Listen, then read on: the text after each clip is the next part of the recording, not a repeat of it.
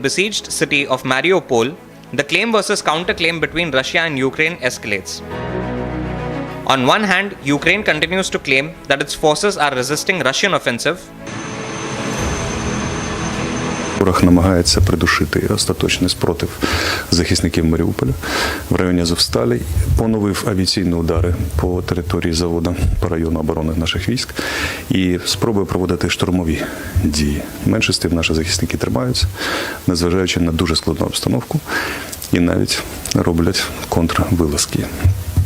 Що стосується Харківщини, наші війська доповідають про те, що звільнили 3 населених пункти після вдалого контрнаступу з нашого боку. On the other hand, Russia hails Mariupol's successful liberation. В Мариуполе обстановка нормализовалась. Жители города получили возможность свободно передвигаться по улицам, не прячась от обстрелов украинских нацистов. Доставляется гуманитарная помощь, продукты, вода и предметы первой необходимости. Властями Донецкой Народной Республики организуется расчистка улиц от завалов и вывоз пораженной украинской военной техники. Все остатки украинских нацистов Азова вместе с иностранными наемниками из США и европейских стран надежно заблокированы на территории комбината «Азовсталь». Russian Defense Ministry chief spokesman claimed that Ukrainian forces of the Azovstal steel mill, the last pocket of Ukrainian resistance in the strategic port city, are hopeless terrorists and are holding hostages there.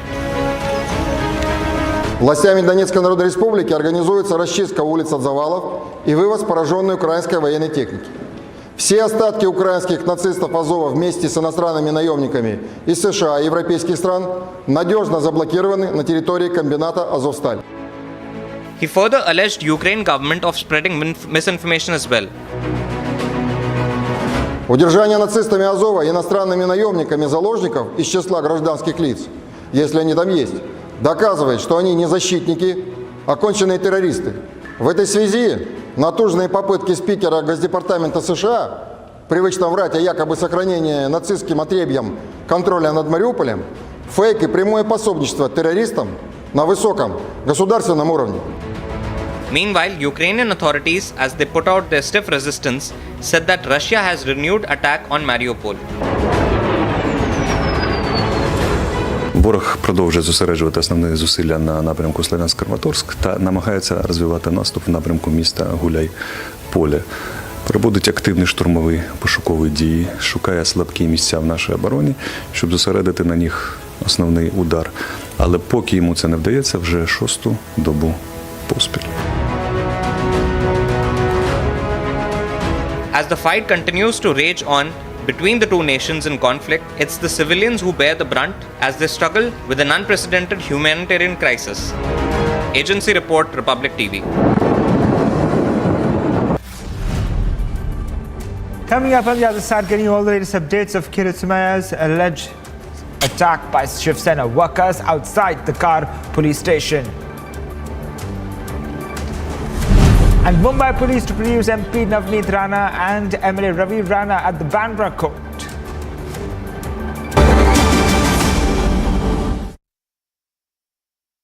What would your opening thoughts first, sir, be on parliamentary democracy? In the central hall of Bangladesh, where I have been, the two ladies of Bangladesh would not be able to sit together in the central hall. In the Pakistan's parliament central hall, I don't think Nawaz Sharif and Ziaul Haq, or for that matter, Nawaz Sharif and in the earlier days, Benazir Bhutto will be able to sit in the central hall. The strength of the Indian parliament can be seen in central hall. Every day I see it.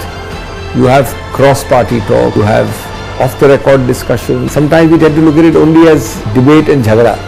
But these are multiple roles of parliament and all of them should be understood and given full play in the joint.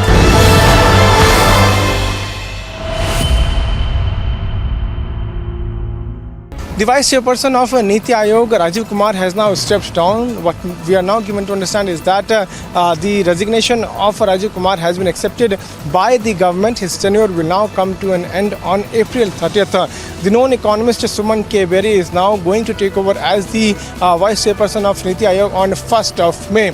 Remember that Rajiv Kumar was appointed as the Vice Chairperson of Niti Aayog in August 2017 when the then VC of Niti Aayog, Arvind Panagriya, had stepped down. If we talk about Suman K, remember that he is a known economist. He has also a degree in economics from Oxford University. He has earlier served as the Director General of National Council of Applied Economic Research. He has also worked for the World Bank during India's economic reforms. With Vivek, I am Piyush Delhi for Republic TV.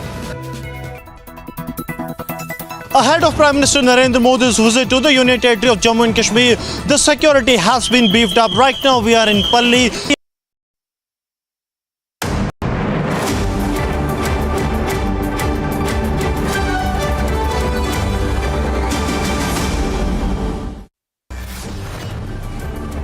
After the arrest of the Rana's massive late-night political drama in Mumbai.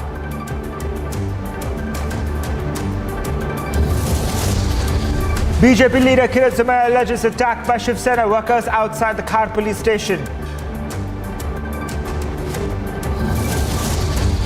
BJP stages protests outside the Bandra police station seeking action against the Shiv Sena workers. BJP leader Kiritsumaya says that a bogus FIR has been filed against him over the attack.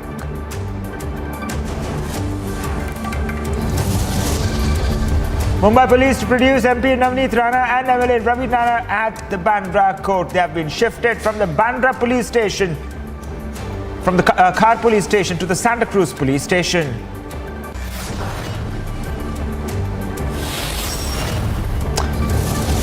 Prime Minister Modi's maiden visit to Jammu post abrogation of Article 370 to launch development projects.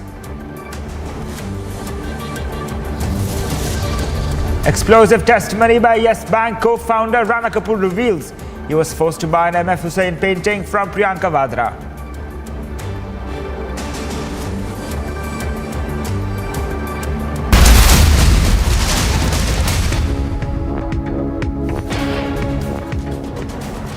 Getting your breaking news coming in, visuals on your screen of the suspected blast in the Laliana village of Bishna in Jammu. The police have rushed to the spot and the nature of the blast is being verified. This is ahead of Prime Minister Modi's visit. The security has been beefed up. We're getting to right now that a suspected blast has happened in the Laliana village. To get us more information on this, my colleague Gursimran. Gursimran, take us through the security situation right now in the Laliana village in Jammu.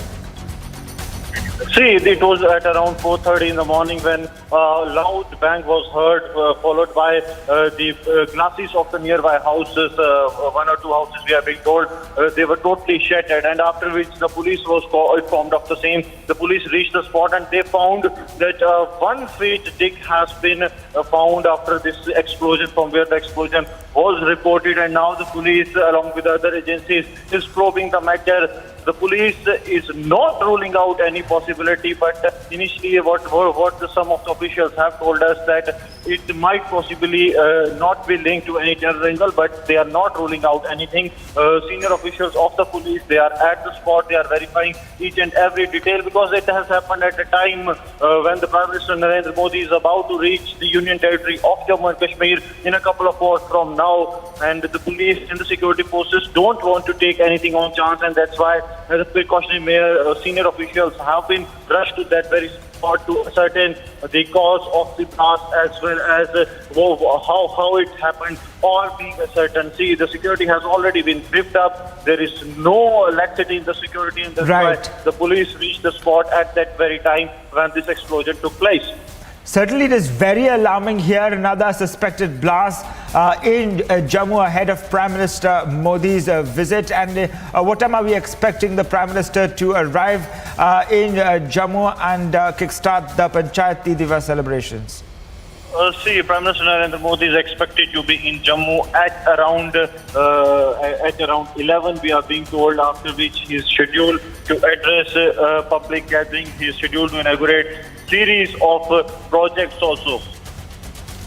Right, getting our viewers the latest security situation right now in Jammu. What we're learning is that there's a suspected blast ahead of Prime Minister Modi's visit. We are tracking the latest on ground. The security has been beefed up. A suspected explosion and the police are verifying the nature of this particular incident in the Laliana village in Jammu.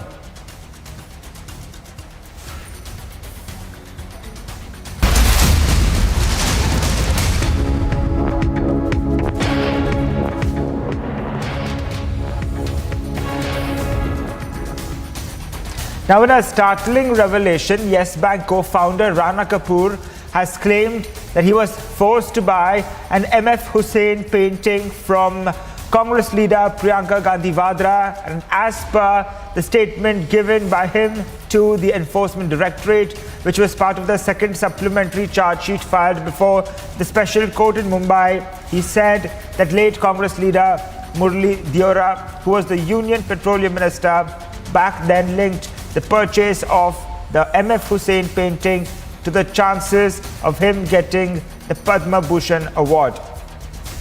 This is an explosive statement here being made by Rana Kapoor.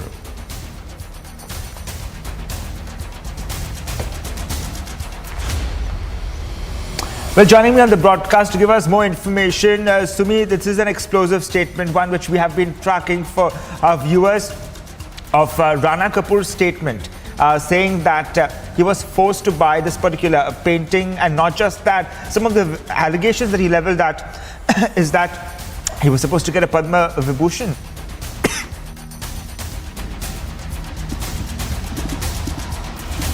Yes, absolutely, Cristiano. Rana Kapoor, the Yes Bank co-founder, has made this startling revelation in the supplementary charge sheet that has been filed in the special court. And this is the third charge sheet overall that has been filed by the agencies in a money laundering case against the Vardhaman, that is the DHFL promoters couple, Vardhaman and his brother, apart from Rana Kapoor and his family. And remember, this entire scam is very huge, and this money laundering case is also very huge, to the tune of making multiple crores. And in fact, now Rana Kapoor has made this revelation that he was forced to buy this 2 crore MF Hussain painting, and he had also paid a check to Milind Deora, the then petroleum minister's son, Murli Deora's. And in fact, Murli Deora had also told him personally that refusing to buy this MF Hussain painting will also prevent him from making a special relationship with the Gandhi family, as the money that was made and the sale proceeds of this particular painting was used for the treatment of Sonia Gandhi. And in fact, Priyanka Gandhi used to constantly visit him for the same. And the close confidant of Sonia Gandhi, Ahmed Patel, also back then had told Rana Kapoor that this particular painting is a boon for the Gandhi family, and which is why it is going to be of great help if Rana Kapoor helps the Gandhi family in an opportune time like this, and it will certainly ensure a Padma Bhushan award and will make a good relationship with the Gandhi family. And that's what he has made a revelation about in the supplementary charge sheet that has been filed in this money laundering case overall. And that is a huge statement coming from Rana Kapoor, who is the Yes Bank co-founder, specifically at a time when the Gandhi family has refused all connections with Rana Kapoor. But now this revelation exposes the Gandhi family altogether and their connections and their connections specifically with this MF Hussain painting and what the sale proceeds did after buying it. Certainly, these are explosive statements here being made by Rana Kapoor, where he has targeted the Gandhi family directly, and also Sonia Gandhi, stating that he had paid a rupees 2 crore check for the MF Hussain painting. Now, Sumi, also throw light, has the Gandhi family or the Congress party reacted to these statements or claims being made by Rana Kapoor at this point of time? Because also what we're learning right now is, as part of the statement, it goes on to say that the proceeds of this sale was used for Sonia Gandhi's treatment in New York.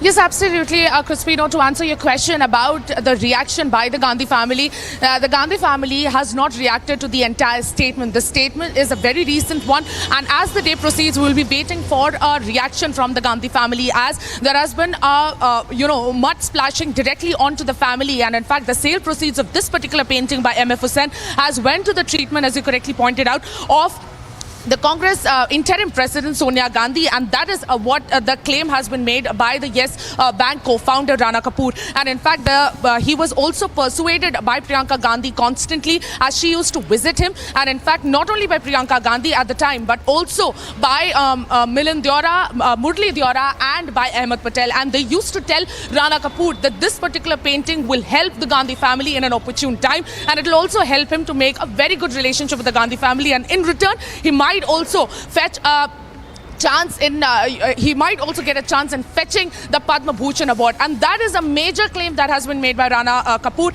And we will be waiting for the Gandhi family to react as the day proceeds, but we'll also wait for the Congress to react on the entire incident and the revelation that has been made by Rana Kapoor, because it is huge. And we also would like to see reactions that the Congress has been constantly claiming so far that there has been no connection with Rana Kapoor, and in fact they have maintained their distance with Rana Kapoor, who is the Yes Bank co-founder, also indulged in a money laundering case along with the DHFL brothers.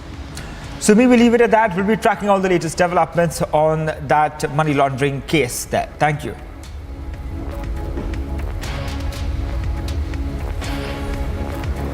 After the Mumbai police arrested independent Maharashtra MP Navneet Rana and her husband MLA Ravi Rana, BJP leader Kiritsumaya, after he visited them at the Khar police station yesterday, alleged that Shiv Sena workers created a ruckus. As a result, there was heavy stone pelting and he was injured outside the police station. He also made several allegations that the police refused to register his complaint and more. Here's a report.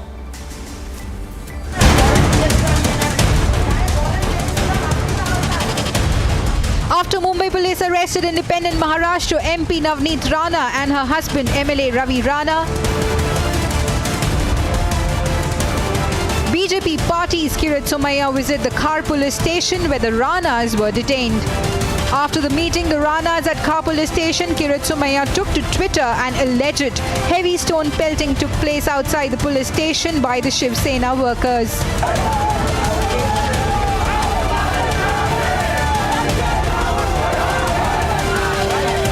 Video में news channel में भी दिख रहा है 70 ऐसी शिवसैनिक उन्होंने मेरी जान लेने का प्रयास किया, दगड़ लगे, पत्थर लगे, काट टूटी, मुझे लगा.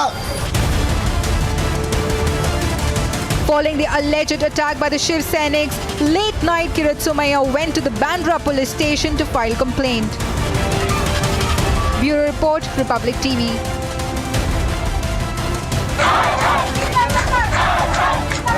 We've seen massive Congress infighting in Rajasthan. Now, the Chief Minister of Rajasthan, Ashok Gehlot, has said that his resignation is permanently with Congress interim President Sonia Gandhi, adding that there is no point in repeatedly asking if the state Chief Minister will change. Here's more. 98 के अंदर तब से मैंने सोनिया गांधी को, उन्होंने मुझे chance दिया chief minister बनने का, पहली बार, दूसरी बार, जो भी था, तीसरी बार, तो मैंने उनको उस पर से अधिगत कर रखा है. मेरा इस्तीफा तो परमानेंट उनके पास में है, आप समझे? तो मेरा इस्तीफा परमानेंट उनके पास में है. तो आप सोच सकते हो कि बार बार ये आने नहीं चाहिए कि मुख्यमंत्री बदलना क्या हो रहा है. जब मुख्यमंत्री बदलना होगा तो कानों कान किसी को मालूम नहीं पड़ेगी, क्या कहने का. इसलिए मैं कहना चाहूँगा कि आप निश्चिंत रहें. आप जो है ये अफवाह में नहीं आया. अभी मैं 2-3 दिन अफवाह सुन रहा हूँ कि फला ये हो गया, फला वो हो गया, पता नहीं क्या कहते रहते हैं. तो मैं सोचता हूँ बिना मतलब का लोग कन्फ्यूजन हो जाते थे तो गवर्नेंस में भी फर्क पड़ जाता है.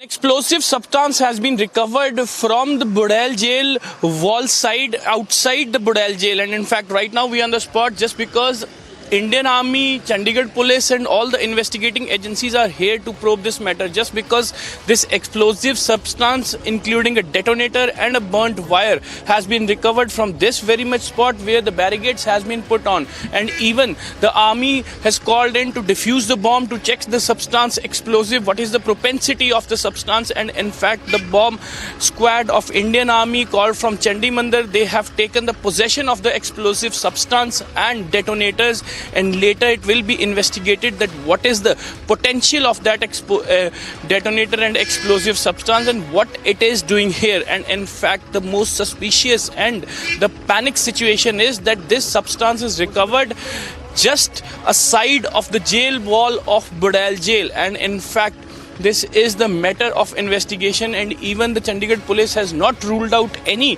kind of terror activity. Chandigarh police has not ruled out that this wall can be broken of the Budel jail, but now the entire substance is in the possession of Indian Army to further investigate the matter. Local police is verifying the situation and even scrutinizing the CCTVs who all are involved. The investigation is being launched by the Chandigarh police and Indian Army jointly, and even every kind of investigating agency is here to probe this matter.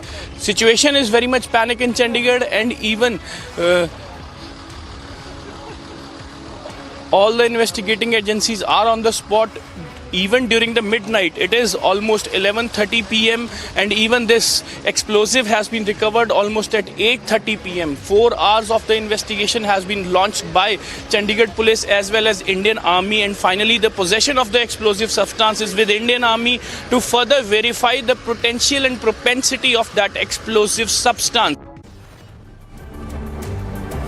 And on to other news now. As per latest reports, 2 more terrorists were killed in an ongoing encounter in the district of Kulgam in Jammu and Kashmir. 4 terrorists had been reported in the area. The terrorists are believed to be affiliated to the Pak-based Jaish-e-Mohammed.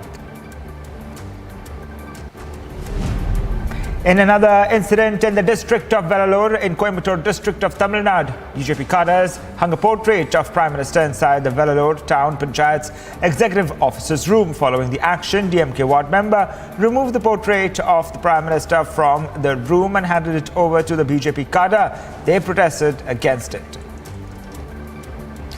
NCP Chief Sharad Pawar responded to Jahangir Puri clashes. He blamed the centre for the incident, stating that the police came under the purview of the Home Ministry. Following speculations of the Chief Minister being changed in Rajasthan, Chief Minister Ashok Gehlot stated that his resignation was permanently present with Congress President Sonia Gandhi, and there was no point in asking if the Chief Minister was going to change. Doctors were seen treating patients with a gun placed on the table. The video was reportedly taken from the OPD department of the Community Health Centre in the district of Marihabad in Uttar Pradesh. The doctor viewed in the video was later transferred to another community health centre. CBI has summoned Anubrata Mondal in connection with a probe into the post-poll violence in West Bengal and asked the Brimhum Trinamool president to appear for questioning today. 2 officers of the Central Investigating Agency turned up at Anubrata's apartment in Newtown and served him the notice. Coming up, after the arrest of the Rana's massive late-night political drama in Mumbai, we get you all the latest updates on the other side for a very short break. The Mumbai police will produce the Rana duo before the Bandra court.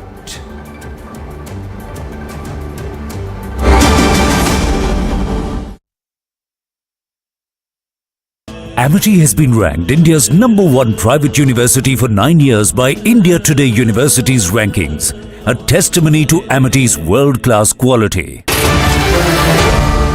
Ladies and gentlemen, it has been a packed news week, from the riots in Jahangirpuri to the politics over demolitions, from Tauqir Raza's comments over threats about breaking India and creating a communal divide to the bulldozing of the temple in Alwar, which we reported in great detail. Through this month, we saw clashes from Karoli to Khargon to Khambat to Hubballi in Karnataka. But for the lobby, one theme has been consistent through it all. They've gone on like a broken record once again about how India is a majoritarian country. They don't see the reality. They don't see the visuals coming in. They don't see the way Hindus have been made victims, but they've gone on and rambled about it at their protests. They have written about it in their Lutyens portals. They have fear-mongered about majoritarianism for decades in the Western media, and they have made it a perpetual PR campaign against the nation. There is, however, just one small glitch. This entire narrative about majoritarianism is one complete lie.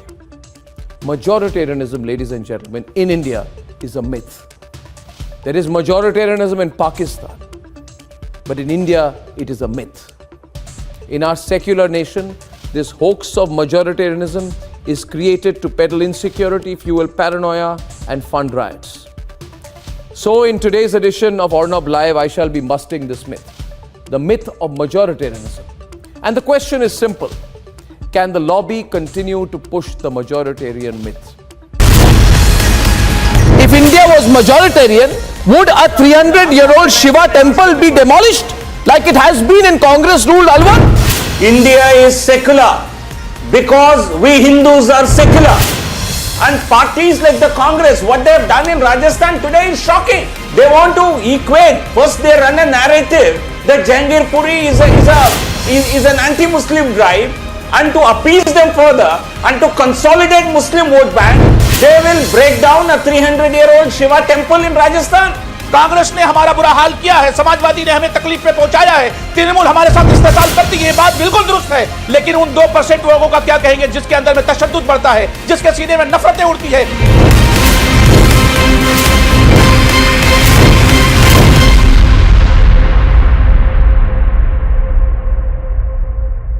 We've seen these falsehoods such as Muslim properties targeted, Muslims targeted, bulldozer culture of a majoritarian government. What's the correct counter for that? If you look at Khargon, just as an example, you will find that 85% of those who were affected by the demolitions happened to be Hindu. It was only 15% who were Muslims. The central issue today has been the attacks on the Ram Navami processions in, as you said, 7 different parts of India. And we've seen very little condemnation of that. So this...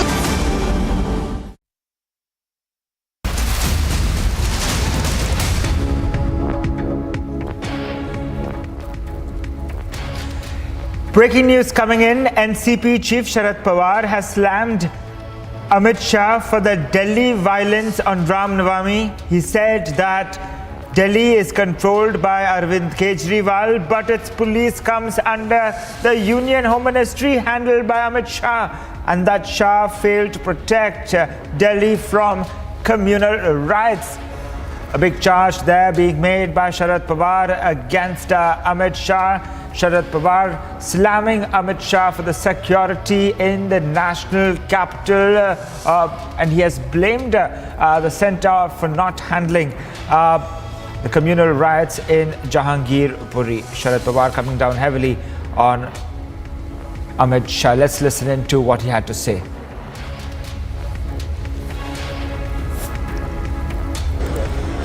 एक वेगळी चित्र माणसामध्ये अंतर आलं. आपण बघितलं गेले काही दिवस देशाची राजधानी दिल्ली, त्या दिल्लीच्या काही भागामध्ये संघर्ष झाला, हल्ले झाले, जाळपोळ झाली. कुणाच्या राज्याच्या ठिकाणी केजरीवाल यांच्या हातामध्ये दिल्लीची सत्ता असेल, पण दिल्लीचं गृह खातं त्यांच्या हातामध्ये नाही. एक वेगळं चित्र माणसामध्ये अंतर आलं. आपण बघितलं गेले काही दिवस देशाची राजधानी दिल्ली, त्या दिल्लीच्या काही भागामध्ये संघर्ष झाला, हल्ले झाले, जाळपोळ झाली. कुणाच्या राज्याच्या ठिकाणी Kejriwal. Well, joining me on the broadcast is my colleague Sumi to give us more information. Sumi, we're looking at a massive fallout over the Jahangir Puri violence. The NCP chief now slamming Amit Shah for the security in the national capital, while earlier also we had heard how BJP's Anurag Thakur had slammed Kejriwal for not being able to run his government properly. Now the NCP hitting at Amit Shah, a direct charge there, accusing the centre, Sumi, of communal riots in the national capital. What more can you tell us?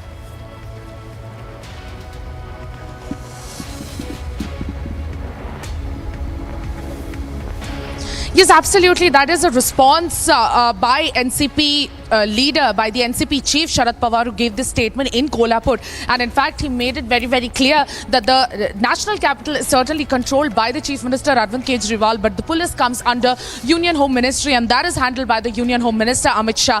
And if a communal riot happens between two communities in the national capital itself, it is a wrong message that goes out in the world and gives an impression that there is a lot of unrest in Delhi. And in fact, he also raised a lot of questions about the kind of posters that were put in Karnataka's Hooghly to not buy material, to not buy anything from the Muslim-owned shops, and in fact from the shops owned by the people from a certain community. He also quoted that reason. He also quoted that incident while making his statement, and he said that there is a violence, unrest, and arson that happened in Jahangirpuri and caused a lot of damage to life and property. Certainly Amit Shah was responsible for it, and that is the statement that he gave in Kolhapur. And certainly he also brought Gujarat into the whole picture, into his old statement, and said that why the world leaders, be it Boris Johnson or the US President Donald Trump, taken to Gujarat alone, why these leaders are not taken to other states, why the BJP government is not comfortable about taking these world leaders to other states as well. So this was the statement that was made by the NCP chief Sharad Pawar, and in fact he directly targeted the BJP government, and he said that the BJP government, wherever they are in power, communal rights are a pattern that takes place. Sumi, let's once again listen in to the soundbite, the reaction there by NCP chief Sharad Pawar.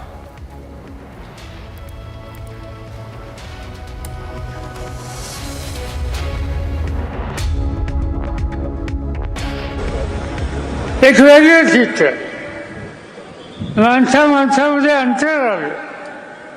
आपण बघितलं गेले काही दिवस देशाची राजधानी दिल्ली, त्या दिल्लीच्या काही भागामध्ये संघर्ष झाला, हल्ले झाले, जाळपोळ झाली. कुणाच्या राज्याच्या ठिकाणी केजरीवाल यांच्या हातामध्ये दिल्लीची सत्ता असेल, पण दिल्लीचं ग्रह खातं त्यांच्या हातामध्ये नाही. एक वेगळं चित्र माणसामध्ये अंतर आलं. आपण बघितलं गेले काही दिवस देशाची राजधानी दिल्ली, त्या दिल्लीच्या काही भागामध्ये संघर्ष झाला, हल्ले झाले, जाळपोळ झाली. कुणाच्या राज्याच्या ठिकाणी केजरीवाल यांच्या हातामध्ये दिल्लीची सत्ता असेल, पण दिल्लीचं ग्रह खातं त्यांच्या हातामध्ये नाही. एक वेगळं चित्र माणसामध्ये अंतर आलं. आपण बघितलं गेले काही दिवस देशाची राजधानी दिल्ली, त्या दिल्लीच्या काही भागामध्ये संघर्ष. Coming up on the other side, BJP leader Kiritsumaya alleges attack by Shiv Sena workers outside the Khar police station. And Mumbai police to produce MP Navneet Rana and MLA Ravi Rana at the Bandra court.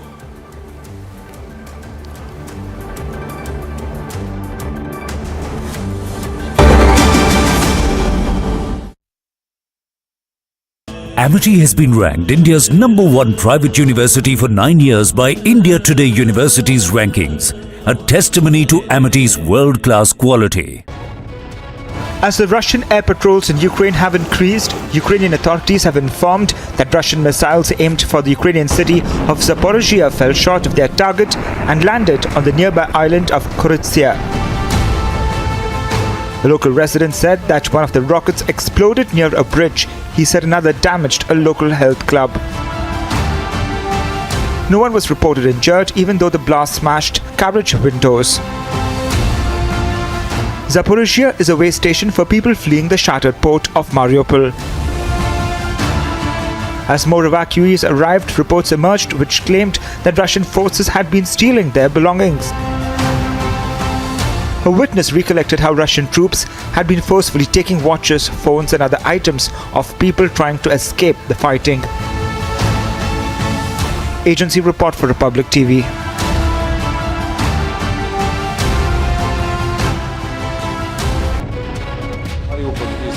terrible. This is the biggest humanitarian catastrophe during this and maybe during last centuries, because many dozens of thousands people, maybe many thousands of people are died in Mariupol, and we will see the terrible atrocities and terrible war crimes in Mariupol when it will be liberated from Russians.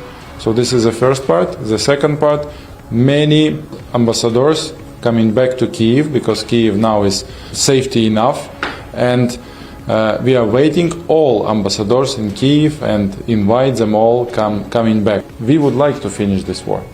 This is our position. We're fighting for our freedom, for democracy and for our territories.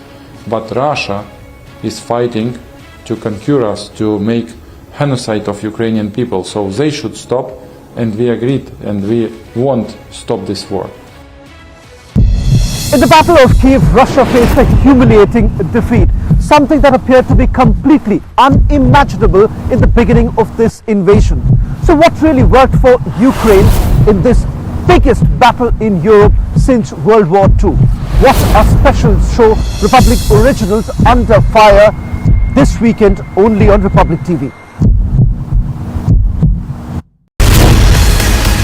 If India was majoritarian, would a 300-year-old Shiva temple be demolished like it has been in Congress-ruled Alwar?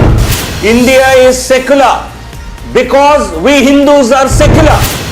And parties like the Congress, what they have done in Rajasthan today is shocking. They want to equate. First they run a narrative that Jammu is an anti-Muslim drive, and to appease them further and to consolidate Muslim vote bank, they will break down a 300-year-old Shiva temple in Rajasthan. Congress ने हमारा बुरा हाल किया है, समाजवादी ने हमें तकलीफ में पहुंचाया है, तृणमूल हमारे साथ इस्तेसाल करती है, ये बात बिल्कुल दुरुस्त है। लेकिन उन 2% लोगों का क्या कहेंगे जिसके अंदर में तशद्दुद बढ़ता है, जिसके सीने में नफरतें उड़ती है।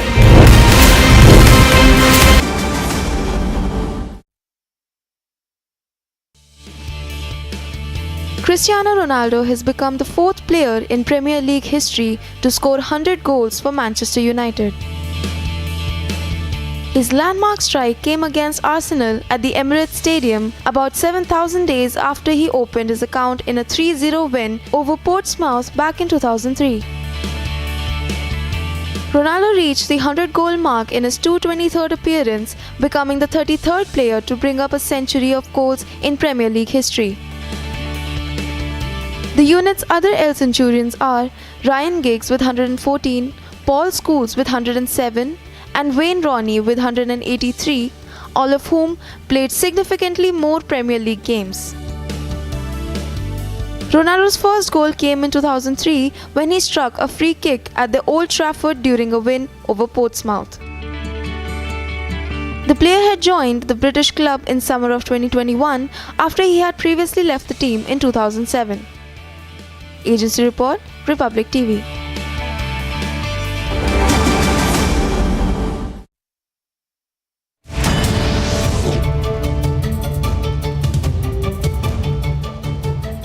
What would your opening thoughts first, sir, be on parliamentary democracy? In the central hall of Bangladesh, where I have been, the two ladies of Bangladesh would not be able to sit together in Central Hall.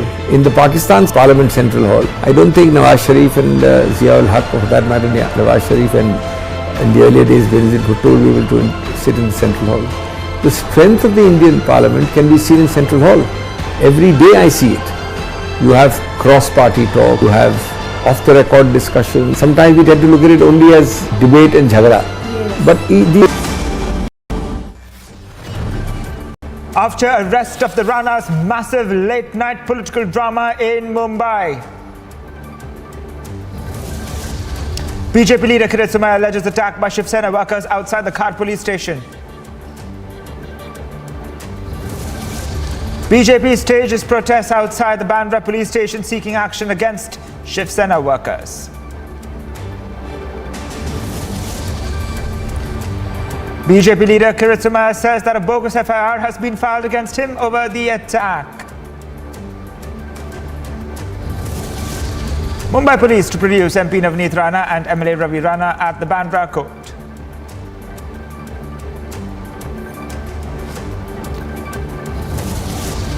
Prime Minister Modi's maiden visit to Jammu post abrogation of Article 370 to launch development projects. Explosive testimony by Yes Bank co-founder Rana Kapoor reveals he was forced to buy an MF Hussain painting from Priyanka Vadra.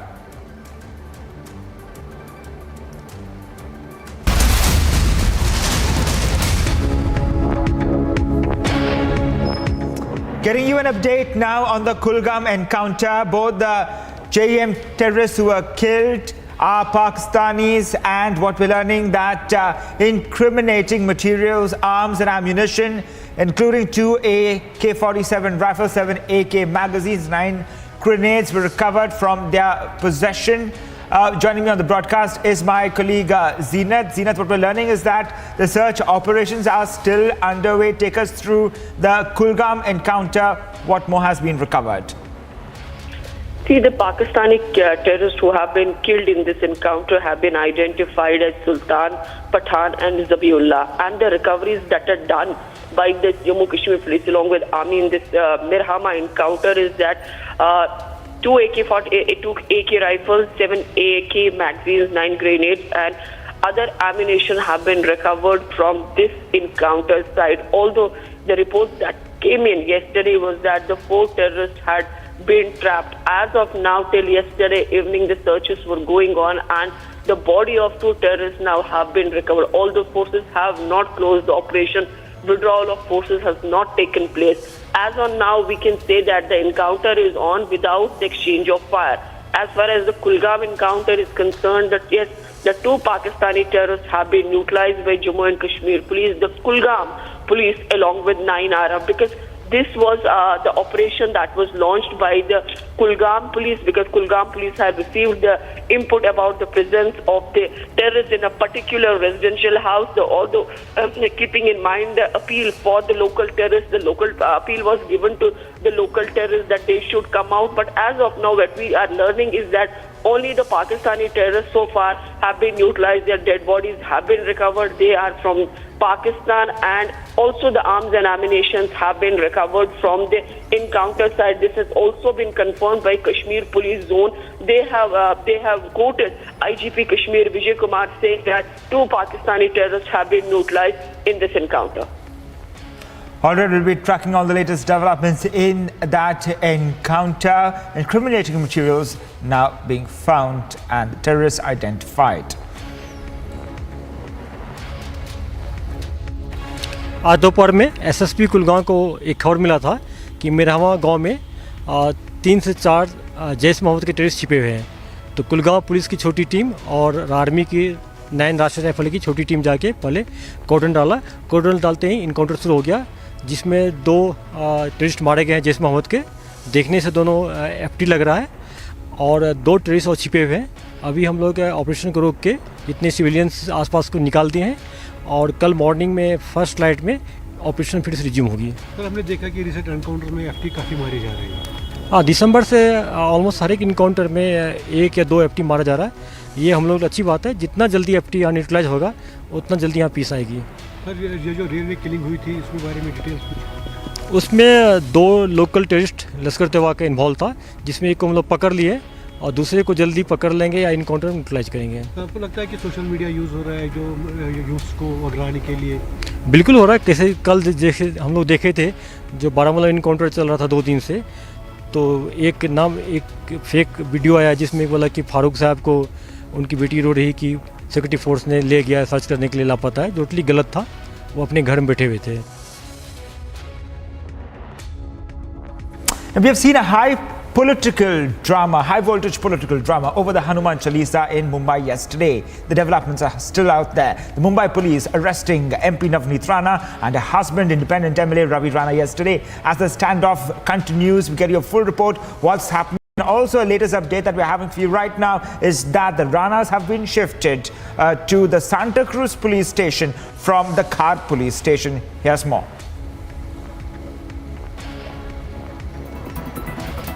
As Shiv Sena workers protested in massive numbers outside MLA Ravi Rana and Amravati's independent MP Navneet Rana's house demanding apology, it was a high voltage drama.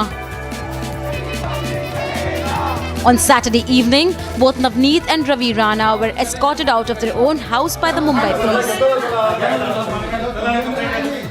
Eventually, the Mumbai police arrested the Ranas for allegedly creating enmity between different groups. Minutes after the arrest, MP Navneet Rana, via video message, alleged that cops forcibly entered the premise and made the arrest. आज या पद्धतीने आमच्या घरामध्ये ज्या पद्धतीने police department जबरदस्ती घुसलेली आहे, कालपासनं जे आम्ही आंदोलन करायचा आज प्रयत्न दिवस दिला होता आणि त्याच्या अनुसार जे नोटीस त्या डिपार्टमेंटनी आम्हाला दिली पोलीस डिपार्टमेंटनी, त्याला नजरेत ठेवताना आणि लोकप्रतिनिधी या कर्तव्यामुळे आम्ही घराच्या बाहेर पाऊल ठेवला नाही. Surprisingly, the development came hours after the couple cancelled their plan to recite the Hanuman Chalisa outside Maharashtra Chief Minister's private residence Matoshri in Mumbai.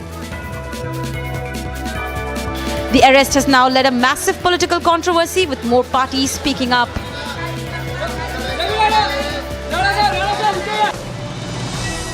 Bureau Report, Republic TV.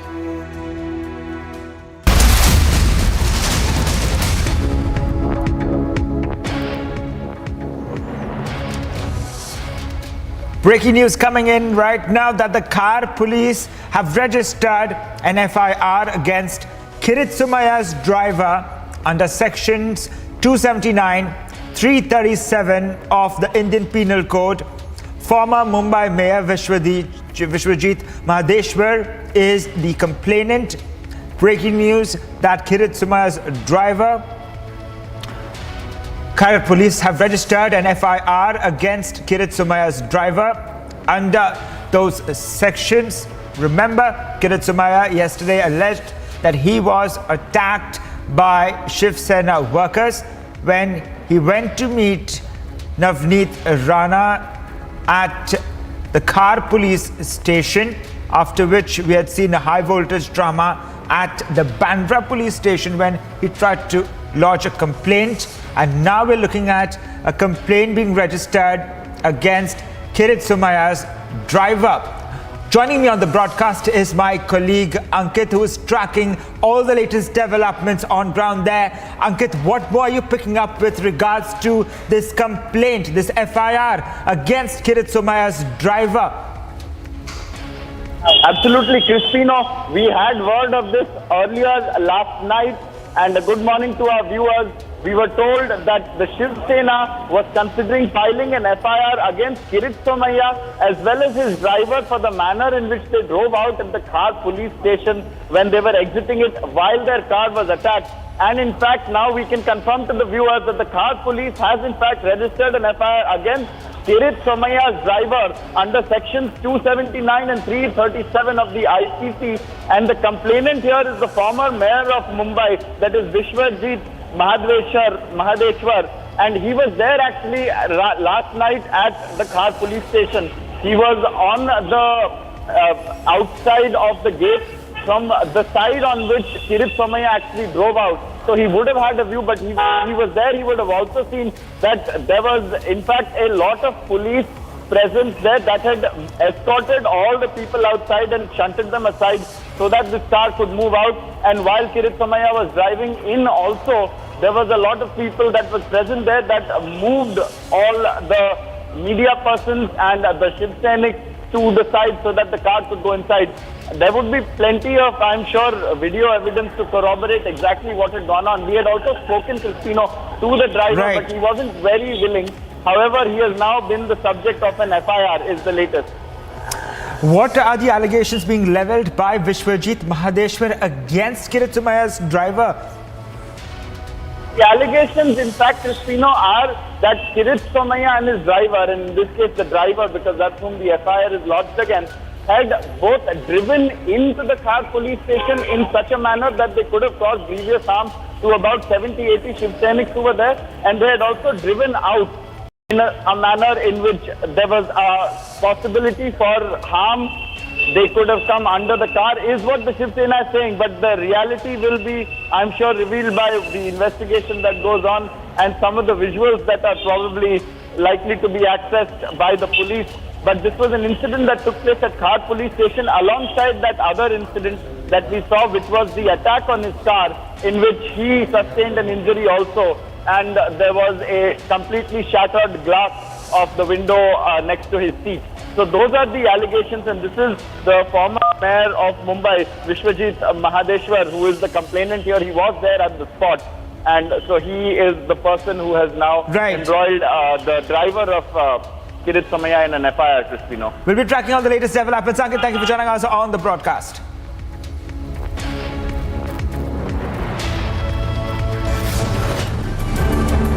Getting you other updates now across the nation. Another incident in the district of Vellore in Coimbatore.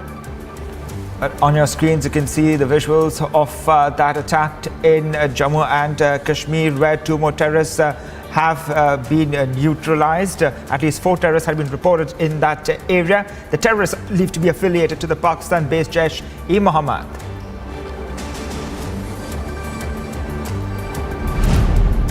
In another incident in the district of Vellore in Coimbatore district of Tamil Nadu, BJP cadres hung a portrait of Prime Minister inside the Vellore Town Panchayat's executive officer's room, and a DMK ward member removed that portrait of the Prime Minister, resulting into a commotion.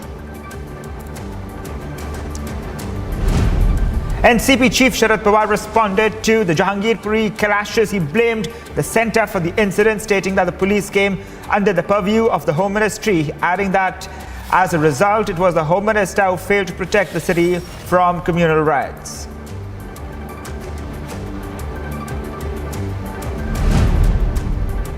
Following speculations of Chief Minister being changed in Rajasthan, Chief Minister Ashok Gehlot stated that his resignation was permanently present with Congress President Sonia Gandhi, and there was no point in asking if there was any good change going to be done.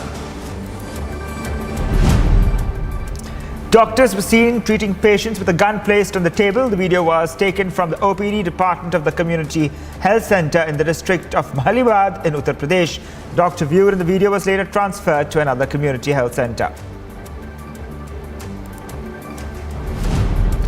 The CBI summoned Anubrata Mondal in connection with its probe into the post-poll violence in West Bengal, asking the Birbhum Trinamool president to appear for questioning before it today. Now, the 2 officers of the CIA turned up at Anubrata's Chinar Park apartment in Newtown and served him the notice.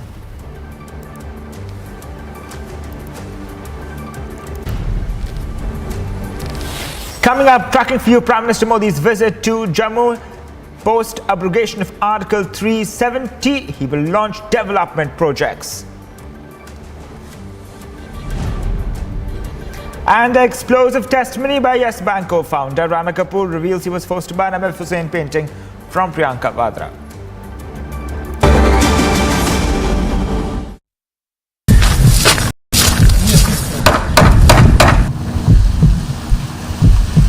Days after the Russian retreat, you would see these kind of scenes where houses are completely damaged. Most of these places have been attacked by precision missile strike. People are now returning to the villages, trying to ensure that their life comes back to normalcy. If the Ukrainians have been successful, it's not only because of the valor that has been shown by the Ukrainian army, but also civilians who have fought along with their army.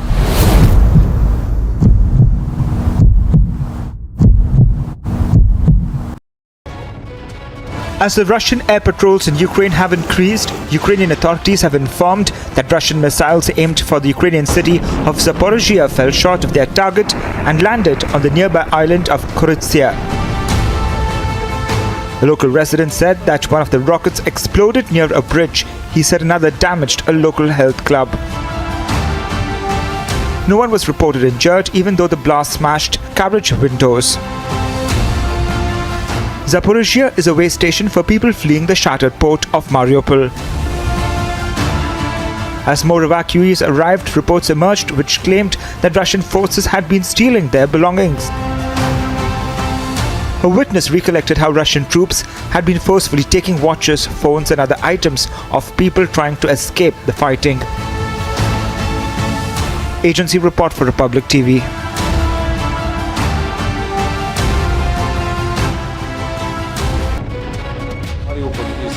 terrible. This is the biggest humanitarian catastrophe during this and maybe during last centuries, because many dozens of thousands people, maybe many thousands of people are died in Mariupol, and we will see the terrible atrocities and terrible war crimes in Mariupol when it will be liberated from Russians. So this is the first part. The second part, many ambassadors coming back to Kyiv, because Kyiv now is safety enough, and we are waiting all ambassadors in Kyiv and invite them all coming back. We would like to finish this war. This is our position. We're fighting for our freedom, for democracy and for our territories. But Russia is fighting to conquer us, to make genocide of Ukrainian people. So they should stop, and we agreed, and we won't stop this war. In the Battle of Kyiv, Russia faced a humiliating defeat, something that appeared to be completely unimaginable in the beginning of this invasion. So what really worked for Ukraine in this biggest battle in Europe since World War II? Watch our special show, Republic Originals Under Fire, this weekend only on Republic TV.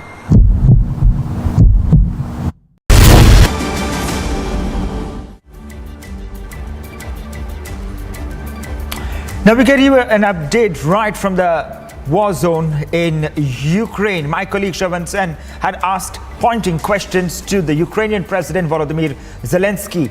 Let's take a look at this entire interview.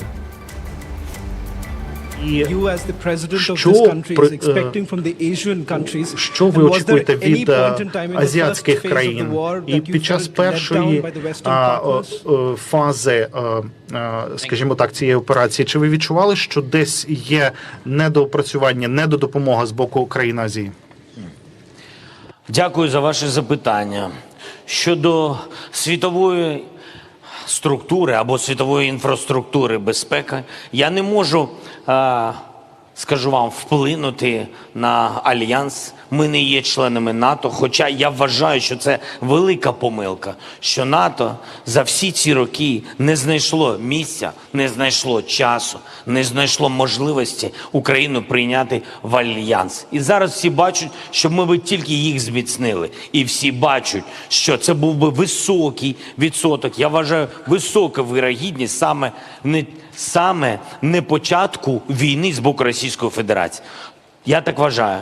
І моя думка не змінилась з початку мого президентства. Я про це говорив і з генеральним секретарем, і тоді з керівництвом європейських держав, великих європейських держав. Назову їх великими, не буду говорити поки що назву. Ми ж тільки почали з вами говорити. Відверто, може десь в кінці.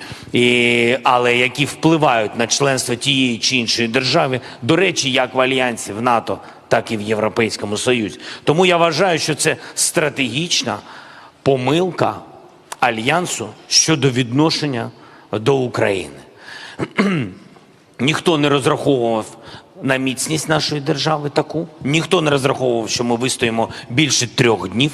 Деякі лідери держав НАТО чи європейських держав навіть вголос не хотіли запроваджувати, ви пам'ятаєте, санкційну політику, тому що говорили, що який сенс впроваджувати санкції, якщо через 3 дні вони будуть окуповані. Тому це помилковість на рівні просто відношення до України. Ми змогли змінити своєю єдністю, з міцністю, своєю відсіччю Росії, змогли змінити відношення країн Альянсу, європейських держав і багатьох інших, змінити відношення до нас.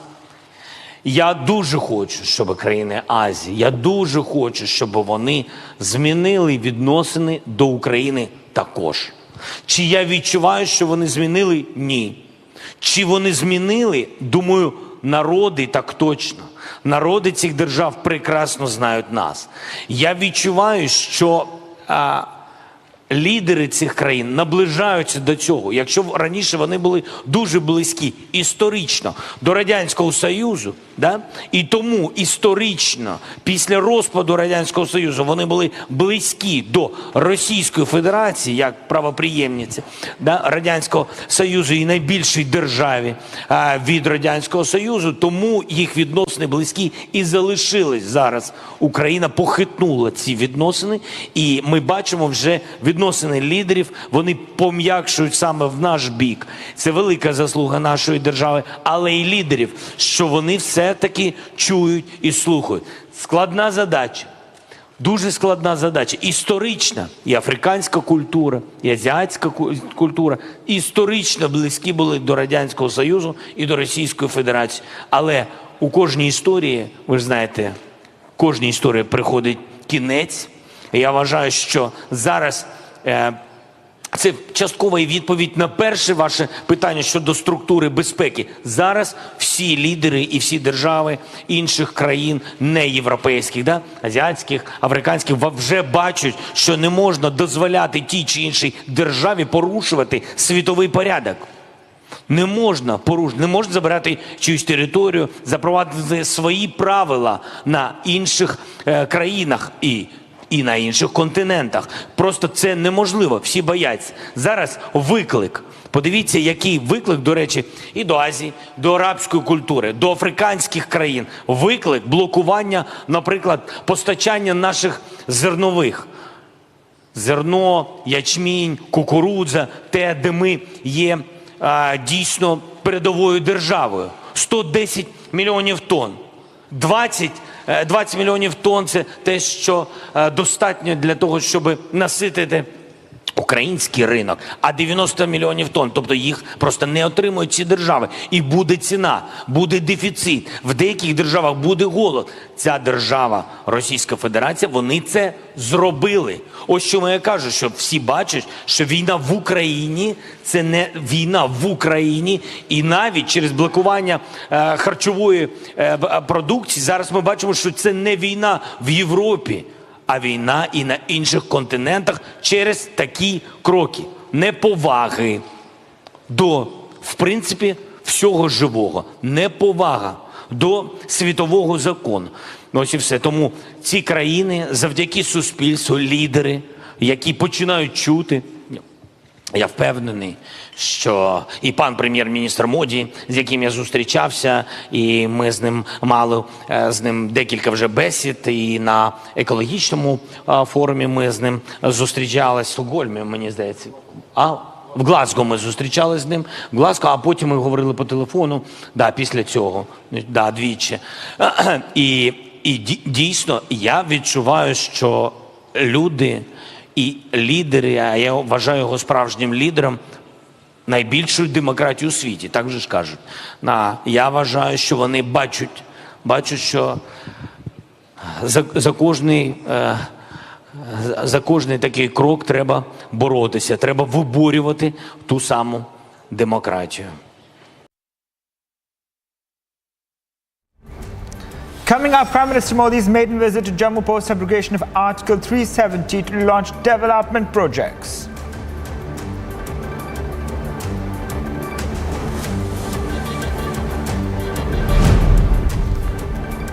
An explosive testimony by Yes Bank co-founder Rana Kapoor reveals he was forced to buy an M.F. Hussain painting from Priyanka Vadra.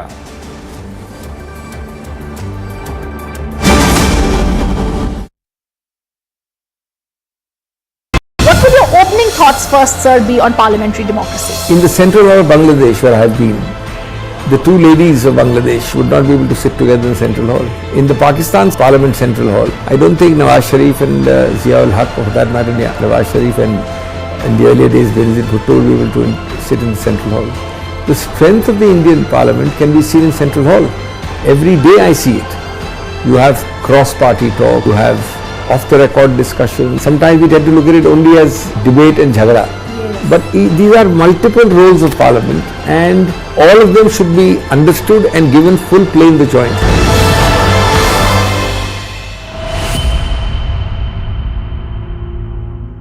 The Vice Chairperson of Niti Aayog, Rajiv Kumar, has now stepped down. What we are now given to understand is that the resignation of Rajiv Kumar has been accepted by the government. His tenure will now come to an end on April 30th. The known economist Suman K. Berry is now going to take over as the Vice Chairperson of Niti Aayog on 1st of May.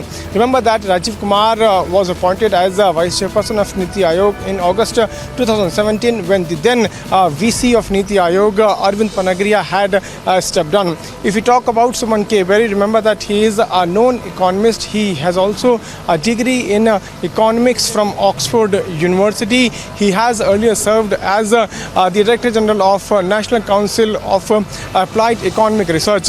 He has also worked for the World Bank during India's economic reforms. With Vivek, I am Piyush Mishra in Delhi for Republic TV.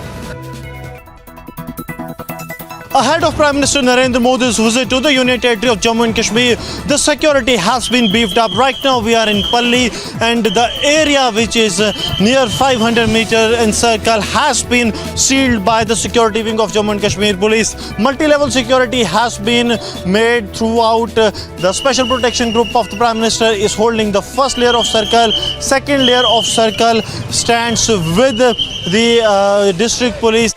High-profile visit of the Prime Minister's coming 2 days after the Sujma terror attack, in which two Fidain attackers have been neutralized by the security forces in the Sunjwan area of Jammu, which is hardly 15 to 20 kilometers from this very spot where the Prime Minister of the country is scheduled to address a rally. And very soon it's expected that some more higher officials from different security forces will be arriving here to take stock of the situation. With Sir Jeevan Kumar, Gursimran Singh for Republic Media Network.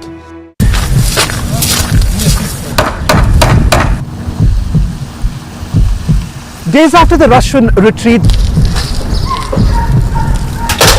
you would see these kind of scenes where houses are completely damaged. Most of these places have been attacked by precision missile strike. People are now returning to the villages, trying to ensure that they see in these falsehoods such as Muslim properties targeted, Muslims targeted, bulldozer culture of a majoritarian government. What's the correct counter for that? If you look at Khargon, just as an example, you'll find that 85% of those who were affected by the demolition happened to be Hindu. It was only 15% who were Muslims. The central issue today has been the attacks on the Ram Navami processions in, as you said, 7 different parts of India. And we've seen very little condemnation of that. So this form of double standard, selective indignation, I think has no place anymore.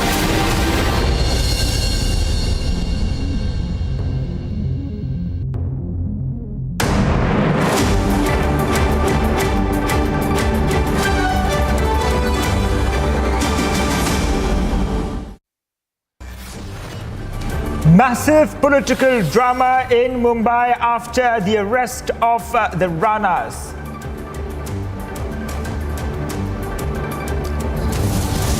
BJP leader Kiritsumaya alleges attack by Shiv Sena workers outside the Khar police station.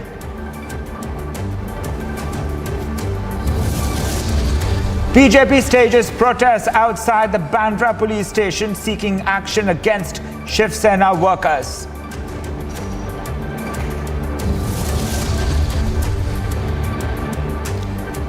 BJP leader Kiritsumaya says a bogus FIR has been filed against him over the attack. Mumbai police produce MP Navneet Rana and MLA Ravi Rana at the Bandra court.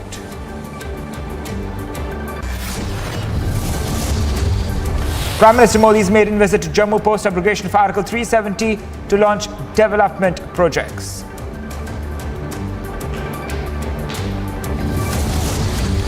And an explosive testimony by Yes Bank co-founder Rana Kapoor reveals he was forced by an MF Hussain painting from Priyanka Gandhi Vadra and paid a ₹2 crore check.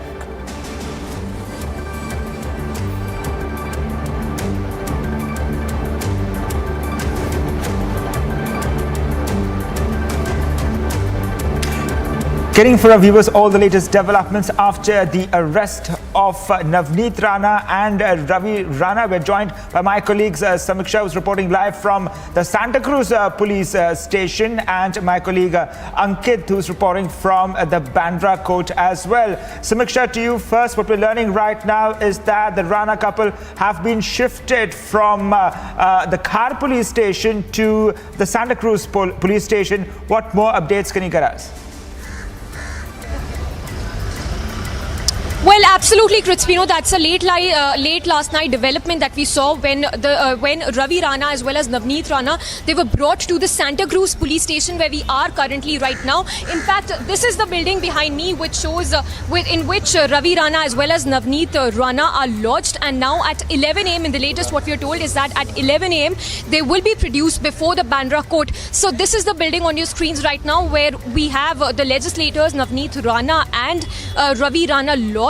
This after a lot of developments that took place in the last 24 hours after they were arrested on the complaint by the Shiv Sena workers for inciting communal disharmony. Now this, even as they said that they had called off their protest outside Matoshri, which is the Chief Minister Uddhav Thackeray's residence, and also going on to say that they will not be reciting the Hanuman Chalisa, which is where the whole row eventually started. In the latest, what we are told is that in fact Kiritsumaya, the BJP leader who alleged that the goons sent by Shiv Sena workers, they attacked him late last night after he went to the Khar police station to meet Navneet Rana and Ravi Rana. He alleged that he was attacked by the Shiv Sena goons, and there was an FIR which was also lodged eventually on the complaint that was filed by Kiritsumaya, which he said was a bogus FIR that was filed. In fact, now we will have a press conference as well, which will be addressed by Kiritsumaya at 9:30 a.m. In fact, Sanjay Raut, beg your pardon, Kiritsumaya will be addressing a press conference at 10 a.m. At 9:30 a.m. we will have Sanjay Raut who will be addressing a press conference over the whole issue. The slugfest which has also now erupted between the BJP and the Shiv Sena.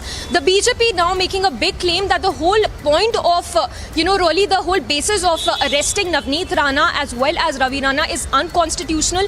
The duo have been arrested based on the FIR on 153A of the Indian Penal Code, and now the BJP is claiming that the whole arrest is unconstitutional, whereas the Shiv Sena is saying that what was the whole point of even going ahead and saying that they would recite Hanuman Chalisa, which is intended to incite communal disharmony. Back to you. Samiksha, stay with us in the broadcast. Ankit reporting live from the Bandra court. Ankit, Navneet Rana and Ravi Rana are going to be produced before the Bandra holiday court today. What more details are you picking up? What time are we expecting them to reach the court this morning? Because earlier when we had interviewed their lawyer, he says that the case has to be withdrawn. Absolutely, Crispino. Good morning to you and Samiksha and to all the viewers as well. We are right now at the Bandra court where about 11 o'clock the Ranas will be presented before the magistrate here. You can see the complex is yet to open, but right now we've just seen the police has turned up here and is increasing the amount of security on show. We also have an update for some of our viewers, which is the representatives of the two sides are now known to us. It will be Pradeep Gharat, the public prosecutor who will represent the Maharashtra government, and it will be Rizwan Merchant, who we spoke to yesterday, who will represent the Ranas, the independent MP Navneet Rana and her husband and independent MLA Ravi Rana. We've been outside the court now for about an hour. There's still an hour and a half to go, but we've seen and taken note of the late night development. Like Samiksha said, the Ranas were moved from the Khar police station where they were going to stay originally to the Santa Cruz police station. They will be brought here in a short while, not long from now. And it's interesting to note that last night while he had spoken to Republic, Rizwan Merchant, the lawyer of the Ranas, had said that they would not seek bail. And in that way, this is a bit of an unusual hearing. He had said that the Maharashtra government, because its arrest was illegal, must withdraw the arrest and cancel it entirely and let them go, because they were arrested without the sanction of the speaker. They were arrested they were not given the 41A notice by the police, and also they were arrested within the 14-day time frame that they had to respond to that notice. Also, he made note of the fact that they had decided that they would no longer go ahead with their plan of going to Matoshi. They had already announced it. So then what was the reason to arrest them in the first place? And also we had seen, because we were reporting outside their homes yesterday afternoon, how the police had originally at least communicated through Ravi Rana that the option was that they would take them to the airport and then they would fly out to Amravati. Instead, they were taken to the Khar police station. So we saw that entire drama unfolding, and there appears to be said to be a lot more coming, because last night we were also live till about 2 a.m. because Kiritsumaya, who had come to the Khar police station to speak with them, after he spoke, his car was attacked, his window was shattered, and then he sustained an injury to his lip. And then he tried to file an FIR, and the FIR that was lodged eventually he deemed as bogus. So there's a lot happening in this story, Crispino. But at the Bandra Holiday Court, because it's a Sunday, the presentation of the two Ranas will be done at about 10:30, 11 o'clock is when we're looking at that. But before that, we'll be giving the viewers all the details about what is to come, because it's a very interesting legal strategy that they appear to be employing. Ankit, what we're learning right now is that when they are going to be produced before the court, the police have said that they are collecting all the videos, the press conference footage of the couple for analysis, and they will be producing, evidence before the court. And as you rightly pointed out, they're not going to seek bail, but they want their illegal arrest, the case to be thrown out.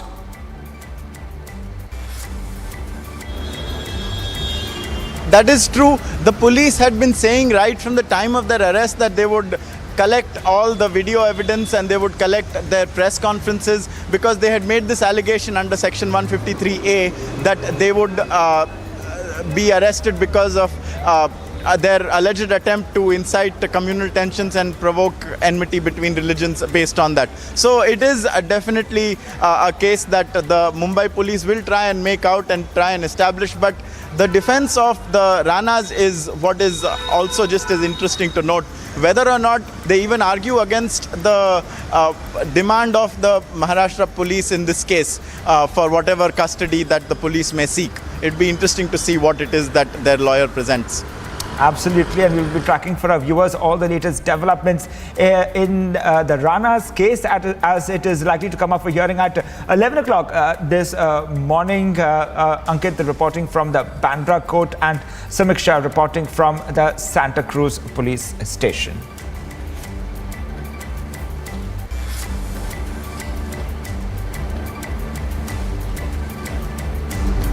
Well, Samiksha, if I can go across to you, you have been tracking the latest developments in the Santa Cruz police station right now. Take us through the scenes outside the police station right now, and are there any protests being held at this point in time?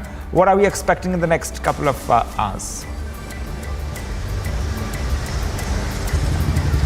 Well, the next few hours can be expected to be very action-packed, Crispino. As of now, there's not much happening outside the police station. There's sort of an uneasy, sort of a calm here.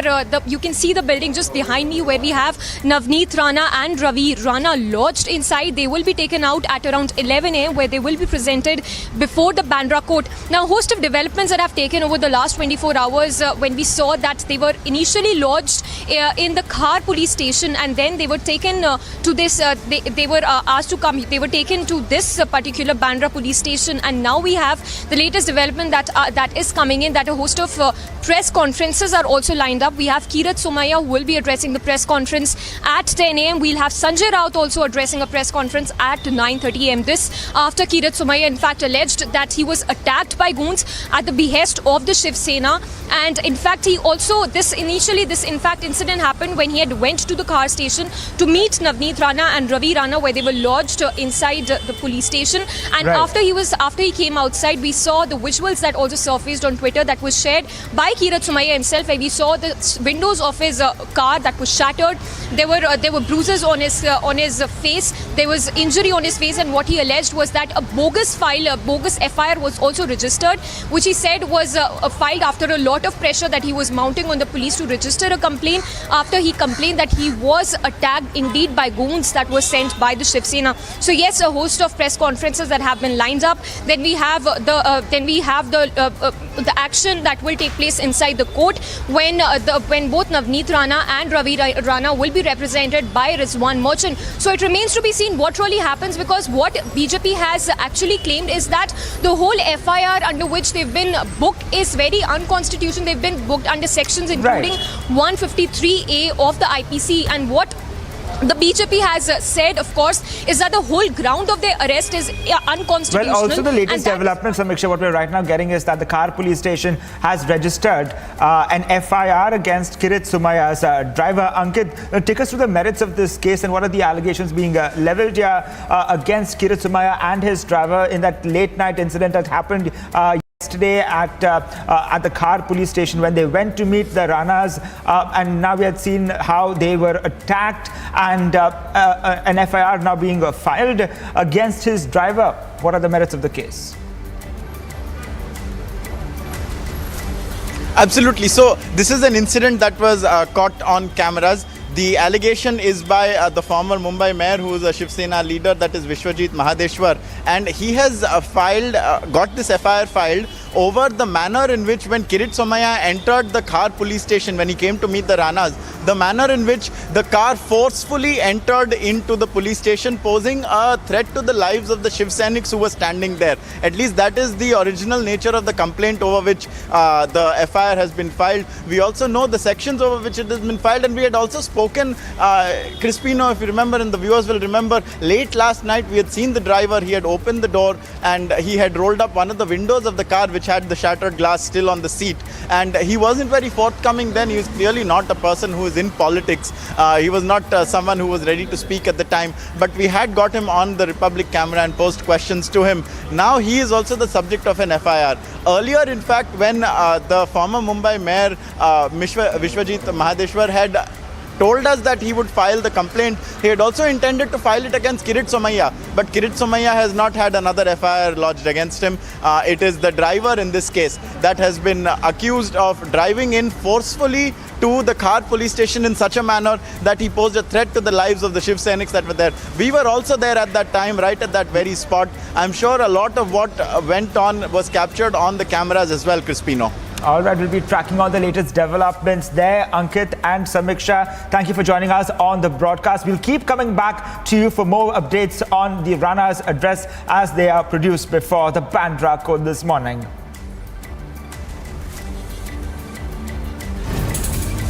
'98 के अंदर तब से मैंने सोनिया गांधी को, उन्होंने मुझे chance दिया chief minister बनने का, पहली बार, दूसरी बार, जो भी था, तीसरी बार, तो मैंने उनको उस वक्त से अधिगत कर रखा है। मेरा इस्तीफा तो परमानेंट उनके पास में है, आप समझे? तो मेरा इस्तीफा परमानेंट उनके पास में है, तो आप सोच सकते हो कि बार बार ये आना नहीं चाहिए कि मुख्यमंत्री बदलना क्या हो रहा है। जब मुख्यमंत्री बदलना होगा तो कानों कान किसी को मालूम नहीं पड़ेगी, क्या कहने नहीं। इसलिए मैं कहना चाहूँगा कि आप निश्चिंत रहें। आप जो है ये अफवाह नहीं आया, अभी मैं 2-3 दिन अफवाह सुन रहा हूँ कि फला ये हो गया, फला वो हो गया, पता नहीं क्या कहते रहते हैं। तो मैं सोचता हूँ बिना मतलब का लोग कन्फ्यूजन हो जाते थे तो गवर्नेंस पे भी फर्क पड़ जाता है।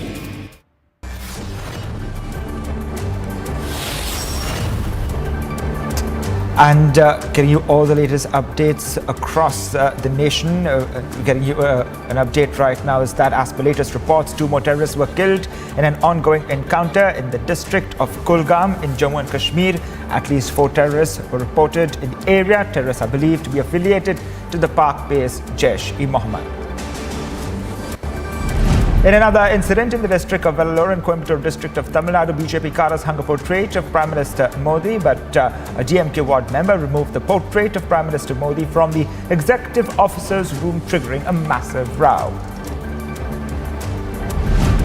NCP Chief Sharad Pawar responded to Jahangirpuri violence. He blamed the centre for the incident, stating that the police came under the purview of the Union Home Ministry. He added that as a result, it was the Home Minister who failed to protect Delhi from communal riots. Following speculations of the Rajasthan Chief Minister being changed, Ashok Gehlot stated that his resignation was permanently present with the Congress interim President Sonia Gandhi, and there was no point in asking if the Chief Minister was going to change. Doctors were seen treating patients with a gun placed on the table. The video was taken from the OPD department of the Community Health Center in the district of Mahilabad in Uttar Pradesh. The doctor in the video was later transferred to another community health center. As per the latest reports, one more terrorist was killed in an ongoing encounter in the Kulgam district in Jammu and Kashmir. 4 terrorists had been reported. But we're getting you another update that the CBI has now also summoned Anubrata Mondal in connection with its probe into the post-poll violence in West Bengal and asked the Trinamool president to appear for questioning on Sunday. 2 officers of the CIA turned up at Anubrata's Chinar Park apartment in Newtown and served him the notice.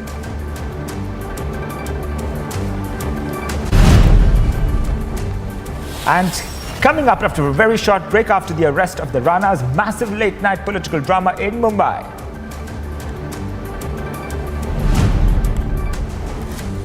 Explosive testimony by Yes Bank co-founder Rana Kapoor reveals he was forced to buy an M.F. Hussain painting from Priyanka Vadra.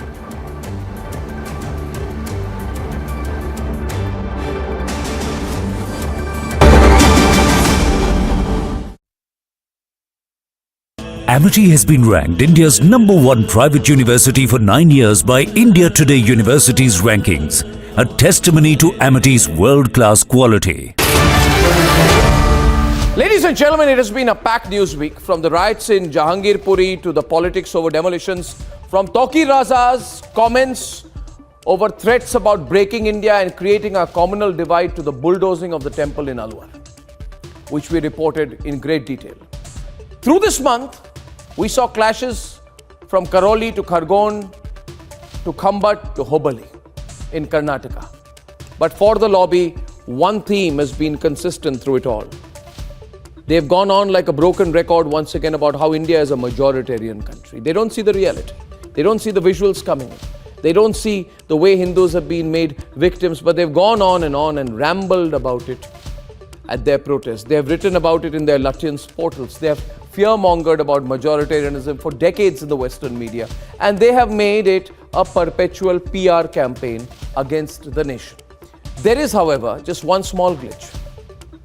This entire narrative about majoritarianism is one complete lie. Majoritarianism, ladies and gentlemen, in India is a myth. There is majoritarianism in Pakistan, but in India, it is a myth. In our secular nation, this hoax of majoritarianism is created to peddle insecurity, fuel paranoia, and fund riots. So in today's edition of Ornab Live, I shall be busting this myth, the myth of majoritarianism. And the question is simple: can the lobby continue to push the majoritarian myth? If India was majoritarian, would a 300-year-old Shiva temple be demolished like it has been in Congress-ruled Alwar? India is secular because we Hindus are secular. And parties like the Congress, what they have done in Rajasthan today is shocking. They want to equate. First they run a narrative that Jahangirpuri is an anti-Muslim drive, and to appease them further and to consolidate Muslim vote bank, they will break down a 300-year-old Shiva temple in Rajasthan. Congress ने हमारा बुरा हाल किया है, समाजवादी ने हमें तकलीफ में पहुंचाया है, तृणमूल हमारे साथ इस्तेसाल करती है, ये बात बिल्कुल दुरुस्त है। लेकिन उन 2% लोगों का क्या कहेंगे जिसके अंदर में तशद्दुद बढ़ता है, जिसके सीने में नफरतें उड़ती है।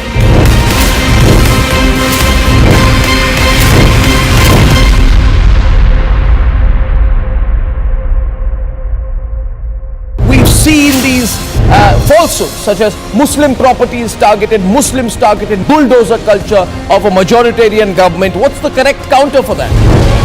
If you look at Khargone, just as an example, you'll find that 85% of those who were affected by the demolition happened to be Hindu. It was only 15% who were Muslims. The central issue today has been the attacks on the Ram Navami processions in, as you said, 7 different parts of India. And we've seen very little condemnation of that. So this form of double standard, selective indignation, I think has no place anymore.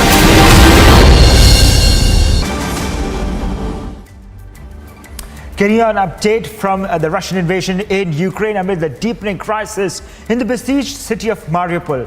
What we know now, there is a fresh face-off in that particular region. The Ukraine forces alleging that Russia is trying to completely suppress the resistance of the defenders of Mariupol in Azovstal. Now, Russia has denied the claim, saying that the situation is normal in Mariupol and that they have taken complete control over it.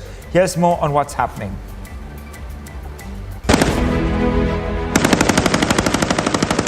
As the crisis looms large in the besieged city of Mariupol, the claim versus counterclaim between Russia and Ukraine escalates.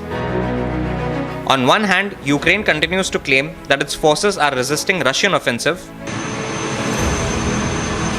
Ворог намагається придушити остаточний спротив захисників Маріуполя в районі Азовсталі, поновив авіаційні удари по території заводу, по району оборони наших військ і спробує проводити штурмові дії. В меншості наші захисники тримаються, незважаючи на дуже складну обстановку, і навіть роблять контрвилазки. Що стосується Харківщини, наші війська доповідають про те, що звільнили 3 населених пункти після вдалого контрнаступу з нашого боку. On the other hand, Russia hails Mariupol's successful liberation. В Мариуполе обстановка нормализовалась. Жители города получили вместе с иностранными наемниками Азовсталь. Russian Defense Ministry chief spokesman claimed that Ukrainian forces off the Azovstal steel mill, the last pocket of Ukrainian resistance in the strategic port city, are hopeless terrorists and are holding hostages there. Властями Донецкой Народной Республики организуется расчистка улиц от завалов и вывоз пораженной украинской военной техники. Все остатки украинских нацистов Азова вместе с иностранными наемниками из США и европейских стран надежно заблокированы на территории комбината Азовсталь. He further alleged Ukraine government of spreading misinformation as well. Удержание нацистами Азова и иностранными наемниками заложников из числа гражданских лиц, если они там есть, доказывает, что они не защитники, а конченые террористы. В этой связи натужные попытки спикера Госдепартамента США привычно врать о якобы сохранении нацистским отребьем контроля над Мариуполем, фейк и прямое пособничество террористам на высоком государственном уровне. Meanwhile, Ukrainian authorities, as they put out their stiff resistance, said that Russia has renewed attack on Mariupol. Ворог продовжує зосереджувати основні зусилля на напрямку Слов'янськ-Краматорськ та намагається розвивати наступ в напрямку міста Гуляй-Поле. Проводить активні штурмові пошукові дії, шукає слабкі місця в нашій обороні, щоб зосередити на них основний удар. Але поки йому це не вдається, вже 6-ту добу поспіль. As the fight continues to rage on between the two nations in conflict, it's the civilians who bear the brunt as they struggle with an unprecedented humanitarian crisis. Agency report, Republic TV.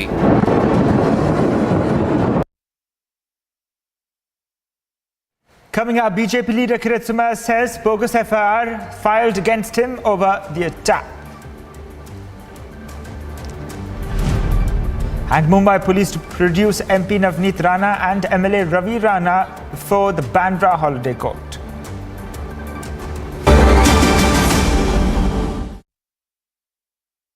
Amity has been ranked India's #1 private university for 9 years by India Today University's rankings, a testimony to Amity's world-class quality. As the Russian air patrols in Ukraine have increased, Ukrainian authorities have informed that Russian missiles aimed for the Ukrainian city of Zaporizhia fell short of their target and landed on the nearby island of Kiritsumaya. A local resident said that one of the rockets exploded near a bridge. He said another damaged a local health club. No one was reported injured, even though the blast smashed carriage windows. Zaporizhzhia is a way station for people fleeing the shattered port of Mariupol. As more evacuees arrived, reports emerged which claimed that Russian forces had been stealing their belongings. A witness recollected how Russian troops had been forcefully taking watches, phones and other items of people trying to escape the fighting. Agency report for Republic TV.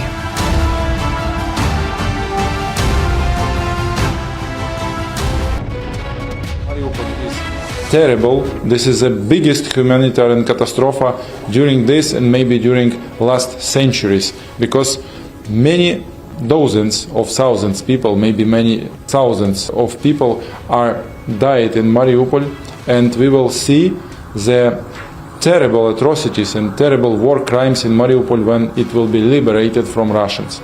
So this is the first part. The second part, many ambassadors coming back to Kyiv, because Kyiv now is safety enough, and we are waiting all ambassadors in Kyiv and invite them all coming back. We would like to finish this war. This is our position. We're fighting for our freedom, for democracy and for our territories. But Russia is fighting to conquer us, to make genocide of Ukrainian people. So they should stop, and we agreed, and we won't stop this war. In the Battle of Kyiv, Russia faced a humiliating defeat, something that appeared to be completely unimaginable in the beginning of this invasion.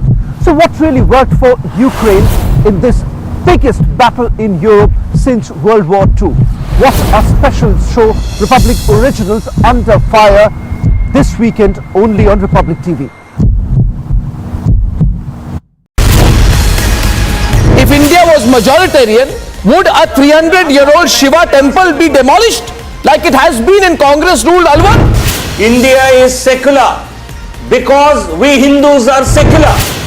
And parties like the Congress, what they have done in Rajasthan today is shocking. They want to equate. First they run a narrative that Jahangir Puri is an anti-Muslim drive, and to appease them further and to consolidate Muslim vote bank, they will break down a 300-year-old Shiva temple in Rajasthan. Congress ने हमारा बुरा हाल किया है, समाजवादी ने हमें तकलीफ.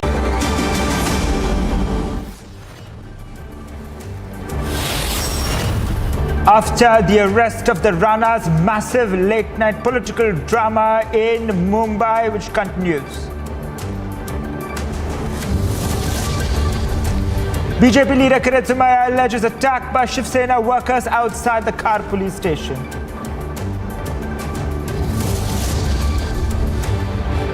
BJP stages protests outside the Bandra police station seeking action against the Shiv Sena workers.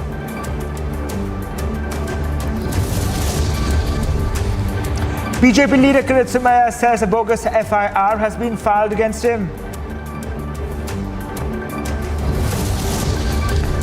Mumbai police to produce MP Navneet Rana and MLA Ravi Rana at the Bandra court.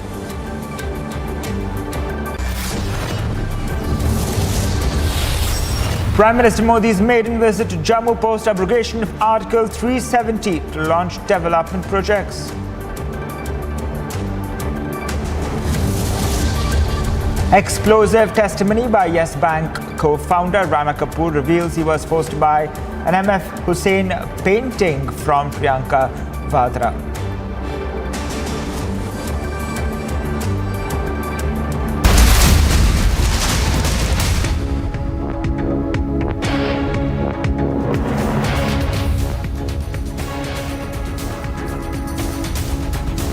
Can you an update now? Union Minister Rao Sahib Danve has slammed the Maharashtra government over the Hanuman Chalisa face-off in Mumbai. Now, the Union Minister Danve has said that the law and order situation in Maharashtra is out of control.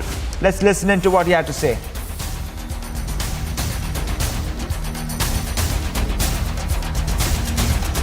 राज्यातली कायदा सुव्यवस्था पूर्णपणानं बिघडलेली आहे.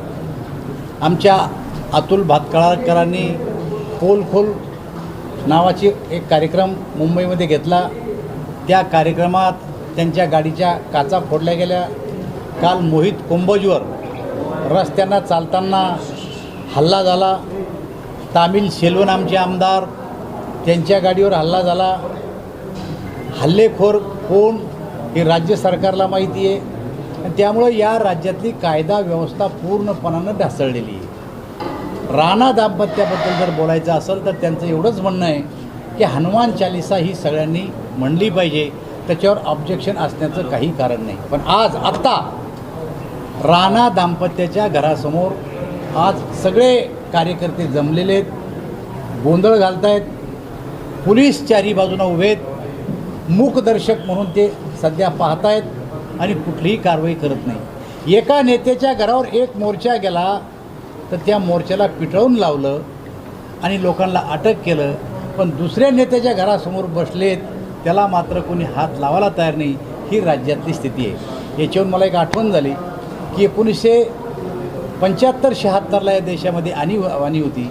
आज आणीबाणी म्हणता येणार नाही, पण या राज्यामध्ये आणीबाणी सदृश्य परिस्थिती आज तरी निर्माण झाल्याचं जाणवतं आहे.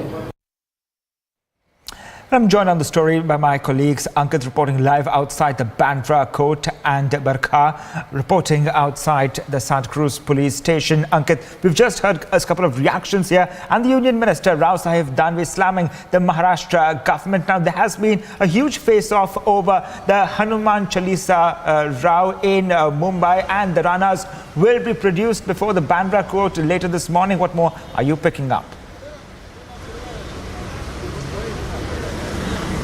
We just heard the view of the second union minister to comment on this. Yesterday, of course, we had heard Narayan Rane answer the Rana couple's call, and now we have the union MOS for railways, mines and coal, that is Rao Sahib Danve, who has accused the Maharashtra government in the matter over the state of the law and order situation in Maharashtra. He has cited a number of examples which were also cited by Devendra Fadnavis yesterday. One is that there is a situation in the state where there appears to be a breakdown in law and order is what the allegation is. There was a poll call yatra, Cristiano, if you'll remember, of the BJPs that had come under attack.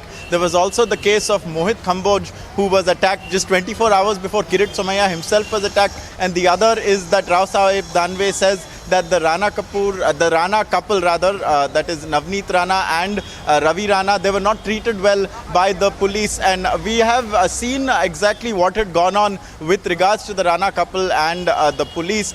But one person who also knows a lot more about what the allegations made by the BJP is Barkha, who is with us. I want to go across to our Barkha.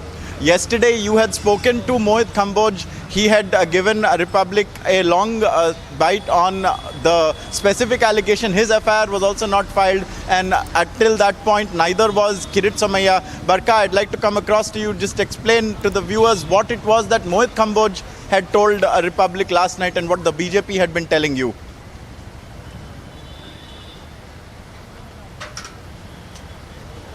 Yeah, we had a word with Mohit Kamboj yesterday, Ankit, and what he told was that he was waiting for around more than 27 hours, and the FIR was not registered. Why is police not registering the FIR?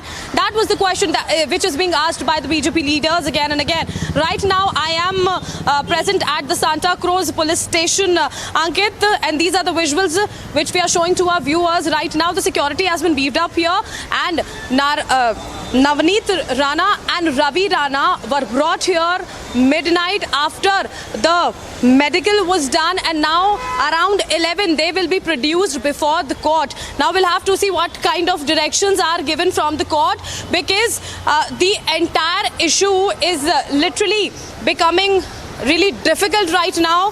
In Maharashtra, the situation seems really difficult, and the BJP leaders are continuously targeting the Shiv Sena, all the party workers who were present there at Navneet Rana's residence, and then at Matoshri, who were trying to say that we are, in a sense, covering this entire area from Navneet Rana and Ravi Rana.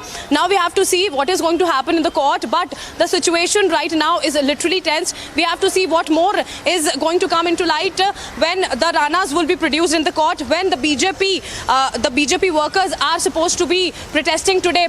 Prime Minister Narendra Modi is on a visit to Mumbai, and because of this visit only the Ranas cancelled their protest, and after that they were arrested. And we have the situation right now.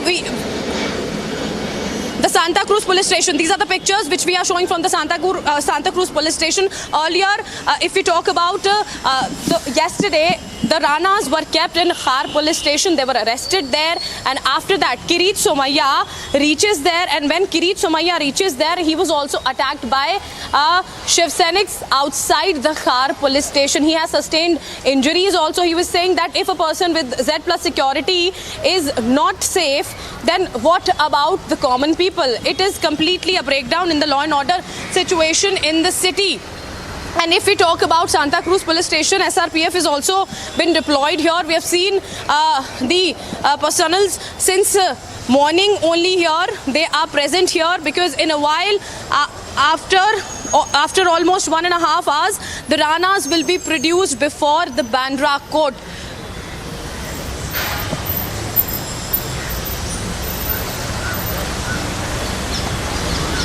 Absolutely, Barka. Thank you for that. And in relation to that, we have a breaking story right now with regards to Navneet Rana and Ravi Rana. Now, viewers, you'll remember that they had filed a complaint at the Khar police station for the incident at their house where day-long protests were undertaken by the Shiv Sainiks. Now we can confirm to you that at the Khar police station, an FIR has been filed based on the Rana couple's complaint over the assembly in front of their house, the protest by the Shiv Sainiks. It has been registered against unknown people by the police at the Khar police station. They had submitted a complaint. We had accessed that complaint and the photo of them handing over the complaint copy to the police in Khar. In that complaint, I remember seeing that they had accused the Chief Minister, the Sanjay Raut and Anil Parab, but they have not been named in this FIR.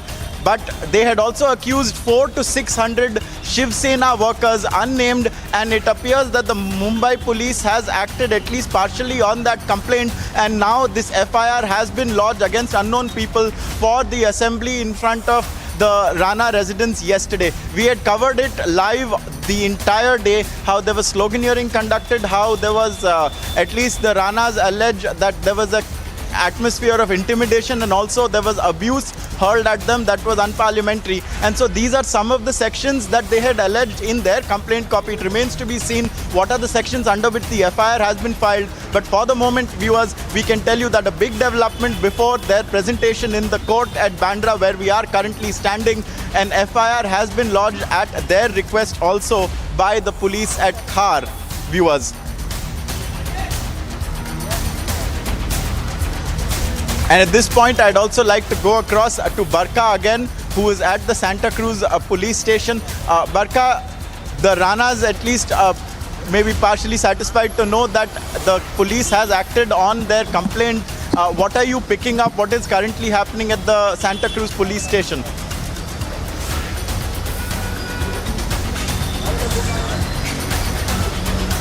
Yeah, Ankit, we would like to show the visuals from the Santa Cruz police station. The SRPF is here getting ready because in a while the Rana couple would be taken from here to the Bandra court and they will be produced there, waiting for all the directions. We are waiting for all the directions which will be given by the court because this entire matter is really, really crucial right now. As we can tell, what happened yesterday, Ankit, what we saw yesterday was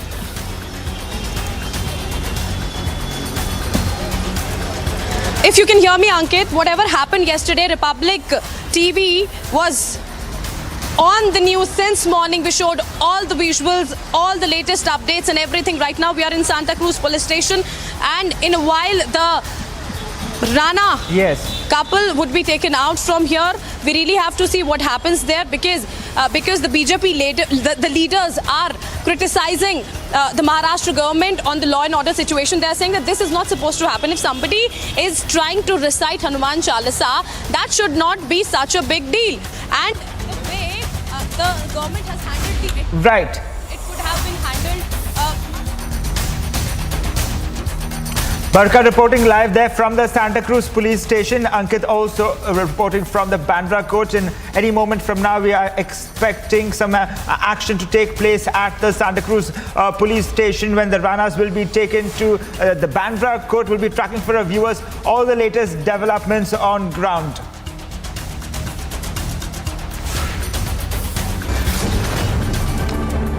And on to other news now.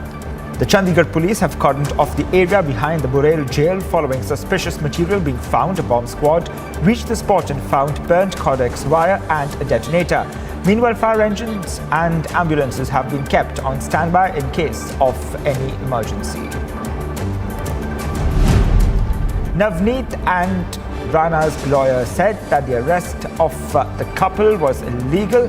Senior lawyer Rizwan Merchant said that the offence is there's no offence and the arrest is illegal and unconstitutional as both of them are public servants. As per the Supreme Court, a notice of Section 41A should be given within 14 days prior to the institution of the case. Former Maharashtra Chief Minister and leader of opposition Devendra Fadnavis has defended BJP leader Kiritsumaya, who was attacked in front of the Khar police station hours after a high-voltage drama which saw Navneet Rana and her husband getting arrested over the Hanuman Chalisa row. Now, Devendra Fadnavis shared a video showing an injured Sumaya sitting inside his car, which was attacked by unidentified goons. On the occasion of National Panchayati Raj Day, Prime Minister Modi will visit Jammu and Kashmir today and address Gram Sabhas across the country. He will inaugurate and lay foundation stone of multiple development initiatives worth over rupees 20,000 crore.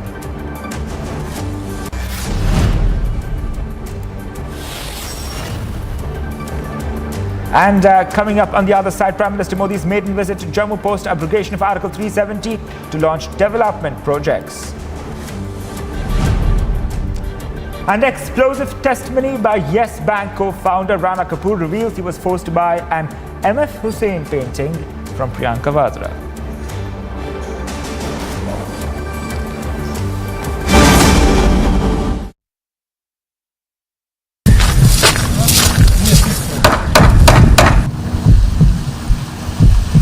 Days after the Russian retreat, you would see these kind of scenes where houses are completely damaged. Most of these places have been attacked by precision missile strike. People are now returning to the villages, trying to ensure that their life comes back to normalcy. If the Ukrainians have been successful, it's not only because of the valor that has been shown by the Ukrainian army, but also civilians who have fought along with their army.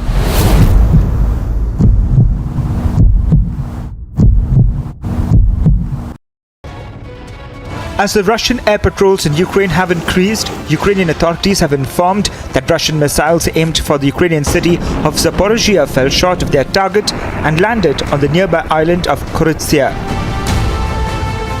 The local resident said that one of the rockets exploded near a bridge. He said another damaged a local health club. No one was reported injured, even though the blast smashed carriage windows. Zaporizhia is a way station for people fleeing the shattered port of Mariupol. As more evacuees arrived, reports emerged which claimed that Russian forces had been stealing their belongings. A witness recollected how Russian troops had been forcefully taking watches, phones and other items of people trying to escape the fighting. Agency report for Republic TV.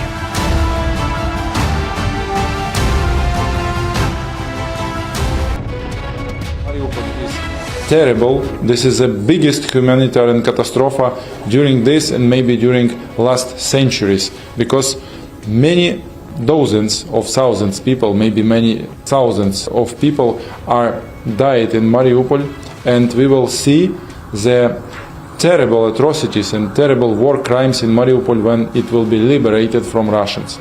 So this is the first part. The second part, many ambassadors coming back to Kyiv, because Kyiv now is safety enough, and we are waiting all ambassadors in Kyiv and invite them all coming back. We would like to finish this war. This is our position. We're fighting for our freedom, for democracy and for our territories. But Russia is fighting to conquer us, to make genocide of Ukrainian people. So they should stop, and we agreed, and we won't stop this war. In the Battle of Kyiv, Russia faced a humiliating defeat, something that appeared to be completely unimaginable in the beginning of this invasion.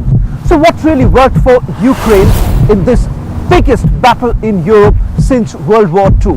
What a special show, Republic Originals Under Fire, this weekend only on Republic TV. If India was majoritarian, would a 300-year-old Shiva temple be demolished like it has been in Congress-ruled Alwar? India is secular because we Hindus are secular.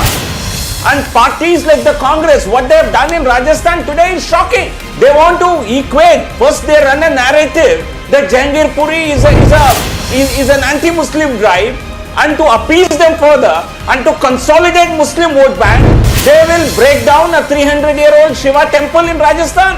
Congress ने हमारा बुरा हाल किया है, समाजवादी ने हमें तकलीफ में पहुंचाया है, तृणमूल हमारे साथ इस्तेसाल करती है, ये बात बिल्कुल दुरुस्त है। लेकिन उन 2% लोगों का क्या कहेंगे जिसके अंदर में तशद्दुद बढ़ता है, जिसके सीने में नफरतें उड़ती है।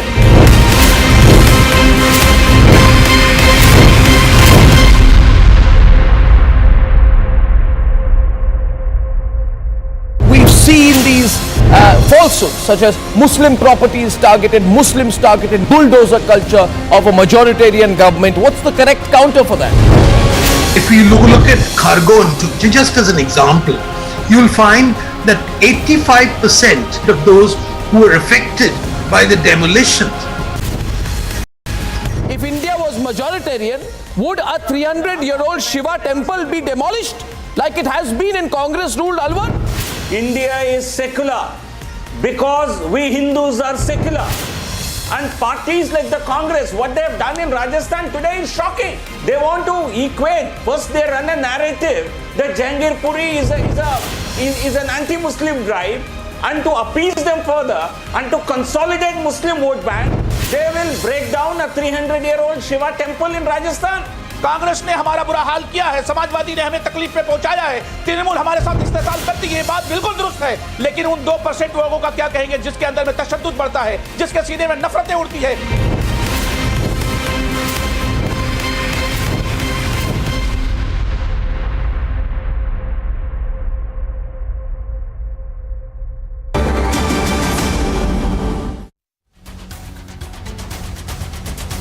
My colleague Shravan Sen, who is reporting from Ukraine, has asked pointed questions to Ukrainian President Volodymyr Zelensky. Here's the full sequence. Let's take a quick look.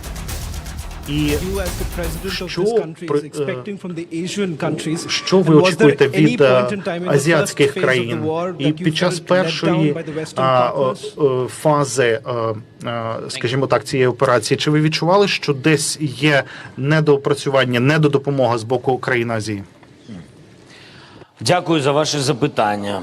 Щодо світової структури або світової інфраструктури безпеки, я не можу, скажу вам, вплинути на альянс. Ми не є членами НАТО, хоча я вважаю, що це велика помилка, що НАТО за всі ці роки не знайшло місця, не знайшло часу, не знайшло можливості Україну прийняти в альянс. І зараз всі бачать, що ми би тільки їх зміцнили. І всі бачать, що це був би високий відсоток, я вважаю, висока вирогідність саме не початку війни з боку Російської Федерації. Я так вважаю. І моя думка не змінилась з початку мого президентства. Я про це говорив і з генеральним секретарем, і тоді з керівництвом європейських держав, великих європейських держав. Назову їх великими, не буду говорити поки що назву.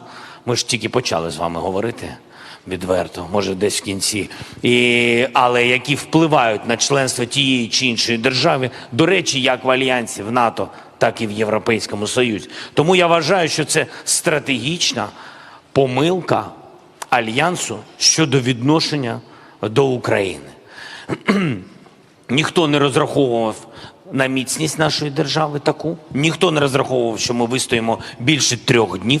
Деякі лідери держав НАТО чи європейських держав навіть вголос не хотіли запроваджувати, ви пам'ятаєте, санкційну політику, тому що говорили, що який сенс впроваджувати санкції, якщо через 3 дні вони будуть окуповані. Тому це помилковість на рівні просто відношення до України. Ми змогли змінити своєю єдністю, з міцністю, своєю відсіччю Росії, змогли змінити відношення країн Альянсу, європейських держав і багатьох інших, змінити відношення до нас.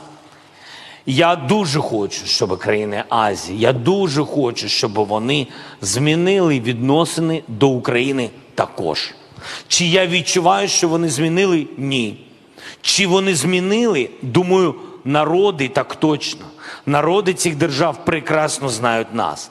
Я відчуваю, що лідери цих країн наближаються до цього. Якщо раніше вони були дуже близькі історично до Радянського Союзу, і тому історично після розпаду Радянського Союзу вони були близькі до Російської Федерації, як правоприємниці Радянського Союзу і найбільшій державі від Радянського Союзу, тому їх відносини близькі і залишились зараз. Україна похитнула ці відносини, і ми бачимо вже відносини лідерів, вони пом'якшують саме в наш бік. Це велика заслуга нашої держави, але і лідерів, що вони все-таки чують і слухають.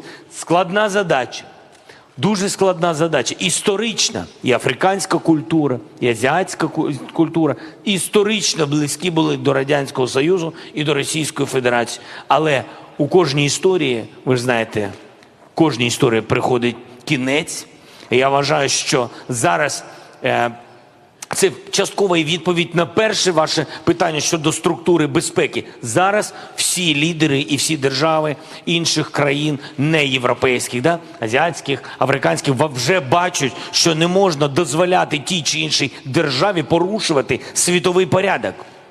Не можна порушити, не можна забирати чиюсь територію, запровадити свої правила на інших країнах і на інших континентах. Просто це неможливо, всі бояться. Зараз виклик. Подивіться, який виклик, до речі, і до Азії, до арабської культури, до африканських країн. Виклик блокування, наприклад, постачання наших зернових.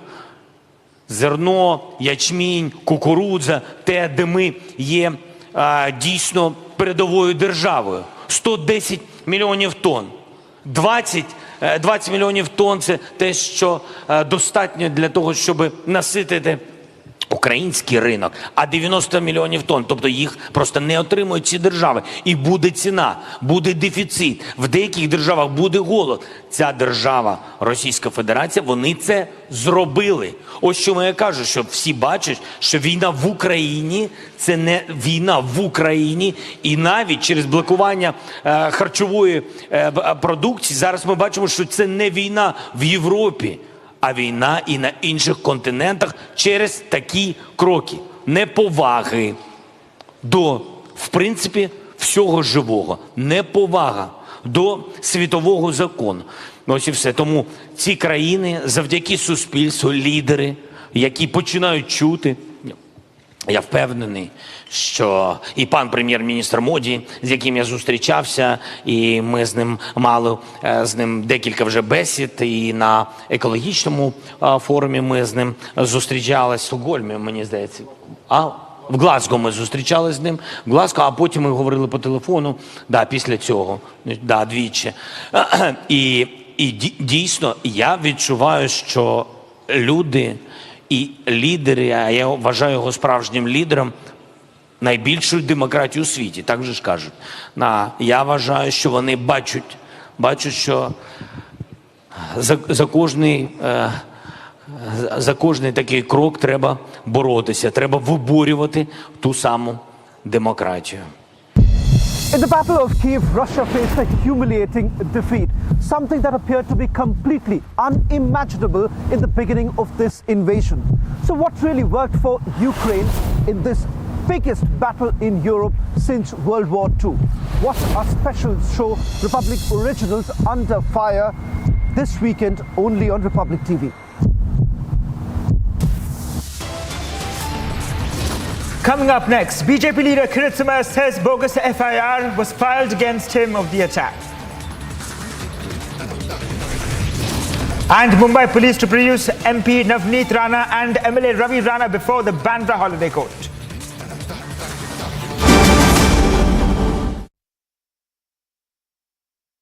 What would your opening thoughts first, sir, be on parliamentary democracy? In the central hall of Bangladesh, where I have been, the two ladies of Bangladesh would not be able to sit together in Central Hall. In the Pakistan's Parliament Central Hall, I don't think Nawaz Sharif and Ziaul Haq, for that matter, Nawaz Sharif and in the earlier days Benazir Bhutto will be able to sit in the Central Hall. The strength of the Indian Parliament can be seen in Central Hall. Every day I see it. You have cross-party talk, you have off-the-record discussion. Sometimes we tend to look at it only as debate and jhagda. But these are multiple roles of Parliament and all of them should be understood and given full play in the joint.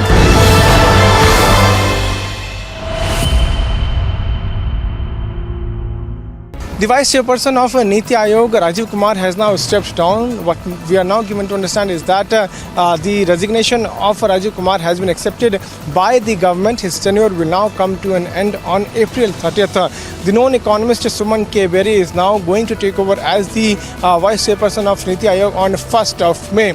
Remember that Rajiv Kumar was appointed as the Vice Chairperson of Niti Aayog in August 2017 when the then VC of Niti Aayog, Arvind Panagriya, had stepped down. If we talk about Suman K. Berry, remember that he is a known economist. He has also a degree in economics from Oxford University. He has earlier served as the Director General of National Council of Applied Economic Research. He has also worked for the World Bank during India's economic reforms. With Vivek, I am Piyush Mishra in Delhi for Republic TV. Ahead of Prime Minister Narendra Modi's visit to the Union Territory of Jammu and Kashmir, the security has been beefed up. Right now we are in Palli and the area which is near 500 meter in circle has been sealed by the security wing of Jammu and Kashmir Police. Multi-level security has been made throughout. The Special Protection Group of the Prime Minister is holding the first layer of circle. Second layer of circle stands with the district police. High-profile visit of the Prime Minister's coming 2 days after the Sujma terror attack in which two Fidayeen attackers have been neutralized by the security forces in the Sunjwan area of Jammu, which is hardly 15 to 20 kilometers from this very spot where the... Why are people not asking questions about the attacks, on the desecration of temples, on the breaking of idols?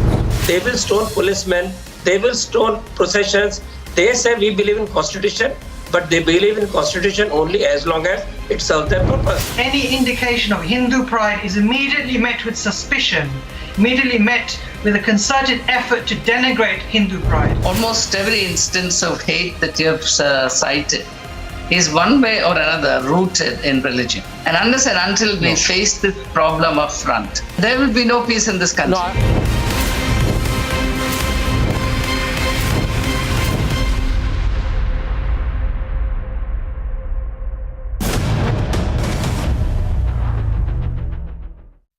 Money laundering का हो, national Herald जो कांड हुआ है इसमें इस प्रकार से 400 करोड़ के ट्रांजैक्शन हुए और उसमें भी यही नंद किशोर चतुर्वेदी और उदय शंकर माहवार, जो उदय शंकर माहवार ठाकरे सरकार के परिवार के नेताओं को भी एंट्री देता है, गांधी परिवार को भी देता है और इसमें ऐसे अनेक ऐसे एकोमोडेशन ट्रांजैक्शन धीरे धीरे बाहर आएंगे। राणा कपूर को वायदा किया गया था कि पद्म भूषण भी मिलेगा उनको इसके बदले में, पर उन्होंने कहा कि ये वादा पूरा नहीं किया। मुरली देवड़ा ने किया था वादा। क्या था कि इन सालों तक गांधी परिवार ने हिंदुस्तान में राज करने के कारण उनको लगता है हम कैसे भी करके लूट सकते हैं।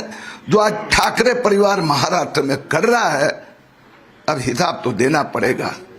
Sir, Rana Kapoor has purchased 2 crore rupees ever spending from Priyanka Gandhi because he was forced to do so, and he was promised that he will be given Padma Bhushan, but he was not given, he says in a statement to ED. It is nothing but in a way giving bribe. This is accommodation. One can say accommodation transaction. Rana Kapoor was in a way directly, indirectly, in cash or kind giving the bribe. This is a तो ठाकरे सरकारने sponsor केलेला हल्ला होता। मी पोहोचण्याआधीच मी संध्याकाळी कळवलं होतं police स्टेशनला मी रात्री 9:30ला येणार, आणि म्हणून मी पोहोचण्यापूर्वीच 70-80 शिवसैनिकांनी खार पोलीस स्टेशननी व्यवस्था केली होती। पोलीस स्टेशनच्या आवारात, पोलीस स्टेशनच्या दारापाशी जमले होते।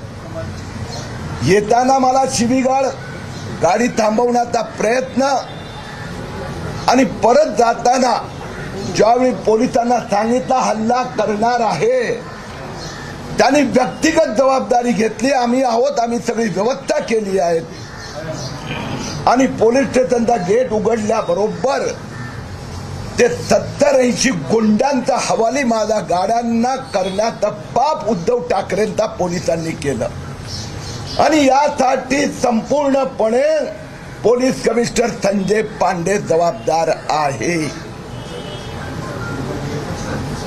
पोलिसांनी सांगितलं सगळ्यांना हलवलंय। पोलीसच्या दारात कसे काय 70 गुंड जमू शकतात?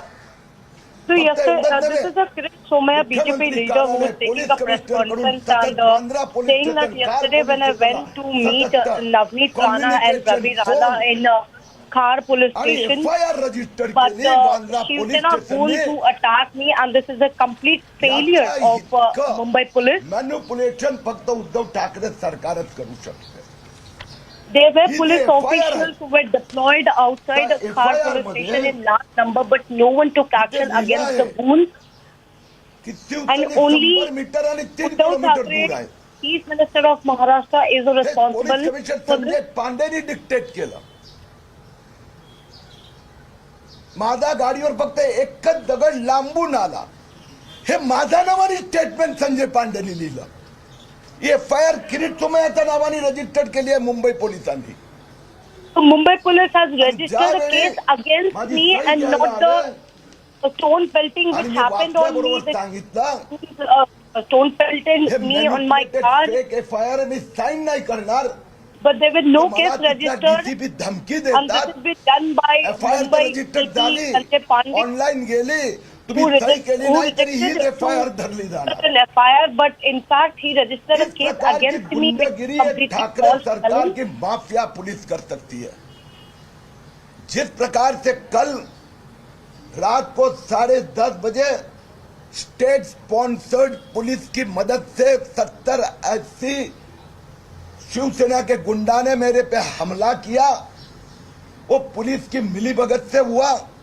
70-80 लोग वहां इकट्ठे कैसे हुए? मुझे तो केंद्र सरकार ने Z कैटेगरी सिक्योरिटी दिए, कमांडो ने चिंता व्यक्त की, ये जानकारी है। 5 ऑफिसर ने कहा हम आपकी व्यवस्था कर रहे हैं, आप जाइए। दरवाजा खोल दिया, 70-80 लोगों ने हमला किया, पत्थर, कांच की बाटलियां, जूते, ऑल विजुअल्स आर अवेलेबल। और उसके बाद में फर्जी एफआईआर किरीटसुमया के नाम से पुलिस ने फाइल कर दी। इस एफआईआर में लिखा है कि शिवसेना के लोग 3 किलोमीटर दूर खड़े थे। दूसरा लिखा है दूर से एक पत्थर आया और मेरी गाड़ी पे लगा। ये किरीटसुमया के नाम से फर्जी एफआईआर। मेरे पास ये एफआईआर सिग्नेचर करने लेके आए, मैंने साइन नहीं किया। और उसी समय हमने वांद्रा पुलिस स्टेशन से डिप्टी कमिश्नर को यह प्रोटेस्ट लेटर दिया कि मेरी जान लेने का प्रयास खार पुलिस के अधिकारियों के साथ में मिलकर 70-80 शिवसेना के गुंडों ने किया है। मेरे बाया हाथ पे कांच पर 2 पत्थर मारे गए, कांच टूट गया, मुझे थोड़ी सी यहां पर लगी। अगर ये 4 इंच ऊपर लगती तो शायद आज मैं अंधा होता, जो उद्धव ठाकरे करवाना चाहते थे। खालसा दो हल्ला होता तो उद्धव ठाकरेचा डिरेक्शन मध्ये पोलीस कमिशनर संजय पांडेंनी घडवून आणलेला होता। 70-80 पोलीस घुसतात कसे कंपाऊंड मध्ये। आज सकाळी मी भारत सरकारचे कॅबिनेट सेक्रेटरी राजीव कुमार गौबा यांच्याशी या विषयावर चर्चा केली आहे। त्यांनी गृह सचिव अजय कुमार भल्ला यांना या विषयाची चौकशी करायला सांगितली आहे। उद्या भारतीय जनता पक्षाची एक शिष्टमंडळ दिल्लीत जाणार आहे। होम सेक्रेटरी इतरांची भेट घेणार। माफिया पोलीस सारखा उपयोग मनसुख हिरण नंतर किरीटसोमय्या करायचा संजय पांडे आणि उद्धव ठाकरेंनी केला आहे। आज सुबह में मेरी कैबिनेट सेक्रेटरी केंद्र सरकार के राजीव कुमार गौबा जी से चर्चा हुई। उन्होंने भी चिंता व्यक्त किए। उन्होंने गृह सचिव अजय कुमार भल्ला जी को इस विषय पे ध्यान देने के लिए कहा है। कल भारतीय जनता पार्टी मुंबई का प्रदेश का महाराष्ट्र का एक प्रतिनिधि मंडल दिल्ली जाके केंद्र सरकार के गृह सचिव से मुलाकात करेगा और इस प्रकार के पुलिस की मदद से किरीटसोमय्या का मनसुख हिरण करने का जो दाव उद्धव ठाकरे और संजय पांडे ने किया है उस संबंध में बात करेगा। किरीट जी, ज्या प्रकारे हल्ला झालेला आहे त्यावेळेची नेमकी परिस्थिती कशी होती? तुमच्या FIR वर तुम्ही सही केलेली नाहीये, मात्र तुमच्या ड्रायव्हर वरती गुन्हा दाखल झालेला आहे, याबद्दल काय सांगा? उद्धव ठाकरे हेच करू शकतात, पोलिसांचा माफिया म्हणून उपयोग। वाशिमला ज्यावेळी माझ्या गाडीवर हल्ला झाला अशाच पद्धतीने पोलिसांनी त्या गावाजवळ गाड्या थांबवल्या जिथे 70-80 शिवसैनिक जमले होते। अशाच प्रकाराने माझ्या गाडीला घेरण्याचा प्रयत्न वाशिमला झाला होता। त्यावेळी पण माझा कमांडोनी मला वाचवलं होतं। पुणे महापालिकेच्या बिल्डिंग मध्ये एक पण पोलीस आणि माफिया सरदारचे गुंडे This is nothing but a mafia government, दगड माझा गाडीवर मारला होता and they are just trying to attack कारवाई नाही। हा तीसरा but there is no case which has been registered. No action that has been initiated against this mafia branch. काल संध्याकाळी माझा पोलिसनी खार पोलीस स्टेशनला लिखित कार्यक्रम पाठवला, फोन पण केला की माझी even yesterday when I went to Khar police धारावीला माझा कार्यक्रम आहे। police अभियान come when the time I reached my mobile 9:50 ला खार पोलीस स्टेशन पोहोचलो। मीडियाच्या अनेक I प्रतिनिधी was in होते। Dharavi and then I reached the Khar police station by 9:30 PM. Police स्टेशनच्या दारात गाडी घेतली। त्यानंतर 20-25 मिनिटं 5 सिनियर ऑफिसर माझ्याशी गप्पा मारला। नवनीत राणा, रवी राणा याविषयी मी चिंता व्यक्त केली। मी त्यांना सांगितलं मला जीवे मारण्याचा कट कारस्थान आहे आणि त्यामुळे I went to Khar station. I talked to the officials. There were 5 to 6 officials whom I was talking to, and I was showing my concern towards Navneet and Ravi Rana. But later the time my car was parked inside the Khar police station premises, which was attacked by. व्यवस्थित मी सांगितलं, CISFचा commando ते जो superintendent होता त्यांनी सांगितलं sir आप व्यवस्था करिए, ये 70-80 लोग यहाँ तक आपके गेट तक आए कैसे? एवढं स्पष्ट सांगितल्यानंतर त्या 5 अधिकारी खाली गेले, परत वर आले, कुणाशी बोलले माहित नाही, म्हणाले सगळं क्लिअर केलेलं आहे, काहीच अडचण नाही आहे। खाली उतरले, दरवाजे उघडले, माझी गाडी जती फुटपाथवर गेली, हे सगळे 5 पळून गेले। आणि 80 I was there गुंडांनी standing गाडीवर there हल्ला at the Khar police station talking to the police officer, and later the time I saw that my car has been vandalized and there were Shivsena who were attacking my car with the stones. किरीट आज तुमच्या समोर जिवंत But there आहे. were police officials who did not save me. जनता ऐसे गुनहगारों को माफ नहीं करेगी, मैं आपको बताता हूँ। दूसरी बात, INS विक्रांत घोटाला करने वाला जो आरोपी है, आपको मैं बताना चाहता हूँ, उसका जो कोई युवक प्रतिष्ठान है, युवक प्रतिष्ठान के पूरे अकाउंट्स चेक करने चाहिए। चैरिटी कमिश्नर के पास जो हिसाब किताब दिया है ना, उनके डोनर्स कौन है, किसने उनको पैसा अब तक दिया है, और वो डोनर्स का कैरेक्टर क्या है।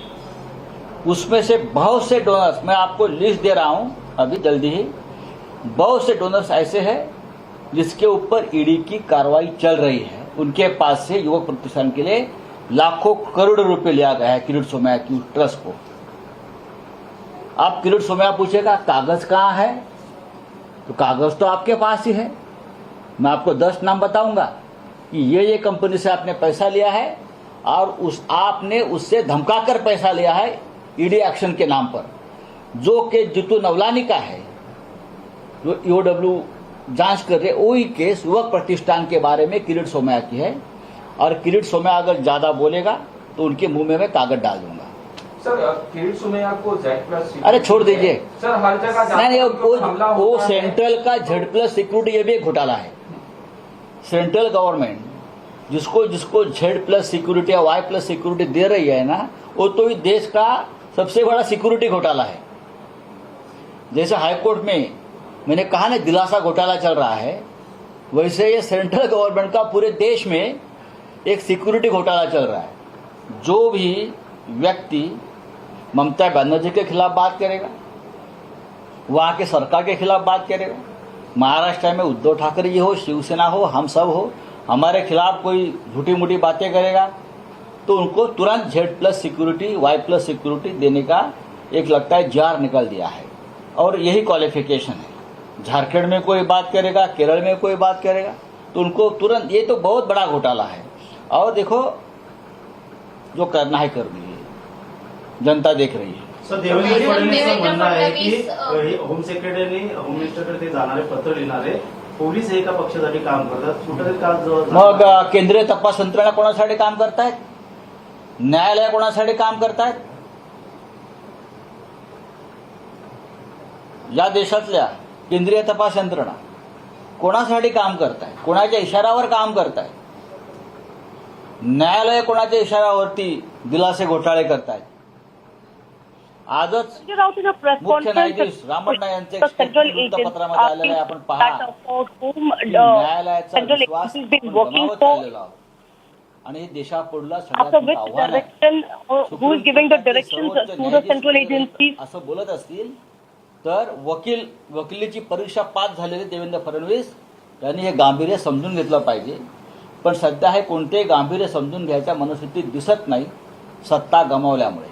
This is a situation where Devendra Fadnavis, who should understand the situation, but he has already lost his control. The time he lost Maharashtra, he is no in power in Maharashtra, and from the time he has lost all his senses and not able to understand the situation that is happening around the opposition के मन में, तो ये परंपरा और प्रथा रही है कि लीडर ऑफ अपोजिशन अपने डेलीगेशन के साथ राज्य के मुख्यमंत्री, राज्य के गृहमंत्री से मिलते हैं, वो अपनी बात रखते हैं, मुख्यमंत्री उनकी बात सुन लेते हैं।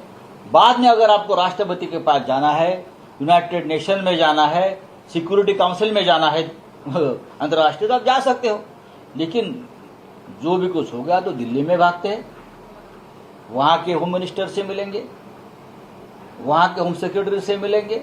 ये क्या तमाशा लगाया है लोगों ने। महाराष्ट्र में एक चुनी हुई सरकार है और पूरी बहुमत वाली सरकार है, ये उनको समझ में नहीं आ रहा है। ये कौन सी डेमोक्रेसी की बात करते हो? डेमोक्रेसी खतरे में है, लोकशाही धोक्यात आहे म्हणतात। लोकशाही धोक्यामध्ये या महाराष्ट्रातली लोकशाही, या महाराष्ट्रातली कायदा आणि सुव्यवस्था, या महाराष्ट्रातली शांतता, जर धोक्यात कोणी आणली असेल त्याला सर्वस्वी जबाबदार या महाराष्ट्रातला अपरिपक्व विरोधी पक्ष. Whatever happens in Maharashtra, only the opposition party, that is BJP, will be held responsible, because it's clearly been stated that the democracy in the state of Maharashtra is in danger. The words this has been used by Shiv Sena MP Sanjay Raut in a press conference. He's clearly stating that Devendra Fadnavis, who is a leader of opposition party, has lost all his senses after losing Maharashtra, after losing the power in Maharashtra. And this is the reason why they have been not maintaining the law and order of the state. And whatever happens in Maharashtra, only opposition party, that is BJP, will be held responsible. आधारे निवडून आले असले तरी ते आरोपीच आहेत. हायकोर्टानं त्या संदर्भातला एक निर्णय दिलेला आहे. मुंबई पोलिसांचा एक अहवाल आहे की हे आरोपीच आहेत. त्यांनी खोटी प्रमाणपत्र तयार केली असे आरोपी मातोश्रीवरती येऊन हनुमान चालीसा पठण्याच्या निमित्तानं law and order. Sanjay Raut has been now talking about independent MP Navneet Rana and MLA Ravi Rana, saying that there has been case registered against the both. And even High Court has clearly stated, even granting the interim relief, High Court has clearly stated that they both are the accused. And these people are coming to Matushri to chant Hanuman Chalisa. तो हम कैसे चुप बैठेंगे? हमारे शिवसैनिक है, बाला साहब ठाकरे जी के शिवसैनिक है. आपने देखा होगा Shiv Sena will not bear all this things that is happening. और बूढ़ी एक आपने देखी होगी हमारी आजी भाई, हाँ 80 साल की, हाँ चंद्रकांता आजी, चंद्रभागा. तो ये सब लोग सड़क पर उतरे थे ना. और देखो मैंने कल भी कहा था और ये उद्धव जी की भी राय है, ये सत्ता बित्ता हमारे लिए कुछ नहीं है. आज है कल नहीं रहेगी, लेकिन शिवसेना रहेगी. तो ये धमकियां देना, देख लेंगे, दिल्ली में जाएंगे, होम सेक्रेटरी को मिलेंगे, राष्ट्रपति जी को मिलेंगे. हाँ मिल लीजिए भाई, मिल लीजिए, जो करना हो कर लीजिए. तशाच तसं उत्तर देणार असं फडणवीस म्हणतात. पोलिसांना देखील आणि तशाच तसं शिवसेना देखील. ठीक आहे, त्यांना गांभीर्याने घेऊ नका. त्यांना फार गांभीर्याने घेऊ नका. वैफल्यग्रस्त माणूस अशा प्रकारची व्यर्थ बडबड करतो. हातामध्ये 2 केंद्रीय तपास यंत्रणांची म्होरक्या असल्यावरती, बाहुल्या असल्यावरती त्यांना हे सगळं सुचत आहे. सुचू द्या. पण महाराष्ट्रातली परिस्थिती काय आहे ही जनता आणि देश पाहतोय. अशा प्रकारे बेकायदेशीरपणे We don't give that weightage to the words used by BJP because they have the central agency in their hand and they've been misusing the central agency. But we are not afraid of that. We are not scared. BJP ने शिवसेना की तुलना औरंगजेब से की है. इसलिए आप MIM के साथ और हिंदू ओबीसी के साथ अलायंस कर रहे हो, छुपा अलायंस. मैंने कहा ना, उनको इतना सीरियस लेने की ज़रूरत नहीं है. ये उनकी निराशा है, फ्रस्ट्रेशन है. 2.5 साल से वो सब लोग फ्रस्ट्रेशन में है और 25 साल फ्रस्ट्रेशन में रहेंगे महाराष्ट्र में. आप देख लीजिए. सर, संजय पांडे यांनी जी FIR दाखल केली आहे ती त्यांना बदलावीच लागेल असं किरीटसोमय्या यांचं म्हणणं आहे. त्यांचं म्हणणं आहे की हे कोण आहे आरोपी? हे एक आरोपी सांगतोय. हा एक आरोपी सांगतोय. काल Well, stating that Sanjay Pandey is not registering a case against Shiv Sena. Sanjay Raut is giving an answer stating that the claim has been made by an accused. There is an FIR which is registered against Kiritsumaya and they are claiming such things. त्यांना वकील सुद्धा असेच मिळावे. आरोपी आहेत ते. आरोपीने आरोपीसारखं बोला. All these BJP leaders who are claiming that there was not a proper investigation in the case or a complaint that has been registered by them, these all are accused. There are cases which is registered against them. आता या बंटी बबलीच्या संदर्भात सांगितलं, हे bogus जात प्रमाणपत्र वापरून निवडून आलेले. Now Shiv Sena MP Sanjay Raut has been talking about Navneet Rana and Ravi Rana, stating that these are Bunty Bubbly who has given a from the central government by the BJP. लक्षात घ्या. Mumbai high court Taking a bogus certificate, taking a bogus religion certificate, caste certificate. They have been doing all this drama just because they have been provided security from the central agency. But these are all accused. The case has been registered against them. And I don't think I should speak more on these people who are the accused. There are serious allegations registered against them. And I don't give more weightage to those who are the accused. Bharatiya Janata party में अगर हिम्मत है तो सामने आकर लड़े हमसे. ये बाहर के जो टट्टू है ना भाड़े के, उनको सामने लेकर हमसे मत लड़िए. ये छत्रपति शिवाजी महाराज की भूमि है, ये महाराष्ट्र है. इसी महाराष्ट्र ने जिस औरंगजेब का नाम जो ले रहे हैं ना, ये इसी महाराष्ट्र में 20 फुट नीचे इस जमीन में औरंगजेब को आपने गाड़ा है. उनको मालूम है, तो हमें मत सिखाए. हमें मालूम है क्या करना और क्या नहीं करना है. सामने आकर लड़िए. किसी के शिखंडी के आड़ में आकर हम पर वार मत कीजिए. वो शिखंडी भी जाएगा और आप भी जाएंगे. ये महाभारत का युद्ध का इतिहास पढ़ लीजिए आप. चलिए, और मैं फिर एक बार बोलता हूं, ये जो किरीटसोमया है उसका तो टॉयलेट घोटाला तो चल रहा है, आ जाएगा अभी. लेकिन युवक प्रतिष्ठान जो एक एनजीओ चला रहे हैं और एनजीओ के आड़ में जो डोनर्स हैं उनके, जो पैसा जमा कर रहा हो करोड़ों रुपया, उसके डोनर्स की लिस्ट जल्दी ही मैं जारी करूंगा. उसने धमकियां देकर, ईडी की धमकियां देकर, सीबीआई की धमकियां देकर कैसे कैसे लोगों से पैसा जमा किया है बड़ी मात्रा में, वो भी सामने आ जाएगा. अब वहां से बोलेगा कागज किधर है. आप अपने कागज खुद देख लीजिए भाई डोनर्स के, और जो लिस्ट आपने चैरिटी कमिश्नर को दे दी है ना डोनर्स की, वो भी एक बार उसके ऊपर नजर डालिए, तो आपको पता चलेगा आपने किसी लोगों से एक्सटॉर्शन किया है. ईडी का धमकियां देकर आ जाएगा. प्रधानमंत्री यहाँ मुंबई में है, आ रहे हैं. प्रधानमंत्री जी का स्वागत है. प्रधानमंत्री हमारे हैं. लता मंगेशकर पुरस्कार सम्मान उनको मिला है. हम बहुत खुश है, आनंद है. देश के प्रधानमंत्री है, उनका स्वागत होना चाहिए मुंबई में. तो हमारे प्रधानमंत्री जी मुंबई में आएंगे. सर, प्रोटोकॉलनुसार मुख्यमंत्री त्यांच्यासोबत उपस्थित राहतील का, कारण हा महत्त्वाचा पुरस्कार. मुख्यमंत्री नेहमी प्रधानमंत्र्यांची प्रतिष्ठा सांभाळत असतात आणि त्यांना सन्मान देत असतात.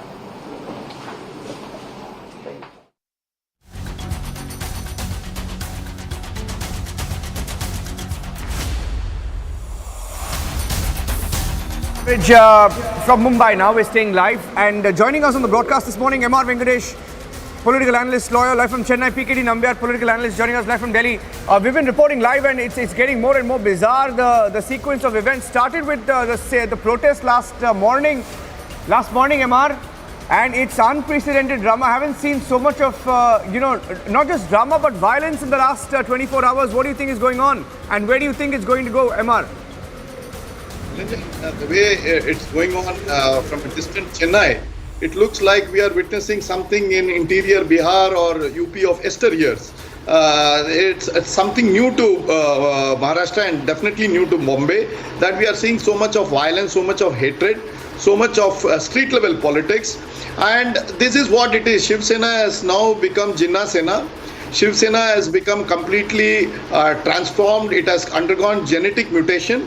It will be known by the company it keeps. It will be now be called henceforth Jinnah Sena, where the great Baba Saheb Thackeray's legacy do not allow Hanuman Chalisa to be recited. Whether it is on the road, whether it is on the footpath, whether it is on the house, that is entirely different.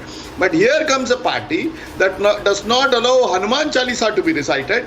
But if it were so secular a government, that it should also ensure that equal treatment is given to all denominations, all religious denominations, and nobody must take to any religious practices on the road, footpath, or the public spaces. Now, what do you expect of a sarkar which is a combination of lassi, whiskey, and gomutra? This is what is that government come to, that it has no other development agenda. It has nothing to focus on. It has nothing to give the people. It is nitpicking on something absolutely to polarize people. Its entire energies are frittered on something nonsense or nonsensical, and unfortunately there is no development. What has happened to my great Bombay, where I used to live? I blossomed as a professional in Bombay. What I see out of Bombay today is nothing but crass communalism and street level politics. And unfortunately, this is going to be the city, and this is not a property only of Mumbaikars or Maharashtrians. Mumbai belongs to all Indians. We see Mumbai as the gateway to global finance, and global investment files its destination India through Mumbai. And this window has become completely corroded from within. The Maharashtra government is solely responsible, and I am seeing a huge loss for India as an investment destination, thanks to the Maharashtrian politicians and the level of gutter politics that is being played out in the streets. So this has got multi-dimensional ramifications. This cannot be looked only at merely Shiv Sena versus BJP. This has got extraordinary ramification for India and India as an investment destination. Our finance minister is in US talking about India as an investment destination, calling for investments from across the globe. But here in Mumbai, you see the rampant violence, the type of lawlessness that is prevalent in the streets, and we have brought it down to this level that Hanuman Chalisa cannot be recited in this country. And I think it is a shameful on part of the Shiv Sena government to let things drift. If they cannot administer the state, if they are finding it too hot under the collar, I think they may call the governor and submit the resignation, and that's the best way out. I think it's completely slipped out of their hands. It is now no more in their control. Maharashtra's law and order is no longer in their control. It has become an extraordinarily coercive police state, and I think I will hold Uddhav Thackeray personally responsible for this mess. PKD Nambiar as well. PKD, could this have been stopped from coming to this? Because the genesis of this was the protest outside the Chief Minister's residence over Hanuman Chalisa. That protest was called off, in fact, yesterday. And after that, there was an escalation with the arrest. And then the attack on Kiritsumaya and his car. A day before yesterday, there was an attack on another leader called Mohit Kamboj. So situation, has escalated. It could have been prevented. But I think the chosen path is to escalate whatever's going on here. PKD. See, you need to understand that when a government itself or the ruling government or the ruling party itself is on the street in creating a street fight, who can help you? Nobody can help. Nobody can. The law and order, the people who are supposed to protect the law and order of the state is taken the law in their own hands. They are behaving like a goons and on the street. And if the Hanuman Chalisa is not being allowed to perform, and please note that this is not the first time in the history of India that there are protests which is taking place in front of the Chief Minister's house or the Rashtrapati Bhavan, not the Rashtrapati Bhavan, the governor's houses. These are Raj Bhavans. These are very, very common practice in a democracy like in India. And please understand that in Mumbai, as Mr. Venkatesh said, that it belongs to every Indian. And I think the way Uddhav Thackeray and his family is behaving, that it belongs to only that particular family, other than the Shiv Sena and Shiv Sainik, nobody have the right to live a normal life. I think this is very, very unacceptable situation. And Mumbai, and especially Maharashtra, has got it's a very, very progressive state. It has got a very, very important state. And if things are working like this, a Khichdi government, and I also feel that Uddhav Thackeray is not in his control when it comes to the Maharashtra government today. The problem is... police का क्या रवैया था और आपकी गाड़ी पर कितने लोगों ने हमला किया? शिवसेना के 70-80 लोग मेरा जान लेने वाले, ऐसी जानकारी मुझे मिली। मैंने खार पुलिस स्टेशन में जब मैं बैठा था तब पुलिस अधिकारी को कहा, उन्होंने कहा हमने सब व्यवस्था कर दी है, कुछ नहीं होगा, और पुलिस स्टेशन के बाहर ले जाके दरवाजा खोला और वो 70-80 के लोगों के बीच में मुझे डाल दिया। तो ये जो हमला था मेरी जान लेने का, मनसुख हिरण करने का प्रयास पुलिसों के सहयोग से। दूसरी बात यह है कि मुझे थोड़ी फोड़ लगी, कांच फूट गए, यानी कार टूटी, अनेक बाटली, चप्पल, जूते, पत्थर। मैं नजदीक के बांद्रा पुलिस स्टेशन पहुंचने के बाद वहां पर डिप्टी कमिश्नर ने हमके 2.5 घंटा बिठा के रखा और उसके बाद में मेरे नाम से एक फेक FIR दर्ज कर दी, एक कॉपी मुझे दे दी कि इसके साइन कर दो, और उस FIR में लिखा है कि शिवसैनिक 100-200 किलोमीटर, 100 मीटर 200 मीटर दूर थे, दूसरी ओर 3 किलोमीटर दूर थे, सिर्फ लंबे से एक पत्थर आया। मैंने कहा ये फेक FIR है, मैंने साइन नहीं की, प्रोटेस्ट लेटर दिया है। तो इसका अर्थ ऐसा है कि उद्धव ठाकरे और मुंबई के पुलिस कमिश्नर संजय पांडे जी की गाइडेंस में ये हुआ। सर ये बताइए, क्योंकि कई तरीके की वीडियोस निकलकर सामने आ रही हैं जिसमें हम साफ तौर पर देख रहे हैं कि कुछ लोग जो हैं आपकी गाड़ी के आसपास मौजूद हैं, हमला करने की कोशिश करें, लेकिन पुलिस की तरफ से साफ तौर पर कहा गया कि देखिए आप जो FIR करने पहुंचे थे वो भी गलत है, और इतना ही नहीं आपके ड्राइवर के ऊपर भी जो है FIR की गई है। उद्धव ठाकरे सरकार यही कर सकती है, मेरी FIR नहीं ली, मेरे नाम से फेक FIR रजिस्टर्ड की, साइन नहीं है, और दूसरी ओर ड्राइवर मुझे नहीं निकालेंगे तो किसको निकालेगा? वो गुंडा लोगों को। और कुछ भी नहीं है गाड़ी के सामने, कुछ भी नहीं है, लेकिन फेक FIR लेना ये तो उद्धव ठाकरे का धंधा है, काम है उद्धव ठाकरे सरकार का। इसी प्रकार से फेक FIR अनेक लोगों में विषयों में लिए, लेकिन हम झुकने वाले नहीं है। सर संजय राउत ने अभी PC की है जिसमें उन्होंने साफ तौर पर कहा कि देखिए आपने मीडिया एक्शन के नाम पर पैसा लिया, और किस कंपनी से किरिटसुमैया पैसा कलेक्ट करते हैं वो मैं जानता हूं।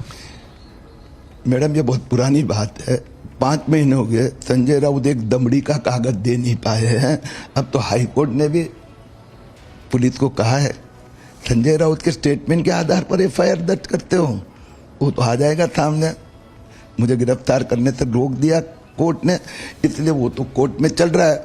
उसके पहले 10 घोटाले के आरोप संजय राउत ने लगाए, हाई कोर्ट ने, सेशंस कोर्ट ने कह दिया ये फेक है, सब एक भी कागज नहीं देता है। तो इनका तो ये काम है कि शिवसेना तकलीफ में, ठाकरे सरकार आई कि कोई भी एक घोटाले के नाम पे बोल देना।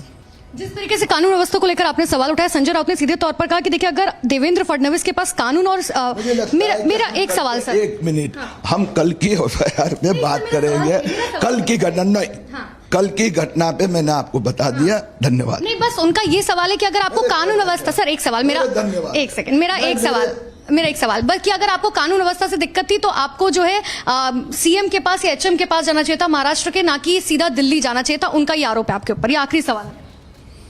मैं खार पुलिस स्टेशन गया था, वो कोई पंजाब में नहीं है खार, और खार पुलिस स्टेशन में पहले ही 3 घंटे पहले इंटीमेट किया था। कोई सांसद या विधायक को पकड़ा जाता है तो भारतीय जनता पार्टी के कार्यकर्ता पुलिस स्टेशन नहीं जा सकता, और पुलिस स्टेशन में पुलिस ने कहा नहीं, हमने सब बंदोबस्त कर दिया है। और बंदोबस्त क्या था? उन 80 गुंडों के बीच में मुझे झोंक दिया। तो ये उद्धव ठाकरे तय करेंगे कि किसने किसको जाके मिलना है, कौन पुलिस स्टेशन पे आएगा। उद्धव ठाकरे सरकार की इस प्रकार की माफियागिरी नहीं चलेगी। आपको लगता है कि ये जो पूरा बवाल है वो सच में सिर्फ हनुमान चालीसा को लेकर ही था, या इसके पीछे कोई और भी वजह है? कल तो मनसुख हिरण जैसा किरीटसुमैया को मारने का प्रयास था। धन्यवाद। Thank you so much. तो किरीटसुमैया को आप सुन रहे, तो देखिए उन्होंने साफ तौर पर कहा है कि जिस तरीके से ये पूरी स्ट्रैटेजी की जा रही है उसके बारे में सोचना होगा। कल जो है भारतीय जनता पार्टी का एक बड़ा प्रतिनिधिमंडल जो है वो दिल्ली जाकर मुलाकात करेगा। हालांकि अब देखने वाली बात होगी कि ये बवाल जो है कहां जाकर थमता है। वीडियो जर्नलिस्ट पंकज के साथ Anupama Jha, Mumbai. Going across to PKD, you heard what he said. They're going to Delhi. How do you think things could move politically now? See, I think the government has become very desperate in Maharashtra. You know that I generally feel that Uddhav Thackeray is not in his fully in power. The real power lies with NCP Sharad Pawar and his team, and he is more of like a Katputali. I mean, he's not he don't know how to run this government. He is just becoming more of like a shadow chief minister, and the chief minister is someone else. I believe that the Shiv Sena was always the great Balasaheb Thackeray. We all used to be proud of all those people, nationalistic people used to be proud of it. I think we are not even able to see a shadow of that Shiv Sena today in under Uddhav Thackeray and his son. I think it's becoming like a more of like a family party and only just trying to be in power. I don't know how a Thackeray family or a Thackeray man can become so much for power. I mean, this is something like, I don't know, even the history will not forgive him for this.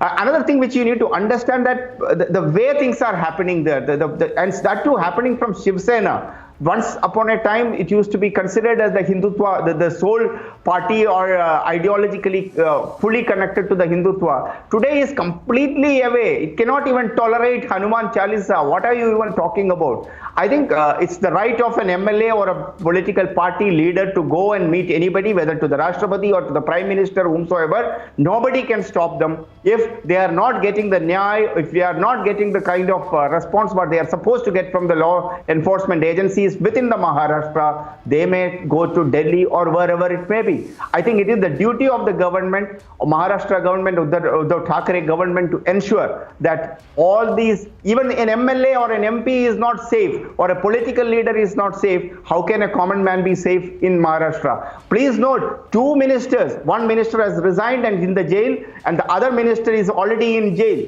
This is the kind of cabinet which Uddhav Thackeray has been heading, and he is talking about the other people and their corruption. I think it's only God can help Maharashtra, and God can help Uddhav Thackeray and his government if this is the way he wanted to run the government in Maharashtra. Okay, I'm going across to Ankit, Prasad and Samiksha, my colleagues, joining us live from the field because there is some action expected at the court. There's some legal developments also expected. Let me go across to Ankit. Ankit, what's the development at your end? Anytime now they could be produced in court. Ankit. Absolutely, any time now, Niranjan, we are expecting that the Ranas will be taken out of the Santa Cruz police station, where they were shifted overnight from the Khar police station, where we initially thought they would be lodged, to the Bandra court, where we are now waiting. It's the holiday court because it's Sunday, Niranjan, but we can tell our viewers that we are here and we're going to give them all the details from what happens when they are presented before the magistrate. We can also tell them that we know the identities of the lawyers that will be taking part in this presentation. There will be Pradeep Gharat, the public prosecutor, who will represent the Maharashtra government in this matter, and for the Ranas, there will of course be Rizwan Merchant, who also spoke to us. And this hearing is important because it's unusual in the sense that, from what we are given to understand, the legal strategy of the Ranas, Niranjan, is that they will not be seeking bail. They had given their conditions based on which, if at all, they would seek for bail, but their priority right now is to force the Maharashtra government to revoke the arrest entirely, because they believe that it was unconstitutional on multiple grounds, one of which was that an MP was arrested without the sanction of the speaker, which is required. Another was that the section 41A notice wasn't served to them, and the other is when their protest was in fact called off, then what was the need to arrest them when they had already said that they would not be going to Matoshri to recite the Hanuman Chalisa, and Matoshri not being a place of religious worship. So those are the contentions that at least Rizwan Merchant told us about when he spoke to Republic and when he spoke to you yesterday, and that is something that we are waiting and watching out for, because it appears to be grounds for something unusual to happen. So let's see. But we are told, Niranjan, that the Mumbai police or the police there will seek custody of the couple. Okay. Stay with me before I go across to Samiksha on the legal question. MR, legally, there's so many, questions and loopholes also in the charges that have been, leveled. For example, in the case of Ranas promoting enmity, being contested by legal experts, lawyers, and you have this situation where those who have been attacked claim there is no FIR on the attackers, and instead they face FIRs. In Kiritsumaya's case, especially, what's happening is that he claims that his driver has been booked instead. So legally, do you see loopholes, and do you think this will play out differently in courts now? Yes, I was listening to Mr. Rizwan Merchant last evening. I think you were having an interview with him. And he rightly pointed out that Section 41 capital A of the CRPC has not been brought to play. And I think the Arnesh Kumar judgment will come into play, and I think the Ranas are going to the court tomorrow challenging the entire FIR under 482 of the CRPC, Section 482 of the CRPC. Invoking 153 capital A, I think is going to be very funny in this case, because if you are going to say that reciting Hanuman Chalisa will create enmity, then I think that is the end of India as a secular nation, India as a Hindutva nation, India as a nation itself. Because the moment you are going to say that the soul of India is going to create enmity, namely Hanuman Chalisa is going to create enmity among groups, I think then we are done in as a nation. This is a very serious charge, and I think somebody completely out of his mind has made it, and I think the courts will see through it. The third limb of your question was whether the attackers were to be charged with an FIR. Obviously, you don't, as Mr. Nambiar rightly pointed out, it is the Shiv Sainiks who are running riot in the whole streets of Maharashtra and especially Bombay. And it is the Shiv Sena who are to be charged, and whether it is Kiritsumaya's driver or whosoever who protected have been charged. This shows the extent of law and order breakdown. See, it is not only the breakdown of law, it is the order. The order is when I can throw a stone on a bus, that is breakdown of law. But when an FIR is not registered against me, then it is breakdown of law and order. Unfortunately, Article 356, now an ornamental piece in the Constitution. I think time has come for Supreme Court to have a complete relook at 356 itself. After the Mumbai judgment, we have reduced it to nothing. We may have to, perhaps this is a right occasion for Supreme Court to suo moto take it, refer it to a larger bench and see how it can be also revived. Last but not the least, Mr. Nambiar rightly pointed out that Uddhav Thackeray is a Katputli in the hands of NCP. I would only say he is now a Putli who has been cut to size by the NCP. He is now no more the Chief Minister of Maharashtra. He is at best some sort of a councillor or an age-old patriarch who is unable to control the family, people from squabbling. I think there is a complete meltdown in Maharashtra. It's also a serious law and order situation. The central government cannot be looking at it with glee. It also has a role to play. It has to perhaps start looking at it afresh. It may have to think about ways and means of imposing 356. We have to definitely talk about what is life after this government, because this government cannot continue the way it is running. It is creating a tax on the entire nation by its lawlessness. This is something very serious. It is not mere lawlessness in 2 or 3 streets of Maharashtra. The way they are projecting, the way they are fighting, the way they are complete meltdown and breakdown of law and order is a cause of serious worry for all right-thinking citizens of this country. Yeah, there is some action where my colleague Ankit is, I think the lawyer of Rizwan, a lawyer of the Ranas, that's Navneet Rana and Ravi Rana, has arrived there at the police station. I'll go across to Ankit, and in a few seconds, I'm just connecting his phone line. Samiksha is also live. Samiksha, what's your location and what's happening at your end there?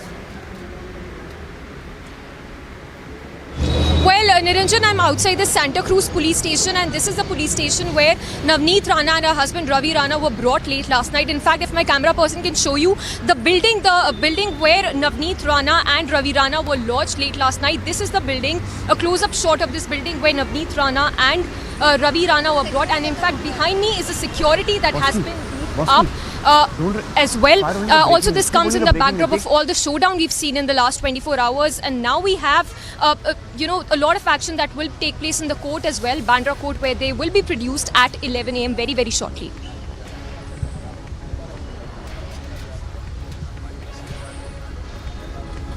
Going across to Ankit in just a bit. Staying with those pictures full frame. They're staying with the pictures full frame as we are expecting some action anytime now. They're at the Santa Cruz police station. Another development as we speak, the lawyer of Navneet and Ravi Rana has arrived. That's Rizwan Merchant. And there is no clarity on whether Navneet Rana and her husband will be seeking bail. In fact, Rizwan Merchant, speaking to Republic TV last evening, said that he may not be applying for bail and that his clients will continue to remain in jail and fight out the charges and hope that the Maharashtra government and the police pull back the charges. He called the charges a fraud. Let me go across to Ankit now.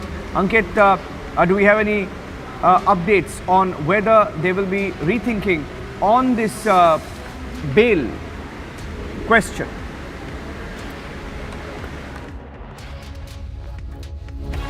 Jan, from what I witnessed right in front of me right now, just about 2 minutes ago, Rizwan Merchant, the lawyer for Navneet Rana and Ravi Rana, entered the Bandra Holiday Court complex.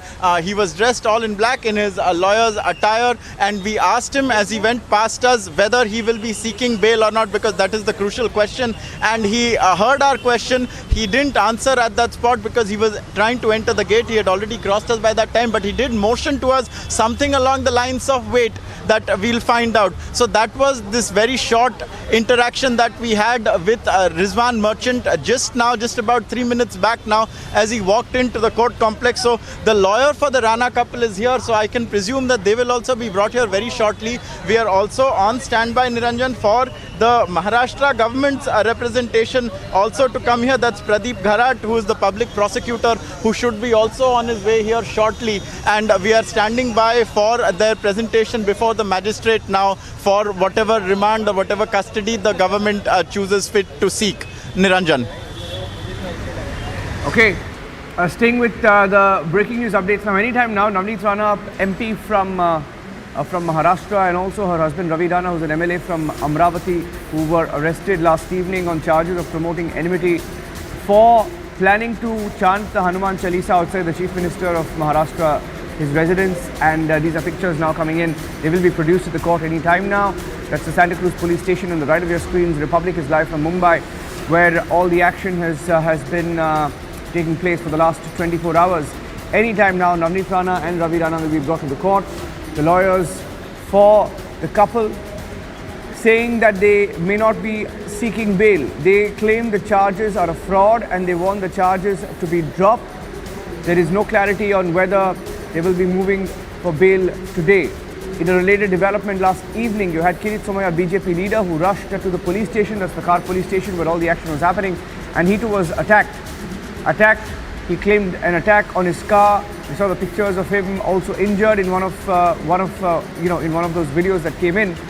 And we were the only channel live from Mumbai last evening. We were live until 2:30 a.m.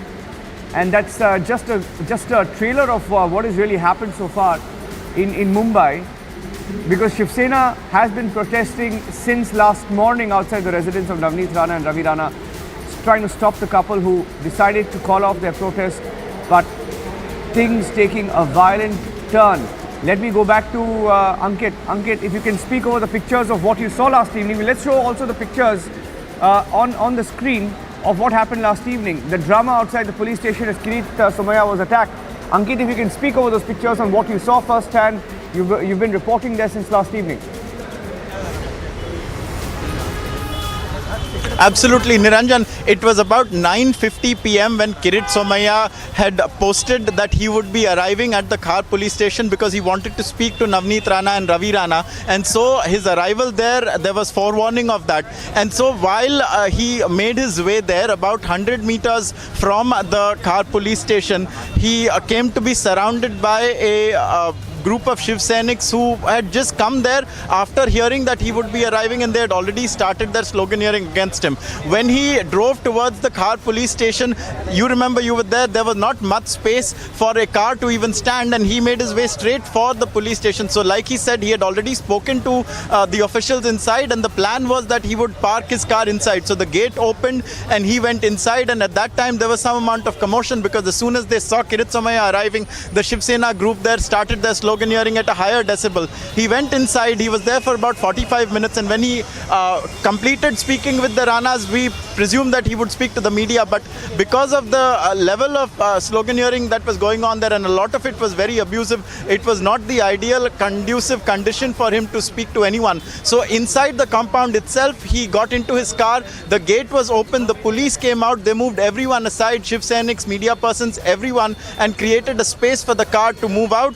The car drove out, and in the next 50 meters, it was chased by a number of protesters. There were also one or two that were standing on the scaffolding that was put up there to build the metro, and as the car passed under them, in our camera we got the act of one of the protesters there hitting the car very hard on top of its roof. And at the same time, around about the same place is when the stone was lobbed on the left side rear window where Kiritsumaya himself was seated. We saw later the glass fragments on the road, Niranjan, and also later when we went to the Bandra police station immediately afterwards, we saw the copious amounts of glass from that shattered window pane on both seats. Not only Kiritsumaya's seat, there was a lot of glass, but also on the seat across from him. So that just tells you that whatever it was that caused that glass to shatter had some amount of force behind it, because it caused the glass to shatter all over the car. And he was sitting there with his bloodied lip, and he was refusing at that time to come out until Sanjay Pandey, the police commissioner of Mumbai, personally comes down to the Bandra police station. While Sanjay Pandey did not come, a number of other police officials did, and more than that, the BJP activists and leaders from the nearby vicinities also came. We saw a number of senior leaders. We saw Ashish Shelar also there, the MLA for Bandra, and they tried to register an FIR, which ultimately they failed in doing, because the FIR was registered against Kiritsumaya, naming him instead of on his allegation that 50 to 70 Shiv Sainiks were standing there with an intent to kill him, is what he says. That was the third attempt that they have made on his life. And so that was the chaotic scenes right at that time, from Khar police station to Bandra police station. Complete chaos right in the middle of the night at 2 o'clock in the morning in the heart of Mumbai. Niranjan. Okay, need to take a short break. Stay with us. Live coverage continues from Mumbai anytime now. Navneet Rana. Okay, there are live pictures coming in. Live pictures. Let's cut across. Let's cut across to the live pictures. On live view 3, there are live shots that are coming in. I'm staying with those pictures, live pictures now coming in. And those are pictures of the Rana couple there. They are being taken to court. Staying with these pictures for a few seconds. Let's stay with the pictures. And we'll stay with these pictures of them leaving for court, being taken out of the police station, leaving for court. Not sure whether they will apply for bail. They were arrested, picked up from their home. They were supposed to leave for Amravati when they were taken by the police to the police station in Khar, Mumbai. And these are live pictures now coming in. Live pictures now coming in from Mumbai as the Rana couple are taken to court, will be produced in court any time now. Staying with these pictures. And let's go across to Ankit. Ankit, are you there? Okay, let's go across to Samiksha. Samiksha. Yes.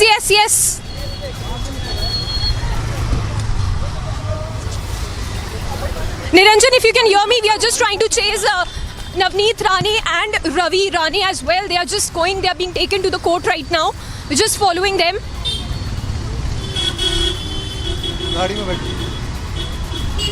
We'll stay with the pictures. We'll stay with the pictures now. Let's stay with the pictures now. The Navneet Rana and Ravi Rana are being taken to the court right now in Mumbai. Santa Cruz police live shot. It's a live shot of them being escorted by the Mumbai police to. Okay, let's go across. Yeah, let's go across and get the live report from the public. Court है, वहां पर ले जाया जाएगा, पेशी यहां पर की जाएगी हॉलिडे कोर्ट के सामने। और अब यहां से देखिए, ये तस्वीरें इस वक्त की हम आपको दिखा रहे हैं। सिक्योरिटी पूरी तरह से कड़ी यहां पर कर दी गई थी और अब आप यहां पर देख सकते हैं। देखिए, अब बांद्रा कोर्ट में यहां पर ले जाया जाएगा नवनीत राणा और साथ ही साथ में रवि राणा को। अब देखना होगा किस तरह के निर्देश वहां से आते हैं। गिरफ्तारी हुई थी खार पुलिस स्टेशन पर, पहले लेकर जाया गया था। ये देखिए, नवनीत राणा और साथ ही साथ में रवि राणा जो है वो यहाँ से लेकर जाए गए हैं, कोर्ट पर इन्हें ले जाया गया है। और अब देखना होगा, देखिए कुछ ही देर में किस बहुत महत्वपूर्ण है, देखिए सुनवाई आज जो बांद्रा कोर्ट में होने जा रही है। ये सीधी तस्वीरें जो देखिए, सीधी तस्वीरें इस वक्त की हमने आपको यहाँ पर सांता क्रूज पुलिस स्टेशन से दिखाई हैं, जहां पर दोनों गाड़ियों में 2 गाड़ियां थी, जिसमें एक में नवनीत राणा और एक में रवि राणा को यहाँ पर ले जाया गया है। देखिए, अभी बहुत ज्यादा मूवमेंट यहाँ पर देखने को मिल रहा है, बहुत ज्यादा हलचल जो है वो सांता क्रूज पुलिस स्टेशन के सामने तेज हो गई है और एक अपडेट, एक तस्वीर लगातार हम रिपब्लिक भारत को पहुंचाएंगे। अब सांता क्रूज से निकलकर यहां पर पुलिस जो है नवनीत राणा और रवि राणा को लेकर गई है बांद्रा कोर्ट में। और देखिए, लगातार एक तस्वीर आप तक पहुंचाएंगे, क्या कुछ आगे हलचल होने वाली है, एक खबर देंगे आपको। आप देखते रहिए Republic Bharat. Okay, staying with these pictures as the Navneet Rana and Ravi Rana are taken to the court. We're staying with the live pictures. We should be able to, get a live report from the Bandra court where Ankit is also reporting live. Ankit, are you there? Ankit, what's the latest? Have you been able to gather? I am Niranjan. What are the latest details that you have? Will they be moving for bail? We are on standby, Niranjan, because they have left the Santa Cruz police station, as you saw, and we have our cameras pointed in the direction in which they will be arriving, and when they come, we'll be the first to get them on our cameras. At this point, we still do not know whether or not they will move for bail. It was conditional. The last we had heard from Rizwan Merchant was if their own FIR is lodged, then they would move for bail. But their FIR was only partially lodged. It was only lodged against the Shiv Sainiks, the hundreds of them whom they said that they were in the process of inciting tensions outside their house and protesting outside their house, but it wasn't registered against Uddhav Thackeray, Sanjay Raut and Anil Parab, who were also named. So it remains to be seen whether or not they will be moving for bail. But we are here at the Bandra police station, and there is a lot of police deployment here, Niranjan. There is barricading that has been put up on both sides, because they are aware, even on this holiday, at the holiday court, that there is an important hearing to take place right now, an important presentation of two people that were arrested before the magistrate. And we are hearing that right now, at any time, we are likely to see the pilot vehicle of the convoy of the police, which is escorting the Ranas to the Bandra court complex. And we are going to get you the first visuals of that as soon as they come. This is at the Kalanagar junction at Bandra. It's very close to the main Western Express Highway thoroughfare that connects a number of places in Mumbai. And we are on standby, Niranjan, for the arrival of independent MP Navneet Rana and independent MLA Ravi Rana, her husband, both from Amravati, who have landed in this controversy because they have been arrested after their effort and plan to recite the Hanuman Chalisa at Matoshri. The Thackeray residence took many unexpected twists and led to an entire day of drama yesterday. You can see the police are also on your frames because there is a lot of media presence here, and they're trying to clear the area to some extent as we speak, but we'll get you the visuals. There is some amount of presence here and there is a lot of barricading, but when they come, we'll try and get you the visuals and also see if we can ask them itself if they will be seeking bail or not, viewers. Niranjan, we are on standby at the Bandra police station, Bandra court complex rather. That they face, what are the charges that they face in this particular case? And what are the lawyers telling you about whether these charges will hold? From the one thing that we know, Niranjan, is section 153A of the IPC has been invoked against them for trying to incite disharmony between communities on grounds of religion, race, ethnicity or others, in this case religion, because they had planned to recite the Hanuman Chalisa. Now what Rizwan Merchant said when he came out of the Khar police station last night was that this offence is not valid for a 5-year term as some claims are being made, because the place where they intended to do whatever they were going to do, which is protest with chanting the Hanuman Chalisa, was not a religious place. Matoshri is not a religious place. So 5 years of jail, which is a punishment, is not valid. Rather, it's 3 years. And we see a police car also driving towards, but it doesn't appear to be them just yet. We are being moved from this spot, but we continue to give you visuals. That is the general direction in which we are expecting the Ranas to arrive from. There is one police vehicle that has just parked itself under the bridge, but very shortly from the Santa Cruz police station, they are likely to be brought here. So 153A is one of the sections under which they have been arrested, and there are others also. 135 is another one. But at this point, what we can tell you is the last we heard from Rizwan Merchant, we were being told that it is not the appropriate section for this offence. Also, there was no clash that actually went on.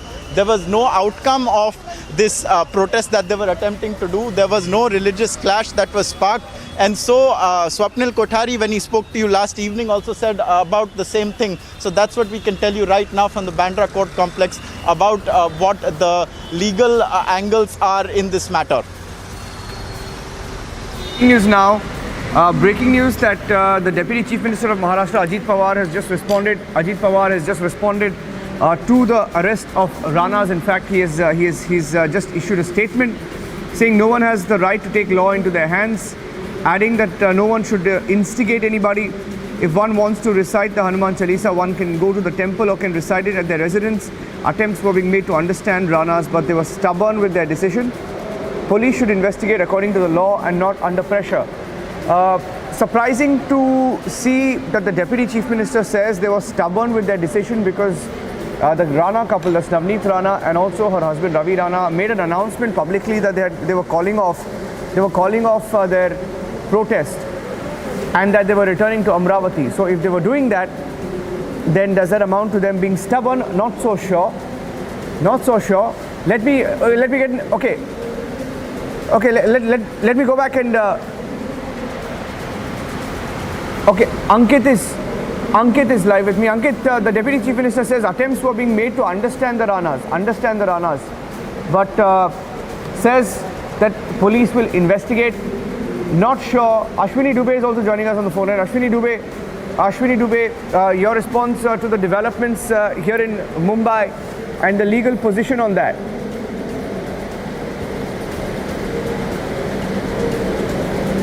Is illegal. The offence is available, but the arrest is illegal and unconstitutional as both of them are public servants, MP and MLA. The speaker's permission should have been taken before arresting them, but no permission was taken. And a Supreme Court says that the notice of section 41A should be given within 14 days prior to the institution of the case as per the Arnesh Kumar's judgment, which was not given. Even the Maharashtra government did not release Navneet Rana and at a case because the maximum punishment is 7 years, and where there is maximum punishment of 7 years, the law is very much clear. So certainly there is no rule of law left in Maharashtra, and law of ruler, of course. Vendetta politics is at peak.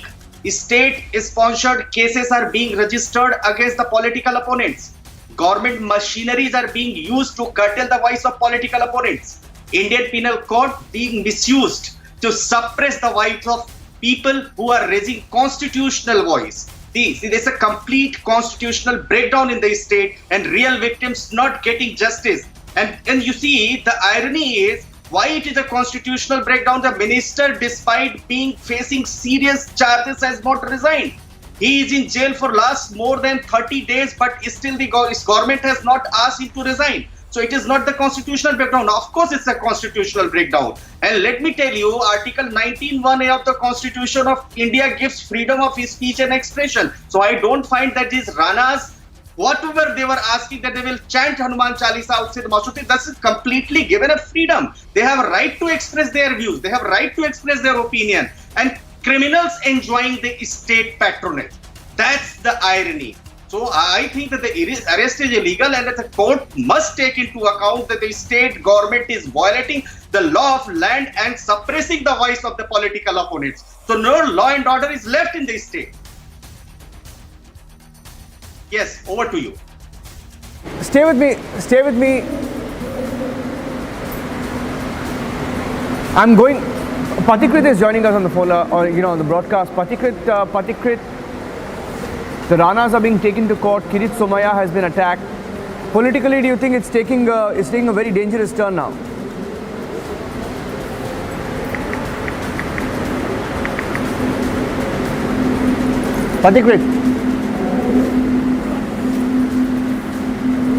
Patikrit, can you hear me?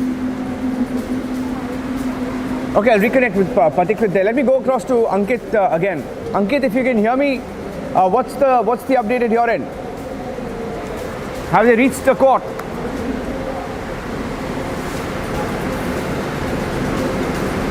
Now there is a deployment on both sides. We're just going to show you how on both sides of the road there is heavy police deployment. You can see the vans on both sides as well, and there is the barricading that has been put up. So there is definitely an anticipation here that they could arrive any minute. We are presuming they will arrive from a direction that we'll show you right now. Here under the bridge is where we presume that they will come from. However, we know for a fact that they have a pilot car with them, and so we will be forewarned. And so every time there is a police vehicle coming this way, there is a rush of anticipation and a rush of excitement. But as you See, Niranjan, there is a lot of police here. Right from the morning when we got here at 7:30, they had started clearing some of the vehicles that are parked here away, and they had been setting up. And now, as we reach the point in time when they are likely to arrive here, when they are to be presented at the Bandra Court complex, there are all kinds of barricading being put up. There's another barricade being moved right in front of our cameras across the road right now by 2 police personnel. So they're bringing them in. They're rolling them in right now, the barricades from different directions, which we are showing to you. And so it could be any moment now that they are bought. Also, there's a convoy coming. There is a convoy coming right now as we speak. We are showing it to you on our cameras. It's just come here. It's just come here and the reason we think it's them is because the sirens are blaring. There is the lights are on. Niranjan, if you can see this right now, this appears that these are the Rana couple, the independent MP and MLA from Ambati. We're trying to get them on our camera if this is indeed them. And they went straight inside. This set of vehicles went straight inside.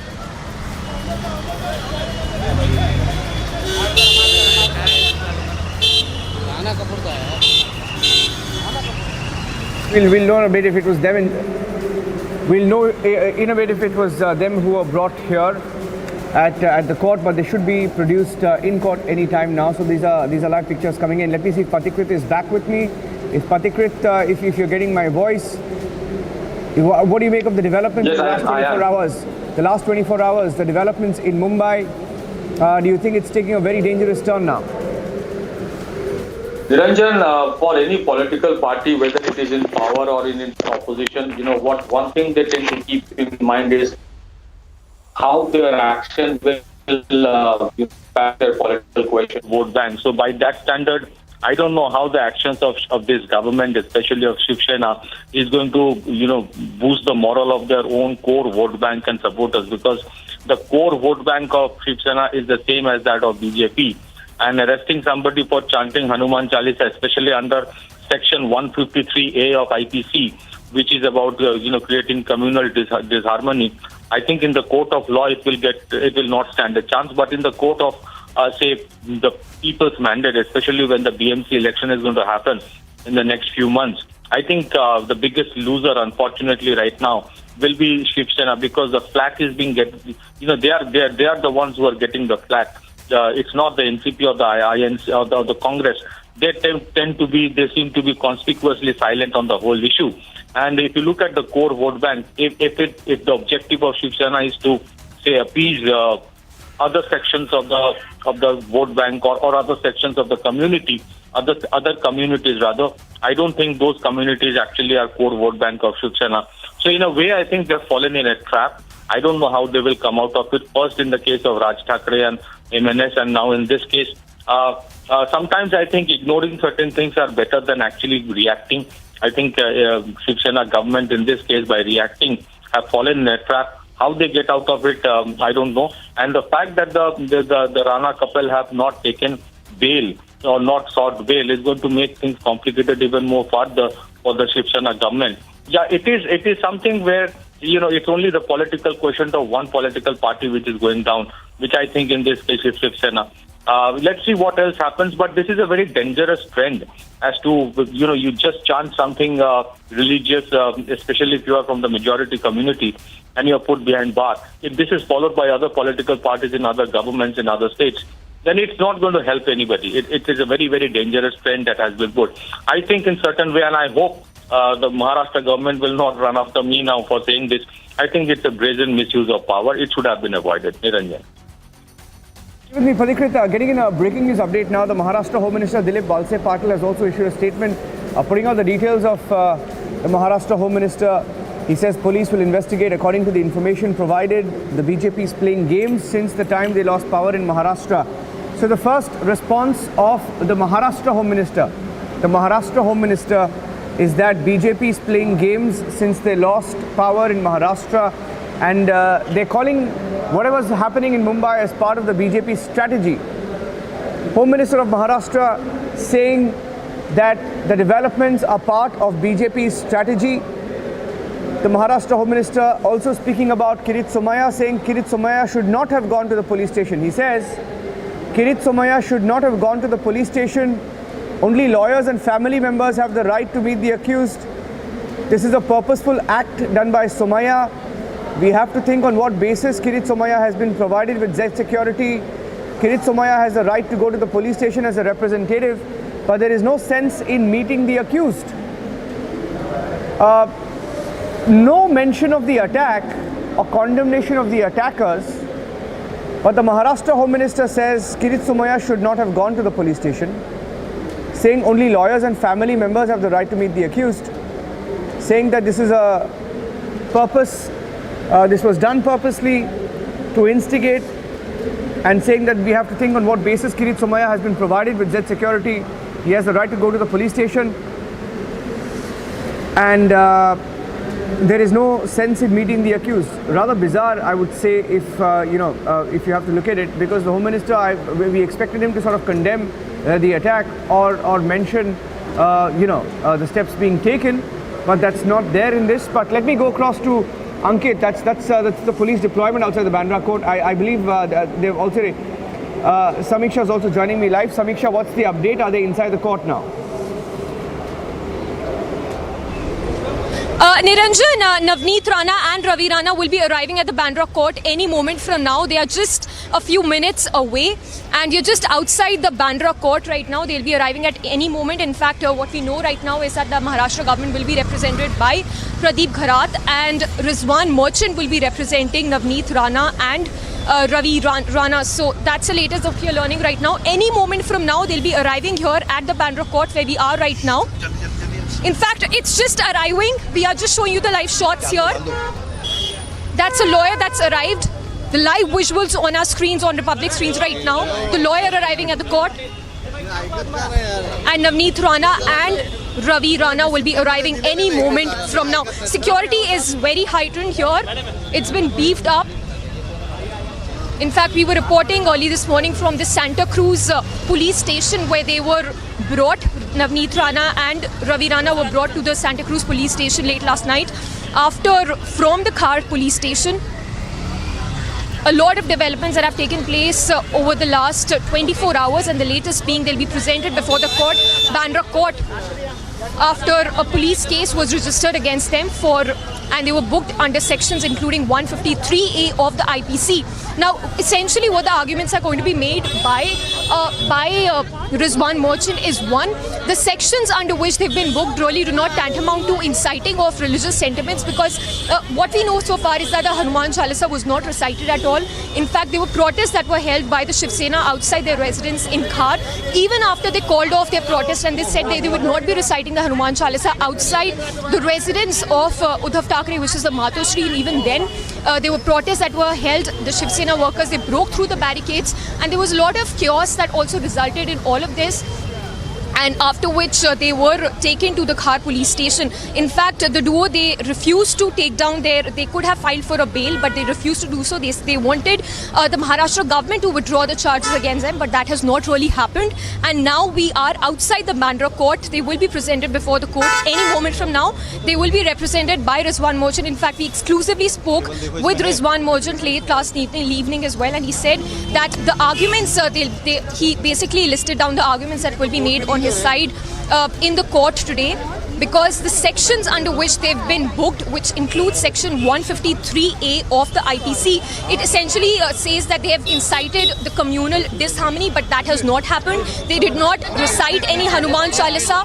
They did not hold any protest outside Matoshri. So the whole point of filing of booking them under 153A do not hold ground. So this is one argument. Another argument that is also being made by several BJP leaders is that Navneet Rana, who is an MP herself, she has been arrested without any warrant of sorts, without any proper, because remember, there needs to be a 40-day cooling off period if a person wants to, if an MP needs to be arrested, there has to be a 40-day cooling period after the session of the parliament, which is not the case. So yes, those are some of the very solid arguments that are going to be made by Navneet Rana and Ravi Rana's lawyer today. Yes, going across to Ankit as well. Stay with me, Samiksha. Ankit is joining me live from the court. Ankit, Ankit, any update from your end there? Yes, Niranjan, just about 5 minutes ago, Navneet Rana and Ravi Rana were brought in here. They were in that 4-car convoy that we were tracking from Santa Cruz police station. They drove straight in. The gate opened up as they drove in. All 4 cars went in as one. And then we got a glimpse of Navneet Rana and Ravi Rana, both dressed in the same garb they were wearing yesterday, and they both stuck out their fists in a show of defiance, just as they had done while leaving their residence yesterday evening at their Khar apartment complex. And so they have both gone inside the court. We are not allowed to go in and be a part of the hearing right now, but we are awaiting word of what results inside, Niranjan. That is the latest update. The Rana couple are in fact inside the Bandra court complex. Just a short while before them, Rizwan Merchant had also gone in. We did not quite catch if Pradeep Gharat went in. He is the representative of the Maharashtra government, the public prosecutor who is going to argue the Maharashtra government's point of view, and we are awaiting word on what is going on inside the court, because we have to wait for that, because no reporter is allowed inside at the moment. It's a holiday court. That is what we are given to believe is the reason for why no one is being allowed inside. The police is telling us the court is closed, and not letting people go inside. But the Rana couple have gone inside. It's been about 7 minutes now, and I can presume that their hearing is now on, and at some level the police has requested for its custody or remand, but we'll await for the final word on that. Maybe perhaps only when the advocates come out is when we'll find out what is the eventual reality, but we may find out what the magistrate grants or doesn't grant very shortly. Niranjan, from the Bandra court complex. Yeah, stay with me. In fact, what we'll also show you is what's been happening in the last couple of hours. You had Kiritsumaya hold a news conference. You had the Shiv Sena hold a news conference. You had Sanjay Raut responding to Kiritsumaya. And there have been developments coming in. Kiritsumaya said that a BJP delegation will be going to Delhi to apprise the Home Minister about the law and order situation and what's going on vis-a-vis politically here in Maharashtra. And the Shiv Sena responded to that. Let's listen in to what Kiritsumaya said. Kiritsumaya spoke this morning also to Republic TV, and you heard Sanjay Raut. Let's show you the pictures of the attack that took place as well on Kirit's car. Kiritsumaya, let's listen in to what he said and show you the pictures of what happened last night when there were people, over 50 of them, reportedly from the Shiv Sena, who attacked Kiritsumaya. Take a look at this.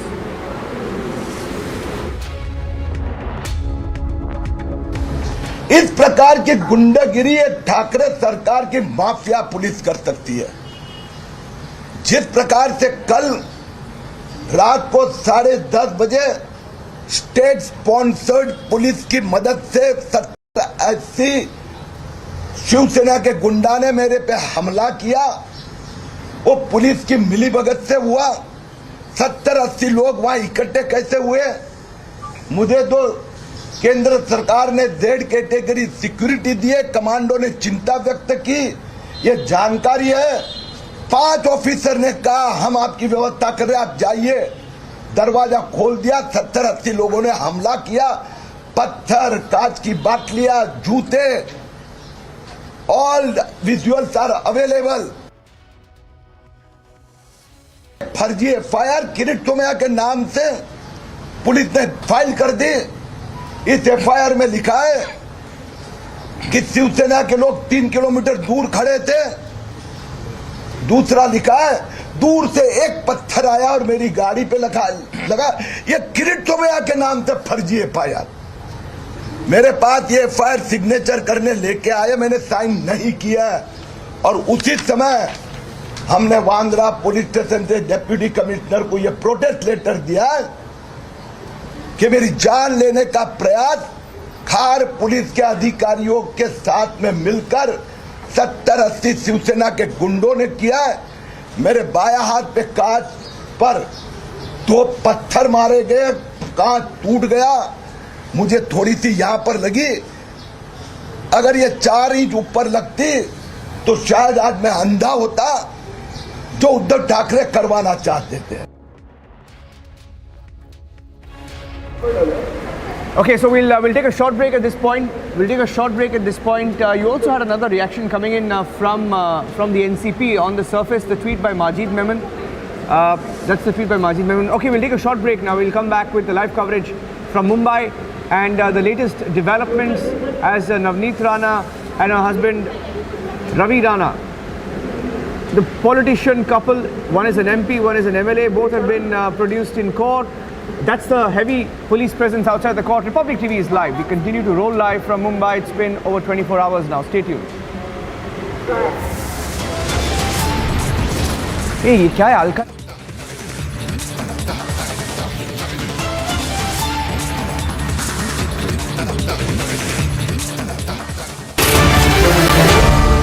Ladies and gentlemen, it has been a packed news week, from the riots in Jahangirpuri to the politics over demolitions, from Toki Raza's comments over threats about breaking India and creating a communal divide to the bulldozing of the temple in Alwar, which we reported in great detail. Through this month, we saw clashes from Karoli to Khargon to Khambat to Hubballi in Karnataka. But for the lobby, one theme has been consistent through it all. They've gone on like a broken record once again about how India is a majoritarian country. They don't see the reality. They don't see the visuals coming in. They don't see the way Hindus have been made victims, but they've gone on and rambled about it at their protests. They have written about it in their Lutyens portals. They have fear-mongered about majoritarianism for decades in the Western media. And they have made it a perpetual PR campaign against the nation. There is, however, just one small glitch. This entire narrative about majoritarianism is one complete lie. Majoritarianism, ladies and gentlemen, in India is a myth. There is majoritarianism in Pakistan, but in India, it is a myth. In our secular nation, this hoax of majoritarianism is created to peddle insecurity, fuel paranoia, and fund riots. So in today's edition of Arnab Live, I shall be busting this myth. The myth of majoritarianism. And the question is simple. Can the lobby continue to push the majoritarian myth? If India was majoritarian, would a 300-year-old Shiva temple be demolished like it has been in Congress-ruled Alwar? India is secular because we Hindus are secular. And parties like the Congress, what they have done in Rajasthan today is shocking. They want to equate. First they run a narrative that Jahangirpuri is an anti-Muslim drive, and to appease them further and to consolidate Muslim vote bank, they will break down a 300-year-old Shiva temple in Rajasthan. Congress ने हमारा बुरा हाल किया है, समाजवादी ने हमें तकलीफ में पहुंचाया है, तृणमूल हमारे साथ इस्तेसाल करती है, ये बात बिल्कुल दुरुस्त है। लेकिन उन 2% लोगों का क्या कहेंगे जिसके अंदर में तशद्दुद बढ़ता है, जिसके सीने में नफरतें उड़ती है।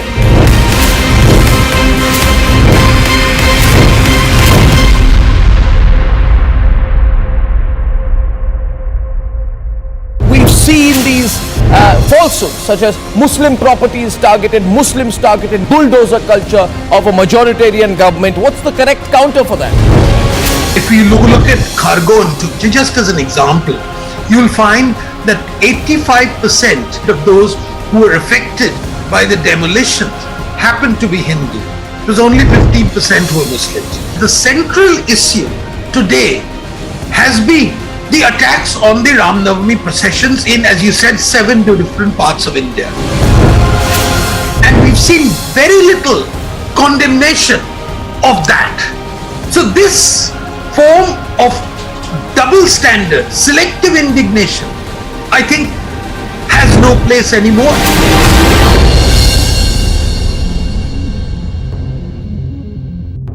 What was your opening thought? Going back to the live pictures from Mumbai, the coverage continues. In fact, we're expecting some developments. The Maharashtra Home Minister spoke a few minutes back. The Maharashtra Home Minister Dilip Walse Patil spoke a few minutes back, getting the soundbite any time now. Meanwhile, here's what the Shiv Sena said a few minutes back. Shiv Sena responding to Kiritsumaya and the attack on Kiritsumaya. Those are pictures coming in from Mumbai of the vehicle, the convoy rather, that was accompanying Navneet Rana and Ravi Rana. Let's listen into what the Shiv Sena said. Shiv Sena questioned Kiritsumaya, questioned BJP, called it a strategy of the BJP to try and unsettle, they call it unsettle the Maharashtra government.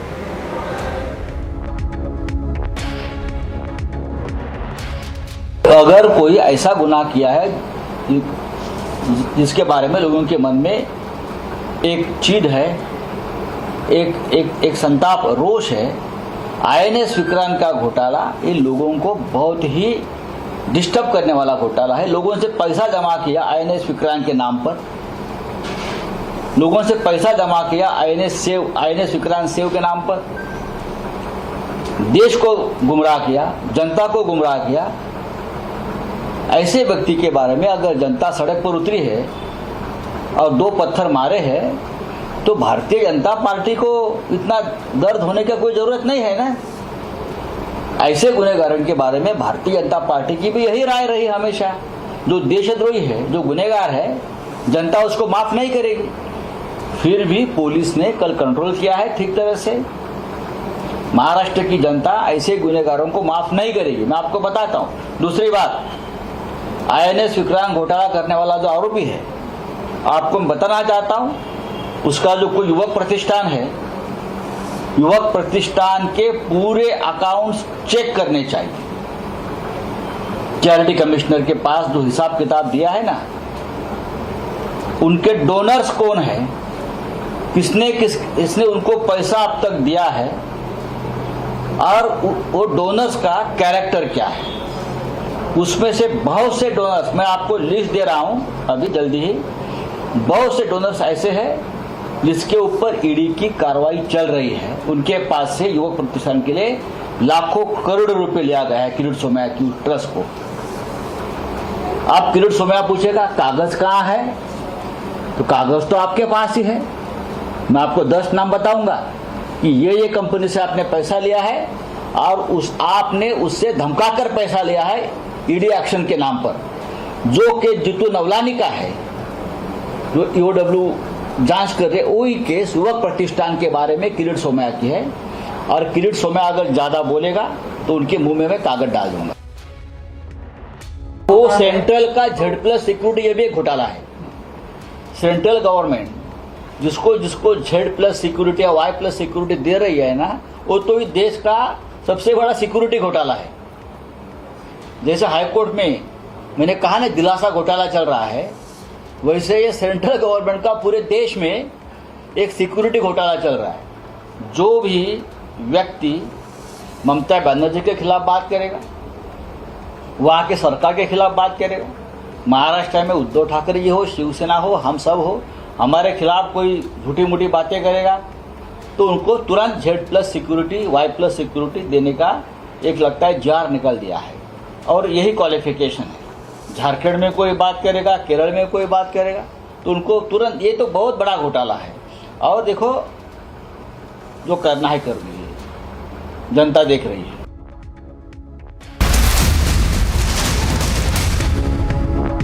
Okay, let's listen to what the Maharashtra Home Minister said. He responded a few minutes back.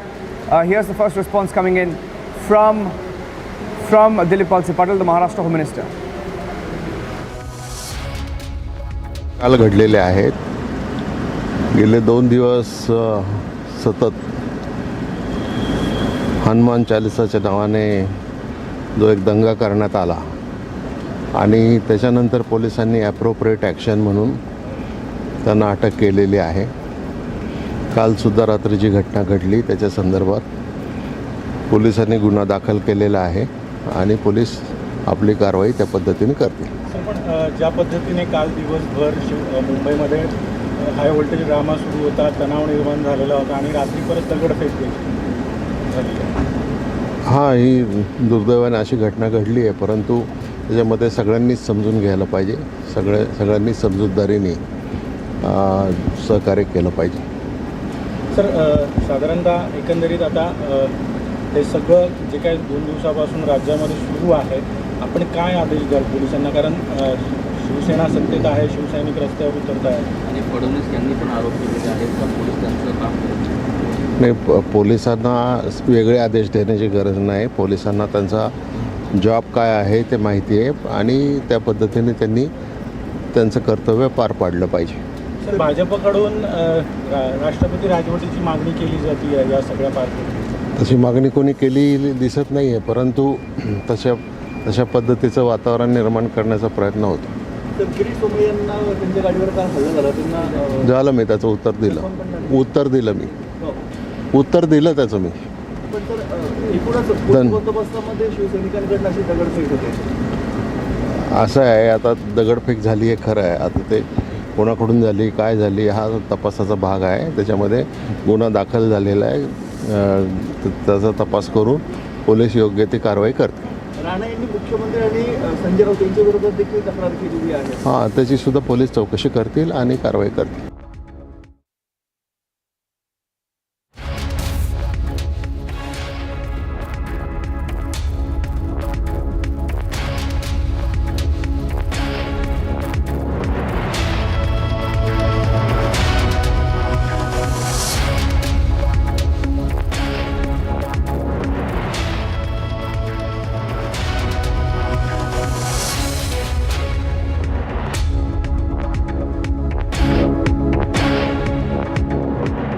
उसमें उन्होंने 16 सूत्र दिए थे जिसमें गणित बहुत ही सरल और बहुत ही तेज हो जाता था. जब मैंने वो पढ़ा तो मुझे बहुत प्रेरणा मिली और फिर मेरी रुचि जागृत हुई मैथमेटिक्स में. मुझे समझ में आया कि ये सब्जेक्ट जो भारत की देन है, जो हमारी धरोहर है, उसको विश्व के कोने कोने में पहुंचाया जा सकता है. तब से मैंने इसको एक मिशन बनाया कि वैदिक गणित को विश्व के कोने कोने में पहुंचाया जाए, क्योंकि गणित की डर सर हर सृजन को सताती है और वैदिक गणित से सरल और क्या हो सकता है. गौरव जी, कितने सालों से आप इसमें काम कर रहे हैं? मुझे आज हो गए करीबन 20 साल सर, मैं उसमें ही लगा हुआ हूँ. और अवेयरनेस के लिए क्या करते हैं, क्या क्या प्रयोग करते हैं, कैसे जाते हैं लोगों के पास? हम लोग स्कूल्स में जाते हैं, हम लोग ऑनलाइन शिक्षा देते हैं. हमारी संस्था का नाम है वैदिक मैथ्स फोरम इंडिया. उस संस्था के तहत हम लोग इंटरनेट के माध्यम से 24 घंटे वैदिक मैथ्स पढ़ाते हैं सर. गौरव जी, आप तो जानते हैं मैं लगातार बच्चों के साथ बातचीत करना पसंद भी करता हूं और मैं अवसर ढूंढता रहता हूं. और एग्जाम वॉरियर से तो मैं बिल्कुल एक प्रकार से मैंने उसको इंस्टीट्यूशनलाइज कर दिया है. और मेरा भी अनुभव है कि ज़्यादातर जब बच्चों से बात करता हूं तो गणित का नाम सुनते ही वो भाग जाते हैं. और तो मेरी कोशिश यही है कि ये बिना कारण जो एक हाव पैदा हुआ है उसको निकाला जाए, ये डर निकाला जाए. और छोटी छोटी टेक्निक जो परंपरा से है, क्योंकि भारत गणित के विषय में कोई नया नहीं है, शायद दुनिया में पुरातन परंपराओं में भारत के पास गणित की परंपरा रही है. तो एग्जाम वॉरियर को डर निकालना है तो आप क्या कहेंगे उनको? सर, ये तो सबसे ज्यादा उपयोगी है बच्चों के लिए, क्योंकि एग्जाम का जो डर होता है, जो हवा हो गया है हर घर में. एग्जाम के लिए बच्चे ट्यूशन लेते हैं, पेरेंट्स परेशान रहते हैं, टीचर्स भी बहुत परेशान होते हैं. तो वैदिक गणित से ये सब छू मंतर हो जाता है. इस साधारण गणित की अपेक्षा में वैदिक गणित 1500% तेज है और इससे बच्चों में बहुत कॉन्फिडेंस आता है और दिमाग भी तेजी से चलता है. जैसे हम लोग वैदिक गणित के साथ योग भी इंट्रोड्यूस किए हैं, जिससे कि बच्चे अगर चाहे तो आंख बंद कर भी कैलकुलेशन कर सकते हैं वैदिक गणित पद्धति के द्वारा. वैसे ध्यान की जो परंपराएं हैं उसमें भी इस प्रकार से गणित करना, वो भी ध्यान का एक प्राइमरी कोर्स भी होता है. Right sir.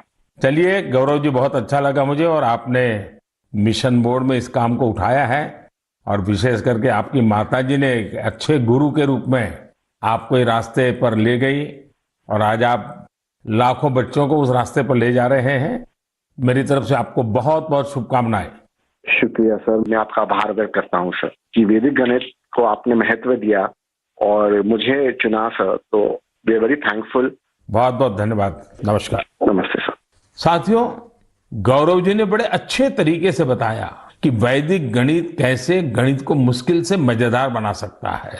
यही नहीं, वैदिक गणित से आप बड़ी बड़ी साइंटिफिक प्रॉब्लम्स भी सॉल्व कर सकते हैं. मैं चाहूंगा सभी माता पिता अपने बच्चों को वैदिक गणित जरूर सिखाएं. इससे उनका कॉन्फिडेंस तो बढ़ेगा ही, उनके ब्रेन की एनालिटिकल पावर भी बढ़ेगी. और हाँ, गणित को लेकर कुछ बच्चों में जो भी थोड़ा बहुत डर होता है, वो डर भी पूरी तरह समाप्त हो जाएगा. मेरे प्यारे देशवासियों, मन की बात में आज म्यूजियम से लेकर मैथ तक कई ज्ञानवर्धक विषयों पर चर्चा हुई. ये सब विषय आप लोगों के सुझावों से ही मन की बात का हिस्सा बन जाते हैं। मुझे आप इसी तरह आगे भी अपने सुझाव नमो ऐप और माई गॉव के जरिए भेजते रहिए। आने वाले दिनों में देश में ईद का त्योहार भी आने वाला है। 3 मई को अक्षय तृतीया और भगवान परशुराम की जयंती भी मनाई जाएगी। कुछ दिन बाद ही वैशाख बुद्ध पूर्णिमा का पर्व भी आएगा। ये सभी त्योहार संयम, पवित्रता, दान और सौहार्द के पर्व हैं। आप सभी को इन पर्वों की अग्रिम शुभकामनाएं। इन पर्वों को खूब उल्लास और सौहार्द के साथ मनाइए। इन सब के बीच आपको कोरोना से भी सतर्क रहना है। मास्क लगाना, नियमित अंतराल पर हाथ धुलते रहना, बचाव के लिए जो भी जरूरी उपाय है आप उनका पालन करते रहें। अगली बार मन की बात में हम फिर मिलेंगे और आपके भेजे गए कुछ और नए विषयों पर चर्चा करेंगे। तब तक के लिए विदा लेते हैं। बहुत बहुत धन्यवाद। नमस्कार।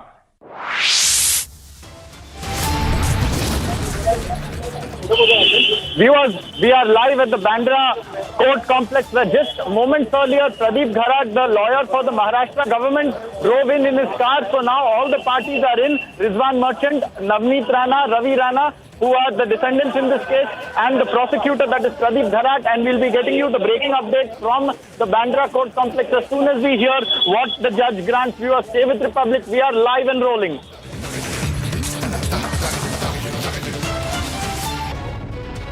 As the Russian air patrols in Ukraine have increased, Ukrainian authorities have informed that Russian missiles aimed for the Ukrainian city of Zaporizhia fell short of their target and landed on the nearby island of Kiritsumaya.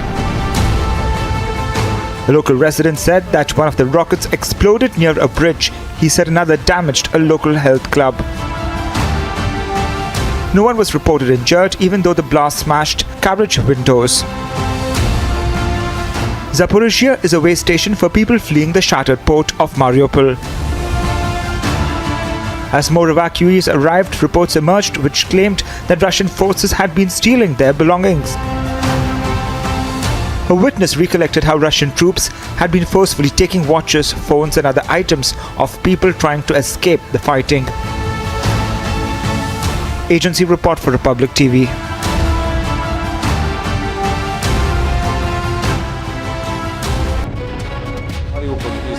Terrible. This is the biggest humanitarian catastrophe during this and maybe during last centuries, because many dozens of thousands people, maybe many thousands of people are died in Mariupol, and we will see the terrible atrocities and terrible war crimes in Mariupol when it will be liberated from Russians.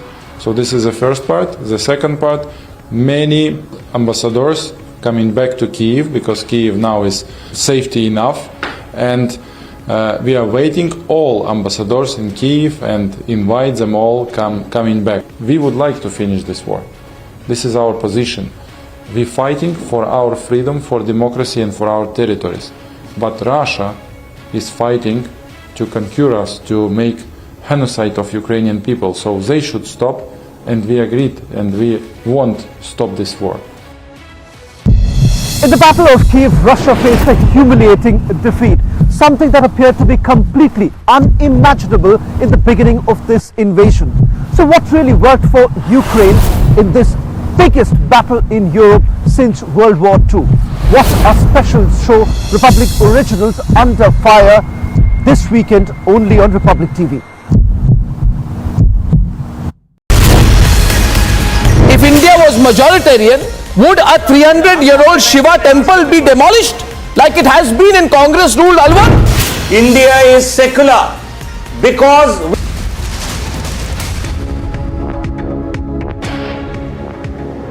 Okay, getting in some breaking news updates now on the Prime Minister's visit. The Prime Minister has landed in Jammu, has a series of events lined up in Jammu. The focus, however, is on the big projects that he will be unveiling. The Prime Minister is in Jammu and Kashmir for the first time after the abrogation of Article 370. Some of the big projects in focus: the Banihal Kazigund tunnel, built at a cost of over 3,000 crore. 8.5 kilometer tunnel will bring regions of Jammu and Kashmir closer. Now, these are some of the focus areas for the Prime Minister. There are also hydroelectric projects, a power plant, a solar power plant that will be unveiled. And we are getting in the live pictures in a short while from now. The Prime Minister will be speaking anytime now in Jammu. Stay tuned to live coverage.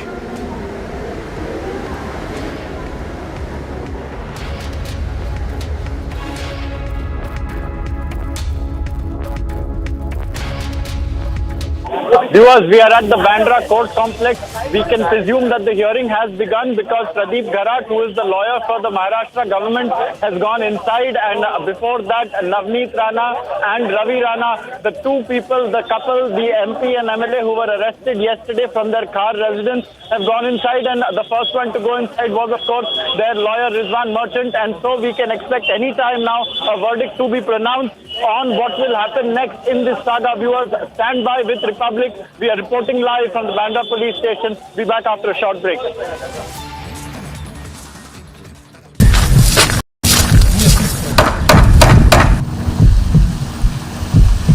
Days after the Russian retreat, you would see these kind of scenes where houses are completely damaged. Most of these places have been attacked by precision missile strike. People are now returning to the villages, trying to ensure that their life comes back to normalcy. If the Ukrainians have been successful, it's not only because of the valor that has been shown by the Ukrainian army, but also civilians who have fought along with their army.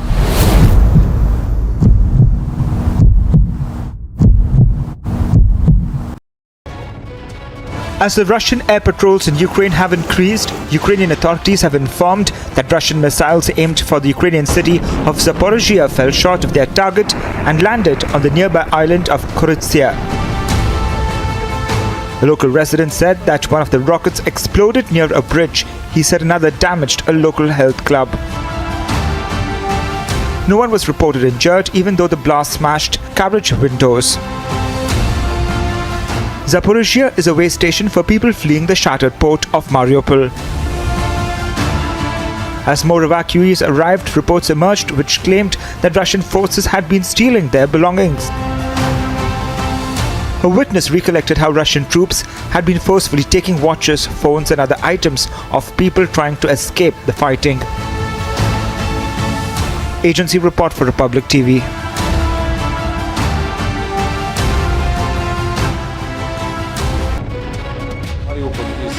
Terrible. This is the biggest humanitarian catastrophe during this and maybe during last centuries, because many dozens of thousands people, maybe many thousands of people are died in Mariupol, and we will see the terrible atrocities and terrible war crimes in Mariupol when it will be liberated from Russians. So this is the first part. The second part, many ambassadors coming back to Kyiv, because Kyiv now is safety enough, and we are waiting all ambassadors in Kyiv and invite them all coming back. We would like to finish this war. This is our position. We're fighting for our freedom, for democracy and for our territories. But Russia is fighting to conquer us, to make genocide of Ukrainian people. So they should stop, and we agreed, and we won't stop this war. In the Battle of Kyiv, Russia faced a humiliating defeat, something that appeared to be completely unimaginable in the beginning of this invasion.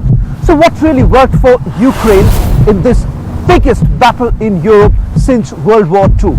What a special show, Republic Originals Under Fire, this weekend only on Republic TV. If India was majoritarian, would a 300-year-old Shiva temple be demolished like it has been in Congress-ruled Alwar? India is secular because we Hindus are secular. And parties like the Congress, what they have done in Rajasthan today is shocking. They want to equate. First they run a narrative that Jahangir Puri is an anti-Muslim drive. and to appease them further and to consolidate Muslim vote bank, they will break down a 300-year-old Shiva temple in Rajasthan. Congress ने हमारा बुरा हाल किया है, समाजवादी ने हमें तकलीफ में पहुंचाया है, तृणमूल हमारे साथ इस्तेसाल करती है, ये बात बिल्कुल दुरुस्त है। लेकिन उन 2% लोगों का क्या कहेंगे जिसके अंदर में तशद्दुद बढ़ता है, जिसके सीने में नफरतें उड़ती है।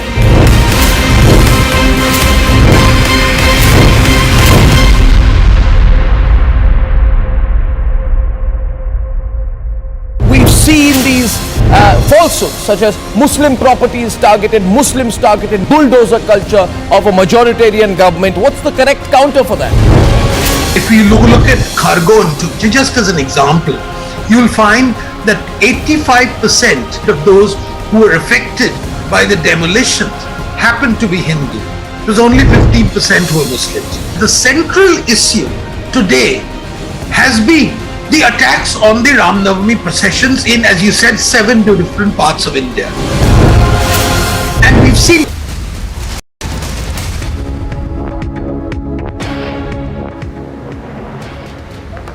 First pictures coming in of the Prime Minister Modi landing in Jammu, and it's a significant visit. His first after the abrogation of Article 370. The Prime Minister there being welcomed in Jammu as he lands, and he will be unveiling a series of projects today in Jammu and Kashmir. It's a significant visit. The Prime Minister sending a message that the centre is going all out to ensure that they will do everything to ensure there is development in Jammu and Kashmir. There's a tunnel project, there is a hydroelectric project, a solar project. It's a visit that will last a few hours, but he's tried to pack in as much as he can to ensure that these projects send the right message in Jammu and Kashmir. So we'll take a short break. We're coming back with the live coverage. The Prime Minister is there already. His first engagement in a few minutes from now. Stay tuned.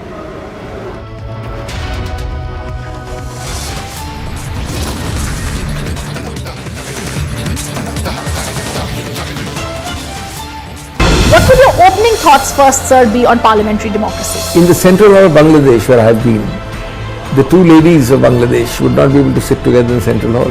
In the Pakistan's parliament central hall, I don't think Nawaz Sharif and Ziaul Haq, or for that matter, Nawaz Sharif and in the earlier days Benazir Bhutto will be able to sit in the central hall. The strength of the Indian parliament can be seen in central hall.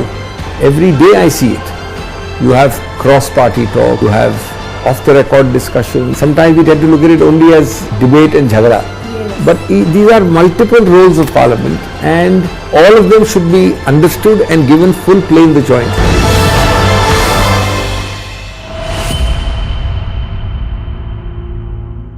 The Vice Chairperson of Niti Aayog, Rajiv Kumar, has now stepped down. What we are now given to understand is that the resignation of Rajiv Kumar has been accepted by the government. His tenure will now come to an end on April 30th. The known economist Suman K. Berry is now going to take over as the Vice Chairperson of Niti Aayog on 1st of May. Remember that Rajiv Kumar was appointed as the Vice Chairperson of Niti Aayog in August 2017 when the then VC of Niti Aayog, Arvind Panagriya, had stepped down. If we talk about Suman K. Berry, remember that he is a known economist. He has also a degree in economics from Oxford University. He has earlier served as the Director General of National Council of Applied Economic Research. He has also worked for the World Bank during India's economic reforms. With Vivek, I am Piyush Delhi for Republic TV. Ahead of Prime Minister Narendra Modi's visit to the Union Territory of Jammu and Kashmir, the security has been beefed up. Right now we are in Palli, and the area which is near 500 meter in circle has been sealed by the security wing of Jammu and Kashmir Police. Multi-level security has been made throughout the special protection. These falsehoods such as Muslim properties targeted, Muslims targeted, bulldozer culture of a majoritarian government. What's the correct counter for that? If you look at Khargon, just as an example, you will find that 85% of those who were affected by the demolitions happened to be Hindu. It was only 15% who were Muslims. The central issue today has been the attacks on the Ram Navami processions in, as you said, 7 different parts of India. And we've seen very little condemnation of that. So this form of double standard, selective indignation, I think has no place anymore.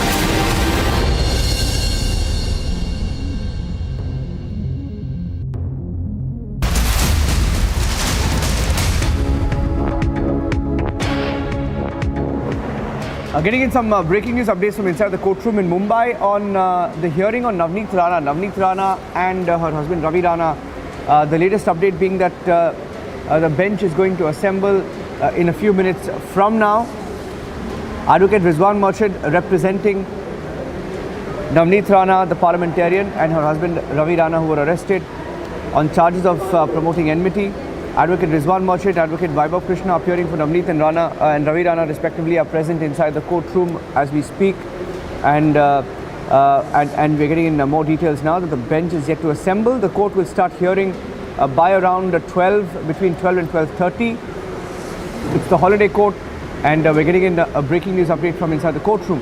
Let me see if I can go across to Ankit or Samiksha joining us on the broadcast for a quick news update. Before that, just getting in okay, Ankit is live. Let me go across to Ankit. Ankit. Niranjan, what we can tell the viewers right now is that the bench is set to assemble in the next few minutes. Between 12:30 is around the time when we can expect the judges to convene and for this hearing to begin. We can also, like you said, reiterate to the viewers that apart from Rizwan Merchant, there is also Advocate Vaibhav Krishna who will appear for Navneet and Ravi Rana.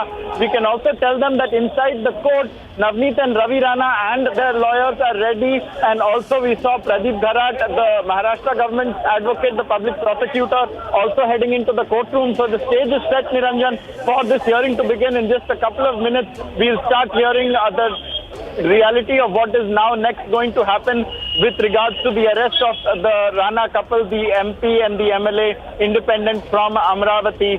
Very shortly, Niranjan, from the Bandra court, the hearing is set to begin. Thank you for that update, Ankit. That's a live shot from outside the court in Mumbai, where the couple will be are already present, and the hearing will begin in a few minutes from now. The judges are yet to assemble. Taking a short break on Republic TV, the live coverage continues. Stay tuned.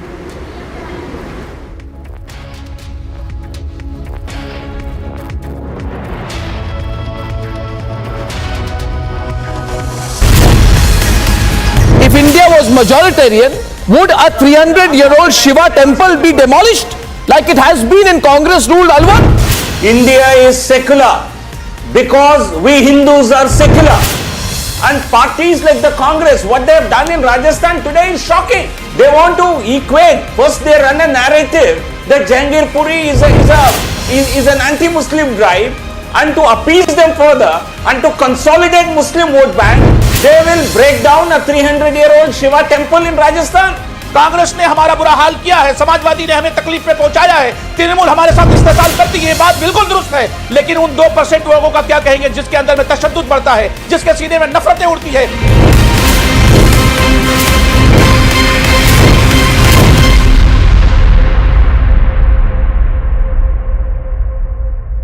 We've seen these falsehoods such as Muslim properties targeted, Muslims targeted, bulldozer culture of a majoritarian government. What's the correct counter for that?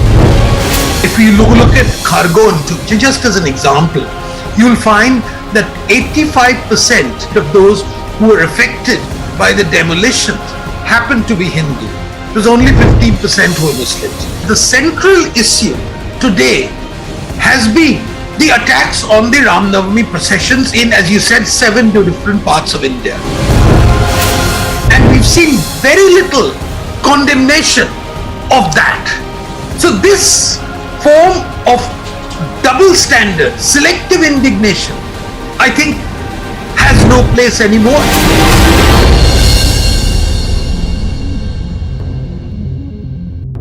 What would your opening thoughts first, sir, be on parliamentary democracy? In the central hall of Bangladesh, where I have been, the two ladies of Bangladesh would not be able to sit together in Central Hall.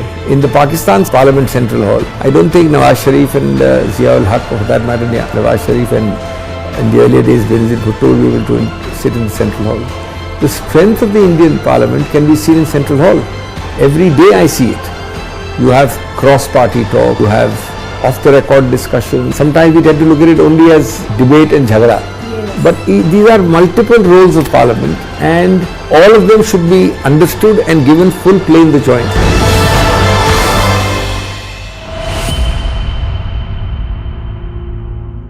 The Vice Chairperson of Niti Aayog, Rajiv Kumar, has now stepped down. What we are now given to understand is that the resignation of Rajiv Kumar has been accepted by the government. His tenure will now come to an end on April 30th. The known economist Suman K. Berry is now going to take over as the Vice Chairperson of Niti Aayog on 1st of May. Remember that Rajiv Kumar was appointed as Vice Chairperson of Niti Aayog in August 2017 when the then VC of Niti Aayog, Arvind Panagriya, had stepped down. If we talk about Suman K. Berry, remember that he is a known economist. He has also a degree in economics from Oxford University. He has earlier served as the Director General of National Council of Applied Economic Research. He has also worked for the World Bank during India's economic reforms. With Vivek, I am Piyush Mishra in Delhi for Republic TV. Ahead of Prime फर्जी FIR किरिटसुमया के नाम से police ने file कर दी। इस FIR में लिखा है कि शिवसेना के लोग 3 किलोमीटर दूर खड़े थे। दूसरा लिखा है दूर से एक पत्थर आया और मेरी गाड़ी पे लगा। ये किरिटसुमया के नाम से फर्जी एफआईआर। मेरे पास ये एफआईआर सिग्नेचर करने लेके आए, मैंने साइन नहीं किया और उसी समय हमने वांद्रा पुलिस स्टेशन से डिप्टी कमिश्नर को यह प्रोटेस्ट लेटर दिया कि मेरी जान लेने का प्रयास खार पुलिस के अधिकारियों के साथ में मिलकर 70-80 शिवसेना के गुंडों ने किया है। मेरे बाया हाथ पे कांच पर 2 पत्थर मारे गए, कांच टूट गया, मुझे थोड़ी सी यहां पर लगी। अगर ये 4 इंच ऊपर लगती तो शायद आज मैं अंधा होता, जो उद्धव ठाकरे करवाना चाहते थे। If India was majoritarian, would a 300-year-old Shiva temple be demolished like it has been in Congress-ruled Alwar? India is secular because we Hindus are secular. And parties like the Congress, what they have done in Rajasthan today is shocking. They want to equate. First they run a narrative that Jahangir Puri is an anti-Muslim drive, and to appease them further and to consolidate Muslim vote bank, they will break down a 300-year-old Shiva temple in Rajasthan. Congress ने हमारा बुरा हाल किया है, समाजवादी ने हमें तकलीफ पे पहुंचाया है, तृणमूल हमारे साथ इस्तेसाल करती है, ये बात बिल्कुल दुरुस्त है। लेकिन उन 2% लोगों का क्या कहेंगे जिसके अंदर में तशद्दुद बढ़ता है, जिसके सीने में नफरतें उड़ती है।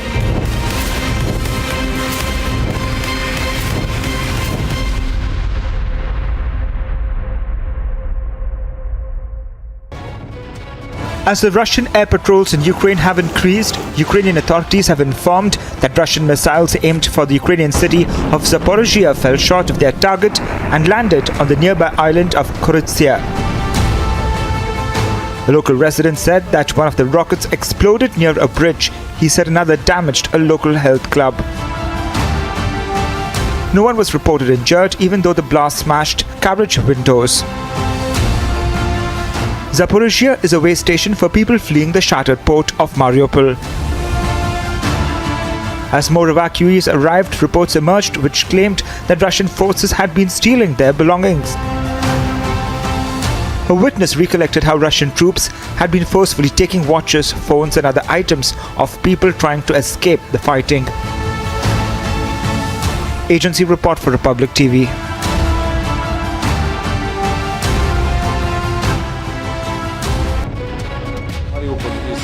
Terrible. This is the biggest humanitarian catastrophe during this and maybe during last centuries, because many dozens of thousands people, maybe many thousands of people are died in Mariupol, and we will see the terrible atrocities and terrible war crimes in Mariupol when it will be liberated from Russians.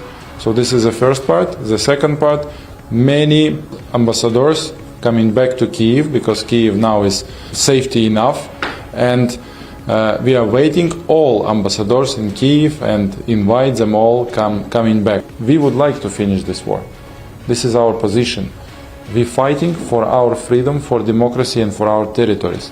But Russia is fighting to conquer us, to make genocide of Ukrainian people. So they should stop, and we agreed, and we won't stop this war. In the Battle of Kyiv, Russia faced a humiliating defeat, something that appeared to be completely unimaginable in the beginning of this invasion. So what really worked for Ukraine in this biggest battle in Europe since World War II? Watch our special show, Republic Originals Under Fire, this weekend only on Republic TV. If India was majoritarian, would a 300-year-old Shiva temple be demolished like it has been in Congress-ruled Alwar? India is secular because we Hindus are secular.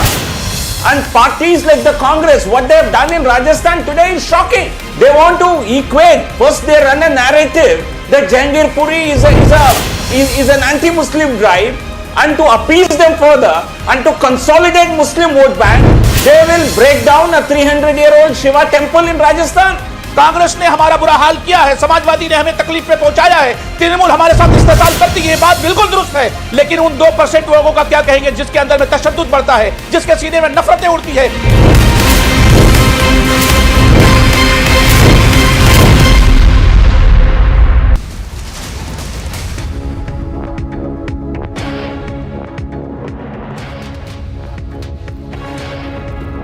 करीबी तौर पर नजर वैज्ञानिक तरीके से नजर और आम लोगों की बात सुनते समझते हुए आज गवर्नेंस हमने देखा कि किस तरह से जो सरकारी अधिकारियों को गांव में जाकर भेजा गया, वो गांव पहुंचे, गांव के लोगों की उन्होंने समस्या सुनी, उन समस्याओं को सॉल्व किया गया और इसको एक गवर्नेंस का प्रैक्टिस के रूप में वहां स्थापित किया गया है।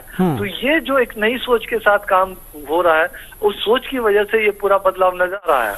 बिल्कुल सोच के साथ ये बदलाव नजर आ रहा है। जिस तरह से आपने कहा कि लोगों के अंदर मन में ये विश्वास आया है कि वो बदलाव कर सकते हैं, और यही वजह है कि जब नई तकनीक की बात करते हैं और नए नए डेवलपमेंट के तरीकों की बात करते हैं तो वो अब शायद ये पंचायती राज के सशक्तिकरण का ही एक वजह है कि गांव में ये जो नया डेवलपमेंट कंप्लीटली डिजिटल होना, नई नई तकनीक अपनाना और खुद अपने आप को मजबूत करना, ये एक वानगी अब जम्मू कश्मीर के गांवों में देखने को मिल रही है। सुधाकर बिल्कुल, देखिए, और खास तौर से जम्मू कश्मीर के गांवों को देखिए, एक प्रोजेक्ट है CCTNS। तो इस प्रोजेक्ट का मकसद ये है कि देश के सभी थानों को एक नेटवर्किंग सिस्टम से जोड़ना, और जम्मू कश्मीर में पहाड़ी इलाका ज्योग्राफी की वजह से कई थानों में दिक्कत आ रही थी, तो उस नेटवर्किंग की समस्या को दूर किया गया। लगभग 100% जम्मू कश्मीर के थाने नेटवर्क। किरीटसुमैया कह रहे हैं कि हम लेकिन शिवसेना का भी आरोप है कि बीजेपी जो घटनाक्रम चल रहा है हनुमान से, इसके पीछे बीजेपी नहीं। मैं फिर बता रहा हूँ, के उकसा रही है। अरे भाई, बीजेपी अपना प्रोग्राम जो कर रही है पोल खोल, उसके रथ को तोड़ दिया। जो बीजेपी के एक नेता है, हमारे प्रदेश पदाधिकारी है, उनको उनका FIR नहीं ले रहे, उनके गाड़ी पर हमला किया गया। किरीटसुमैया का तो सबने कल देखा है, टीवी पर लाइव था, वो हमला हुआ, कैसे जख्मी हुए, उनका FIR नहीं ले रहे। यानी जो कानूनी प्रक्रिया है उसका भी पालन नहीं करेंगे, गैर कानूनी तरीके से गिरफ्तार करेंगे और गैर कानूनी जो काम कर रहे हैं उनको संरक्षण देंगे। ये महाराष्ट्र में चल रहा है। लेकिन ये पूरी घटनाक्रम पर जो राजनीति हो, बीजेपी का लगातार शिवसेना करेगी, बीजेपी राजनीति करे, ये राजनीति पर आपका देखो, ये राजनीति नहीं हो रही है बीजेपी की तरफ से। सरकार बौखला गई है, महाराष्ट्र की राज्य सरकार, ये समझना चाहिए। क्यों है? क्योंकि ये एक अनैतिक सरकार है। महाराष्ट्र में चुनाव में 19 में कौन जीता? बीजेपी शिवसेना अलायंस था, वो जीता। मोदी का फोटो लगाकर कौन जीते? शिवसेना के आज जो विधायक है सबने मोदी के फोटो लगाए थे। उन्होंने मोदी विरोधकों से हाथ मिलाया। ये गद्दारी है जो महाराष्ट्र ने आज तक कभी नहीं देखी। तो चुनाव चुन के आए एक अलायंस में और सीधा दूसरा अलायंस बनाया, यह अनैतिक सरकार है। और इसलिए अब इसके खिलाफ जनता का भी मत है। क्या हमने आदेश क्यों दिया था? ये तो मतदाताओं के साथ गद्दारी है। उन्होंने वोट मोदी के सुशासन के लिए दिया और उन्होंने मोदी विरोधियों से जाकर मिले। और महाराष्ट्र में क्या चल रहा है, यानी 2-2 मंत्री जेल में है और बिना वजह तो जेल में नहीं है। 5-5 हजार पेजेस का चार्जशीट लगा है, गंभीर आरोप है और सारे कोर्ट ने उनको जमानत देने से भी मना किया है। तो ये 2 मंत्री है, फिर भी एक मंत्री कायम है अपने पद पर। एक पुलिस अधिकारी जो क्राइम यूनिट का जो चीफ था, उसी को एक उद्योगपति के घर के सामने बम रखने के आरोप में जिलेटिन, और एक मर्डर में उनको और उनके साथियों को, अनेक पुलिस अधिकारियों को गिरफ्तार किया गया है। क्या चल रहा है महाराष्ट्र में? पुलिस ही मर्डर में आरोपी, पुलिस ही बम रखने में काम करेगी तो कैसा राज्य चलेगा? और मंत्री ही जेल में जाएंगे और किस कारण? ये और पुलिस कमिश्नर ये रहते थे, फ्यूजिटिव बने थे। क्यों? क्योंकि उगाही का मुद्दा है। तो ये सरकार ही उगाही की सरकार है और ये उगाही की सरकार होने के कारण ये हुआ है। तो ये मेरा इतना ही कहना है कि कानून की प्रक्रिया चले। लोकतंत्र में विरोध करने का अधिकार है, लोकतंत्र तरीके से होना चाहिए, हिंसा नहीं होनी चाहिए। लेकिन जो हिंसा करेगा वो चलेगा और जो अहिंसा से आंदोलन करेगा उसको बिल्कुल नहीं सुनेंगे। ये पुलिस है, ये क्या है? ये सरकार की बौखलाहट है, ये मेरी स्पष्ट राय है। अमित शाह दिल्ली में जो वायलेंस हुआ उस पर कंट्रोल करने में विफल रहे बतौर गृहमंत्री। दिल्ली में हो या खरगोन में हो या जगह जगह देश भर में, झारखंड में, बंगाल में,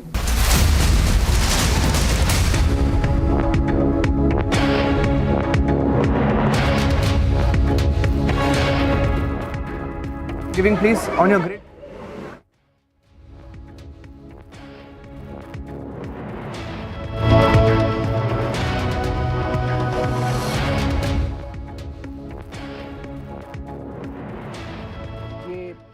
फोटो गैलरी लगाई है और इसका प्रधानमंत्री ने दौरा किया। उनको विस्तार से इन तस्वीरों के विषय में समझाया गया, इसके महत्व के बारे में बताया गया। जिस तरह से तमाम मंदिरों, सांस्कृतिक धरोहरों को दर्शाती हुई ये तस्वीरें हैं। इस गैलरी में इस इलाके की ग्रामीण विरासत को दर्शाया गया है, जिसमें तमाम जो धरोहर हैं ग्रामीण इलाकों में, जम्मू कश्मीर में, उससे जुड़ी हुई ये तस्वीरें हैं और प्रधानमंत्री को इसके बारे में विस्तार से बताया गया। हम देख रहे हैं कि उनके साथ में जम्मू कश्मीर के उपराज्यपाल मनोज सिन्हा और साथ में पंचायती राज मंत्री गिरिराज सिंह भी मौजूद हैं। हम देख रहे हैं कि उनके साथ में जम्मू कश्मीर के उपराज्यपाल मनोज सिन्हा और साथ में पंचायती राज मंत्री गिरिराज सिंह भी मौजूद हैं।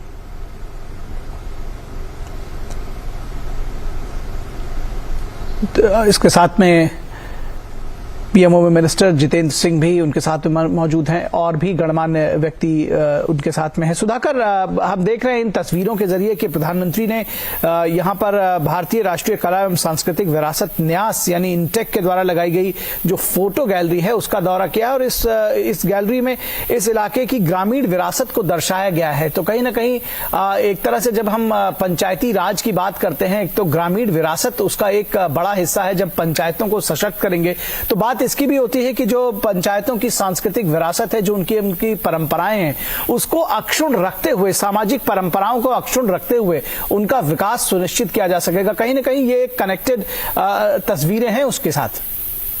और जी बिल्कुल, देखिए, और खासतौर से ये इंटैक्ट संस्था जो है, जो हमारा वर्धन हो सके, देखिए यही सोच है निखिल। अब ऐसे हमारे जो प्रतीक स्थल है, हमारे जो सांस्कृतिक धरोहर है, सबसे पहले उनकी तो अब चर्चा ही नहीं होती थी, लेकिन उनको खोज के निकालना अब उसके going across to Abhishek as we stay on the live coverage here from Jammu and Kashmir. The Prime Minister landed in Jammu. It's a big day in Jammu. Projects valued at over 20,000 crore being unveiled by the Prime Minister. Abhishek is live with me, joining us with the full details of the Prime Minister's plan and the message he's sending here. Abhishek, over to you.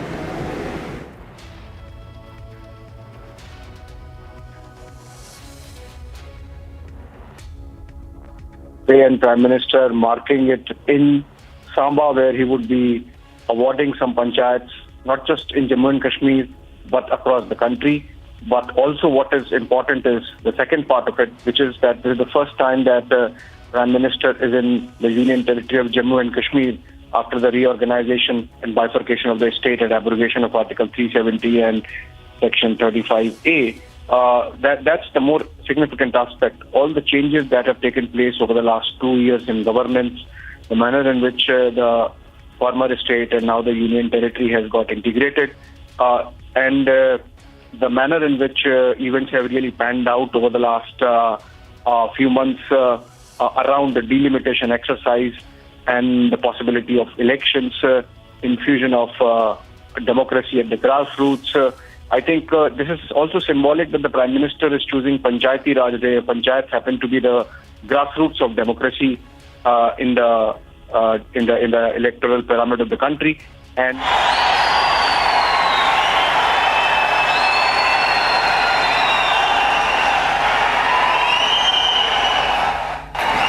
देवी और सज्जनों, अभिनंदन कीजिए माननीय प्रधानमंत्री श्री नरेंद्र मोदी जी। चाहे वाराणसी हो बात हो, रामायण सर्किट की बात हो, तमाम अन्य जगहों की बात हो, तो हमारे सांस्कृतिक आध्यात्मिक प्रतीकों को जैसे आगे बढ़ाया जा रहा है, उसकी तस्वीर सभा में पहुंच चुके हैं, जहां पल्ली पंचायत ग्राम पंचायत वो देश की सभी ग्राम पंचायतों को संबोधित करेंगे राष्ट्रीय पंचायती राज दिवस।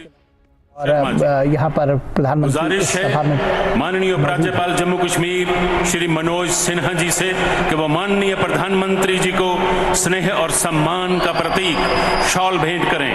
माननीय उपराज्यपाल महोदय जम्मू कश्मीर।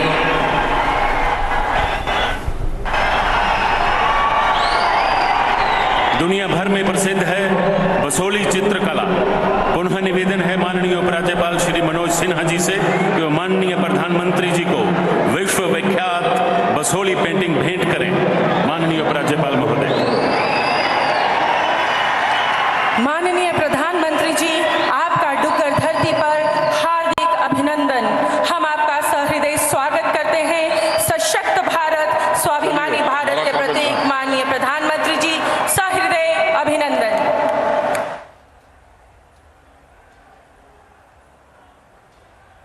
मंच पर विराजमान हमारे देश के यशस्वी प्रधानमंत्री आदरणीय श्री नरेंद्र मोदी जी,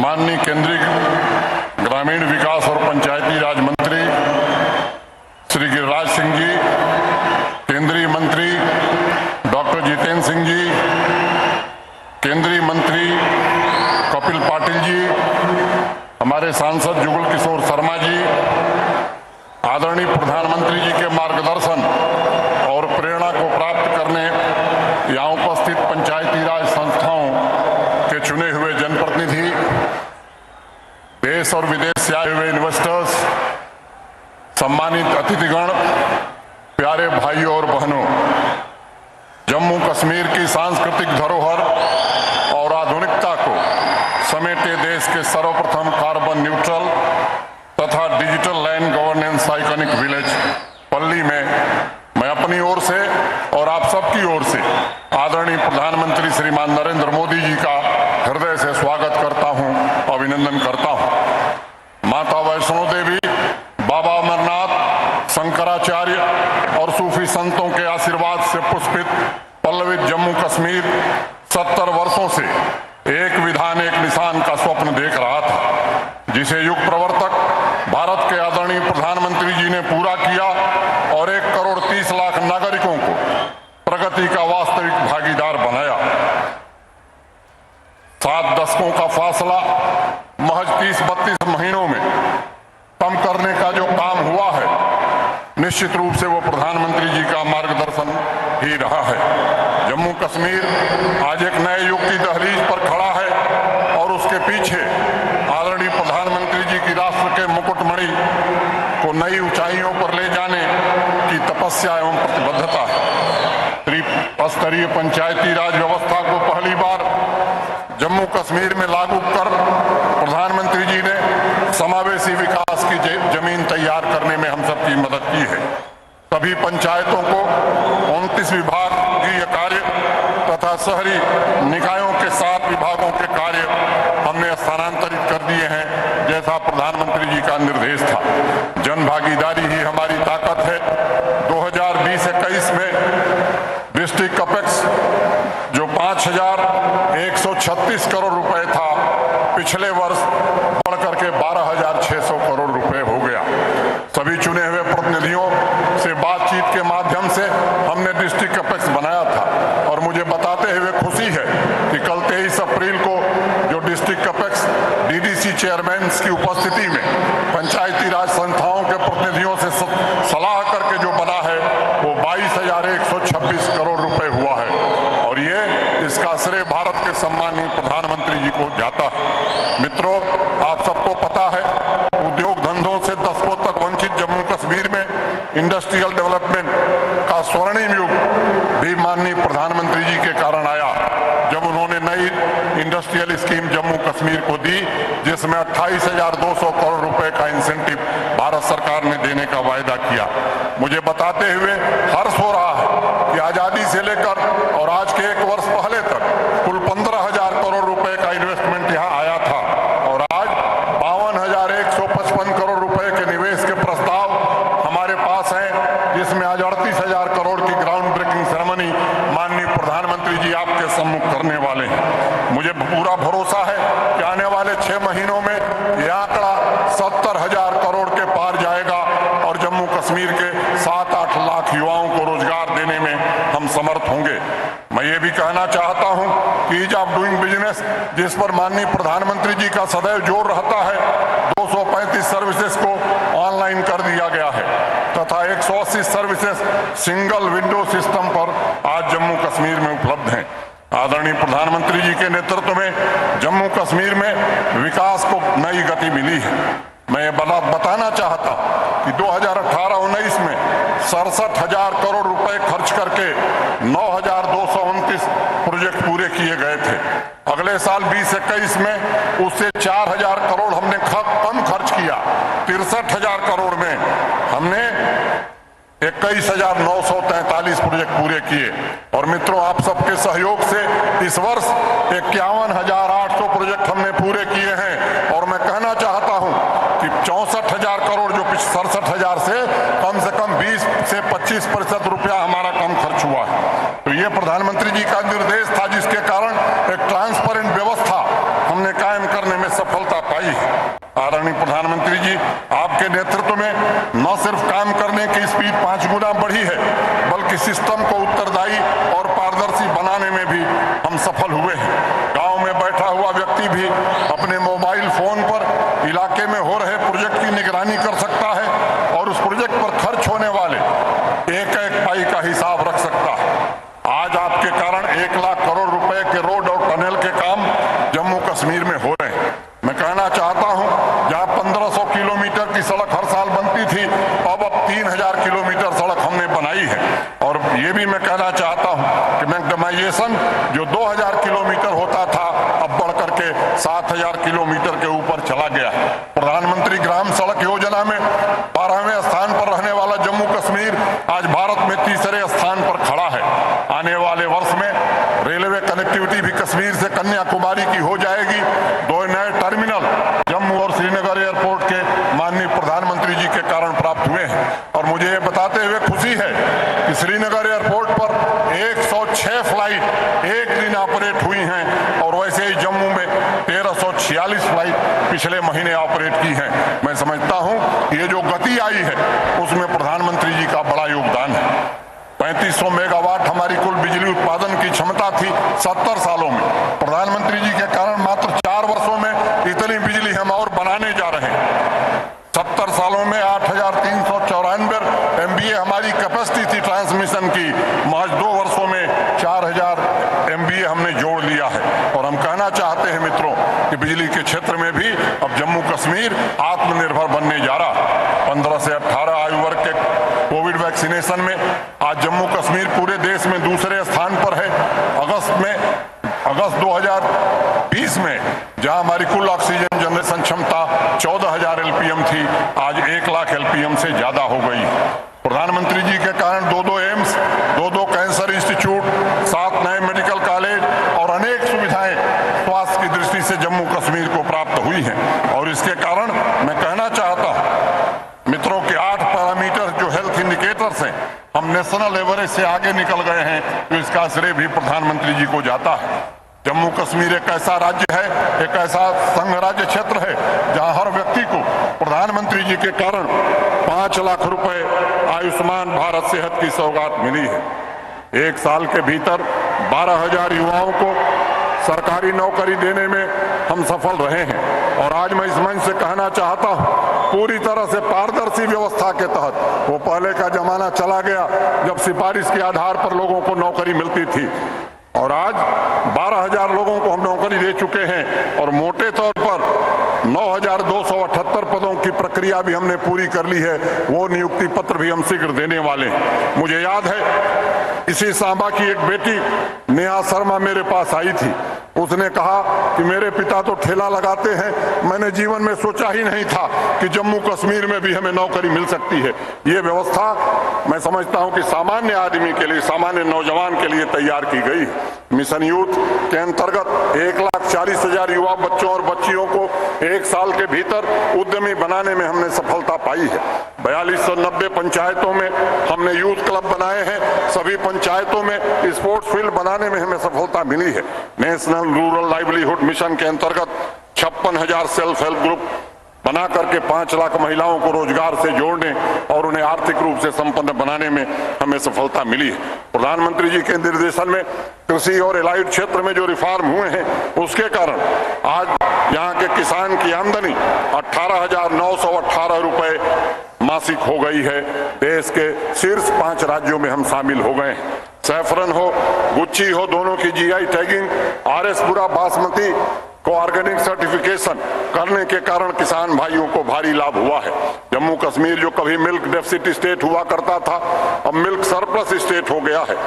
500 करोड़ रुपए का कालीन का कभी निर्यात यहाँ होता था, लेकिन वो व्यापार पूरी तरह से बंद हो गया था। प्रधानमंत्री जी के मार्गदर्शन में एक नई पहल हमने शुरू की है और GI टैगिंग के साथ QR कोड और 300 करोड़ के ऑर्डर अभी आज मिले हैं। और मैं कहना चाहता हूं कि आने वाले 5 वर्षों में निश्चित रूप से उस लक्ष्य को हम प्राप्त करेंगे।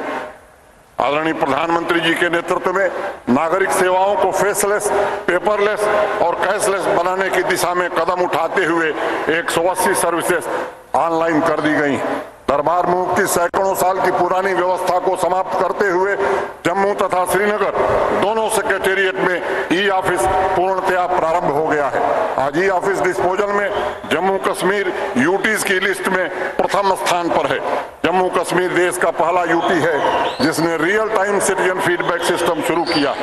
National e service delivery assessment की रिपोर्ट में ई सर्विसेज की बेहतर डिलीवरी के लिए यूटीज की श्रेणी में जम्मू कश्मीर पहले स्थान पर आया है। बीम्स एम्पावरमेंट डिजिटल सॉल्यूशन के माध्यम से सिस्टम को ट्रांसपेरेंट बनाने जो प्रधानमंत्री जी का निर्देश था, उसको हमने कोशिश की है जमीन पर उतारने की। हर जिले, हर ब्लॉक, हर पंचायत में कितने प्रोजेक्ट हो रहे हैं, कितने पैसे खर्च हो रहे हैं, वो आम नागरिक आज देख सकता है। आपकी जमीन, आपकी निगरानी। मुझे याद है हरिशंकर पारासाई एक हिंदी के व्यंग्यकार थे। उन्होंने एक बार लिखा कि अगर महाभारत के जमाने में लैंड रिकॉर्ड ठीक रहे होते तो शायद महाभारत न होता, भगवान कृष्ण को सफलता मिल गई होती। 66% मुकदमे लैंड रिकॉर्ड के कारण होते हैं आज देश में। उसमें भी आज मैं कह सकता हूं हिंदी, अंग्रेजी और उर्दू 3 भाषाओं में लोगों को जमीन के पास मुक्त दिए जा रहे हैं।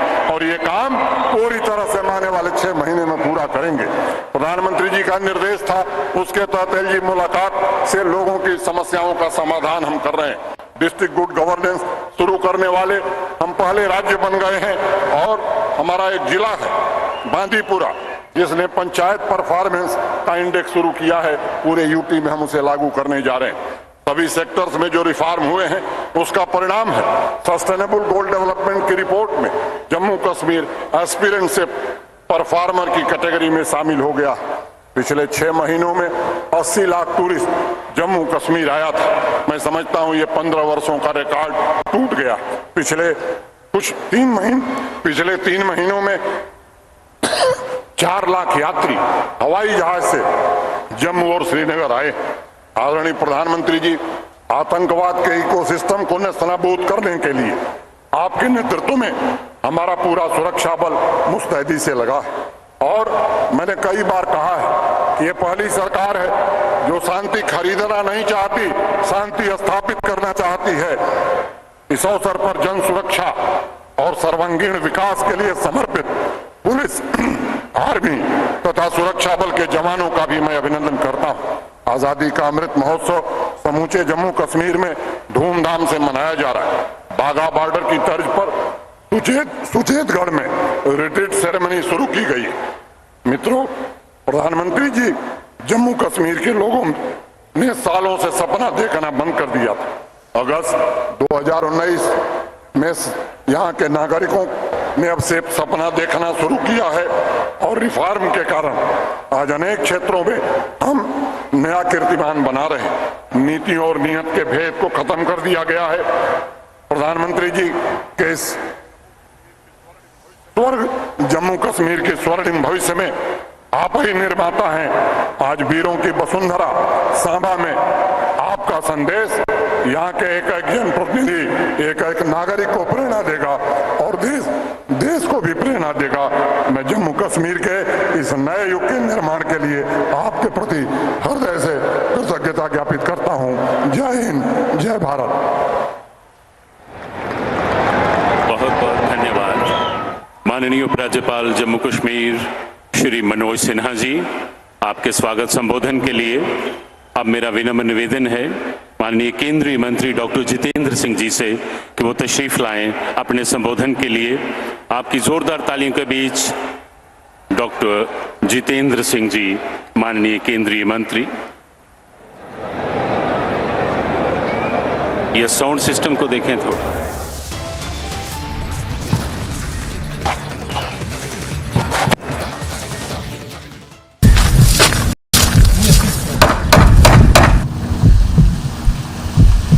Days after the Russian retreat, you would see these kind of scenes where houses are completely damaged. Most of these places have been attacked by precision missile strike. People are now returning to the villages trying to ensure that their life comes back to normalcy. If the Ukrainians have been successful, it's not only because of the valor that has been shown by the Ukrainian army, but also civilians who have fought along with their army.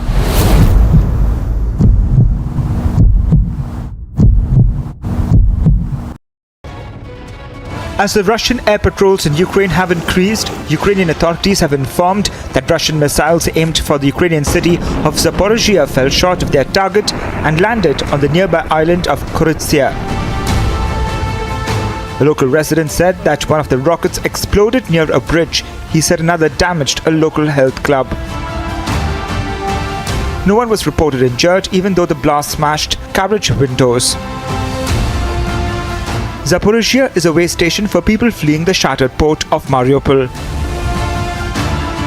As more evacuees arrived, reports emerged which claimed that Russian forces had been stealing their belongings.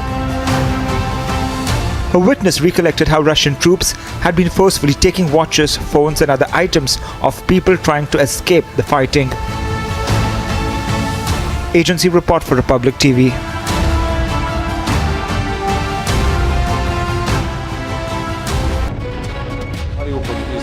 terrible. This is the biggest humanitarian catastrophe during this and maybe during last centuries, because many dozens of thousands people, maybe many thousands of people are died in Mariupol, and we will see the terrible atrocities and terrible war crimes in Mariupol when it will be liberated from Russians.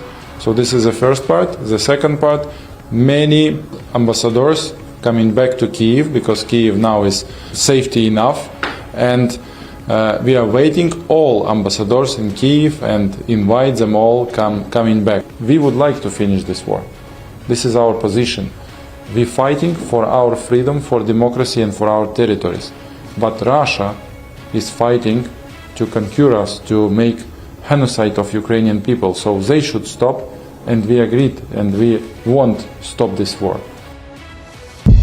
In the Battle of Kyiv, Russia faced a humiliating defeat, something that appeared to be completely unimaginable in the beginning of this invasion. So what really worked for Ukraine in this biggest battle in Europe since World War II? What a special show, Republic Originals Under Fire, this weekend only on Republic TV.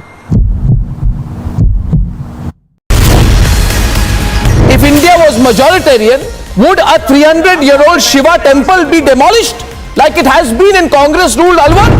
India is secular because we Hindus are secular. And parties like the Congress, what they have done in Rajasthan today is shocking. They want to equate. First they run a narrative that Jammu is an anti-Muslim drive, and to appease them further and to consolidate Muslim vote bank, they will break down a 300-year-old Shiva temple in Rajasthan. Congress ने हमारा बुरा हाल किया है, समाजवादी ने हमें तकलीफ में पहुंचाया है, तृणमूल हमारे साथ इस्तेसाल करती है, ये बात बिल्कुल दुरुस्त है। लेकिन उन 2% लोगों का क्या कहेंगे जिसके अंदर में तशद्दुद बढ़ता है, जिसके सीने में नफरतें उड़ती है।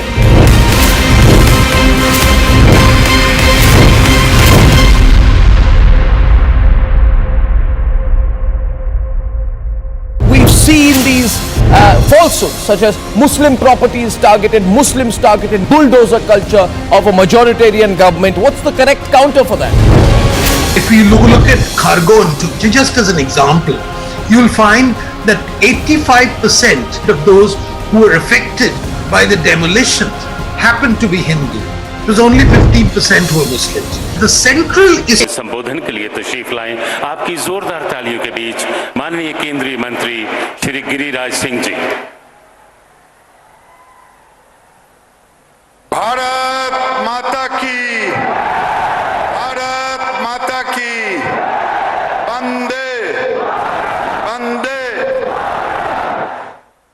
परम आदरणीय देश के यशस्वी प्रधानमंत्री माननीय नरेंद्र मोदी जी, मंच पर आसीन माननीय उपराज्यपाल जम्मू कश्मीर मनोज सिन्हा जी, डॉक्टर जितेंद्र सिंह जी, माननीय श्री कपिल महेश्वर पाटिल जी, यहाँ के लोकल सांसद, लोकप्रिय सांसद जुगल किशोर शर्मा जी, भारत सरकार और जेके के समस्त अधिकारीगण, यहाँ पर मौजूद सभी पंचायत जनप्रतिनिधि, वर्चुअल के माध्यम से करोड़ों लोग जुड़े हुए हैं।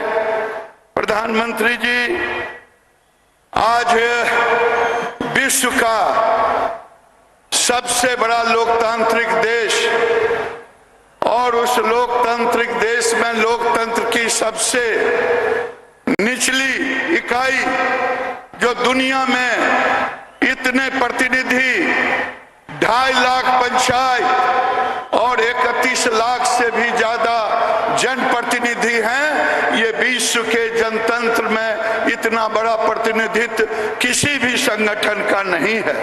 मैं आज के अवसर पर आजादी के अमृत महोत्सव के 75वें वर्ष पर मैं 2 ही निवेदन करना चाहूंगा कि मैंने कहा कि विश्व का सबसे बड़ा लोकतंत्र, 32 लाख की यहाँ आबादी, आदरणीय प्रधानमंत्री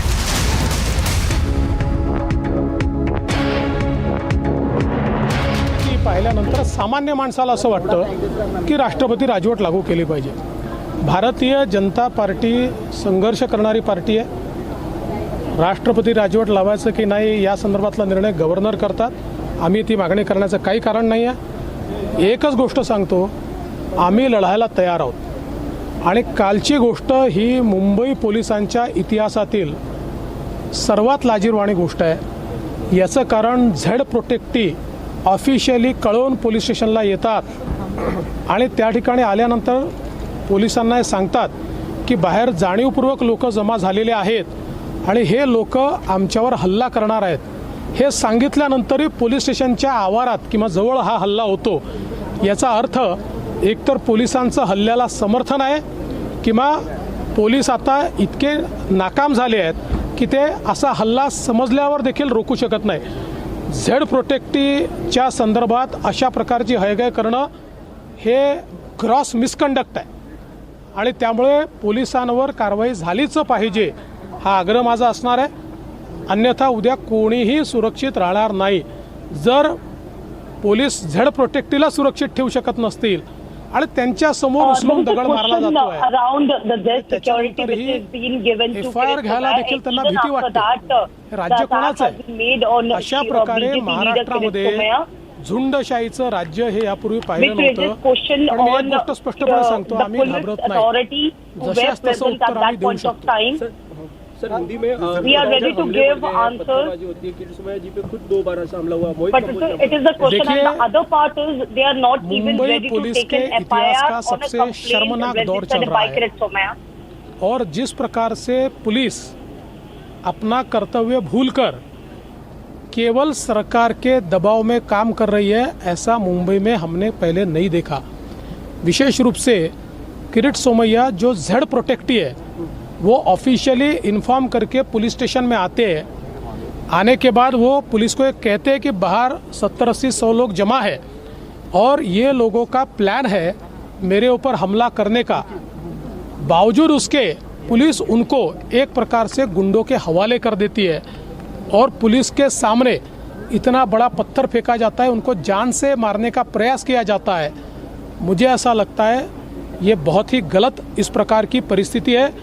हम केंद्र सरकार से ये निवेदन करने वाले, होम सेक्रेटरी से निवेदन करने वाले कि जो पुलिस अपना कर्तव्य नहीं पहचानती उनके ऊपर कार्रवाई होनी चाहिए. और अगर झेड प्रोटेक्टी को प्रोटेक्ट नहीं किया जा सकता तो आम आदमी को पुलिस कैसे प्रोटेक्ट करेंगी. साथ में मैं ये भी कहना चाहता हूँ कि जिस प्रकार से महाराष्ट्र में हनुमान चालीसा हम बोलेंगे ऐसा कहने वाले राणा पति पत्नी को उनके घर में जाकर अरेस्ट की जाती है. हनुमान चालीसा महाराष्ट्र में नहीं बोली जाएगी तो क्या पाकिस्तान में बोली जाएगी?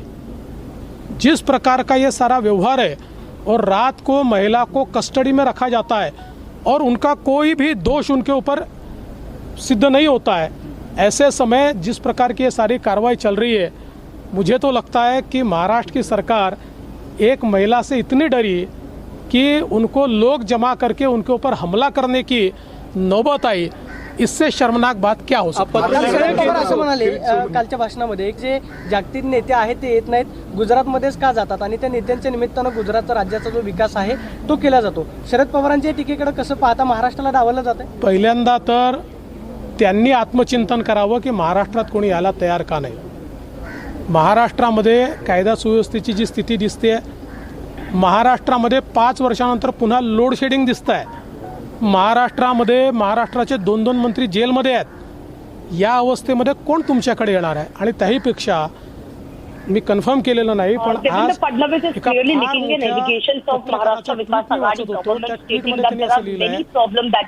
मॉरिशसचे पंतप्रधान जेव्हा महाराष्ट्रामध्ये आता आले त्यांच्या स्वागताला एक उपसचिव पाठवून देण्यात आला आणि त्यांना जी लक्झरी गाडी आपल्याला द्यावी लागते ती गाडी देखील दिली नाही, साधी गाडी त्यांना दिली. जर एखाद्या राष्ट्राच्या पंतप्रधानांना महाराष्ट्रामध्ये अशा प्रकारे त्यांच्यासोबत व्यवहार होणार असेल तर कोण कशाला महाराष्ट्रात येईल? आपल्याकडे एकदा नीट आत्मचिंतन करत पाहिलं पाहिजे तर तुमच्या लक्षात येईल महाराष्ट्राची ही अवस्था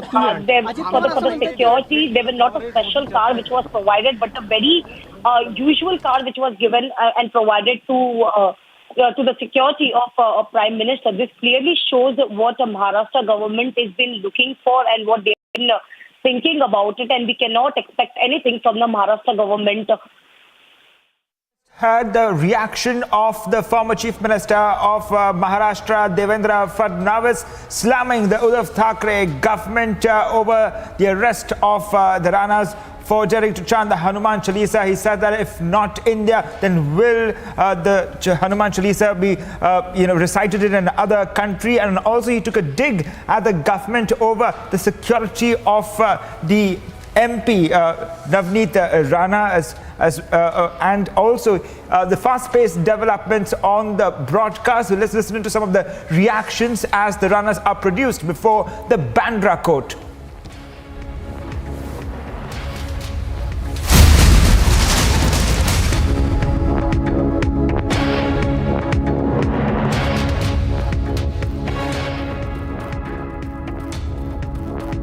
इन दोनों परियोजनाओं का निर्माण जिला किश्तवाड़ में हो रहा है। माननीय प्रधानमंत्री जी से विनम्र निवेदन है कि इस परियोजना का शिलान्यास करें।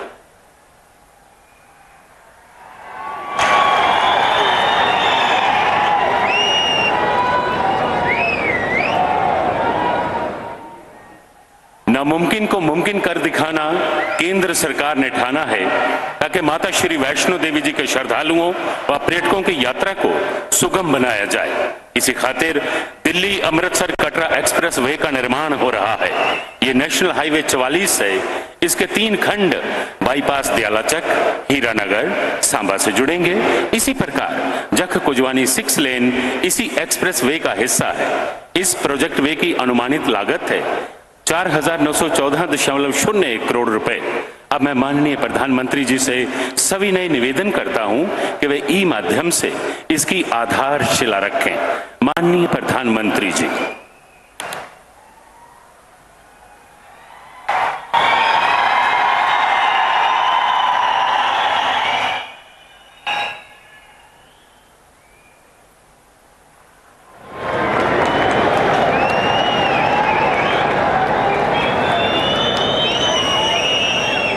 वर्तमान में कश्मीर से सड़क के रास्ते पहुंचने के लिए चौहार टनल और शैतानी नाला पार करना पड़ता है, जो सर्दियों के दौरान हिमपात और फिसलन की स्थिति में बाधित हो जाता है।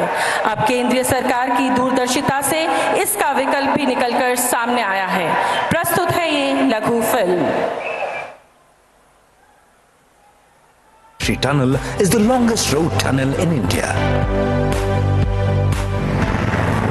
The Jammu-Katra railway line provides a direct route for thousands of devotees to reach Mata Vaishno Devi Temple, one of the holiest pilgrimages of India. The giant Chenab Bridge is the highest rail bridge in the world across the Chenab River.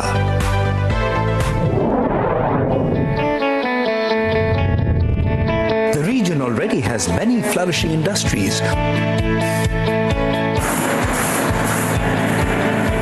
and is a hub of manufacturing industries and MSMEs that contribute to nearly 30% of the GDP.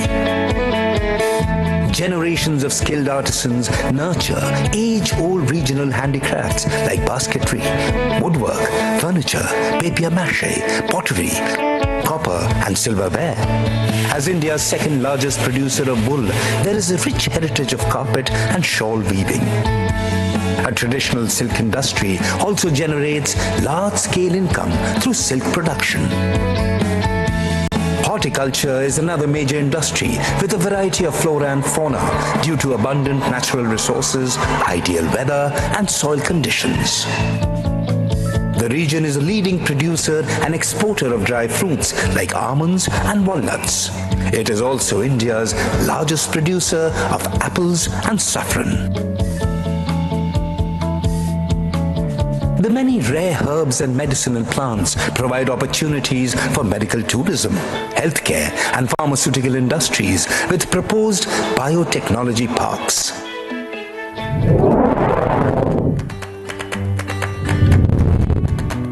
The breathtaking natural beauty of the land makes Jammu Kashmir a renowned international tourist destination.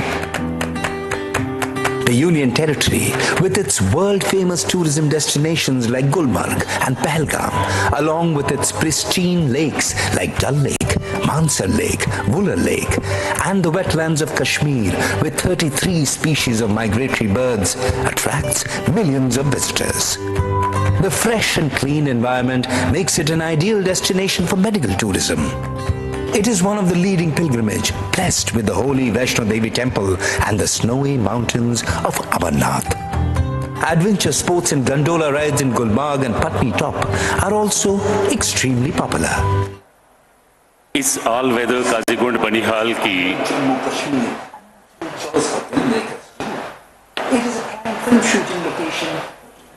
Audio बंद कर दें इसका। इस all weather Qazigund Banihal tunnel की लंबाई 8.45 kilometre है। अब मैं माननीय प्रधानमंत्री जी से विनम्र निवेदन करता हूं कि वे ई माध्यम से बनिहाल काजीगुंड सुरंग मार्ग का लोकार्पण करें। माननीय प्रधानमंत्री जी, आपकी जोरदार तालियों के बीच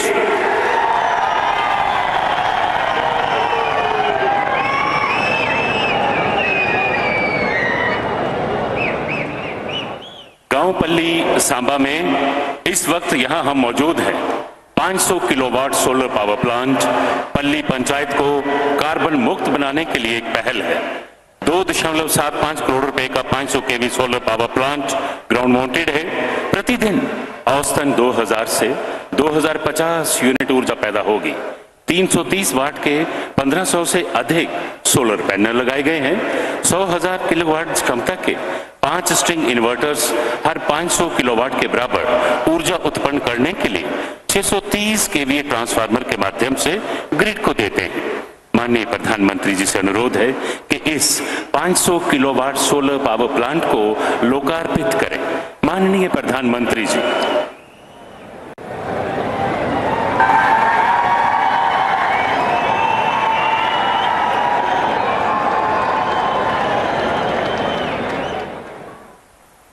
गरीबों को सस्ती दवाई मिले, दवाई के बिना उसकी जान पर ना बनाए, इसलिए पूरे देश में जन औषधि भंडारों का अभियान चलाया गया। इस अवधारणा को मूल मंत्र बनाकर आज पर्वतीय क्षेत्रों के आंतरिक भागों से लेकर मेट्रो सिटी तक जन औषधि केंद्र खोले गए हैं। कोरोना काल में ये जन औषधि केंद्र लोगों के लिए संजीवनी साबित हुए।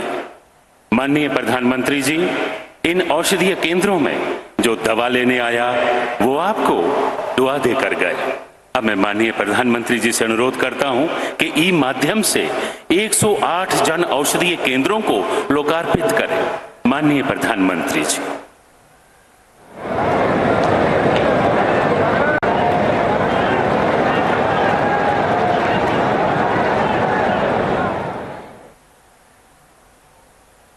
खुशहाल जम्मू कश्मीर की खातिर माननीय प्रधानमंत्री जी ने अनुच्छेद 370 और 35A की बेड़ियों से यहाँ के लोगों को आजाद करवा के उनके लिए एक नई सुबह का आगाज किया। आज जम्मू कश्मीर तरक्की की राह पर अग्रसर है। कई विदेशी कंपनियों ने जम्मू कश्मीर का रुख किया है, यहाँ भारी निवेश किया है। प्रस्तुत है ये लघु film. Four state-of-the-art tunnels provide excellent connectivity. The Chenani-Nashri tunnel is the longest road tunnel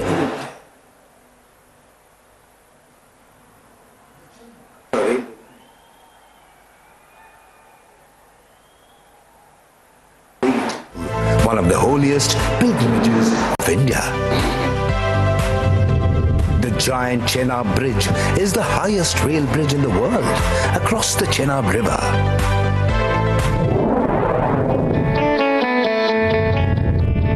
The region already has many flourishing industries and is a hub of manufacturing industries and MSMEs that contribute to nearly 30% of the GDP. Generations of skilled artisans nurture age-old regional handicrafts like basketry, woodwork, furniture, papier-mâché, pottery, copper and silverware.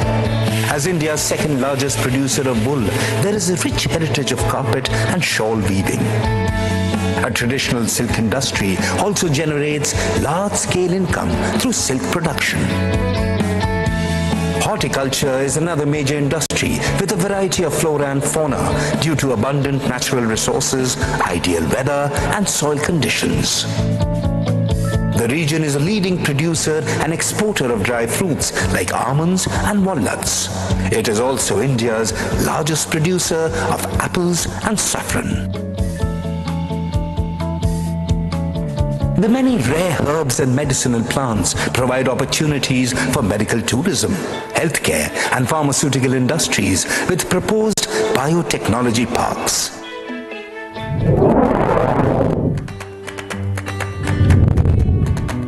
The breathtaking natural beauty of the land makes Jammu Kashmir a renowned international tourist destination.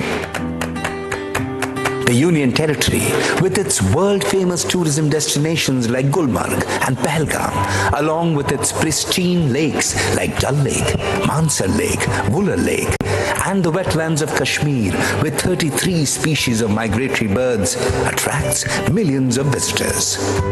The fresh and clean environment makes it an ideal destination for medical tourism. It is one of the leading pilgrimage, blessed with the holy Vaishno Devi temple and the snowy mountains of Amarnath. Adventure sports and gondola rides in Gulmarg and Patni Top are also extremely popular. The scenic wonders have made Jammu Kashmir a natural choice for filmmakers too. It is a prime film shooting location for domestic and international. प्रधानमंत्री स्वामित्व योजना के अंतर्गत लोगों को जमीनों का मालिकाना हक मिलेगा। स्वामित्व कार्ड दिए जाएंगे। जिसकी भूमि होगी उसका ही उस पर हक होगा। ई ग्राम स्वराज पोर्टल पर जमीनों से मुतल्लिक सभी समस्याओं की जानकारी का उल्लेख होगा और साथ ही What would your opening thoughts first, sir, be on parliamentary democracy? In the central hall of Bangladesh, where I have been, the two ladies of Bangladesh would not be able to sit together in the central hall. In the Pakistan's parliament central hall, I don't think Nawaz Sharif and Ziaul Haq, or for that matter, Nawaz Sharif and in the earlier days Benazir Bhutto will be able to sit in the central hall. The strength of the Indian parliament can be seen in central hall. Every day I see it. You have. मेरी गुजारिश है शौकत अली वानी जी से कि वे भी मंच पर आएं और आदरणीय प्रधानमंत्री जी से अपना स्वामित्व कार्ड लें।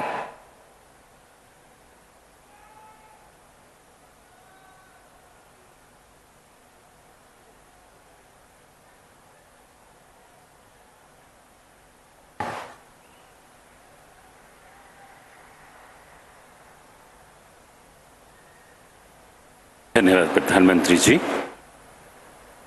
प्राकृतिक संसाधनों के संरक्षण के लिए अति आवश्यक है कि हम पानी का संरक्षण करें, अधिक से अधिक पेड़ लगाएं, पानी का सोच समझकर प्रयोग करें ताकि जलवायु परिवर्तन की चुनौतियों से हम सफलतापूर्वक निपटें। संकल्प है कि 15 अगस्त सन 2023 तक 50,000 अमृत सरोवर तैयार किए जाएंगे। इस संबंध में प्रस्तुत है ये लघु फिल्म।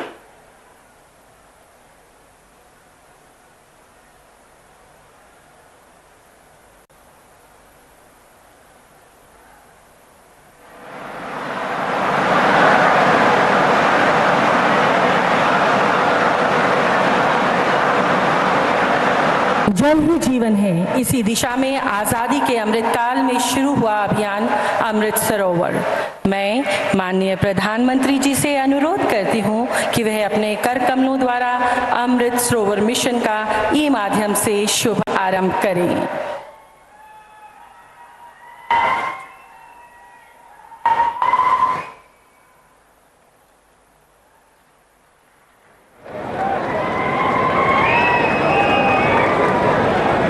ग्रामीण क्षेत्रों में विकास हर व्यक्ति तक पहुंचे, इसमें बहुत ही बड़ा योगदान है हमारे पंचायती राज संस्थानों का।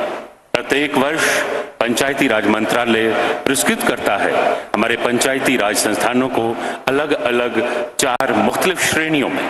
माननीय प्रधानमंत्री जी, मैं आपसे आग्रह करती हूं कि इस वर्ष राष्ट्रीय पंचायत पुरस्कार की 4 विभिन्न श्रेणियों के तहत जिन पंचायतों को पुरस्कृत किया जा रहा है उनके अकाउंट में ई माध्यम से इनाम राशि ट्रांसफर करें। माननीय प्रधानमंत्री जी।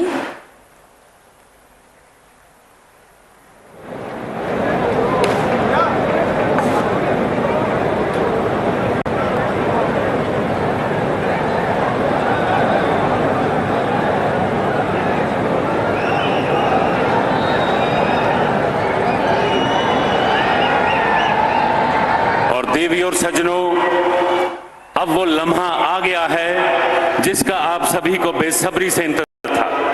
विनम्र निवेदन है माननीय प्रधानमंत्री जी से कि वो अपनी ओजस्वी वाणी से, प्रेरक व ऊर्जामय संबोधन से हम सबका मार्गदर्शन करें। आपकी जोरदार तालियों में माननीय प्रधानमंत्री जी।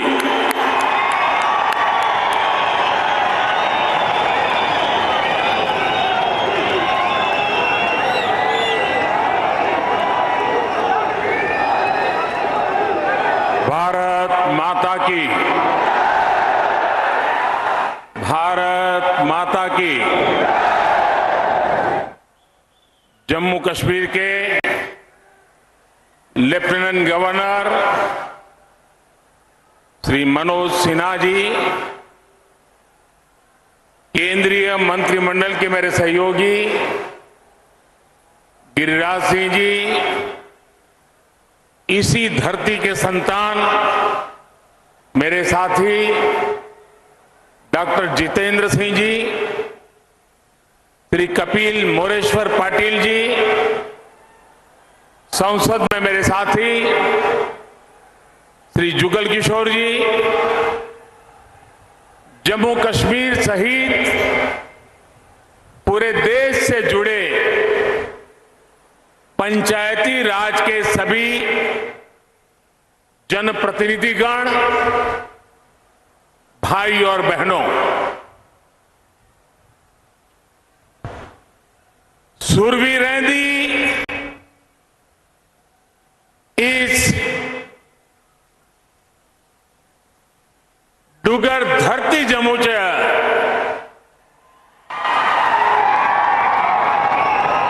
तुसे सारे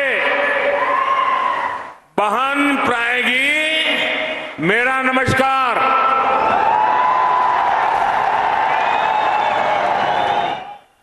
देश भर से जुड़े साथियों को राष्ट्रीय पंचायत दिवस की बहुत बहुत शुभकामनाएं। आज जम्मू कश्मीर के विकास को गति देने के लिए यह बहुत बड़ा दिन है। यहां मैं जो जन सागर देख रहा हूं, जहां भी मेरी नजर पहुंच रही है, लोग ही लोग नजर आ रहे हैं।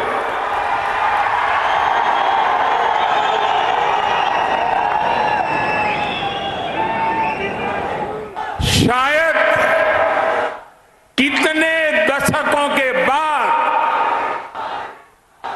जम्मू कश्मीर की धरती, हिंदुस्तान के नागरिक ऐसा भव्य दृश्य देख पा रहे हैं।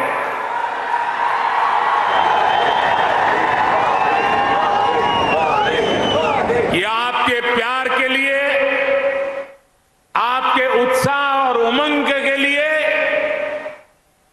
विकास और प्रगति के आपके संकल्प के लिए मैं विशेष रूप से आज जम्मू और कश्मीर के भाइयों बहनों का आदरपूर्वक अभिनंदन करना चाहता हूं।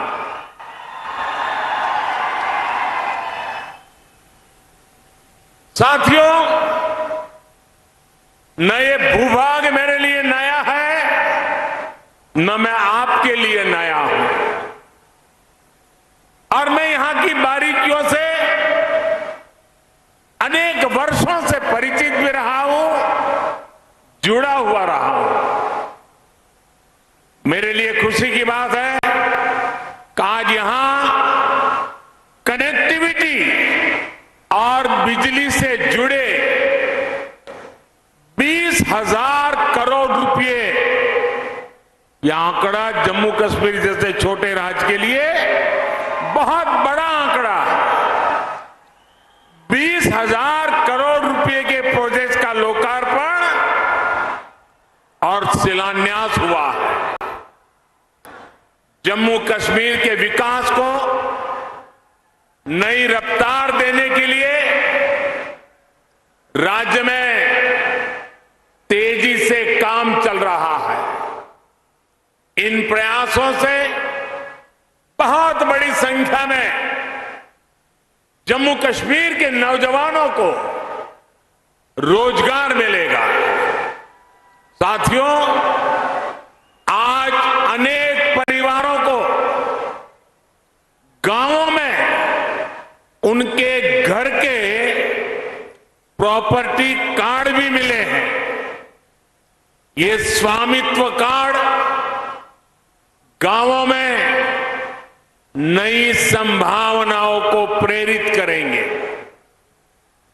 आज 100 जन औषधि केंद्र जम्मू कश्मीर के गरीब और मिडिल क्लास को सस्ती दवाएं, सस्ता सर्जिकल सामान देने का माध्यम बनेंगे। 2020 तक देश को कार्बन न्यूट्रल बनाने का जो संकल्प देश ने उठाया है, उसी दिशा में भी जम्मू कश्मीर ने आज एक बड़ी पहल की है। ग्लासगो में दुनिया के बड़े बड़े दिग्गज इकट्ठे हुए थे। कार्बन न्यूट्रल को लेकर के बहुत सारे भाषण हुए, बहुत सारे बयान हुए, बहुत सारी घोषणाएं हुई, लेकिन ये हिंदुस्तान है जो ग्लासगो के संकल्प को आज जम्मू कश्मीर की एक छोटी पंचायत, पल्ली पंचायत के अंदर देश की पहली कार्बन न्यूट्रल पंचायत बनने की तरफ आगे बढ़ रहा है।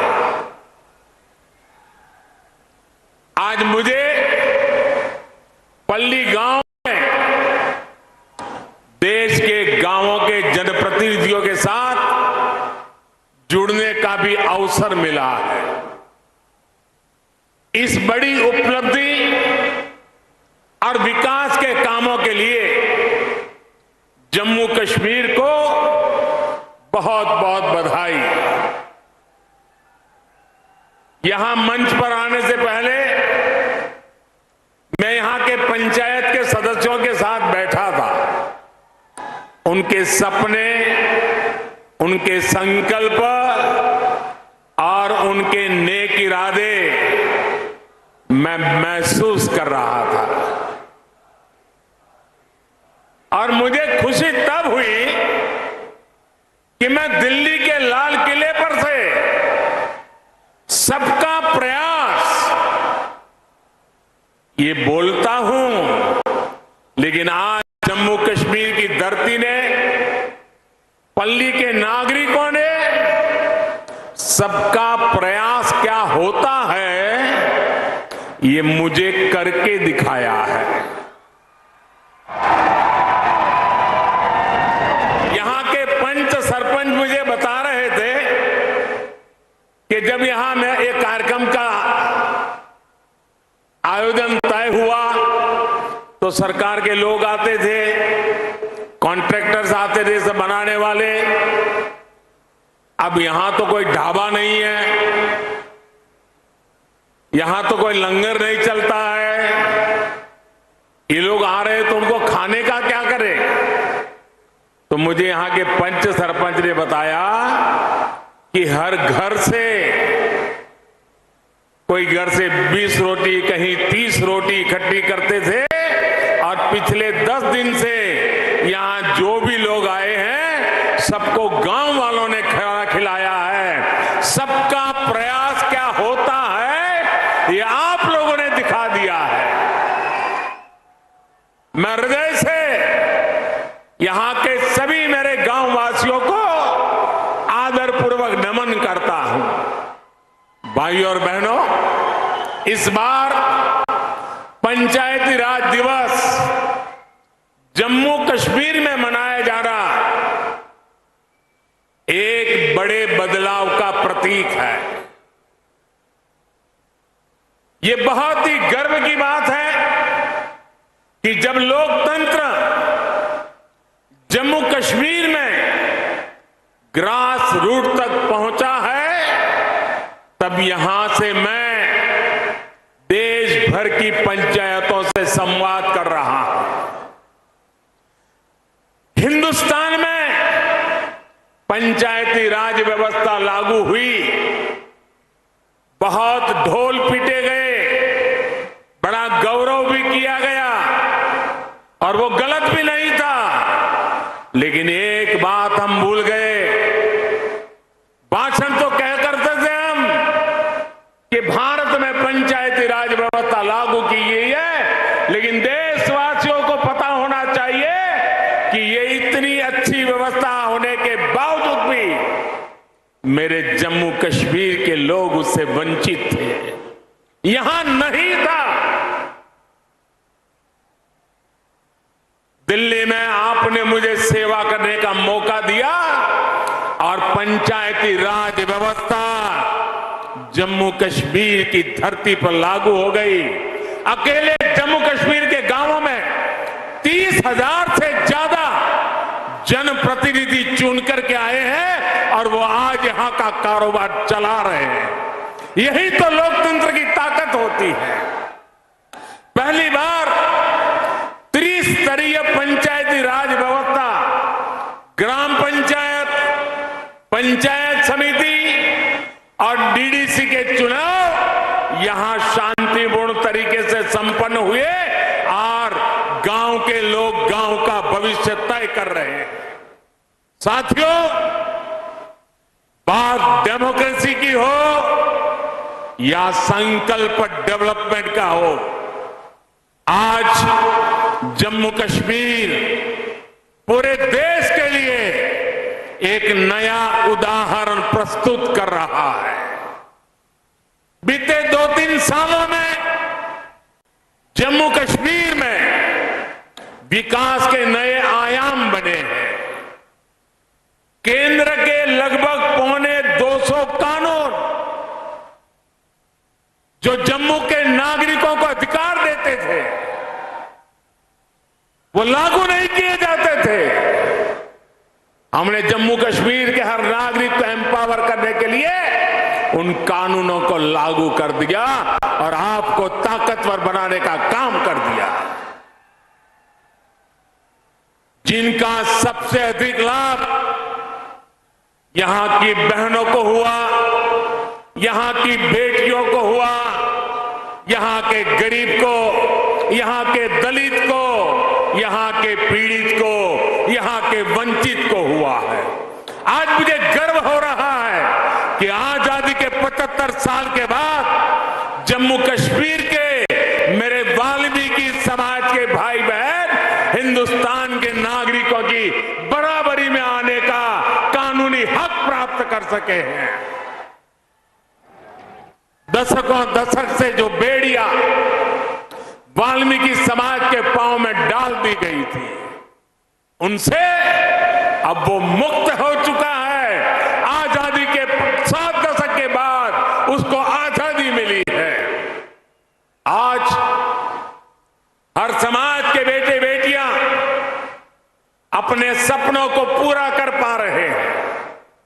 जम्मू कश्मीर में बरसों तक जिन साथियों को आरक्षण का लाभ नहीं मिला, अब उन्हें भी आरक्षण का लाभ मिल रहा है।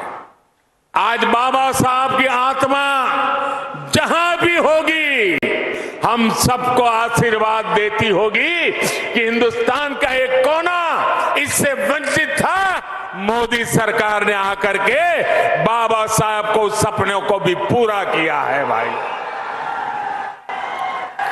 केंद्र सरकार की योजनाएं अब यहां तेजी से लागू हो रही है, जिसका सीधा फायदा जम्मू कश्मीर के गांवों को हो रहा है। एलपीजी गैस कनेक्शन हो, बिजली कनेक्शन हो, पानी कनेक्शन हो, स्वच्छ भारत अभियान के तहत टॉयलेट्स हो, इसका बड़ा लाभ जम्मू कश्मीर को मिला है। साथियों, आजादी के अमृतकाल यानी आने वाले 25 साल में नया जम्मू कश्मीर विकास की नई गाथा लिखेगा। थोड़ी देर पहले यूएई से आए,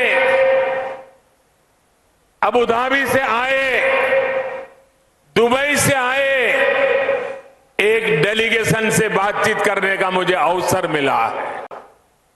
वो जम्मू कश्मीर को लेकर बहुत उत्साहित है।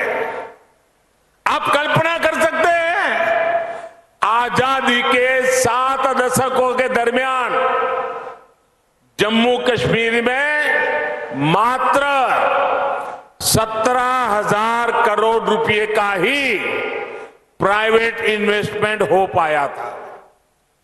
7 दशक में 17,000 और पिछले 2 साल के भीतर भीतर ये आंकड़ा 38,000 करोड़ रुपए पहुंचा है। दोस्तों, 38,000 करोड़ रुपए यहां इन्वेस्टमेंट के लिए प्राइवेट कंपनी आ रही है। साथियों, आज केंद्र से भेजी पाई भी यहां ईमानदारी से लग रही है और इन्वेस्टर भी खुले मन से पैसा लगाने आ रहे हैं। अभी मुझे हमारे मनोज सिन्हा जी बता रहे थे कि 3 साल पहले यहां के जिलों के हाथ में पूरे राज्य में 5,000 करोड़ रुपया ही उनके नसीब होता था और उसमें लेह लद्दाख सब आ जाता था। उन्होंने कहा, छोटा सा राज्य है, आबादी कम है, लेकिन पिछले 2 साल में जो गति आई है, इस बार बजट में जिलों के पास 22,000 करोड़ रुपए सीधे सीधे पंचायतों के पास विकास के लिए दिए जा रहे हैं।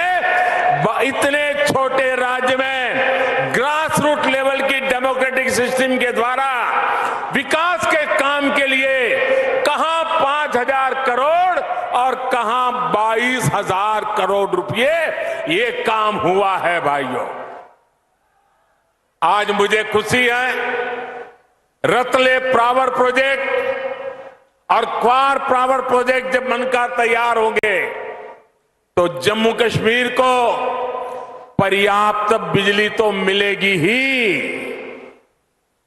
जम्मू कश्मीर के लिए बिजली एक कमाई का बहुत बड़ा नया क्षेत्र खुलने वाला है, जो जम्मू कश्मीर को नई आर्थिक ऊंचाइयों की ओर ले जाएगा। अब देखिए, कभी दिल्ली से एक सरकारी फाइल चलती थी, जरा मेरी बात समझना, दिल्ली से एक सरकारी फाइल चलती थी तो जम्मू कश्मीर पहुंचते पहुंचते 2-3 हफ्ते लग जाते थे।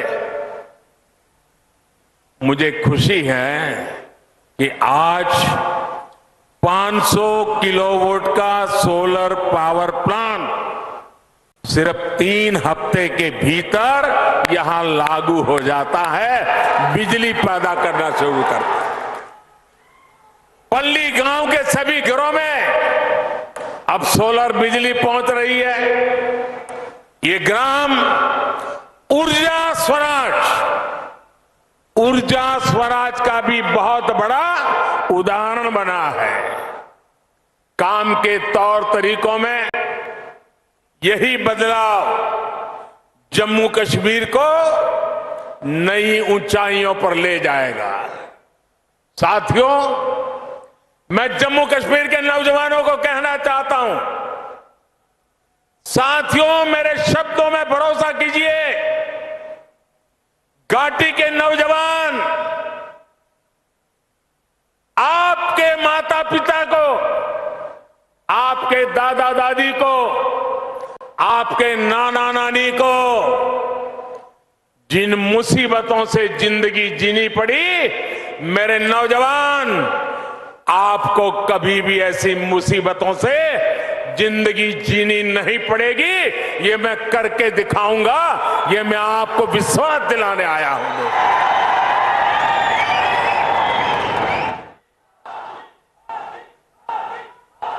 बीते 8 सालों में एक भारत श्रेष्ठ भारत के मंत्र को मजबूत करने के लिए हमारी सरकार ने दिन रात काम किया है।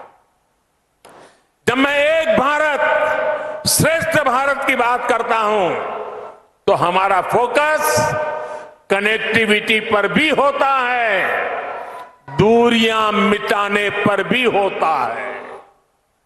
दूरियां चाहे दिलों की हो, भाषा व्यवहार की हो या फिर संसाधनों की, इनको दूर करना आज हमारी बहुत बड़ी प्राथमिकता है।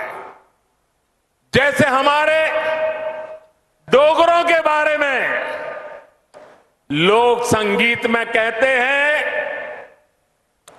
मिठड़ी मिठड़ी ये डोंगरे दी बोली,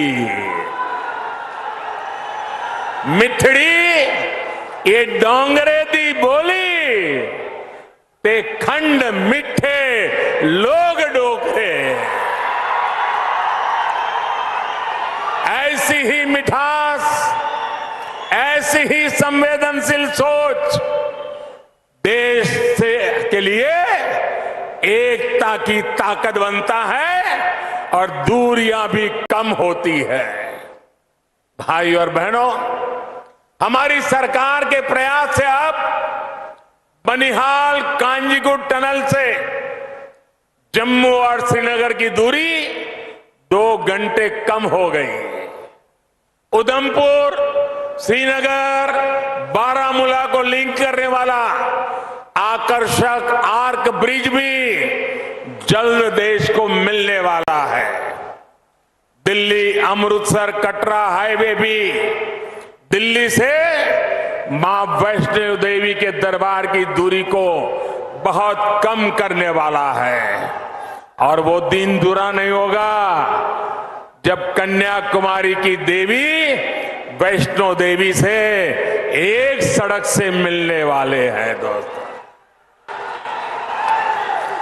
जम्मू कश्मीर हो, लेह लद्दाख हो, हर तरफ से एक कोशिश की जा रही है कि जम्मू कश्मीर के ज्यादातर हिस्से 12 महीने देश से कनेक्टेड हो।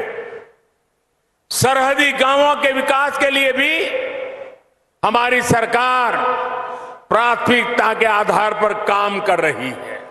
हिंदुस्तान भर की सरहदों के आखिरी गांव के लिए वाइब्रेंट विलेज योजना इस बार बजट में मंजूर की गई है।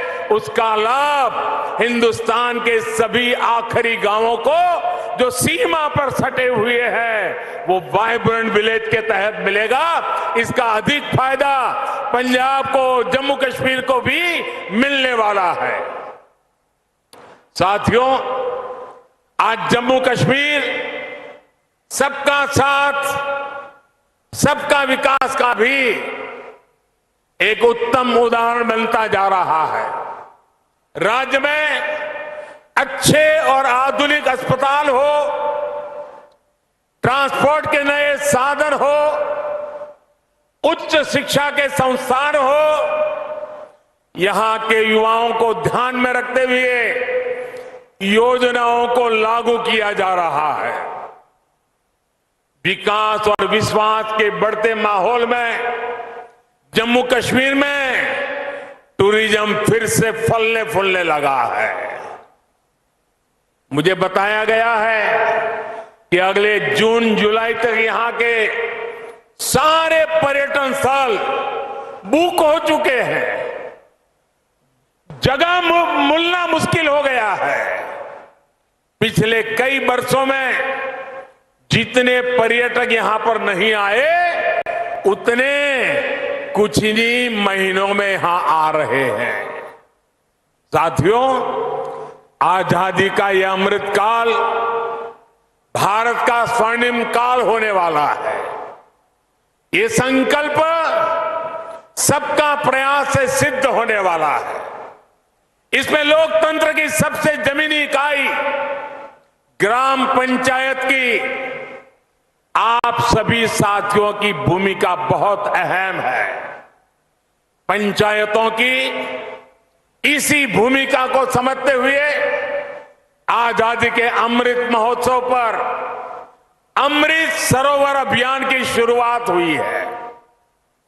आने वाले एक साल में अगले वर्ष 15 अगस्त तक हमें हर जिले में कम से कम 75 अमृत सरोवर तैयार करने हैं।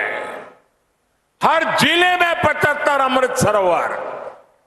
हमें यह भी प्रयास करना है कि इन सरोवरों के आसपास नीम, पीपल, बरगद आदि के पौधे उस इलाके के शहीदों के नाम पर लगाएं।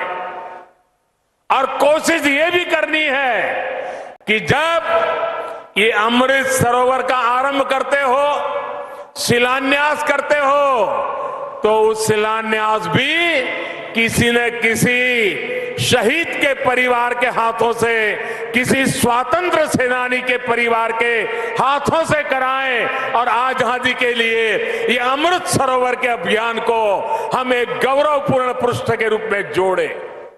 भाइयों और बहनों, बीते सालों में पंचायतों को अधिक पारदर्शिता और टेक्नोलॉजी से जोड़ने के लिए निरंतर प्रयास किए जा रहे हैं। ई ग्राम स्वराज अभियान से पंचायत से जुड़ी प्लानिंग से लेकर पेमेंट तक की व्यवस्था को जोड़ा जा रहा है। गांव का सामान्य लाभार्थी अब अपने मोबाइल फोन पर ये जान सकता है कि पंचायत में कौन सा काम हो रहा है, उसका स्टेटस क्या है, कितना बजट खर्च हो पा रहा है। पंचायत को जो फंड मिल रहे हैं उनके ऑडिट की ऑनलाइन व्यवस्था की गई है। सिटीजन्स चार्टर कैंपेन के जरिए राज्यों और ग्राम पंचायतों को प्रोत्साहित किया जा रहा है कि वो जन्म प्रमाण पत्र, शादी के सर्टिफिकेट, प्रॉपर्टी से जुड़े अनेक विषयों को ग्राम पंचायत के स्तर पर ही हल कर सके। स्वामित्व योजना से ग्राम पंचायतों के लिए प्रॉपर्टी टैक्स की असेसमेंट आसान हो गई है, जिसका लाभ कई ग्राम पंचायतों को हो रहा है। कुछ दिन पहले ही पंचायतों में ट्रेनिंग के लिए आधुनिक टेक्नोलॉजी के उपयोग से जुड़ी नई नीति को भी स्वीकृति दी गई है। इसी महीने 11 से 17 अप्रैल तक पंचायतों के नवनिर्माण के संकल्प के साथ आइकॉनिक वीक का आयोजन भी किया गया, ताकि गांव-गांव तक मूलभूत सुविधाओं को पहचान का काम हो सके। सरकार का संकल्प ये है कि गांवों में हर व्यक्ति, हर परिवार के लिए शिक्षा, स्वास्थ्य जैसे हर पहलू का विकास सुनिश्चित हो। सरकार की कोशिश यही है कि गांव के विकास से जुड़े हर प्रोजेक्ट को प्लान करने, उसके अमल में पंचायत की भूमिका ज्यादा हो। इससे राष्ट्रीय संकल्पों की सिद्धि में पंचायत अहम कड़ी बनकर उभरेगी। साथियों, पंचायतों को ज्यादा अधिकार देने का लक्ष्य पंचायतों को सही मायने में सशक्तिकरण का सेंटर बनाने का है। पंचायतों की बढ़ती हुई शक्ति, पंचायतों को मिलने वाली राशि गांव के विकास को नई ऊर्जा दे, इसका भी ध्यान रखा जा रहा है। पंचायती राज व्यवस्था में बहनों की भागीदारी को और बढ़ाने पर भी हमारी सरकार का बहुत जोर है। भारत की बहन बेटियां क्या कर सकती है, ये कोरोना काल की दुनिया भर में भारत के अनुभव ने विश्व को बहुत कुछ सिखाया है। आशा आंगनवाड़ी कार्यकर्ताओं ने कैसे ट्रैकिंग से लेकर टीकाकरण तक छोटे छोटे हर काम को करके कोरोना के खिलाफ की लड़ाई को मजबूती देने का काम हमारी बेटियों ने किया है, हमारी माताओं बहनों ने किया है।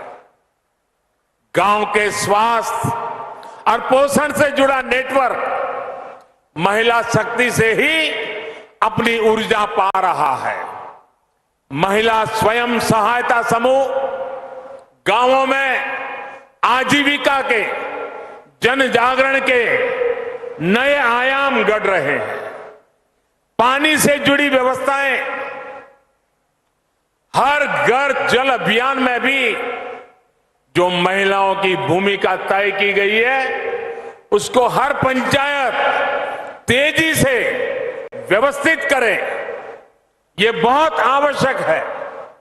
मुझे बताया गया है कि अभी तक 3 लाख पानी समितियां पूरे देश में बन चुकी हैं।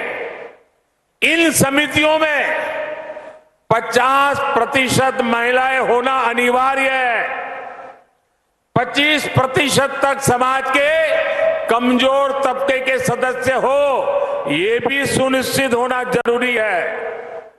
अब गांव में नल से जल तो पहुंच रहा है, लेकिन साथ साथ इसकी शुद्धता, इसकी निरंतर सप्लाई, इसको सुनिश्चित करने के लिए महिलाओं को ट्रेन करने का काम भी पूरे देश में चल रहा है, लेकिन मैं चाहूंगा कि उसमें तेजी जरूरी है। अभी तक 7 लाख से अधिक बहनों को, बेटियों को पूरे देश में ट्रेनिंग दी जा चुकी है, लेकिन मुझे इस दायरे को भी बढ़ाना है, गति को भी बढ़ाना है। मेरा आज देश भर की पंचायतों से आग्रह है कि जहां अभी ये व्यवस्था नहीं हुई है, वहां इसको जल्द से जल्द लागू किया जाए।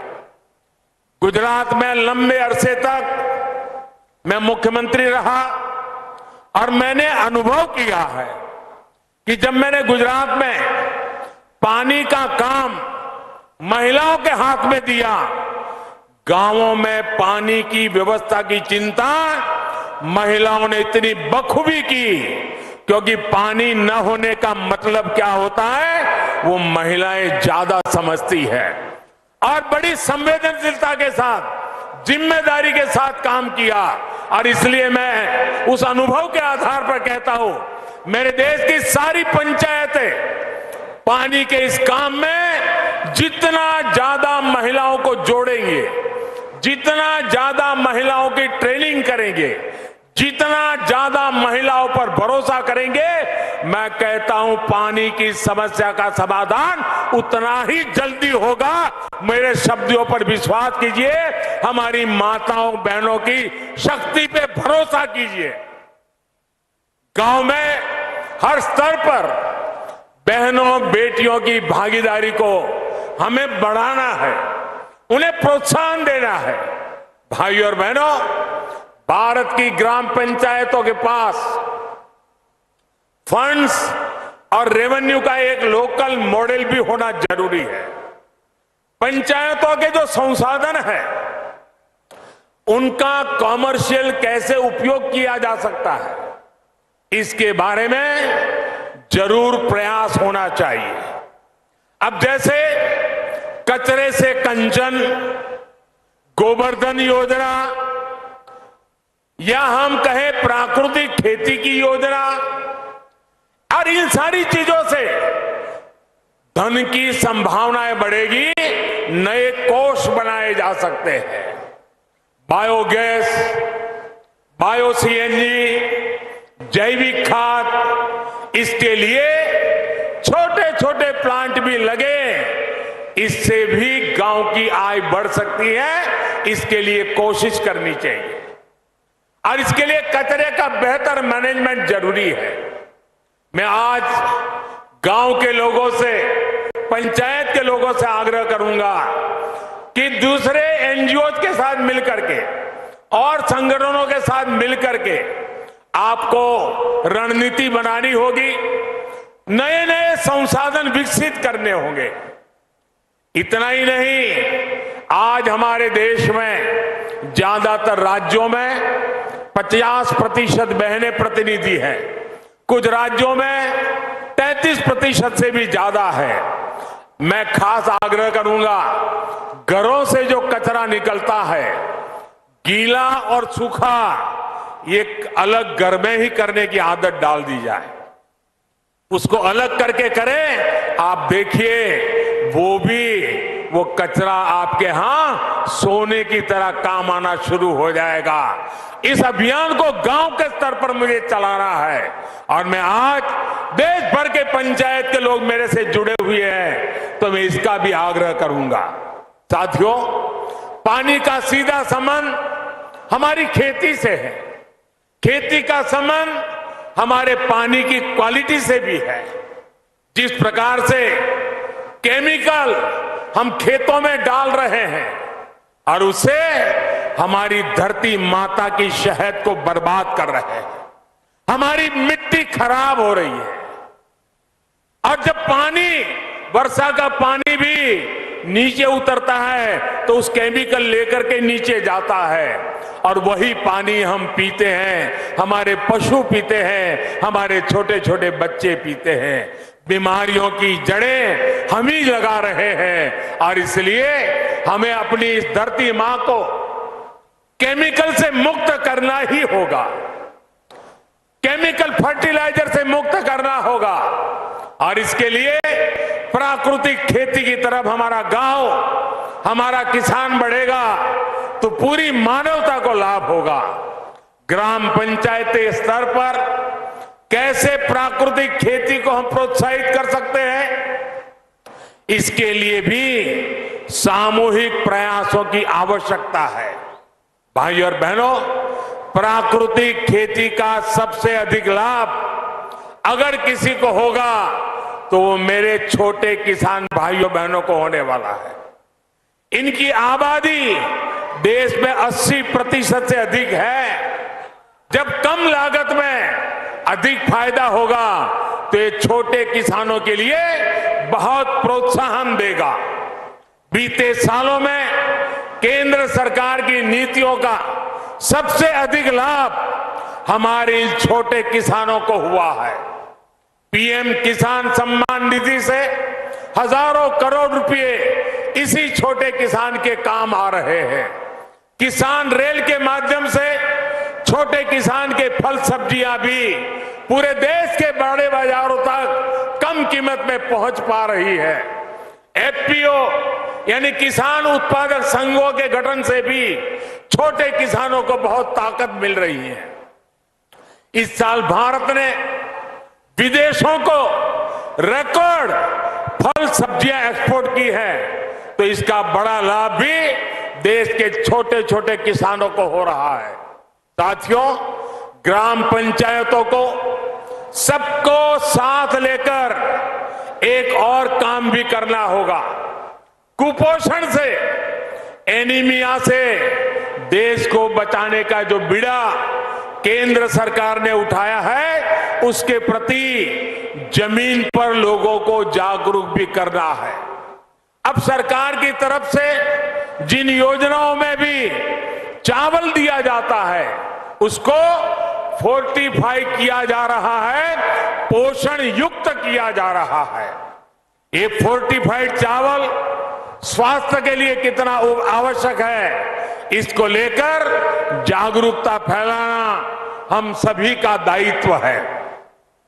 आजादी के अमृत महोत्सव में हमारी बहन बेटियां बच्चों को कुपोषण से, एनीमिया से मुक्त करने का संकल्प हमें लेना है। और जब तक इच्छित परिणाम मिलता नहीं है, सिद्धि प्राप्त नहीं होती है, मानवता के इस काम को हमें छोड़ना नहीं है, लगे रहना है और कुपोषण को हमें हमारी धरती से विदाई देनी है। भारत का विकास वोकल फॉर लोकल के मंत्र में छिपा है। भारत के लोकतंत्र के विकास की ताकत भी लोकल गवर्नेंस ही है। आपके काम का दायरा भले ही लोकल है, लेकिन इसका सामूहिक प्रभाव वैश्विक होने वाला है। लोकल की इस ताकत को हमें पहचानना है। आप अपनी पंचायत में जो भी काम करेंगे, उससे देश की छवि और निखरे, देश के गांव और सशक्त हो, यही मेरी है आज पंचायत दिवस पर आप सबसे कामना है। एक बार फिर जम्मू कश्मीर को विकास कार्यों के लिए मैं बहुत बहुत बधाई देता हूं और देश भर में लाखों की तादाद में चुने हुए जनप्रतिनिधियों को मैं कहना चाहूंगा, पंचायत हो या पार्लियामेंट, कोई काम छोटा नहीं है। अगर पंचायत में बैठ करके मैं मेरे देश को आगे ले जाऊंगा, इस संकल्प से पंचायत को आगे बढ़ाएंगे तो देश को आगे बढ़ने में देर नहीं होगी। और मैं आज पंचायत स्तर पर चुने हुए प्रतिनिधियों का उत्साह देख रहा हूं, उमंग देख रहा हूं, संकल्प देख रहा हूं। मुझे पूरा भरोसा है कि हमारी पंचायत राज व्यवस्था भारत को नई ऊंचाई पर ले जाने की एक सशक्त माध्यम बनेगा। और उस शुभकामनाओं के साथ मैं आपको बहुत बहुत शुभकामनाएं और धन्यवाद देता हूं। मेरे साथ दोनों हाथ ऊपर करके पूरी ताकत से बोलिए, भारत माता की, भारत माता की, भारत माता की। बहुत बहुत धन्यवाद।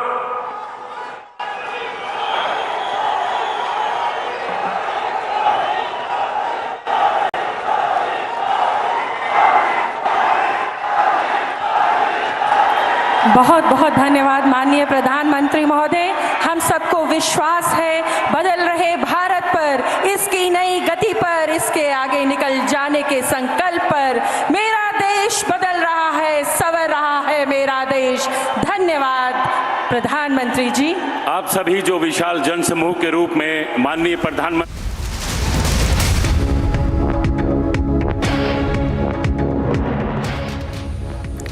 In a major development, Bandra Holiday Magistrate Court has rejected the police plea for Rana's custody and sent the MP Navneet Rana and MLA Ravi Rana to a 14-day judicial custody. That's the latest that we're tracking here. It's a big development coming in from the Hanuman Chalisa Rao case. The police custody has been denied. The court has denied police custody for both Navneet and Ravi Rana. Now they will be sent to a 14-day judicial custody. You can see those visuals there on your screen. Republic has been on ground. And which is punishable with life imprisonment. तो इसके लिए आज judicial custody दिया गया है। Bail application is kept on 29। हम लोग ABP घूमनी चाहिए। अच्छा, हाँ, तो तब तक ये जेल में रहेंगे। तब तक ये जेल में रहेंगे। सेडिशन किस बेस पे लगा आप लोगों ने? यही कि इन्होंने जो हेट और डिसलाइक जो गवर्नमेंट के खिलाफ, चीफ मिनिस्टर है उनके खिलाफ उन्होंने जो ये किया। Bail application is kept on 29। हम लोग हमारा सेस 27 को देने वाले हैं। अच्छा, हाँ, तो तब तक ये जेल में रहेंगे। तब तक ये जेल में रहेंगे। सेडिशन किस बेस पे लगा आप लोगों ने? यही कि इन्होंने जो हेट और डिसलाइक जो गवर्नमेंट के खिलाफ, जो चीफ मिनिस्टर है उनके खिलाफ उन्होंने जो ये किया, गवर्नमेंट मशीनरी को जो चैलेंज किया है, उसकी तहत से इसको 124 लगाया। सर, क्या कोई फंडिंग की भी बात आपने कही थी? फंडिंग हो रहा है, फंडिंग या किसी के कहने पर?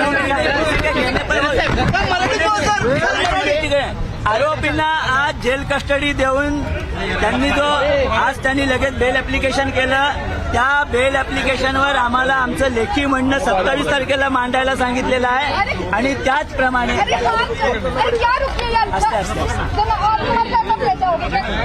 त्याचप्रमाणे बेल ऍप्लिकेशन आमचा युक्तिवाद 29 तारखेला होणार आहे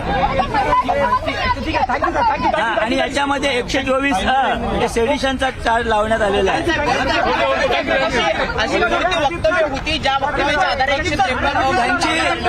त्यांनी ती वक्तव्य केलेली आहेत ती मुख्यमंत्र्यांच्या विषयी अपशब्द वापरून त्यांना चॅलेंज केलेला आहे. त्याचप्रमाणे शासनाला चॅलेंज केलेला आहे. त्यांना 149 खालची नोटीस देण्यात आली होती की शांतता ठेवणं तुमचं कर्तव्य आहे, त्यामुळे तुम्ही परत जा. परंतु त्यांनी सदरील नोटीसला न मानता त्यांनी शासनाला जे आव्हान दिलं त्याच्यामुळे त्यांचा जो याच्याविषयी जो वाईट अप्रामाणिक हेतू तो दिसून आला आणि म्हणून त्यांना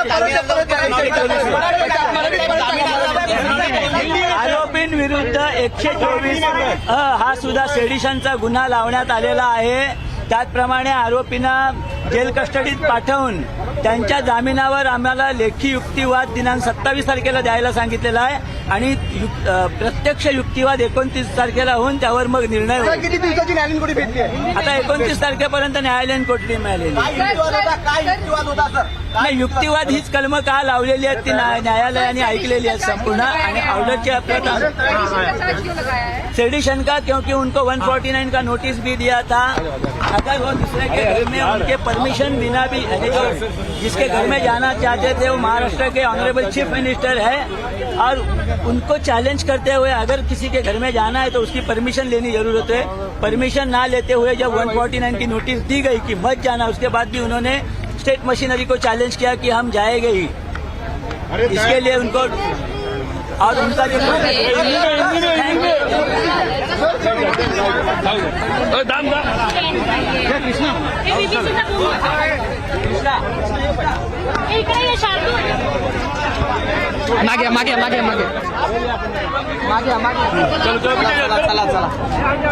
चला.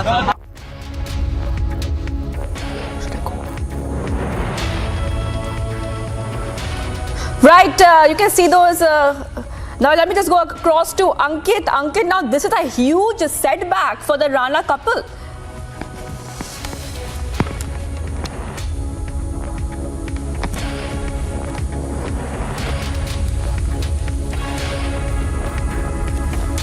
Ankit? My colleague Ankit is on the ground. He's been tracking the story closely. Ankit, can you hear me? Shivangi, I can hear you. If you can hear me, Shivangi, can you hear me? Shivangi, can you hear me? Yes, I can. Ankit, this is a huge setback. This is a huge setback for the Rana couple. Shivangi, I would beg to differ. The setback is to the Mumbai police because the Mumbai police had sought police custody. That was the demand that they had made, the argument they had made in court. And Rizwan Merchant, who was representing Navneet Rana and Ravi Rana, had contended that the police should not be granted custody, and that is what has happened. The police have been denied custody. They have been sent to judicial custody instead, and now they can file for bail. So this is in effect a blow to the police that had sought the custody of Navneet Rana and Ravi Rana, while the advocate is stating here the reasons that they have been remanded. The fact remains that Rizwan Merchant, who was arguing the case for Navneet Rana and Ravi Rana, the independent MP and the independent MLA from Amravati, he had argued that because the arrest is illegal and unconstitutional, the police should not be granted custody. The police had sought 7 days custody. Instead, the Rana couple have been sent to judicial custody for 14 days. 14 days of judicial custody is more or less the norm when it is judicial custody, and they can now seek bail.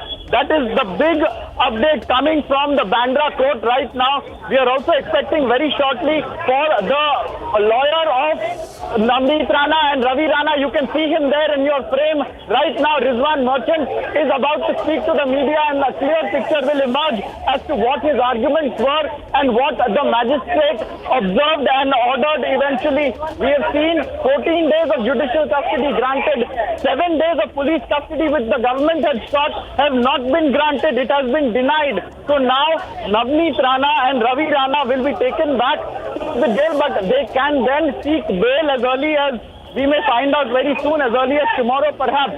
But this is the holiday court which has granted judicial custody. A lot of the time this kind of thing is in the spirit of what happens in holiday courts. As you can see right now, there is a big jumble to get the first response of Rizwan Merchant, who argued the case for the Ranas. He is currently leaving the court. He has succeeded insofar as his argument is concerned, because he had told and argued before.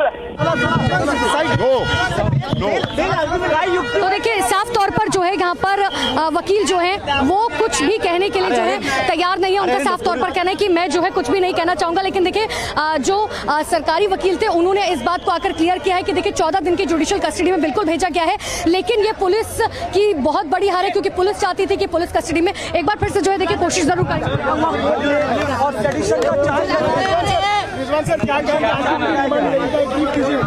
Kumar sir हाथ काढा नाही तर frame मध्ये येतो पुरा।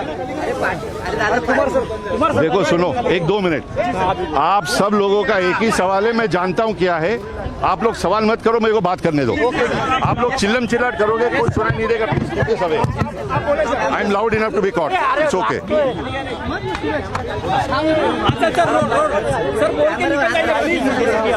आप चुप बैठेंगे तो मैं बोलूंगा।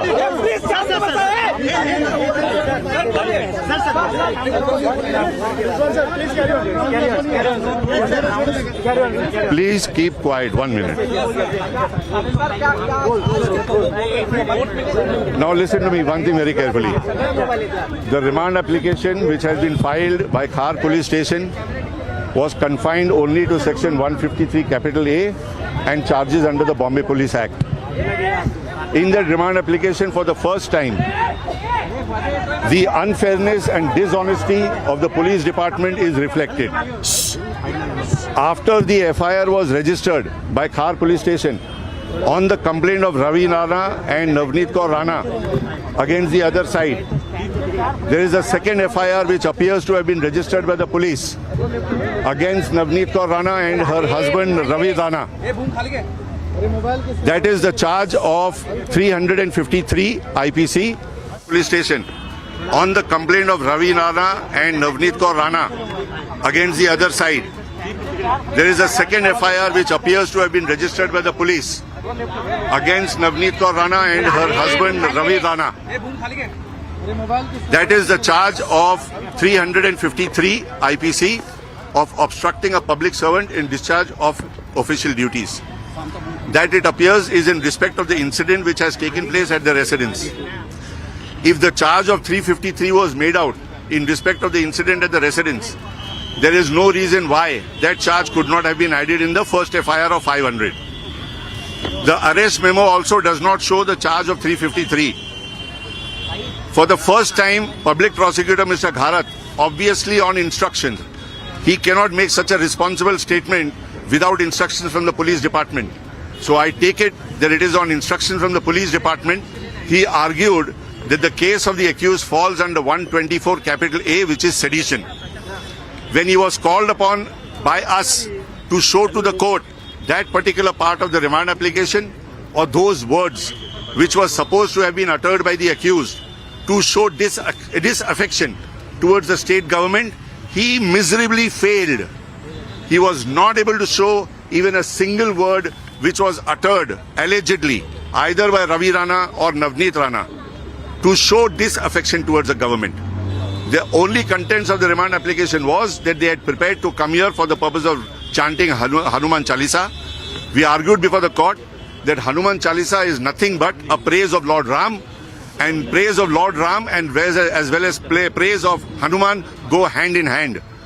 So if there is a particular chanting which is done in the presence of a person of another religion, then he may be justified in saying that offence under 153A has been committed. But the place, keep quiet and listen. But the place where the Hanuman Chalisa was supposed to be chanted was outside the house of people who claim to love Ram. They claim to love Lord Ram. And if they love Lord Ram, then question of wanting to chant Hanuman Chalisa should not be affecting them at all. Therefore, those words of chanting Hanuman Chalisa cannot fall within the ambit of 153 capital A, nor can they fall within the ambit of 124 capital A. Because if I praise my Lord, it cannot amount to showing disaffection to the government. It only shows my affection towards my Lord who has created me. Sir, was there any So this entire case, please understand, this entire case is a bogus case. They have a very strong feeling that they are standing on loose ground. They are standing on loose ground. They know there is a possibility of release on bail. Therefore, they are prepared for a second FIR. So they are going to arrest him the moment he is released on bail in one case. Then there may be another case. Then there may be another case. We know what is supposed to be done. Please don't ask me what I'm going to be doing, because I'm not going to discuss it with you. I'm not saying anything more. Whether Hindi, English, I'm done.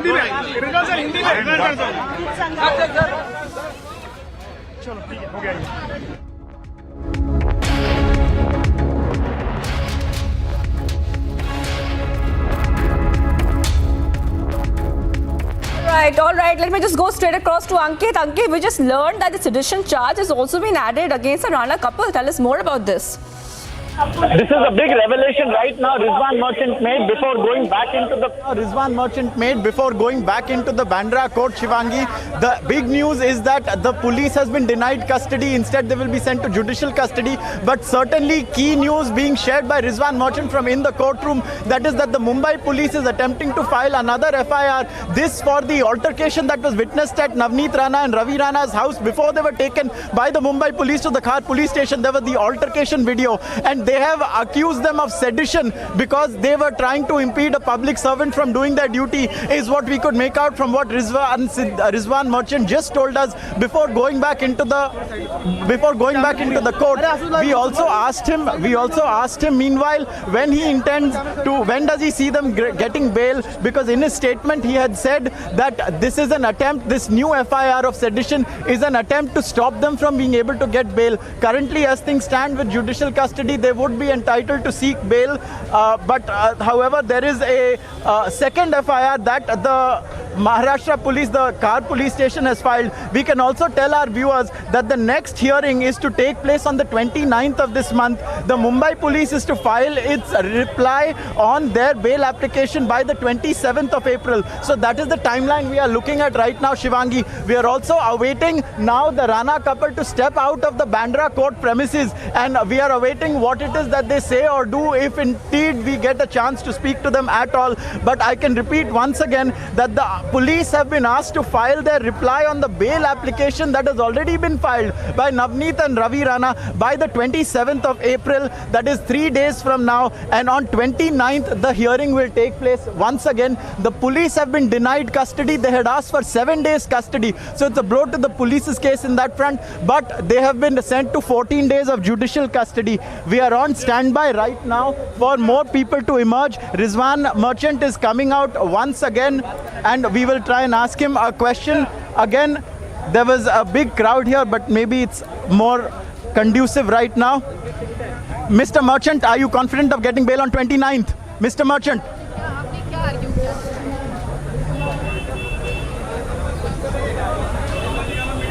There was Mr. Merchant. One of our other crews will try and get him.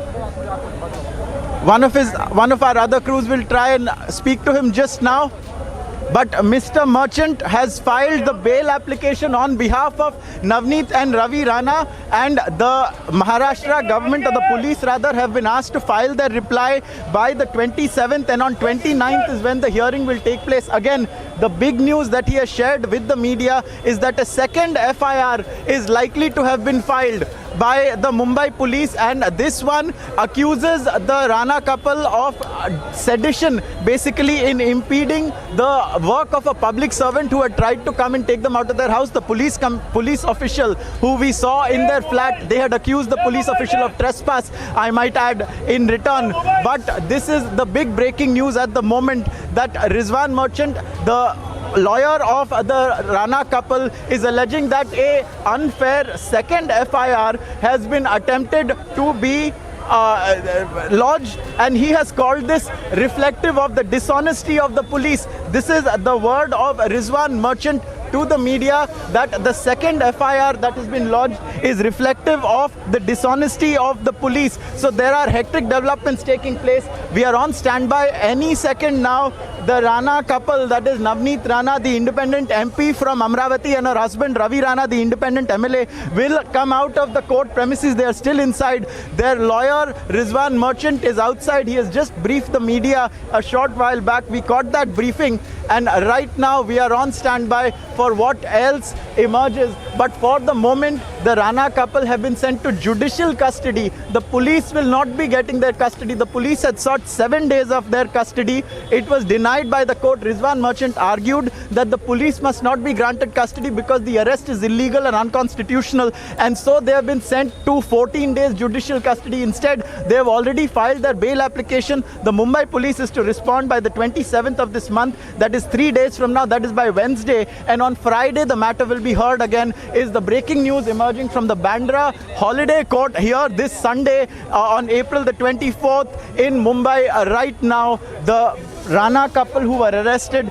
just about 20 hours ago are set to come out right now of the Bandra court premises, and we will hope to get a glimpse of them as well. While they had gone in, they had made a gesture of defiance. They had thrust out their fists in a show of defiance once again, just like we had seen earlier at the Khar police station and also at their Khar residence. And now we await them coming out once again. A hectic big development taking place here in Mumbai right now with regards to the arrest of the Rana couple over the Hanuman Chalisa controversy, viewers.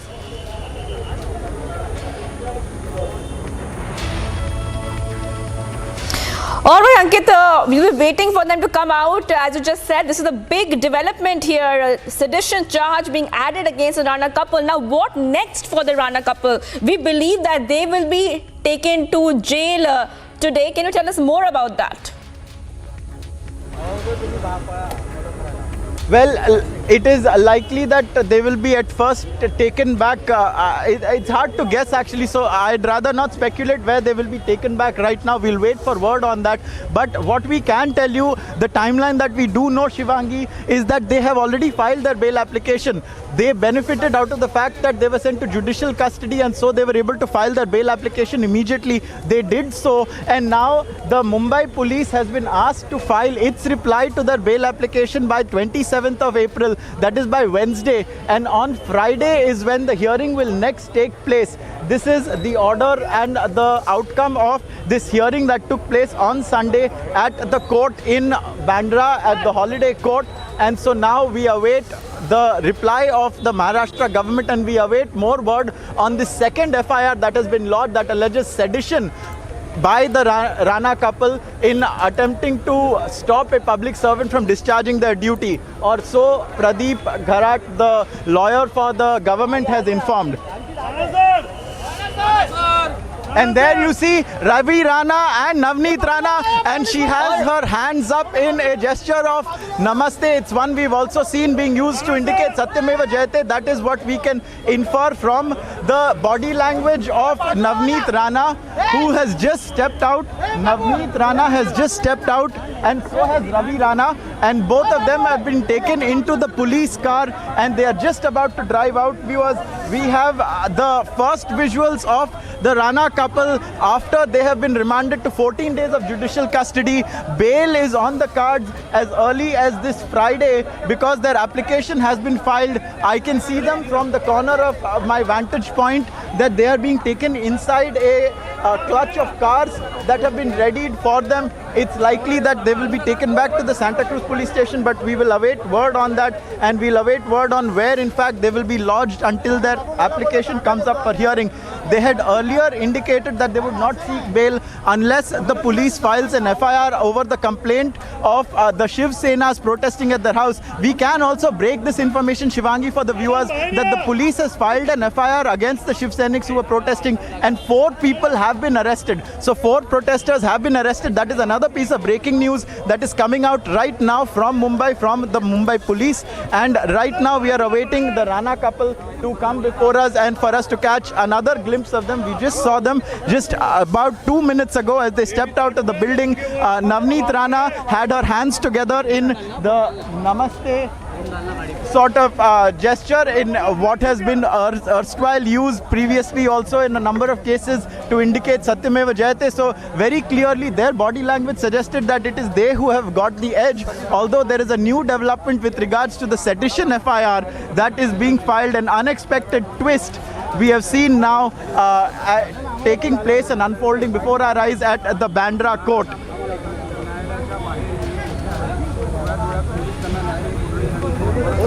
All right, getting us those live visuals there exclusively. At first on Republic, you can see those live visuals on Bandra Court. A big development. Navneet and Ravi Rana remanded to judicial custody for 14 days. Police custody has been denied over the Hanuman Chalisa row. And also, we just learned that a sedition charge has been added against a Rana couple. Ankit, go ahead and tell us about the entire timeline of events, starting off from the Hanuman Chalisa controversy, how it really started to where we have come right now for our viewers. Well, I can say that while it did start before yesterday, the action all began at 9 a.m. yesterday when they were planning, that is the Ranas were planning to take out their Hanuman Chalisa procession to Matoshri, that is the Thackeray residence. And it's very interesting that the lawyer, that is Rizwan Merchant, also made note of the fact that section 153A, Shivangi, which they were charged under in their original FIR, that is with an intent to create a communal tension between communities over a ground of religion. On that matter, Rizwan Merchant said, and he brought the personal politics of the Shiv Sena into it, and he said that if you were to go and recite the Hanuman Chalisa or a religious slogan before a person of another religion, then it would apply, but that section would not apply to a person who is a self-confessed devotee of the same religion. So he in fact said that if you were to go and chant the Hanuman Chalisa outside Matoshri, which is the residence of the Thackeray's, that would not tantamount to section 153A being violated. That would not on the face of it present a situation where communal harmony was being disrupted and tensions were being created on grounds of religion, because both parties in this case are devotees of the same religion. And so that was his argument, and he said because that ground does not stand, because of his argument, the Maharashtra police, that is the Khar police in this case, has filed another FIR, and now they are coming out and we'll try and get a word from them. There you see Navneet Rana, her window is shut, but there she is in the second car that went across. There she is. And Ravi Rana going separately, he's in a different car, and he made a gesture towards the media there. He did a sort of salam gesture. They were both, interestingly, in separate vehicles.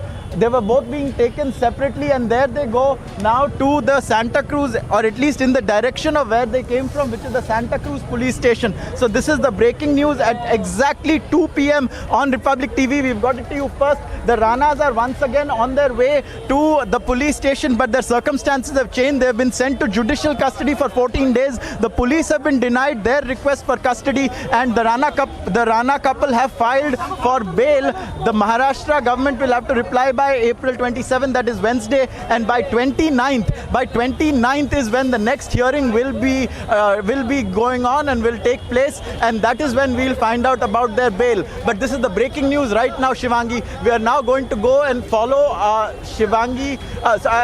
Navneet Rana and Ravi Rana. Shivangi, over to you.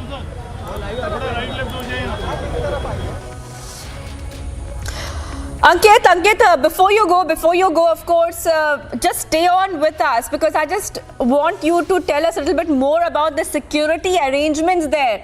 We can see a lot of security deployment, and you also mentioned about some arrests which have been made.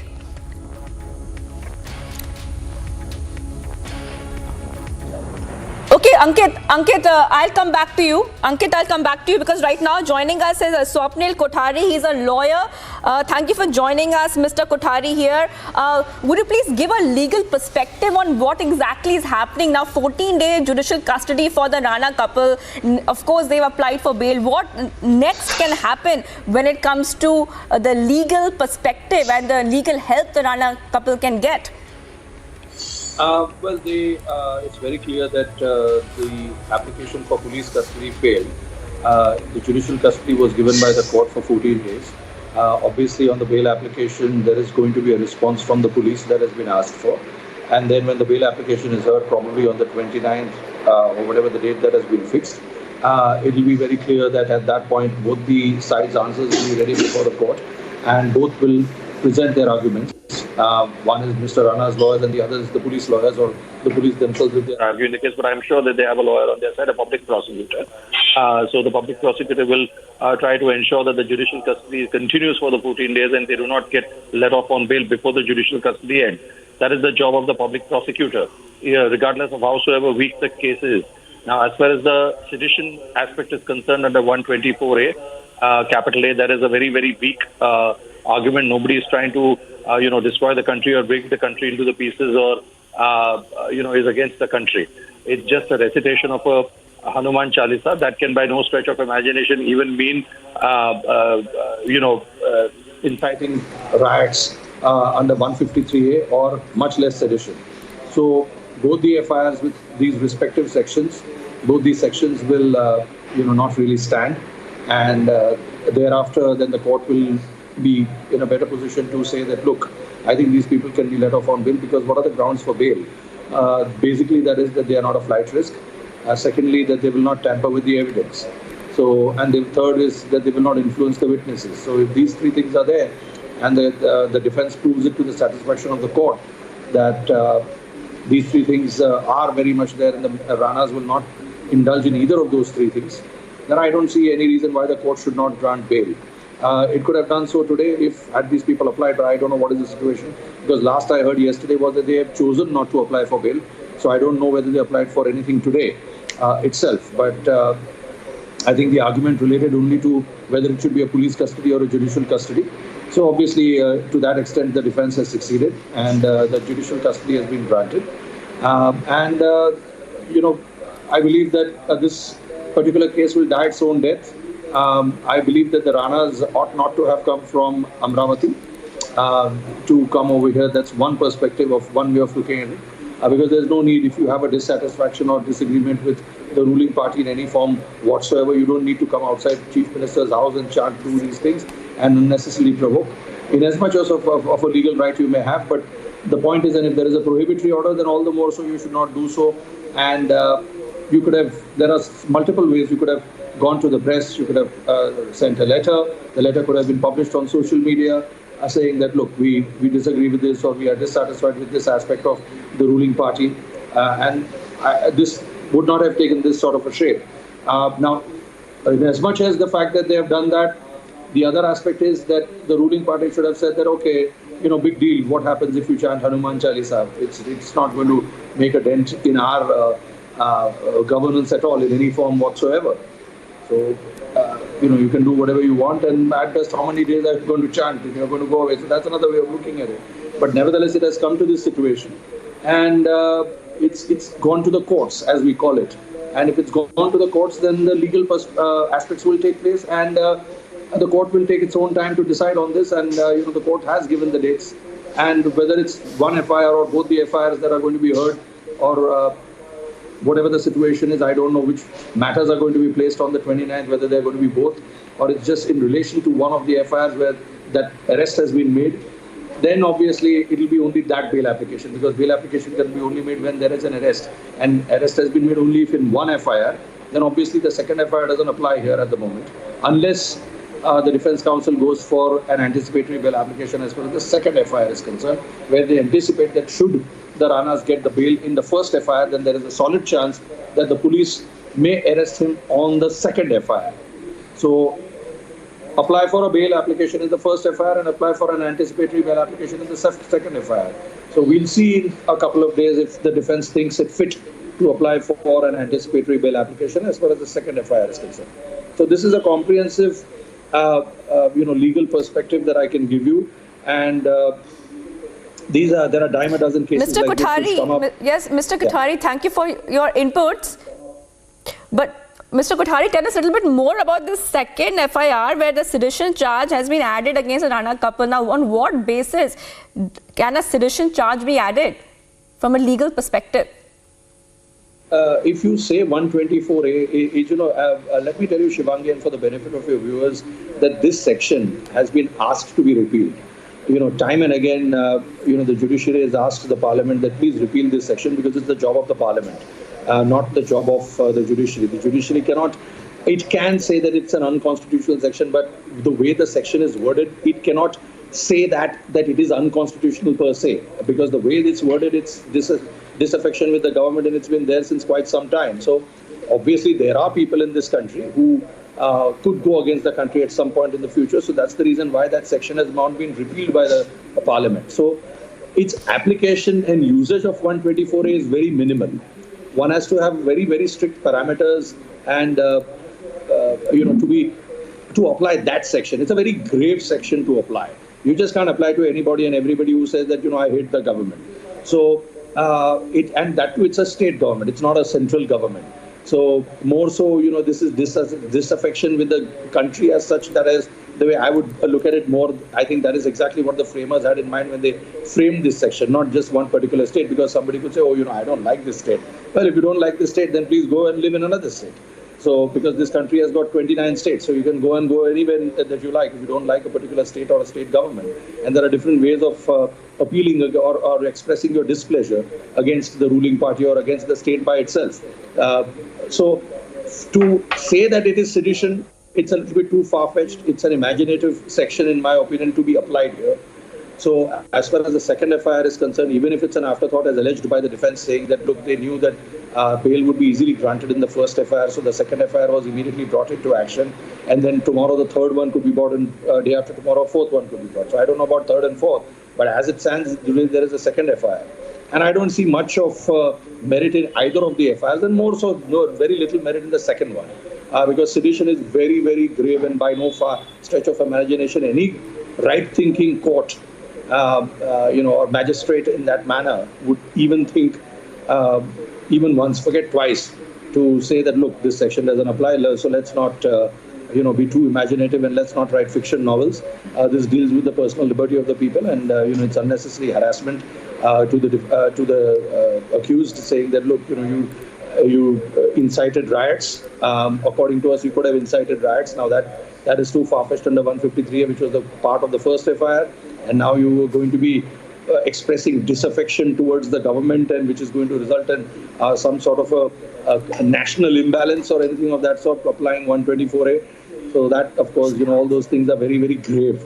So I don't think it really applies here. So that being said, sedition is like, one of those dreaded words which, the court looks at it very curiously and looks at it from, microscope.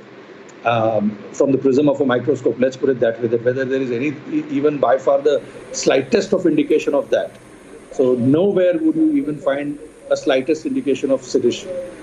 So otherwise democracy would not survive. I mean, if you can't even say one or the other thing against the government, which I think any democracy will allow, then obviously everything else, then we are more of a red China or a communist country where you can't say anything, and everything and anything is considered as a sedition. So the court is definitely not going to rule in favor of the prosecution as far as this particular point is concerned. So sedition is pretty much out. Even the 153 of the riots aspect, inciting religious sentiments, is also out. This case is pretty much weak, very weak as far as that is concerned. Forget the technical aspects of not sending a notice or not taking a sanction, all those technical points aside, the case itself is weak.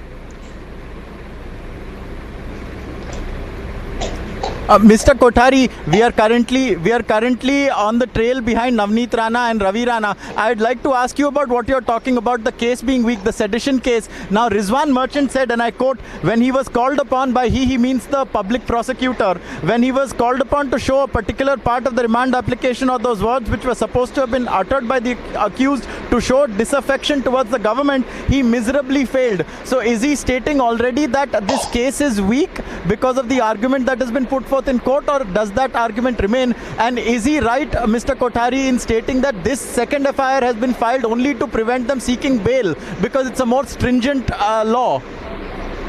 Yes, Ankit, Mr. Rizwan Merchant is absolutely right, and any lawyer will tell you, exactly the same thing, much less a senior lawyer like me, or even a student immediately out of a law school, having his first job in a law firm or first year in court, will tell you that the second FIR is extremely weak, and obviously when they have not been able to show anything in the court to show that there is some sort of a seditious tendency on part of the Ranas, obviously he's trying to say that the case itself is on a very weak wicket, and obviously it was an afterthought and made more stringent section was applied because they realized that 153 is not applying here, so let's do something under 124A.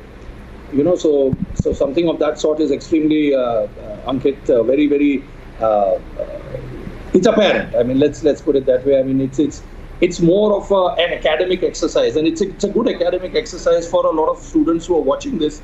And if they really want to see, what is a weak case, it's like when we were in law school, we were told that when A passes through B's garden to come onto the road, and the B's garden is only about 5 seconds of walk, and B sues A for a trespass to his property. Obviously the court laughed at B and said that, look, the law does not take account of trifles. In fact, you should have been courteous to A, saying that, okay, please pass for 5 seconds through my property. It's not a trespass if that's an easier route to a garden, to a public road.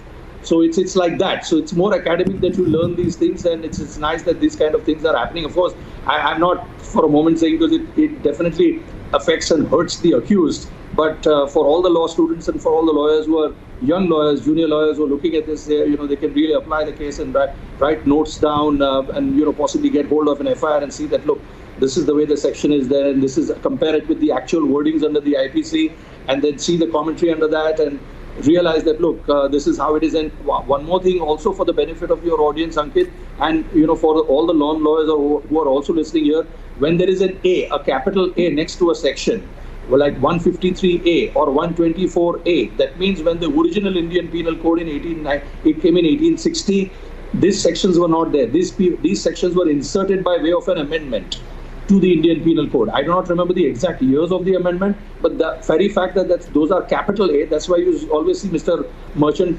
using the word capital A as any lawyer would, because there is A can also mean a small a. Small a or small b. So when there is a capital A, that means he's trying to say that this was an amendment. An amendment was brought in because obviously the Parliament thought it fit at that point that, look, sedition does take place. I mean, there are tendencies in this country, as you've, covered a lot of things in the past to show that there are people who are against the country. So obviously the sedition law will stand. Its applicability will be, of course, decided by the courts, eventually judged by the courts, because the police may try to slap this section in, anytime and anywhere, wherever they deem fit, even if it's at the behest of the politicians, or even if sometimes they are high-handed about it themselves. There are some over-enthusiastic police, and there are some police who are more balanced as far as this is concerned, and say, 124A is too far-fetched. So this is an insertion at a later stage by the Parliament, depending upon the time and the days that was surrounding the circumstances which thought it fit to get 124A and 153A. So to answer your question in a nutshell, Mr. Rizwan Merchant is actually telling you that the case is pretty much lost as far as the case is concerned. Not from his side, of course, from his side it's pretty much won. But as far as the prosecution's case is concerned, it's extremely weak, because when you come before a court and you do not have much evidence or very little evidence to show, a shred of evidence, and the court knows that this section has been just unnecessarily slapped upon. So the court is in its mind just waits for the actual process to take place, that okay, we'll give you time to file your own reply, and when you file the reply, the procedure is complete, and then I'm fully empowered as a magistrate to grant you the bail, which I will, because tomorrow it could so happen that if he grants the bail today, even if he wants to, the other side could say, look, you never allowed me to present my side in writing. So the court wants to sidestep that, doesn't want to sidestep that technicality, because tomorrow in appeal, before a sessions court, or say if it's the high court, but more so it will go before a sessions court, the court could say that, look, you should have at least waited. What was lost in a couple of days? They were under judicial custody anyway, so there was no hurry for that. All right, Mr. Swapnil Kothari, stay on with us. I just want to go ahead and just play what Rizwan Merchant, the lawyer of the Ranas, had to say just a few moments back. That the case of the accused falls under 124 capital A, which is sedition. When he was called upon by us to show to the court that particular part of the remand application, or those words which was supposed to have been uttered by the accused to show disaffection towards the state government, he miserably failed.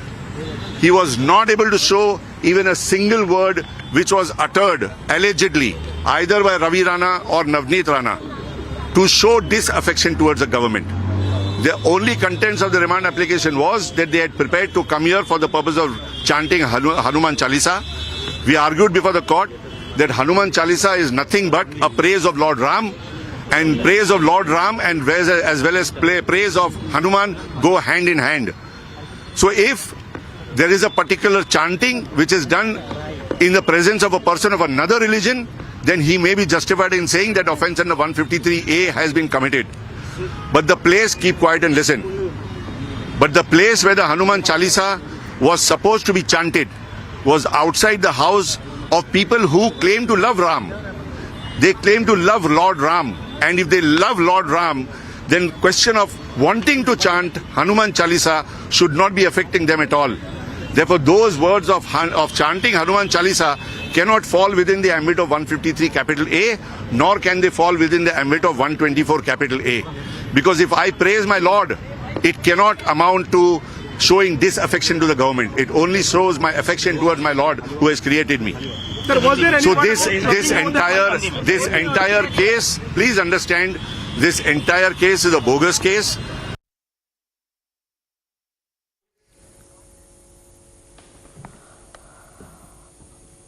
All right, let me just go across to Samiksha. Samiksha, my colleague has been tracking developments closely there. Samiksha, over to you.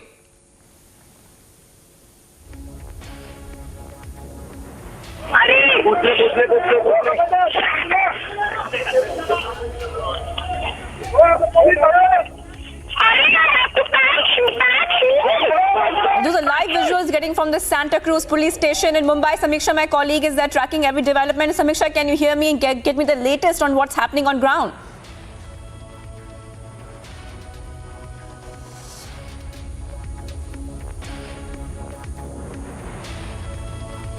Ravi Rana have just arrived at... All right, we are having some trouble getting to Samiksha right now. The latest that we are getting you there, these are visuals you're seeing first on Republic.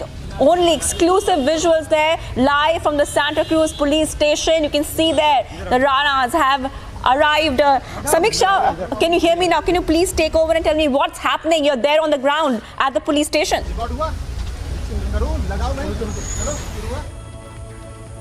If you can hear me, these are the visuals we are getting first on Republic. The visuals from the Santa Cruz police station where Navneet Rana and Ravi Rana have arrived. In fact, those are the visuals you can see. They've been remanded to 14 days of judicial custody. Those are the visuals on your screens where you can see they've just arrived at the Santa Cruz police station. They've been remanded to 14 days of judicial custody. In fact, they've been given time to file the bail hearing. In fact, will take place on the 29th of April. And the Mumbai police will find a counter to that on the 27th of April. In fact, those are the visuals live on our screens right now. Navneet Rana and Ravi Rana have arrived at the Santa Cruz police station. And they've also been booked under sections. A sedition charge has also been invoked against them. Some very strong points were made by the prosecutor. All right, Samiksha, keep getting us those developments there. You're seeing those visuals there first on Republic, live from the Santa Cruz police station in Mumbai, where Navneet Rana and Ravi Rana have now come there at the police station. They have got a 14-day judicial custody over the Hanuman Chalisa Rao. Later on, they will be going to Baikula jail and Arthur Road jail. Yami, those are the first visuals we are getting to you right now. That is Navneet Rana and Ravi Rana. Shivangi, if you can hear me, these are the first visuals we're getting to you on Republic of Navneet Rana and Ravi Rana. Those are the visuals of the duo who have arrived at the the Santa Cruz police station. They've been remanded to 14 days of judicial custody, and there will be a bail hearing which will also take place on the 29th of April. It was in fact kind of a setback for the Mumbai police because they wanted a police custody of Navneet Rana and Ravi Rana, which has now been denied. The two have reached the Santa Cruz police station. A 14-day judicial custody. They've been remanded to a 14-day of judicial custody. It remains to be seen what really happens next, but that's a setback coming in for the Mumbai police because they wanted a police custody of the duo that has not been granted by the Bandra court. And now the duo are at the Santa Cruz police station. The visuals we are getting to you live from the Santa Cruz police station after they were remanded to 14 days of judicial custody.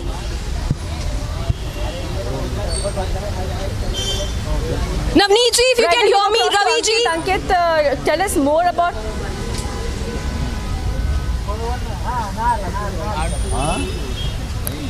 Yes, we're just trying to reach out to them, Shivangi. As they've been remanded to 14 days of judicial custody, we're trying our best to reach out to them and get a word from them.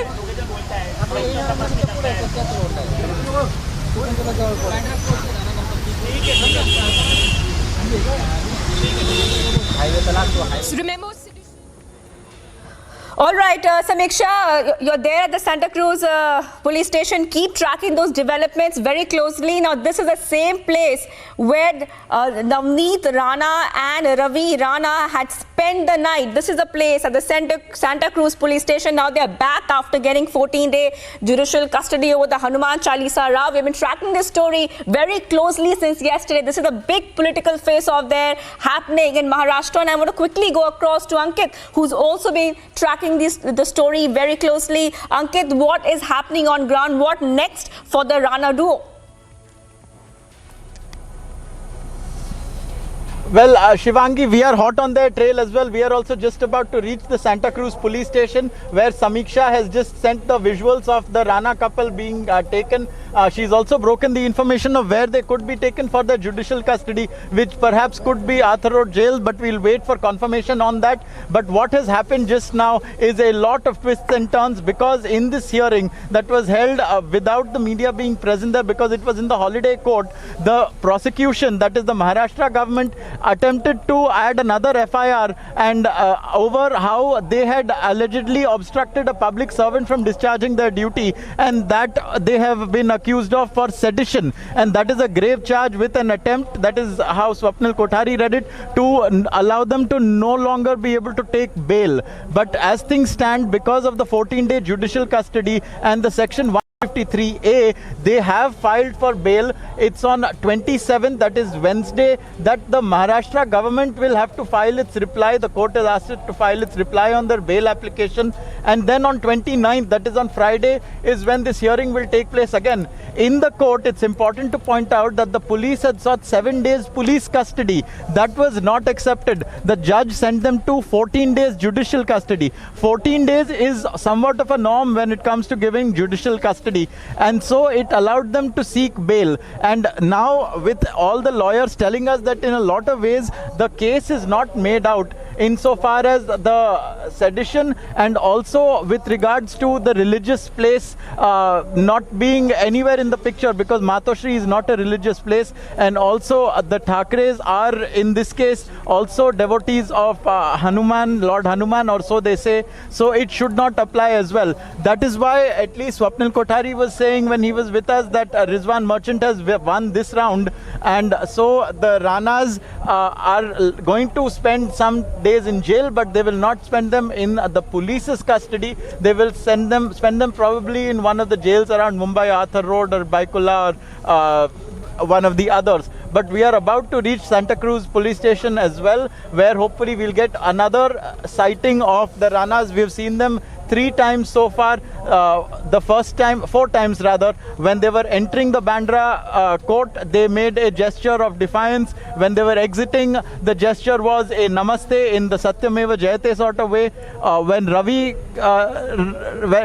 Ravi Rana was being sent out, he did a salam. And now I go across to Samiksha to tell us what were their gestures and what was their body language when she just saw them at the Santa Cruz police station. Samiksha, over to you.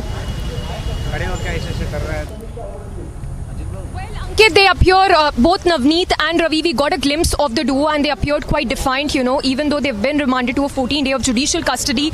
We are still trying to get another glimpse of them. They are still inside the building now. They just went inside. But those are the first shots we got to our viewers of the duo as they entered the police station. And now you can see the visuals on your screens of the heavy security that is present just inside the Santa Cruz police station. In fact, very strong statements that were also made by Rizwan Merchant, who represented Navneet and Ravi Rana, who said that for the first time, public prosecutor Pradeep Gharat, who was representing the Mumbai police, obviously on instruction, beg your pardon, the Maharashtra government, obviously on instructions from the police department, argued that the case of the accused falls under 124A, which is sedition. So this is the underlying point here. There were the sedition charge has also been invoked against them.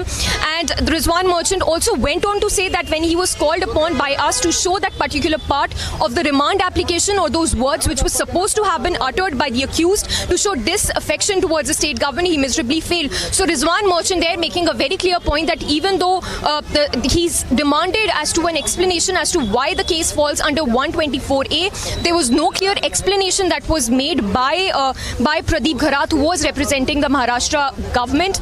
And now we have the duo who are currently inside the Santa Cruz police station. We do not yet know they'll be taken in which police station from here, but yes, they've been remanded. It's not a police custody that have been granted to them. It's of course a judicial custody. It's a 14-day judicial custody that we're talking about here, and the bail hearing will also take place on 29th of April. Now, counter to that, bail will be filed by the Mumbai police by the 27th of April. So yes, it remains to be seen what really happens next. But yes, lot of action and drama that is happening at the Santa Cruz police station right now. Ankit.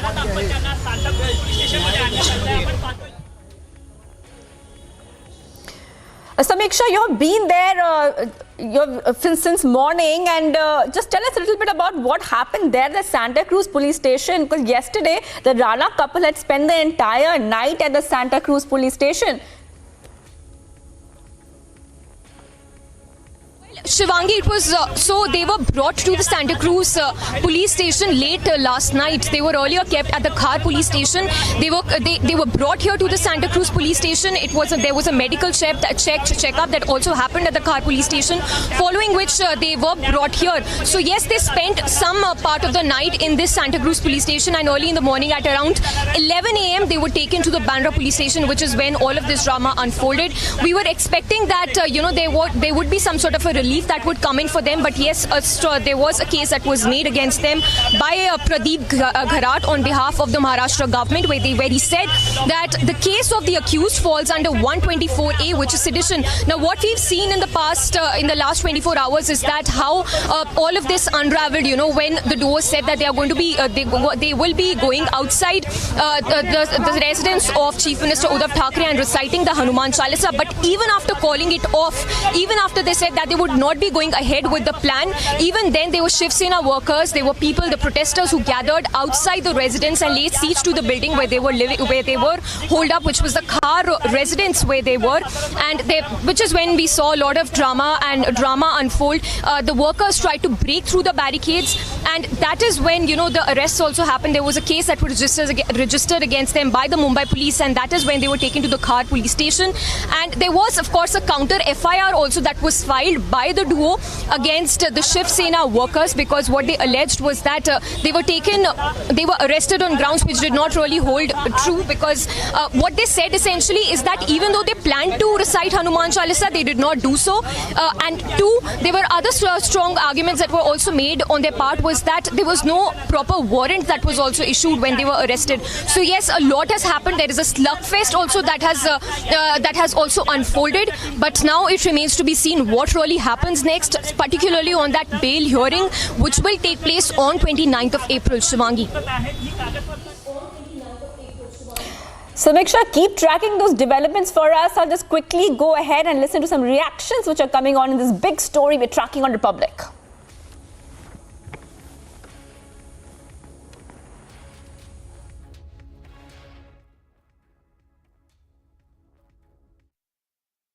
Sedition का, क्योंकि उनको 149 का notice भी दिया था। अगर वो दूसरे के घर में उनके परमिशन बिना भी, जिसके घर में जाना चाहते थे वो महाराष्ट्र के ऑनरेबल चीफ मिनिस्टर है, और उनको चैलेंज करते हुए अगर किसी के घर में जाना है तो उसकी परमिशन लेनी जरूरत है। परमिशन ना लेते हुए जब 149 की नोटिस दी गई कि मत जाना, उसके बाद भी उन्होंने स्टेट मशीनरी को चैलेंज किया कि हम जाएंगे ही।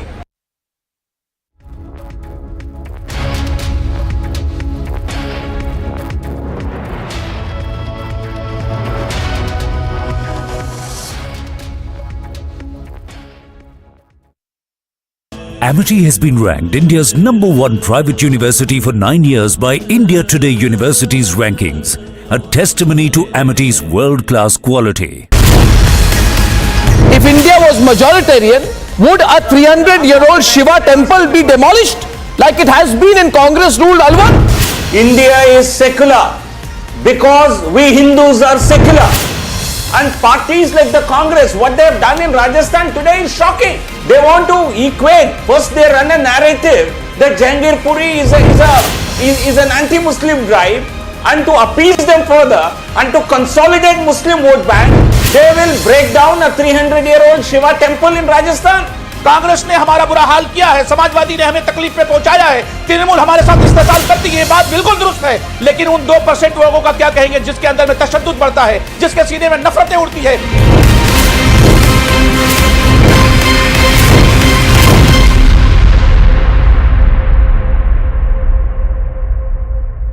We've seen these falsehoods such as Muslim properties targeted, Muslims targeted, bulldozer culture of a majoritarian government. What's the correct counter for that?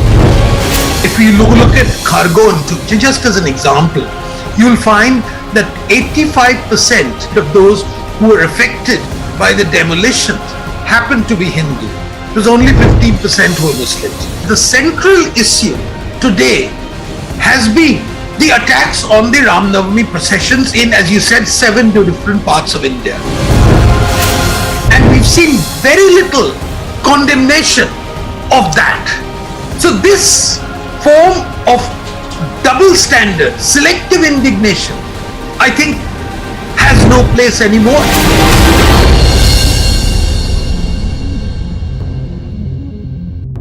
What would your opening thoughts first, sir, be on parliamentary democracy? In the central hall of Bangladesh, where I have been, the two ladies of Bangladesh would not be able to sit together in the central hall. In the Pakistan's parliament central hall, I don't think Nawaz Sharif and Ziaul Haq, or for that matter, Nawaz Sharif and in the earlier days Benazir Bhutto will be able to sit in the central hall. The strength of the Indian parliament can be seen in central hall. Every day I see it. You have cross-party talk, you have off-the-record discussion. Sometimes we tend to look at it only as debate and jhagada. But these are multiple roles of parliament, and all of them should be understood and given full play in the joint.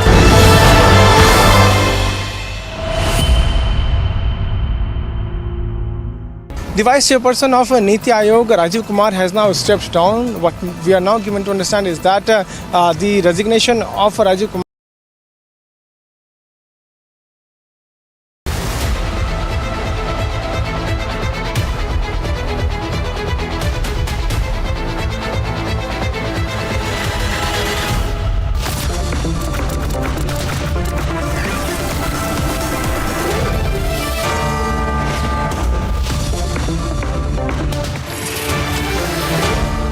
Ladies and gentlemen, it has been a packed news week, from the riots in Jahangirpuri to the politics over demolitions, from Toki Raza's comments over threats about breaking India and creating a communal divide to the bulldozing of the temple in Alwar, which we reported in great detail. Through this month, we saw clashes from Karoli to Khargon to Khambat to Hubballi in Karnataka. But for the lobby, one theme has been consistent through it all. They've gone on like a broken record once again about how India is a majoritarian country. They don't see the reality. They don't see the visuals coming in. They don't see the way Hindus have been made victims, but they've gone on and rambled about it at their protests. They have written about it in their Lutyens portals. They have fear-mongered about majoritarianism for decades in the Western media. And they have made it a perpetual PR campaign against the nation. There is, however, just one small glitch. This entire narrative about majoritarianism is one complete lie. Majoritarianism, ladies and gentlemen, in India is a myth. There is majoritarianism in Pakistan, but in India, it is a myth. In our secular nation, this hoax of majoritarianism is created to peddle insecurity, fuel paranoia, and fund riots. So, in today's edition of Ornab Live, I shall be busting this myth, the myth of majoritarianism. And the question is simple. Can the lobby continue to push the majoritarian myth? Ladies and gentlemen, let us start our debate. Today, from riots to demolitions, can the lobby continue to peddle the myth of majoritarianism? And joining me on top of the show is an exclusive chat with Swapan Dasgupta, who has written and spoken about this extensively. Is the hoax of majoritarianism a conspiracy against the nation? I shall be starting with that. And ladies and gentlemen, in the context of what has happened in the last couple of weeks, this weekend, majoritarianism, which has become the slogan of the lobby, they have made it their perpetual narrative. From riots to demolitions, everything is deemed majoritarian. But now it is time to bust the majoritarian myth. It is time, I say, to expose the lobby. It is time to show them the mirror. Here is what has been happening, a little look back, and then tonight we debate.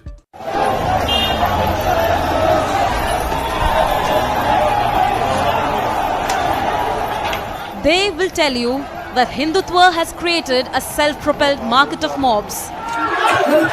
They will tell you a process of genocide already underway in India. They will tell you the Modi government is a death nail for secularism. But the same circuit will not talk about how Tawqir Raza Khan is making open threats of breaking India and taking to the streets. इस किस्म के अन्याय अगर इस हुकूमत में होते रहे तो इस देशव्यापी जेल भरो आंदोलन को रोकना हुकूमत के बस की बात नहीं। और जिस दिन मुसलमान सड़कों पर आएगा उस दिन फिर किसी के कब्जे में नहीं आने वाला है, ये समझ लिया जाए।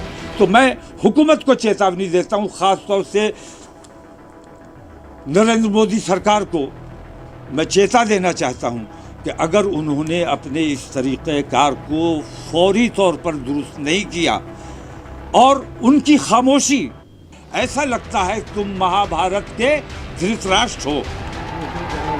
It is too inconvenient for those peddling the majoritarian myth to talk about how a chariot of Hanuman Jayanti was made a focus target of a mob wielding stones, swords and guns.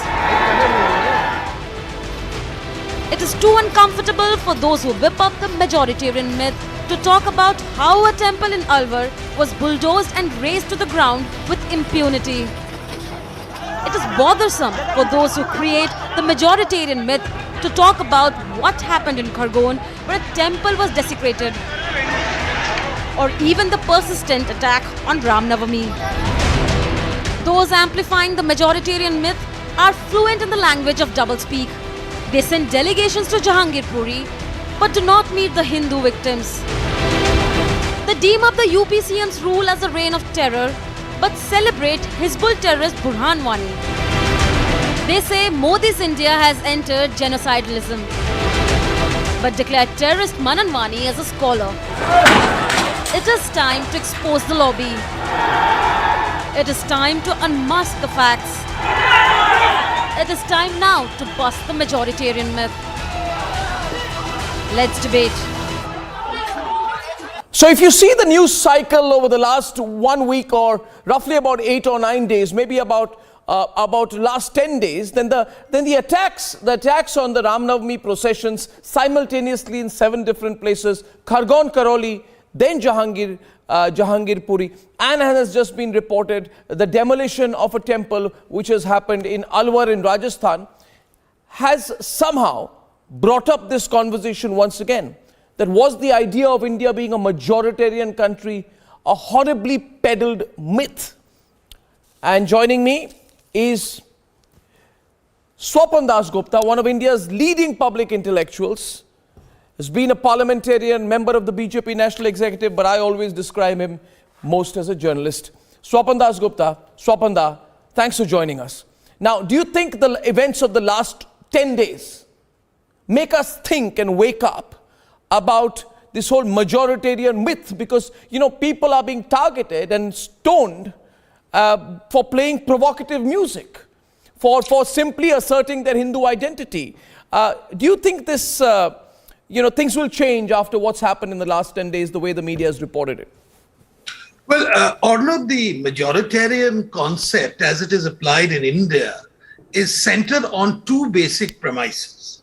The first is that the institutions of this country have been skewed to favor only the majority, that is the Hindu community, and actively discriminate against the minorities, particularly the Muslims. The second issue, which flows from the majoritarian discourse, the so-called majoritarian discourse which is there, is that it is fine for minorities to assert their identities, but it is not okay for anyone to claim he or she or any particular group to assert their Hindu identity.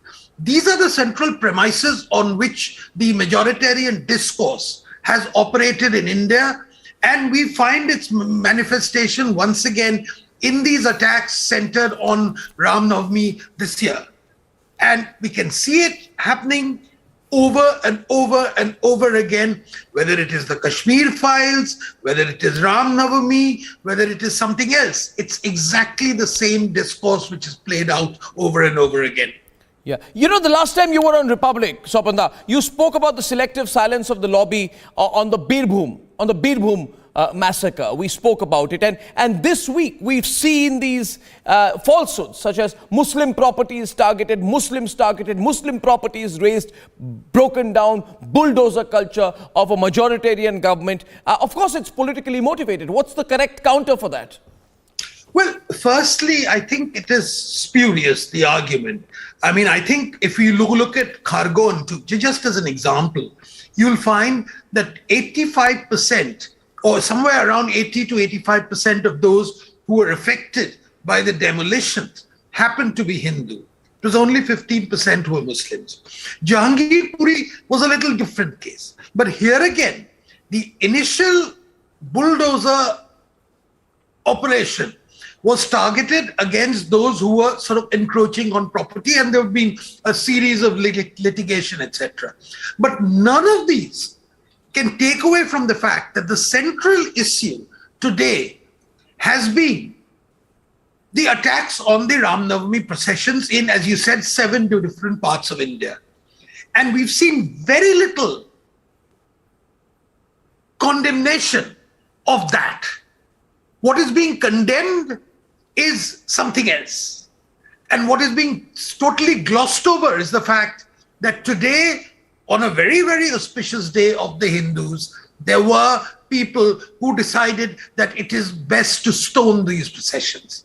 This stoning epidemic, which began in Kashmir, which took on another form during the Shaheen Bagh agitation, has now become almost endemic. And it is some sort of a intention of some people to show that there is some sort of a Muslim intifada which is going on in this country. And this sort of a Muslim uprising against an iniquitous and communally motivated Narendra Modi government. And that seems to be the main objective of these people. Hence,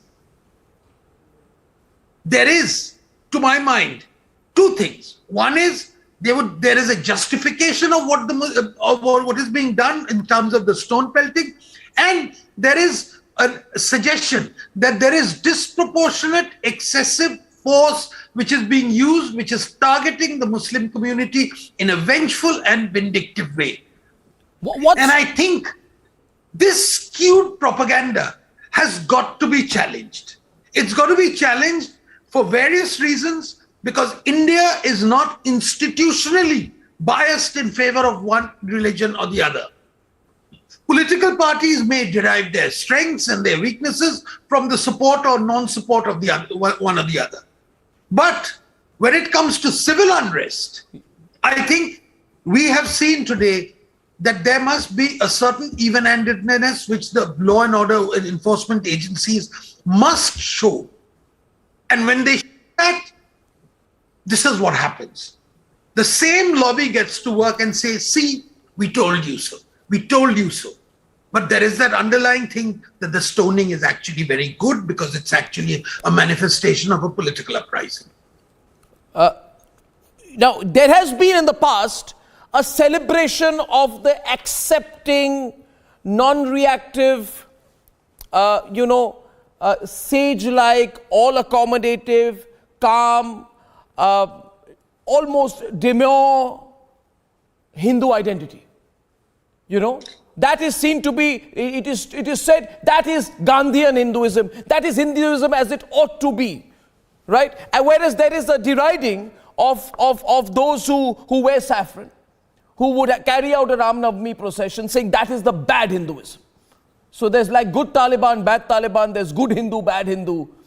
Many people would say Swapan Das Gupta is a bad Hindu, right? So that's their prerogative to say whether I'm a good or bad Hindu. This slotting, my question to you is, how would Hindus in the future, in your view, respond to this slotting? Well, I think, about more than a century ago, more than 100, I think around 110 years ago, Swami Vivekananda decried, and he said there is this caricature of what he called the patient Hindu and the mild Hindu. And I think that what he decried then as a caricature has now come over and is saying as a model, as turn the other cheek if you're attacked. Today, that is no longer possible. And part of the reason why there has been an awakening is not only caused by domestic factors, but it's also caused by international situation, where there is seen a degree of radicalization and a reaction to that radicalization, which is happening in India also, where there is an assertion that no, there is nothing wrong in asserting your Hindu identity. I would say, as long as it's not necessarily targeting anyone else. But the whole point is that everyone would say that, look, Hindus cannot behave like this. Yeah. Hindus have no right to hit back. Yeah. Hindus have only the right, the privilege of being able to get slapped. Yeah. So when Kashmir Files comes in, yeah, it's again the same story. Exactly. Oh, no. The Hindus can't hit back. The Hindus cannot be shown to be suffering. Yeah. The Hindus cannot be a model of victimhood in any way. Yeah. This caricature, this very skewed, I would say almost an obscene manner, has led to a deep and a very vicious reaction from most ordinary people in this country, who are saying, look, this form of skewed secularism is not acceptable to us. Yeah. Where we are permanently put down, yeah, and where we have to be the tolerant person, yeah, whereas any other intolerance is actually condoned. Yeah. Now, to my mind, today, the idea that Hindus must be at the receiving end and therefore passively and meekly take whatever is coming to them is no longer accepted.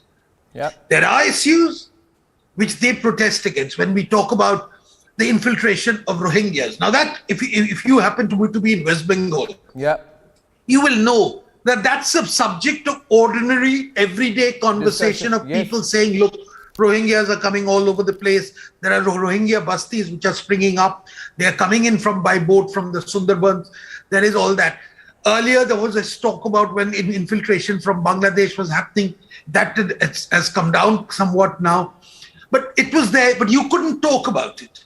You couldn't talk about the fact that that when it comes to enforcing the law, there are parts of the country which are basically no-go areas for the law enforcement agencies, where you don't have to wear a helmet if you're driving a motorbike. Yeah. Now, to my mind, these sort of no-go areas cannot be allowed to exist in this country. Yeah. Whether they're Hindu, whether they're Muslim, whether they're anything else. Yeah. And if you protest about that, yeah, at the risk of being called communal, yeah, I think it's worth being called communal for that. Because I think there is a certain even-handedness which is necessary in running a modern republic. And I think that even-handedness is being compromised by saying, no, you must still bend the stick generously to favor one community because they happen to be minorities. And regardless of what else they do. So this form of double standard, selective indignation, I think has no place anymore. And I'm glad that more and more people are asserting that fact. Well, I think fantastically put there. Swapan Dasgupta saying very clearly that the Hindu community, Hindus don't need to be presenting themselves as constantly suffering, all accommodating sponges. That is no longer required. Swapan Dasgupta, thanks very much for starting up our conversation. Thank you. Thank you. And now, ladies and gentlemen, taking that forward this evening, Swapan Dasgupta says Hindus need not be all accommodating, suffering sponges. And with me this evening is GVL Narasimha Rao, Rajya Sabha Member of Parliament of the BJP, Ratan Sharda, well-known author and RSS ideologue, Saurav Dutt, right-leaning author from London. We have Sadhvi Devishri Suparnamba, who's a Hindu scholar from the Tatsmasi Ashram in Mahadeshwar in Madhya Pradesh. Thank you very much, Sadhvi ji. Waris Pathan is joining me soon. Renu Mittal is joining us, senior journalist. And Mufti Manzoor Ziai, well-known Islamic scholar, is also joining us. And Valsan Thampu will join us from Thiruvananthapuram. He's the former principal of St. Stephen's College in Delhi. Thank you very much. Ladies and gentlemen, let's start the debate. I think Swapan Dasgupta said it well. This dystopian myth that India is a Hindu majoritarian country heading into anarchy and we are a country of Hindu mobs. ये जो एक छवि बनाने की कोशिश हुई है मुफ्ती मंजूर ज़ियाई जी, इसको तो बदलना पड़ेगा और बदला जाएगा और बदल रहा है, क्योंकि जब लोग देख रहे हैं किस तरह से हिंदुओं पर अत्याचार हो रहा है भारत में, तो लोग अभी ये सवाल पूछ रहे हैं अत्याचार कौन कर रहा है? अलवर की मंदिर को किसने तोड़ा? खरगोन पे मंदिर पे क्यों अटैक हुई? और कब तक हिंदू भारत में इस तरह से ओपनली अटैक होंगे? जहांगीरपुरी में शोभा यात्रा निकली, ऐसा रिएक्शन था कि बहुत बड़ा पाप किया किसी ने। और करौली में जो इस हालत हो गई, GVL Narasimha Rao, people are having forced to leave their houses. There's a palayan going on. Right? So this attempt to create this myth about India being a majoritarian country, has to stop now. I want GVL to start. Mufti Sahab, aap kuch kehna chaah rahe hain? Zarur, please. Go ahead. Mufti Mohammad Ziai on the debate today. Can the lobby continue to peddle the majoritarian myth about the country? Mufti Ziai, please. Yes. बहुत ही जिम्मेदारी के साथ अर्नब गोस्वामी, आपके इस channel के हवाले से और आपके तमाम व्यूवर के लिए जिस तरीके का नैरेटिव सेट करने की कोशिश की जा रही है कि मेजॉरिटी को निशाना बनाया जा रहा है, क्या ऐसा हो सकता है कि मेजॉरिटी कभी भी निशाने पर आएगी? उस माइनॉरिटी के बारे में कभी आपने फिक्र करने की कोशिश की जिसके साथ इस्तेसाल आज से नहीं बल्कि उस वक्त से हो रहा है जब से हिंदुस्तान में सरकार बनी? कांग्रेस की पार्टी के जिम्मेदारों ने जिस तरीके से मुसलमानों के साथ इस्तेसाल किया, दूसरी पार्टियों ने भी मुसलमानों के साथ इस्तेसाल किया। आज कौम में मुस्लिम किस हालत में है? जहां पर एजुकेशन के लिए जूझ रही है, जहां पर खाने पीने के लिए जूझ रही है, जहां पर रहने के लिए जूझ रही है, जहां पर उनके घर तोड़ दिए जाते हैं, जहां पर उसकी मस्जिदें बर्बाद कर दी जाती हैं, जहां पर उनको लेकर के मारा जाता है, कभी अखलाक के नाम पर, कभी किसी और नाम पर, कभी किसी और नाम पर, और आप ऐसे मुल्क में कह रहे हैं कि यहां पर मेजॉरिटेरियन के साथ में जुल्म और ज्यादती हो रही है। बहुत अफसोसनाक है। इस बारे में पूरा मुल्क इस बात को बखूबी जानता है कि कौन तकलीफ में है, कौन परेशानी में है, किसके घर तोड़े जा रहे हैं, किसकी मंदिरें तोड़ी जा रही है, किसके मस्जिद पर वार हो रहा है, मुसलमान किस दर्द और तकलीफ में है। इस बात का एहसास पूरा मुल्क और पूरी दुनिया जानती है। हमें बताने की बिल्कुल जरूरत नहीं है। लेकिन एक बात और जिम्मेदारी के साथ कह सकता हूं कि ये पार्टी की बुनियाद पर नहीं बल्कि मैं पूछना चाहता हूं आपको, मैं पूछना चाहता हूं आपको, if India, 1 minute, when I ask you a question, I ask a GVL, if India was majoritarian, would Tawqir Raza be able to say what he says? If India was majoritarian, would a 300-year-old Shiva temple be demolished? like it has been in Congress ruled Alwar? GVL is on the debate. GVL. Arnab, Please, India is secular. I'm I'm making a statement. I would like Mr. Mufti to respond. India is secular because we Hindus are secular. It's not because some party or some leader or even constitution has made us secular. No. We Hindus are secular. By culture, it's a cultural value that we have inherited. And you want to take, you have taken undue advantage of it. And parties like the Congress, what they have done in Rajasthan today is shocking. They want to equate. First, they run a narrative that Jahangir Puri is an anti-Muslim drive, and to appease them further and to consolidate Muslim vote bank, they will break down a 300-year-old Shiva temple in Rajasthan. The Congress is once again proving that they are a Muslim party. Today, INC should change their name to a Muslim League. No. We are a party. We have, tell me Mufti ji, JVL Sahab, in Uttar Pradesh, in Madhya Pradesh, anywhere in the country, have we discriminated with Muslims on any issue, on any developmental agenda? You are saying we have remained backward. Blame the Congress for it. Blame the Trinamool for it. Blame communists for it. These are the people whom you have voted for decades. Blame the Samajwadis for it. You're experiencing development, Mufti ji, only under the rule of Prime Minister Narendra Modi ji. Muslims have started seeing development only in the last 8 years. You have all along been used as a vote bank. No, I want to get everyone JVL into... साहब, मैं बहुत जिम्मेदारी के साथ आपके viewer को और आपके जिम्मेदारों से कहना चाहूंगा, अर्नब जरूर मैं रिप्लाई करने देंगे, जरूर। मैं हिंदुस्तान के उन हिंदू भाइयों का सम्मान करते हुए तमाम जिम्मेदारी के साथ कहता हूं कि 98% हिंदू भाई बिल्कुल सेकुलर हैं, जैसा कि JVL साहब ने कहा। मैं उनका सम्मान करता हूं, हमने उन्हें अपना बड़ा भाई कहा है और हमेशा हिंदू भाई हमारे बड़े भाई रहेंगे। लेकिन जो 2% वो लोग हैं जो कट्टरता को परवरिश देते हैं, जो कट्टरता को बढ़ावा देते हैं, जो हिंदू मुस्लिम की मुनाफरत फैलाते हैं, जो दोनों के दरमियान में खलीज पैदा करना चाहते हैं। मैं पार्टी की बात नहीं कर रहा हूं। कांग्रेस ने हमारा बुरा हाल किया है, समाजवादी ने हमें तकलीफ पे पहुंचाया है, तृणमूल हमारे साथ इस्तेसाल करती है, ये बात बिल्कुल दुरुस्त है। लेकिन उन 2% लोगों का क्या कहेंगे जिसके अंदर में तशद्दुद बढ़ता है, जिसके सीने में नफरतें उड़ती है? क्या उनके खिलाफ उसके ऊपर कार्रवाई करना? Sadhvi Devishri is responding from Maheshwar. Maheshwar से जवाब देंगी साध्वी देवीश्री जी, प्लीज उनको बोलने दीजिए। कर पा रहे हैं तो देश को बताइए। साध्वी देवीश्री जी मुफ्ती मोहम्मद मंजूर जिया का रिस्पॉन्ड करेंगी महेश्वर से।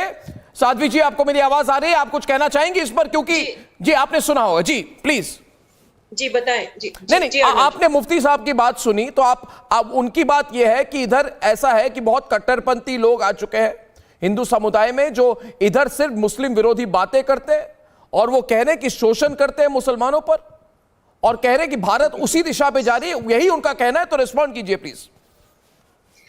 ऐसा है कि ये तथाकथित, हम भी ये कह सकते हैं कि आतंकी जो मानसिकता वाले जो मुस्लिम हैं, वो इस बात को बेवजह फैला के हिंदुओं को बदनाम कर रहे हैं।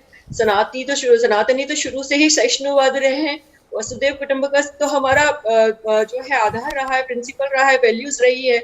हमने तो कभी ऐसा किया ही नहीं। ये तथाकथित वो 2 से 20% जो लोग हैं जो अपने आप को फैलाकर हिंदुस्तान को भी उन राष्ट्रों में मिलाना चाहते हैं जो हिंदू नहीं है, ठीक है? तो उसके लिए आप इस तरीके के प्रपंच रच रहे हैं। आप लोग इस तरीके के प्रपंच रचना बंद कर दीजिए। अगर आपको इतना ही ज्यादा अपना ईमान है और अपना इतना ही ज्यादा मुस्लिमियत को आपको पालना है, पोषना है, तो उसके लिए पाकिस्तान बनाया था। आप फिर वहां चले जाइए। हमारे राष्ट्र को सनातनी हिंदू राष्ट्र रहने दीजिए मेहरबानी करके। आपको क्या कष्ट है अगर हम लोग ढंग से रह रहे हैं तो? हाँ, हम अपने धर्म का पालन कर रहे हैं तो आपको तकलीफ। आप आपके अखाड़े निकाले तो उसमें हम लोग आपका साथ दें। आप 20% या 2% से 20% वाले होकर आप जो है अपनी चीज की आजादी मांग लेते हैं, लिबर्टी मांग लेते हैं, लिबरेशन मांग लेते हैं। और हम अपने ही देश में अपने ही धर्म के, अपने ही त्योहार को मनाने के लिए, अपनी ही सनातनी नए साल को, चैत्र को मनाने के लिए यदि कुछ करते हैं तो आप लोग पथराव करते हैं। ये कौन सा धर्म है आप लोगों का? क्या कहना चाह रहे हैं आप इस तरीके से कि तथाकथित Hindu? What do you mean by तथाकथित Hindu? What do you mean by तथाकथित Hindu? Yes, she takes offense at that. What do you mean by तथाकथित Hindu? I think she's taken. She 1 minute. What do you mean by तथाकथित Hindu? You explain that, Mufti ji. Did you use the phrase? आपने इस शब्द का बिल्कुल प्रयोग किया? आप समझाइए क्यों? हिंदू खूबसूरत धर्म, हिंदू अच्छी प्रथा वाले लोग हमारे आप कौन होते हैं? हिंदू धर्म में कौन पालन करता है कि नहीं उसको सर्टिफिकेट देने के लिए? आप क्यों सर्टिफिकेट दे रहे हैं? आप सर्टिफिकेट क्यों दे रहे हैं? जिनके हाथों में कट्टे हैं, जिनके जबान पे गालियां हैं, जिनके जबान पे नारेबाजियां हैं, जिनके बारे में नफरत की आवाजें हैं, जिनके हाथों में डंडे हैं, जिनकी जबान पे नफरतें हैं, क्या उनके बारे में भी आप ऐसी ही बात करेंगे? तमाम लोगों को उसी के दायरे में लाएंगे? आप जरा सम्मानित व्यक्ति हैं, आप जरा सोचिए उन लोगों के बारे में भी जरा बताइए। लेकर 98% जो लोग हैं, 98% जो हिंदू लोग हैं, उनकी भावना यही है जिनके अंदर करुणा है, जिनके अंदर प्यार है। उन प्यार वाली भाषाओं को कहां भुला दिया है आपने? प्लीज उन भाषाओं को याद कर लीजिए ना। उन मोहब्बत भरे जुमले कहां चले गए आपने? प्यार वाली भाषा बोले और आप तलवार वाली भाषा बोले, फैला रहे हैं। जो आपकी असलियत है, जो प्यार है, जो मोहब्बत है, आपने उसे कहां खो दिया है? You know this argument being made, इस argument को किसी भी दिशा पे ले जा सकता है. 1 second. This argument being made, and I will only say this: Ratan Sharda and Renu are on the debate, and Waris Pathan. I just want to say this, that if India was a majoritarian country, it occurs to me, Ratan Sharda and Waris Pathan, that if India was a majoritarian country, would a Shobha Yatra be pelted with stones in the middle of a street in the national capital? Exactly. If India was a majoritarian country, could a circuit have been freely running down Hindutva and saying dismantle Hindutva, which is the philosophy of Hinduism, which is the essential core of Hinduism, the practice of Hinduism, the way and life of Hinduism, the whole idea of being a Hindu. In this country, people say that we will dismantle the idea of how you're going to be a Hindu.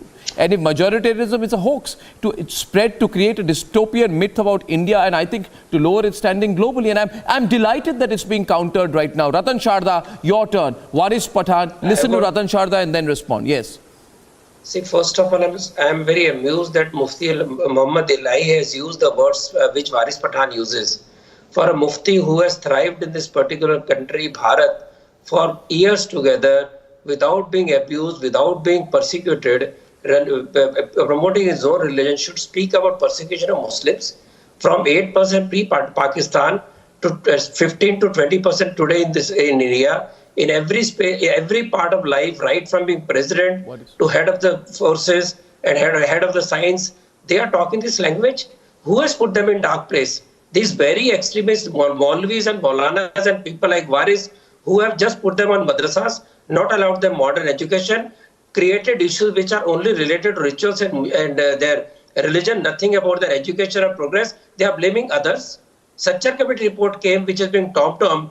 Who was ruling the country at that time? The same secular people. Has AM ever talked about modern education for these people? They have not. For a majoritarian country that I have to seek permission for processions which have been taken out for thousands of years, which were banned by Aurangzeb, those processions now I have to seek permission first from police, then from these Maulanas to have my normal peaceful celebrations, and then I'm called majoritarian. I am pained at this entire situation. And is it only India these people are talking? Victimhood card is played by Muslims across the world. You are talking of one particular incident. There have been 15, 16 incidents across the states. Whichever party is ruling, they don't give a damn which party is ruling. They will stone policemen. They will stone processions. They say we believe in Constitution, but they believe in Constitution only as long as it serves their purpose. Otherwise, stones are the answers, acids are the answers. There is U-turn moving around from Andhra Pradesh where the anchor clear says what should keep at home. Acid bulbs, mirchi and whatnot, dandas and whatnot. And we are saying that Hindus should just keep quiet and have the singular one-way traffic of carrying the cross of secularism. When you say Sharia is better than the Constitution, as per AIMM, every debate that we have had about triple talaq or anything else, for them to do a claim about Constitution is the biggest laughing matter. And why do they resent every society? They resent France, they resent Sweden, they resent Denmark, they resent even South Arabia. There is that India, USA. So it is not just India. That problem lies that they have Darul Islam that must be implemented in every country in any excuse. No, let me just Ratan Sharda, Mr. Sharda, let me put it. I completely agree with you. Let me put it a bit differently. You see, we have with us today Mr. Thampu, who has been principal of St. Stephen's College, and we have with us Renu Mittal and Waris Pathan, and I want all of them to think about one thing. See, first allow me to make my point. You said what is you? I allow you to make your point, but you take a question. No, why don't? Okay, here's a question. Since you're so eager, why don't you go and visit the victims in Alwar? A temple has been demolished. 1 minute, a 300-year-old Shiva temple has been demolished in Alwar. Why don't you go there? Yes. Why doesn't Owaisi go there?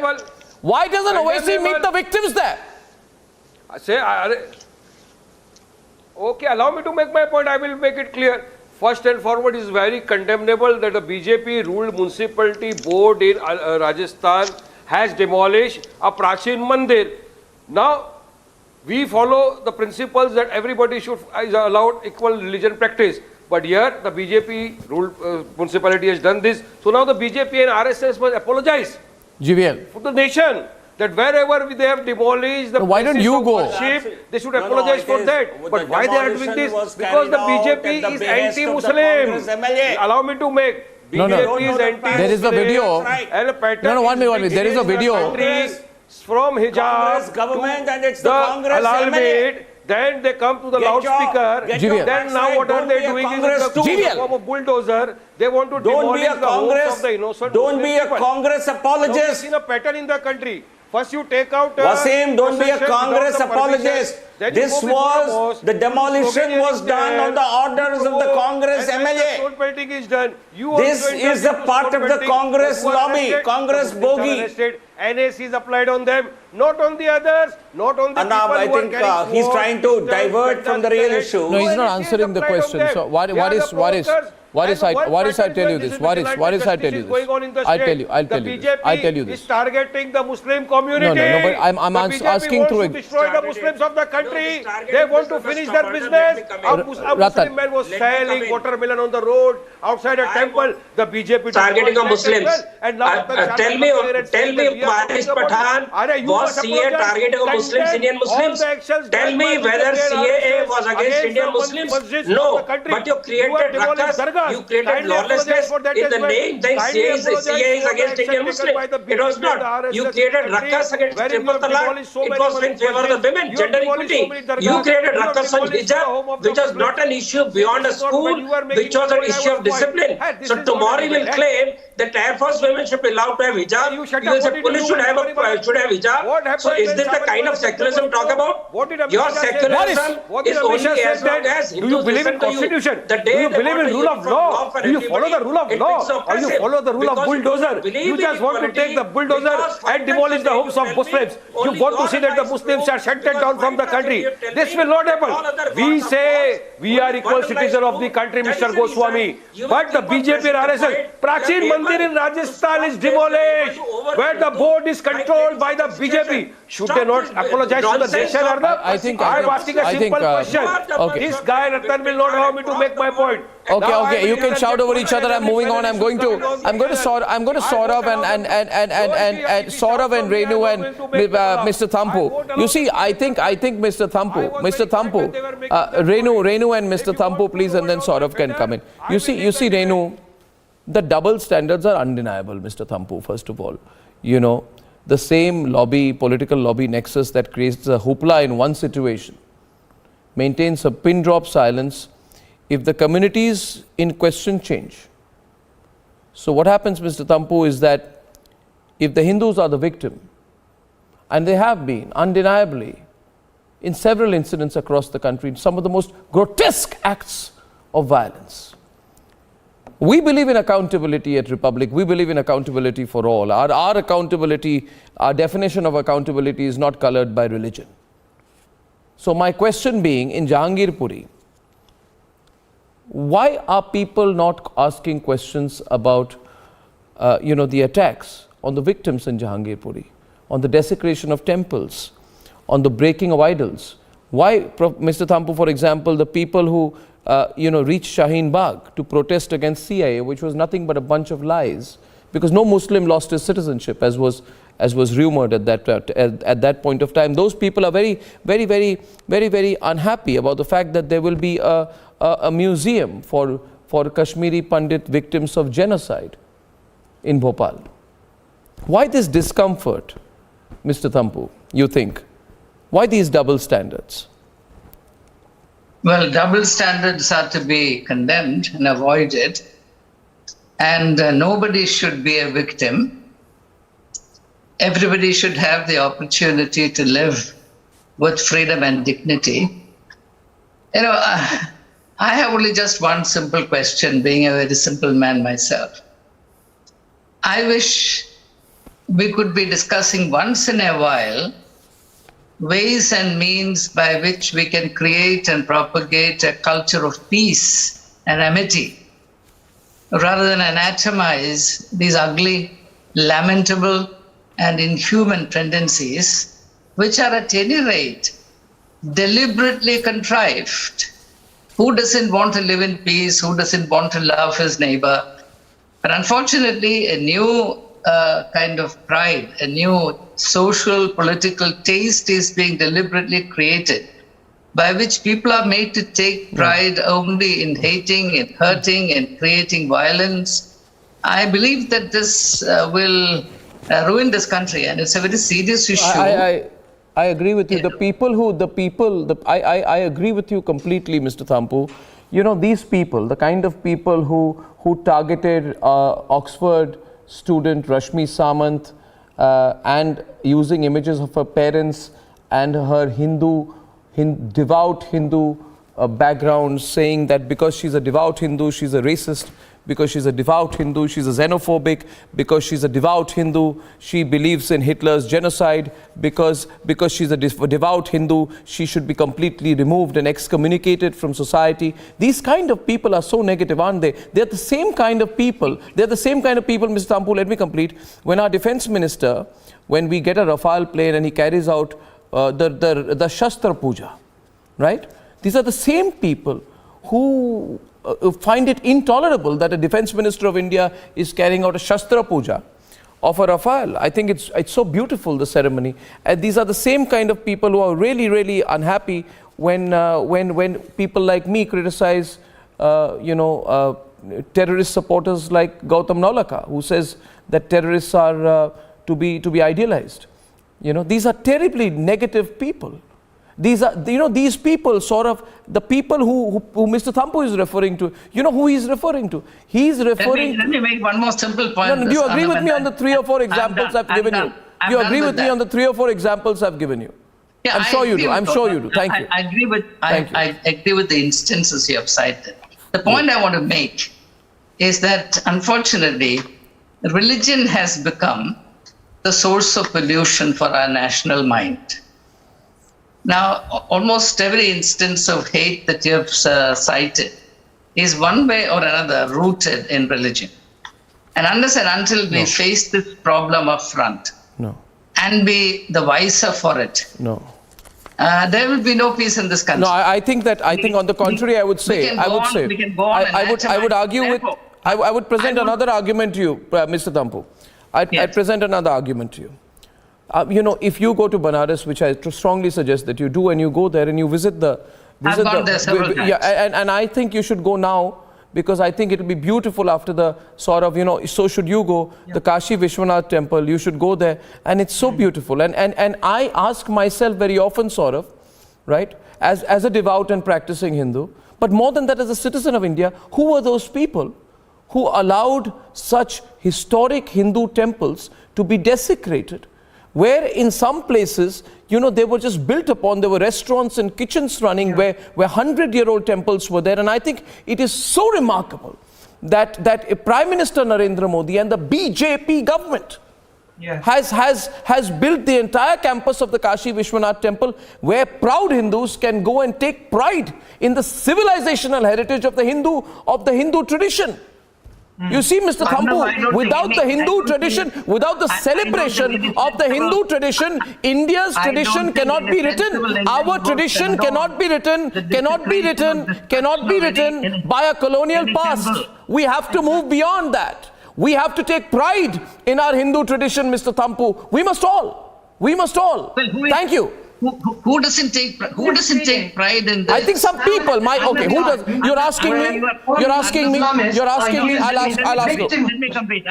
You're terribly mistaken. No, if you think that any sensible Indian rejoices or takes pride in the desecration or destruction of a temple or any place of worship, I think you're quite mistaken about it. We're all sad about this very unfortunate state of affairs. What is the unfortunate state of affairs? What is the unfortunate state of affairs? I'll tell you. No, I'll tell you. Mr. Thampu, let me tell you one thing, please. Now, you hear me, please. All right? You see, Mr. Thampu, it is not an unfortunate state of affairs. It was. Let me clarify. It was. Allow me to complete. I'll elucidate it with examples. No need to. Allow me to further elucidate. Readily understand. My point. Thank you very much. So do I. We understand each other completely. I feel, sort of, that there are people who have discomfort with the truly secular India, and they don't know how a country where there is a growing Hindu pride, which is amazing, which is beautiful. For Hindus should be proud of being Hindus. At the same time, the Prime Minister of this country holds extended meetings with Pope Francis. He inaugurates the Kartarpur corridor, right? And India is the country where the Dalai Lama lives in peace and exile. This is actually, in my view, Narendra Modi's India is epitomizing the true secular spirit of India, which is also imbibed from India's Hindu tradition. Nothing wrong with that. Saurav is on the debate. Don't be restless, please, Saurav. It is no coincidence that ever since the popularity of Modi, BJP and the RSS has come to the ascent, that we are seeing at the very same time the leverage, the use of Islamist victimhood and grievance as a leverage tool. It is used as a tool alongside left-wing echo chambers in India and all across the world to say that the Hindu Rashtra is a demonic thing, that any indication of Hindu pride is a negative thing.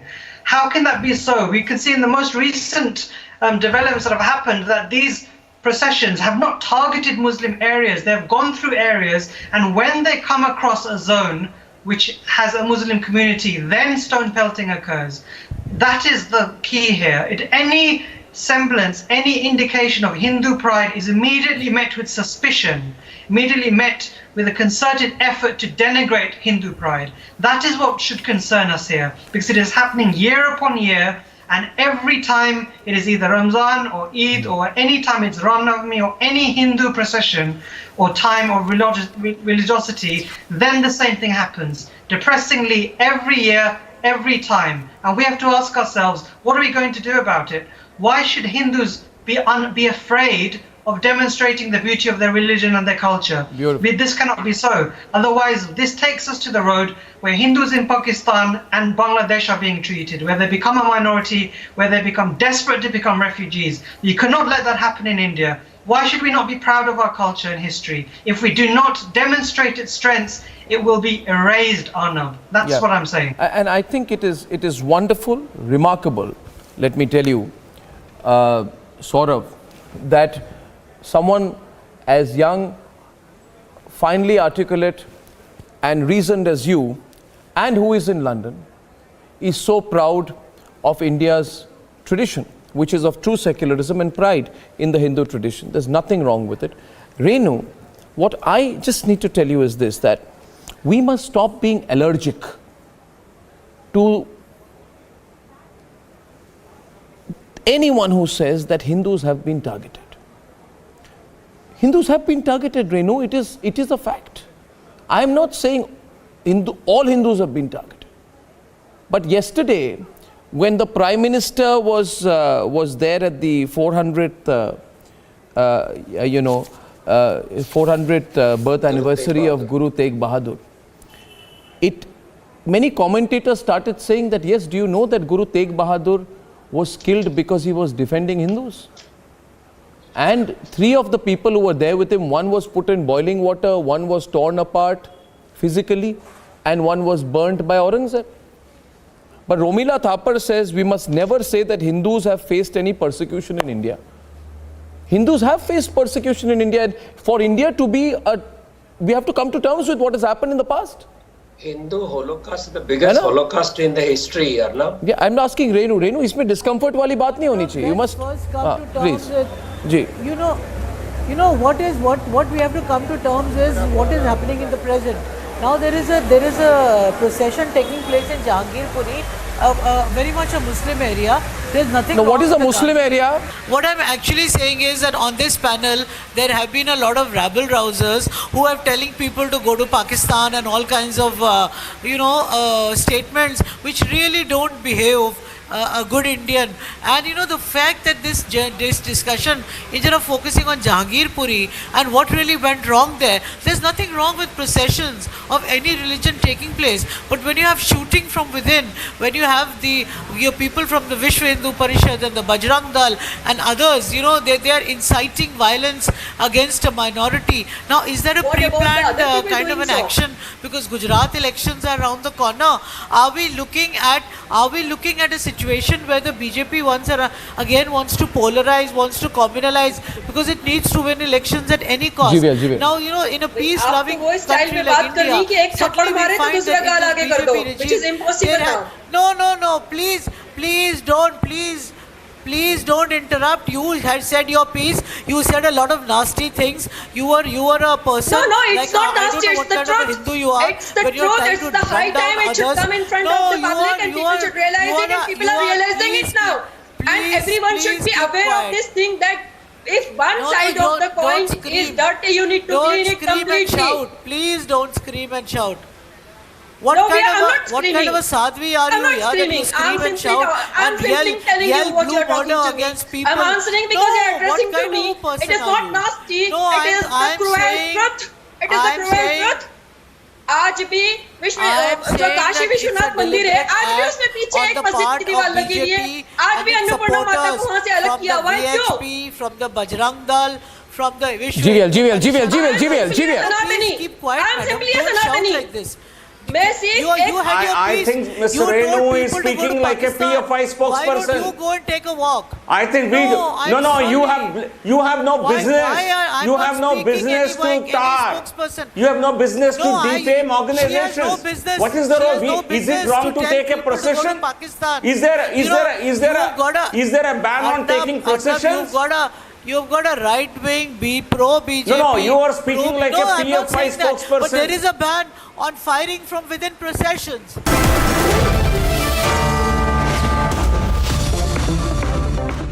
Amity has been ranked India's #1 private university for 9 years by India Today University's rankings, a testimony to Amity's world-class quality. If India was majoritarian, would a 300-year-old Shiva temple be demolished like it has been in Congress-ruled Alwar? India is secular because we Hindus are secular. And parties like the Congress, what they have done in Rajasthan today is shocking. They want to equate. First they run a narrative that Jahangirpuri is an anti-Muslim drive, and to appease them further and to consolidate Muslim vote bank, they will break down a 300-year-old Shiva temple in Rajasthan. Congress ने हमारा बुरा हाल किया है, समाजवादी ने हमें तकलीफ पे पहुंचाया है, तृणमूल हमारे साथ इस्तेसाल करती है, ये बात बिल्कुल दुरुस्त है. लेकिन उन 2% लोगों का क्या कहेंगे जिसके अंदर में तशद्दुद बढ़ता है, जिसके सीने में नफरतें उड़ती है.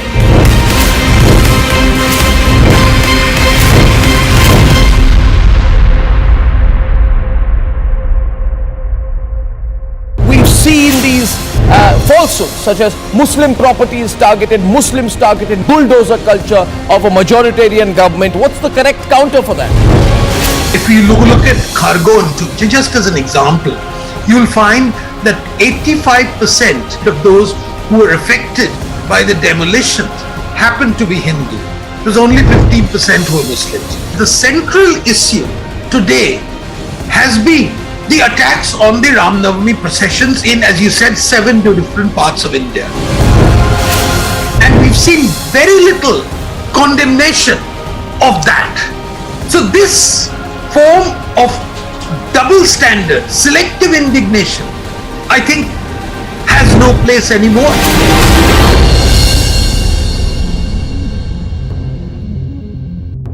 What would your opening thoughts first, sir, be on parliamentary democracy? In the central hall of Bangladesh, where I have been, the two ladies of Bangladesh would not be able to sit together in the central hall. In the Pakistan's parliament central hall, I don't think Nawaz Sharif and Zia ul Haq, or for that matter, Nawaz Sharif and in the earlier days, Benazir Bhutto will be able to sit in the central hall. The strength of the Indian parliament can be seen in central hall. Every day I see it. You have cross-party talk, you have off-the-record discussion. Sometimes we tend to look at it only as debate and jhagada. But these are multiple roles of parliament, and all of them should be understood and given full play in the joint.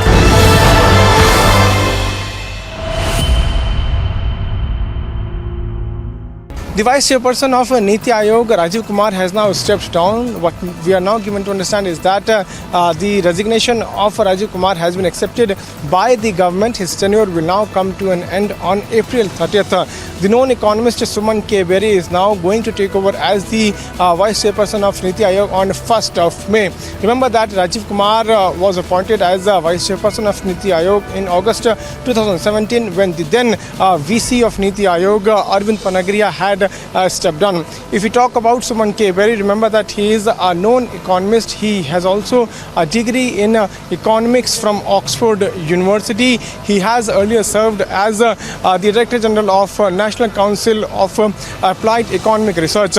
He has also worked for the World Bank during India's economic reforms. With Vivek, I am Piyush Delhi for Republic TV.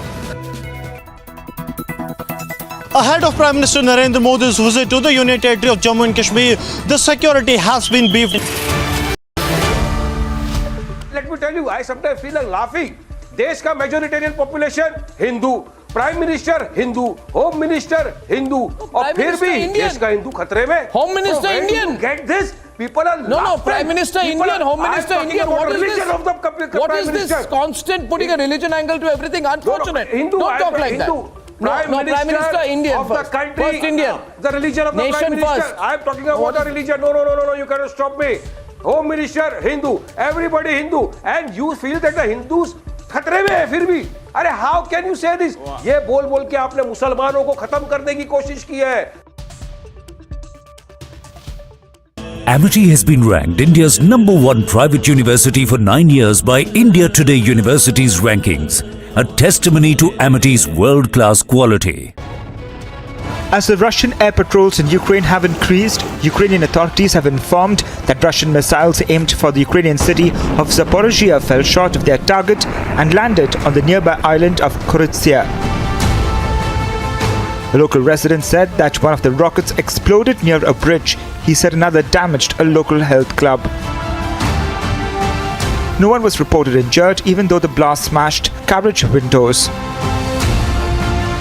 Zaporizhia is a way station for people fleeing the shattered port of Mariupol.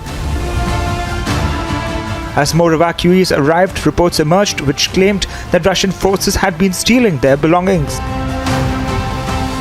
A witness recollected how Russian troops had been forcefully taking watches, phones and other items of people trying to escape the fighting. Agency report for Republic TV.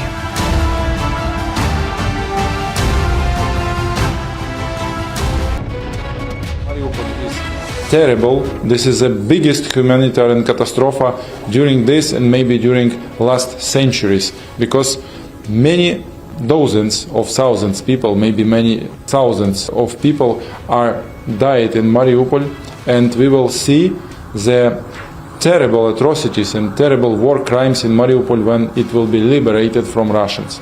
So this is the first part. The second part, many ambassadors coming back to Kyiv, because Kyiv now is safety enough, and we are waiting all ambassadors in Kyiv and invite them all coming back. We would like to finish this war. This is our position. We're fighting for our freedom, for democracy and for our territories. But Russia is fighting to conquer us, to make genocide of Ukrainian people. So they should stop, and we agreed and we won't stop this war.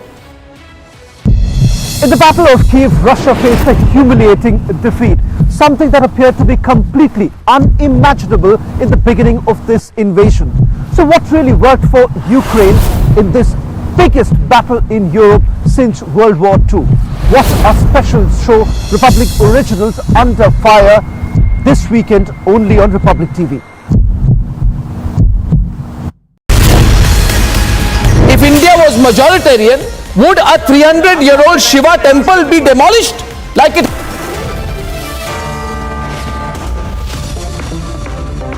Who fired from within the procession? No. How do you know? Have you carried out an investigation? On what basis are you coming to that conclusion? The throwing of thrones.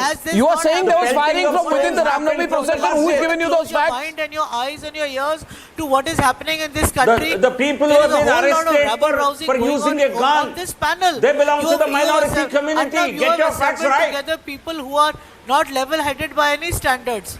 Yeah. Please don't yeah, shout. Please don't people, shout. You all had your say. Okay. I was listening quietly. You get your head checked first. At least listen to what another person has to say. No, you, all of us need to get our head checked because we are living in a country where there's a whole lot of people, firing all kinds of barbs against each other. Well, what for? What have the Muslims done to you or the Christians? You are burning them. You are talking about Hindu temples. History is full of examples of people burning destroying them. each What other's nonsense? property. Who's burning them?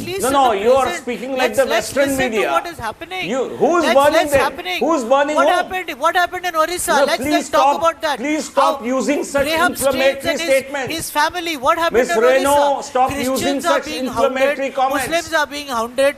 Hindu rich, so declare it a Hindu Rashtra then. Why don't you declare it a Hindu Rashtra? If you're feeling so badly let down by all the other communities in this country, then ask the Prime Minister, who is himself a man who believes in Hindutva, why don't they declare it to be a Hindu Rashtra? Which is, I think, what is coming in the next few years, if I'm not mistaken. Now, the fact of the matter is that, you guys are going on and on, creating an atmosphere of acrimony, communalism, polarization, hate, violence. Why? I think you're trying very hard. I must compliment you, Renu. 1 minute. GVL, 1 minute. Lot of reactions coming into what she's saying now. Sadhvi wants to respond to you. First of all, Renu, you'll have to listen to the other side, please. You made a number of sweeping comments. Sadhvi wants to respond to you. Please hear Sadhvi. Thank you. Mr. Thampu is back. Please hear Sadhvi.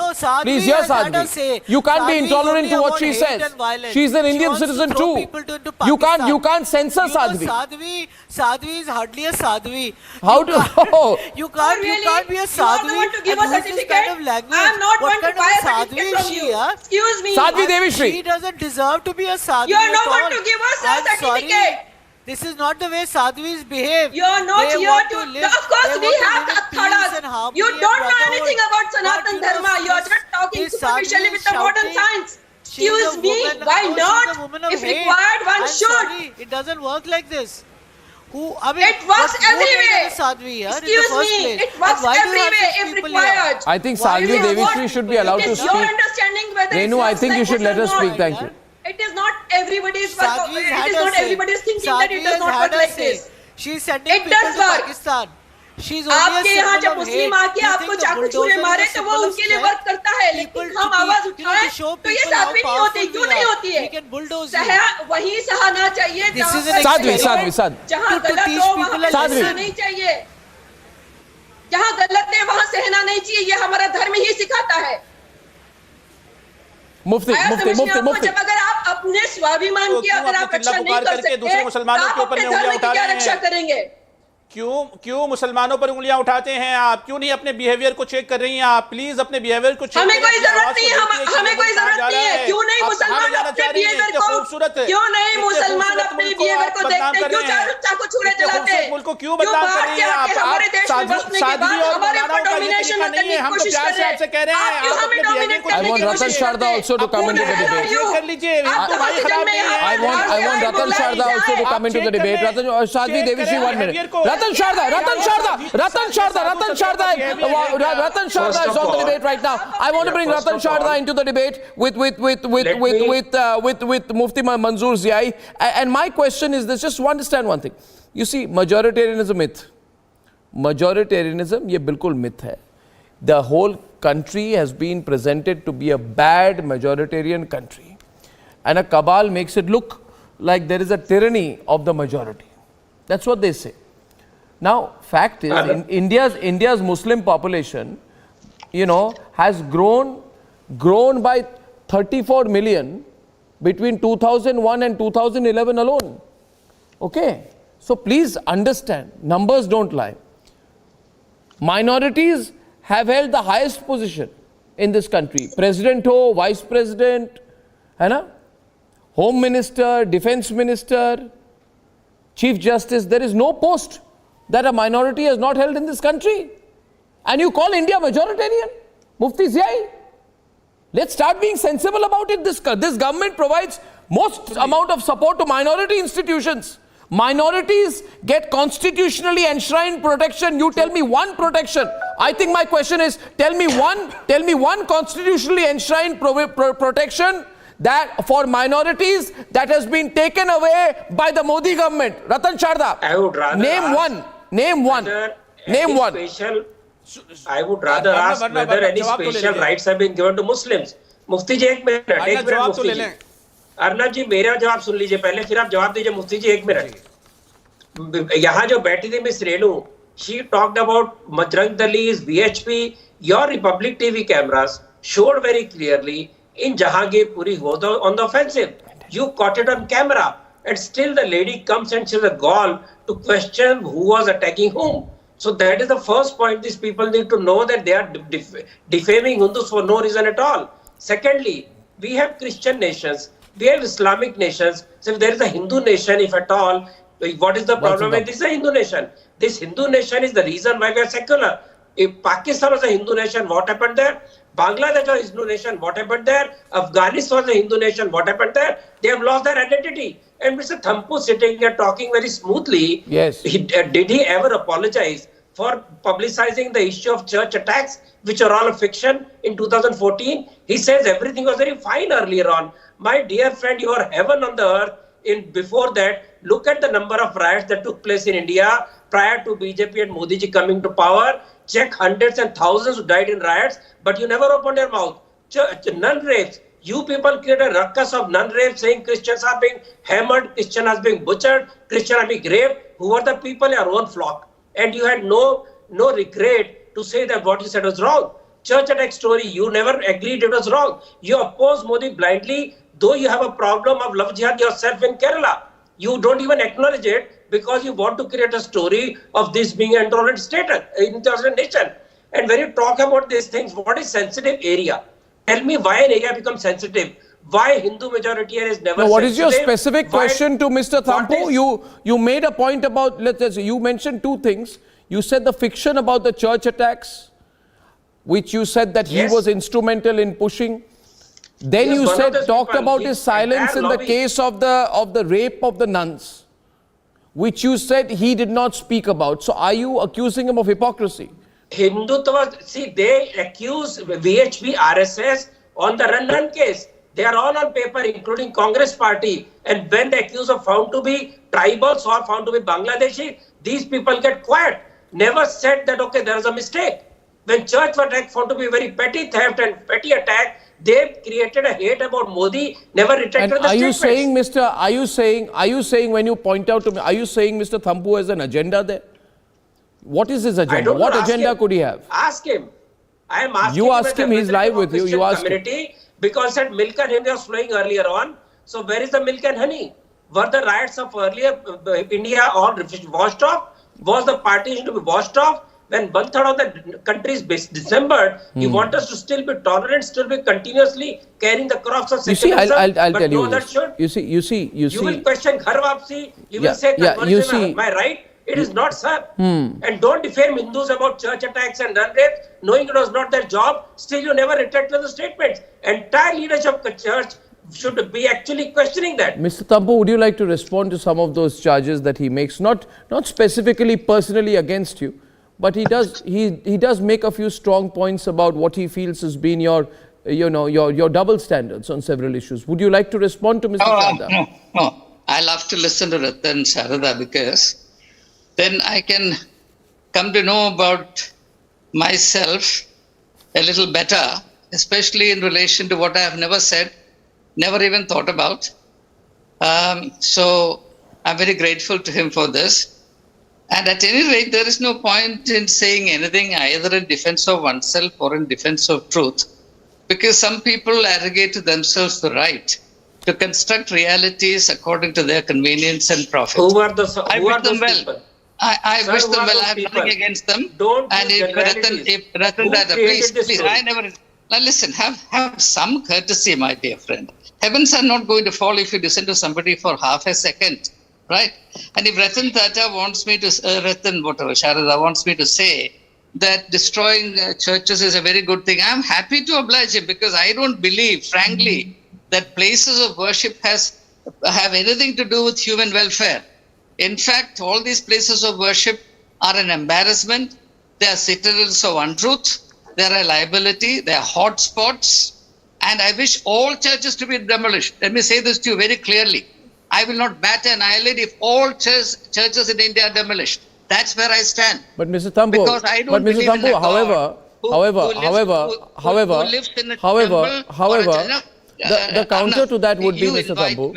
You invite me. Yeah, I'm just giving you a counter. I'm giving you a counter to that to just take your thoughts forward. Had I known that you were the anger, I wouldn't have accepted this invitation. To take your thoughts forward. To take your thoughts forward in a counter question, please. You see, you say that you have no particular regard for places of worship. Now, that is a strong individual view. Some may say it's a radical view, but you have a right to have your view. However, is it not unfortunate that there has been an attack just outside the Gorakhnath temple? Now, Hindus will not like that. And secondly, you know, I'd like your views. Let's not talk about places of worship. Let's talk about the barbaric murder of Bajrang Dal activist Harsha Hindu in Shivamoga, right? And when he was being killed, then pictures of him being killed, the visuals of it, were WhatsApped to his family members. And then, despite that, people said he was an extremist who deserved to be killed. Why was he killed, if not for his views on Hinduism, but for the fact that he proudly flaunted his Hinduism? Does that not make you reconsider this whole argument, fallacious argument of India being a majoritarian country? Well, I never said that. So why are you attributing statements to me that I'm completely unaware I'm not of? attributing a single statement. I'm just getting your views. Not a single statement is attributable to you. As far as I know, Arnav, India is a socialist, secular, democratic republic. Period. I have nothing more to say on the matter. If some people want to define it, redefine it, reconfigure it, it's up to them. I wish them good luck. But unless and until it's on paper that India has been changed into a Hindu Rashtra, I would zealously hold on to my conviction and that this country is a secular democratic republic. Where is the problem? He sounds like Lord Mountbatten.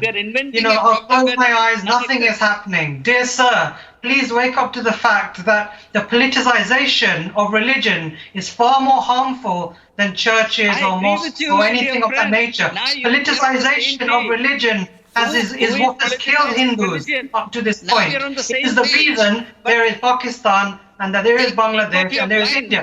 Wake up to this fact, please, sir. Please open your mind. You sound like Lord Mountbatten. You're sounding as if there is no context here. Everything is context. That's my standpoint. And I've said this openly. I recently published a book arguing this in detail. I tell you today, religion will be the undoing of Indian democracy. This is not the point. Dear sir, in 2022, we have to face up to the fact that religion and its political arms. I think what we need, to the contrary, I would argue, you say that religion will be the undoing. I would say, Mr. Thampu, and I think I'll go to Waris and GVL now, I think the expression of religion and pride in one's religion will only contribute to the greatest syncretic tradition of Indian democracy, like it always has. Waris, see, we must accept it. As Swapan Das Gupta said, Hindus being... Well, if you allow me to make my point, being proud of the identity is not a bad thing. Thank you very much. It's a good thing, Waris. If you reduce the feder of GVL and if you reduce the feder of GVL and that guy Ratan, I will make my point. Otherwise, I'm not interested in listening to the crap, lies and canards being spread. Okay, we will not reduce the fader, but he will be quiet when you speak, and you will be quiet when he speaks. Spread as much as lies as you want. Continue. Continue, Waris. I will make my point first, and I will start from the beginning. I strongly condemn whatever happened in Rajasthan by the municipality which was led by the BJP. And we say we respect the religious sentiments of all. We follow the religion and we follow the rule of law. And now the BJP and RSS must apologize before the nation for demolishing any and everywhere where they have done the demolition of the religious places of minority as well as the majority.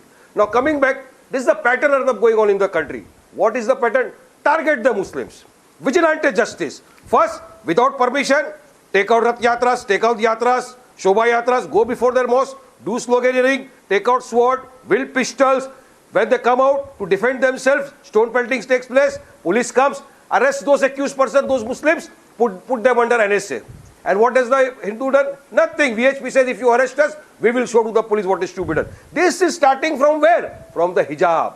Then they went to the loudspeaker, then halal meat, then a Muslim cannot sell fruit outside a temple. This is what they started. So is this not waging a war against the Muslims of the country, Ardham? And what message are we sending to the world? The world is watching how the Muslims are day in and out being targeted by the BJP-led government. And let me tell you, I sometimes feel like laughing. Desh ka majoritarian population, Hindu. Prime Minister Hindu, Home Minister Hindu, और फिर भी देश का हिंदू खतरे में. Home Minister Indian. Get this? People are no, Prime Minister Indian, Home Minister Indian. What is this? What is this constant putting a religion angle to everything? Unfortunate. Don't talk like that. No, Prime Minister Indian of the country. First Indian. The religion of the Nation Prime Minister. first. I am talking about a religion. No, you cannot stop me. Home Minister Hindu. Everybody Hindu. And you feel that the Hindus खतरे में है फिर भी. अरे how can you से this? ये बोल के आपने मुसलमानों को खत्म करने की कोशिश की है कॉन्स्पिरेसी के थ्रू, एक पैटर्न के थ्रू, एक कॉन्स्पिरेसी के थ्रू मुसलमानों के धंधे को खत्म कर दिया. अरे जहांगीरपुरी में क्या किया? You went there without the permission, you took out, you demolish the homes of the Muslims. Why didn't you become the Delhi Police Commissioner? Okay, getting a response now. We are getting a response from getting a response from GVL before closing. GVL. You cannot provide them employment. You cannot provide them employment. And you want to raise their belongings. You want to raise their business. After 2 years, they started their shop. You go there and raise them. Please listen. The courts ordered that status quo should be maintained. They did not listen to them. They went ahead and they demolished the outside portion of the masjid, the shops outside the masjid. But the mandir was not touched. The bulldozer went there. People objected. The bulldozer went away from there. So are we going to be ruled by the rule of bulldozer, or is the country going to be run out of GVL? Last minute. Please keep quiet. Yes, we condemn whatever happened in Rajasthan. Whether the Congress government or the BJP government. First GVL must condemn that they have done wrong against the Muslim community of the country. Let him stop the music. I will make my comments. Let the BJP and the RSS apologize to the nation for demolishing the religious structures of the Muslims. Apologize to the nation for demolishing the religious structures of the Muslims in the country, and then come before the nation and spread your lies and canards. Otherwise, the nation is not fooled. They listen to you for 1 hour, but behind their back they go and say, "Nahi, Arnab ne jhoot bola." Take a break. Waris, take a glass of water. Wrong message is going outside the country. Very wrong message is going outside the country. Let Arnab journal. You are a journalist. Arnab, to those who say the religion is now your faith is done and GVL is responding in the last 30 seconds. I think they are doing a great disservice to this country. गरीब का घर क्यों उजाड़ दिया तुमने? Arnab, please ask him to keep quiet. He's going on blabbering. Let him stop the blabbering. Let him stop the blabbering. No. Mr. Tampu, who is saying the religion is the undoing of Indian democracy, I will tell him he is making a grave mistake. अरे illegal जाके तुमने तोड़ दिया गरीब का घर. What, Arnab? I think this music is going on. This nonsense. Please ask him to keep quiet. Take a break. Religion is Hindu religion is what made this Indian democratic. It is the appeasement which is doing the undoing of India's democracy. It is the minority appeasement which has done great disservice to Indian democracy. You have killed the It democracy. is because of Hindus India is democratic. But the constitution of my great Tell me nation. which Islamic country is democratic. What? Tell me which Islamic country is secular. Condemn it as I condemn. I think Waris, I think you should. Well, I'll only say that, you know, why don't you know this whole I think Waris has become intolerant to all of us. Waris, calm him down. Yes. अरे जब अर्नब जब दिल जलता है तो जुबान चलता है, याद रखना. You know this whole कितने ओरिजिनल women, कितने मस्जिद हैं original.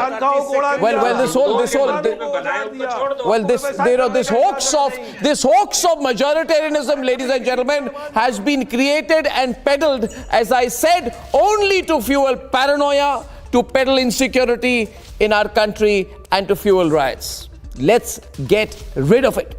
And I shall see you on Monday at 9. Good night and goodbye.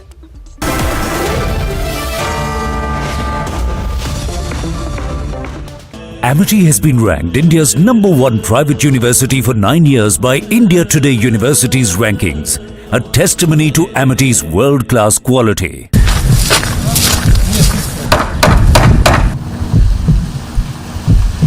Days after the Russian retreat, you would see these kind of scenes where houses are completely damaged. Most of these places have been attacked by precision missile strike. People are now returning to the villages, trying to ensure that their life comes back to normalcy. If the Ukrainians have been successful, it's not only because of the valor that has been shown by the Ukrainian army, but also civilians who have fought along with their army.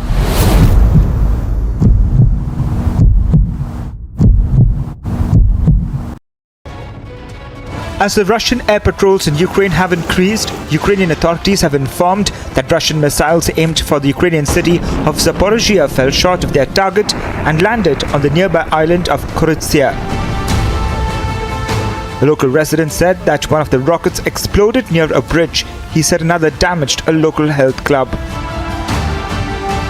No one was reported injured, even though the blast smashed carriage windows. Zaporizhia is a way station for people fleeing the shattered port of Mariupol. As more evacuees arrived, reports emerged which claimed that Russian forces had been stealing their belongings. A witness recollected how Russian troops had been forcefully taking watches, phones and other items of people trying to escape the fighting. Agency report for Republic TV.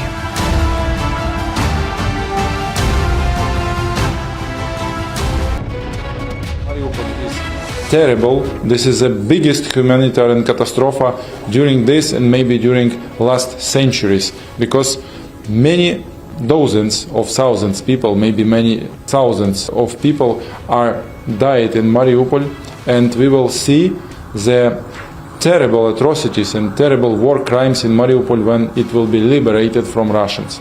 So this is the first part. The second part, many ambassadors coming back to Kyiv, because Kyiv now is safety enough, and we are waiting all ambassadors in Kyiv and invite them all coming back. We would like to finish this war. This is our position. We're fighting for our freedom, for democracy and for our territories. But Russia is fighting to conquer us, to make genocide of Ukrainian people, so they should stop.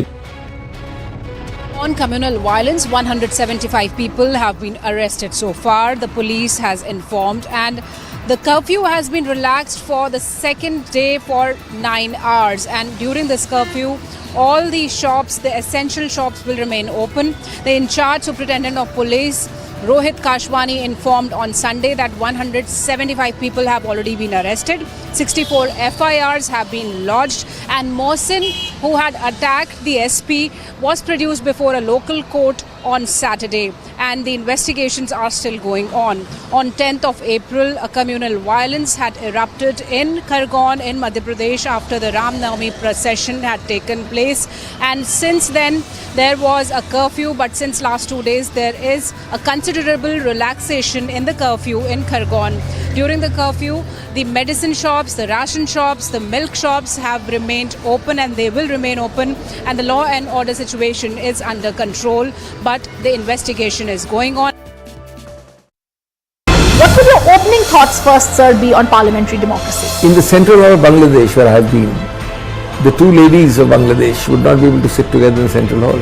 In the Pakistan's parliament central hall, I don't think Nawaz Sharif and Ziaul Haq, for that matter, Nawaz Sharif and in the earlier days Benazir Bhutto will be able to sit in the central hall. The strength of the Indian parliament can be seen in central hall. Every day I see it. You have cross-party talk, you have off-the-record discussion. Sometimes we tend to look at it only as debate and jhagda. But these are multiple roles of parliament, and all of them should be understood and given full play in the joint.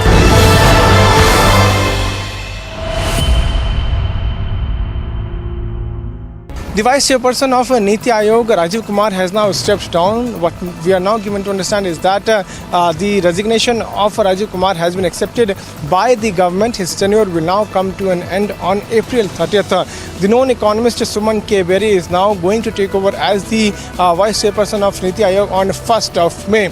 Remember that Rajiv Kumar was appointed as Vice Chairperson of Niti Aayog in August 2017 when the then VC of Niti Aayog, Arvind Panagriya, had stepped down. If we talk about Suman K. Berry, remember that he is a known economist. He has also a degree in economics from Oxford University. He has earlier served as the Director General of National Council of Applied Economic Research. He has also worked for the World Bank during India's economic reforms. With Vivek, I am Piyush Mishra in Delhi for Republic TV. Ahead of Prime Minister Narendra Modi's visit to the Union Territory of Jammu and Kashmir, the security has been beefed up. Right now we are in Palli, and the area which is near 500-meter encircle has been sealed by the security wing of Jammu and Kashmir Police. Multi-level security has been made throughout. The Special Protection Group of the Prime Minister is holding the first layer of circle. Second layer of circle stands with the district police. High-profile visit of the Prime Minister's coming 2 days after the Sujma terror attack, in which two Fidayeen attackers have been neutralized by the security forces in the Sunjwan area of Jammu, which is hardly 15 to 20 kilometers from this very spot where the Prime Minister of the country is scheduled to address a rally. And very soon it's expected that some more higher officials from different security forces will be arriving here to take stock of the situation. With Sir Jeevan Kumar, Gursimran Singh for Republic Media Network.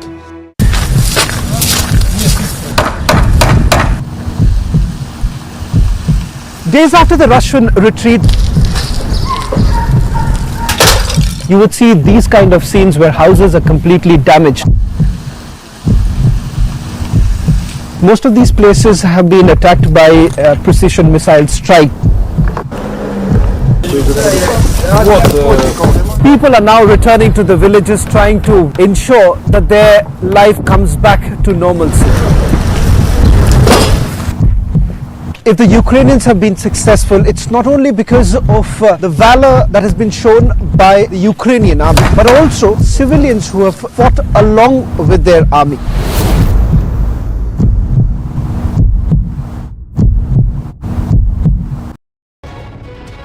As the Russian air patrols in Ukraine have increased, Ukrainian authorities have informed that Russian missiles aimed for the Ukrainian city of Zaporizhia fell short of their target and landed on the nearby island of Kiritsumaya.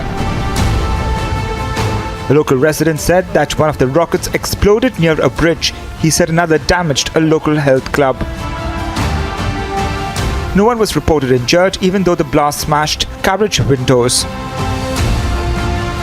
Zaporizhia is a way station for people fleeing the shattered port of Mariupol. As more evacuees arrived, reports emerged which claimed that Russian forces had been stealing their belongings. A witness recollected how Russian troops had been forcefully taking watches, phones and other items of people trying to escape the fighting. Agency report for Republic TV. The deep links, the questionable connections, the biggest expose of the anti-India global plot. Stand by for the Republic Network investigation.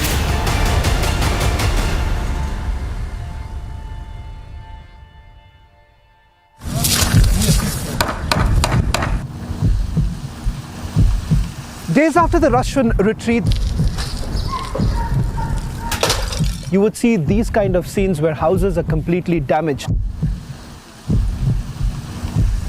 Most of these places have been attacked by precision missile strike. People are now returning to the villages, trying to ensure that their life comes back to normalcy. If the Ukrainians have been successful, it's not only because of the valor that has been shown by the Ukrainian army, but also civilians who have fought along with their army.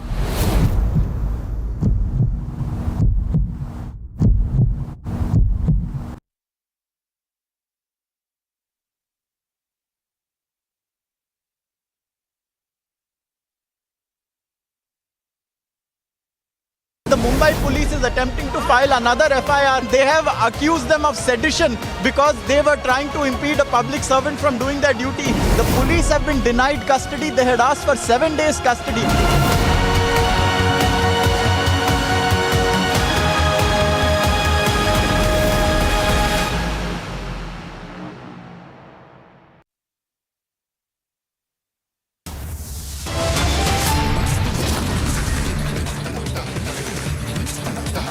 Ranas arrested, Kiritsumaya attacked.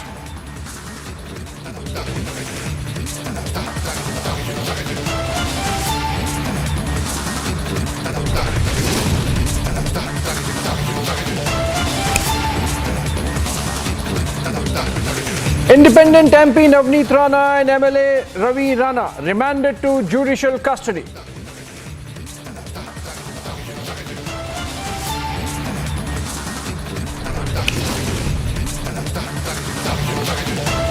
Kiritsumaya attacked in late-night political drama, says attackers have been spared by the Maharashtra government.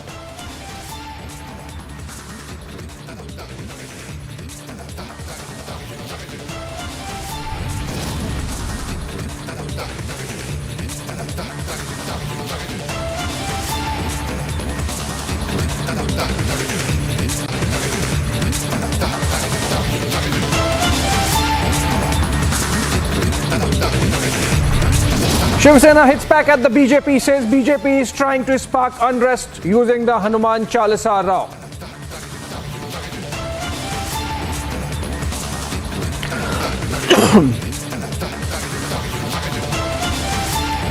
Explosive statement by Yes Bank founder Rana Kapoor with the Enforcement Directorate. Says he was forced to buy a painting from Priyanka Vadra in return for a Padma Award.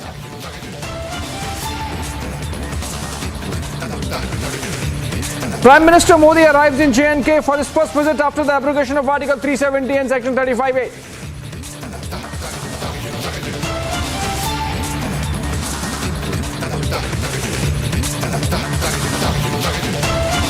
PM to visit Mumbai later in the day, likely to share stage with Uddhav and Raj Thackeray to be bestowed the first Lata Dinanath Mangeshkar Award. I beg your pardon.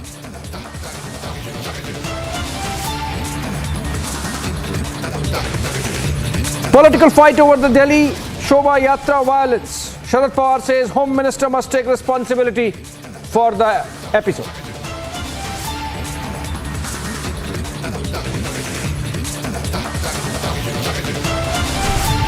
Bagged with detonator and wires found near Burrell Jail in Chandigarh. High alert issued in the Union Territory.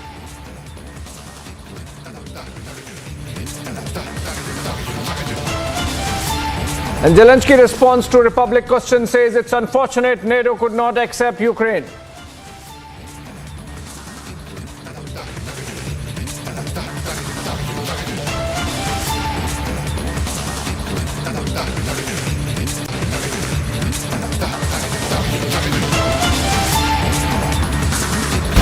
Lakhimpur incident, accused Ashish Mishra has surrendered before a court in Lakhimpur. His bail was cancelled by the Supreme Court a few days back. This is a breaking news development. Son of MOS home and accused in the Lakhimpuri violence case, Ashish Mishra. He has surrendered before a court in Lakhimpur. And obviously he would be sent to judicial custody. His bail earlier given by a lower court was cancelled by the Supreme Court. And interestingly, the UP government did not oppose it.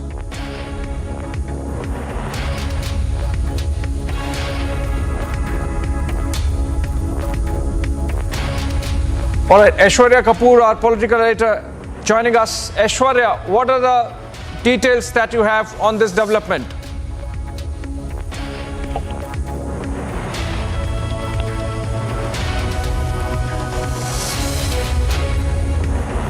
Aishwarya, if you're getting me, has Ashish Mishra... All right, we are trying to connect again with Aishwarya. Ashish Mishra, one of the main accused in the Lakhimpur violence case, which happened earlier in the year, where farmers were mowed down while they were protesting. Ashish Mishra happens to be one of the accused and son of Union MOS home, is now going back to jail after his bail was cancelled by the Supreme Court. He has to surrender. He was asked to surrender, which he has done.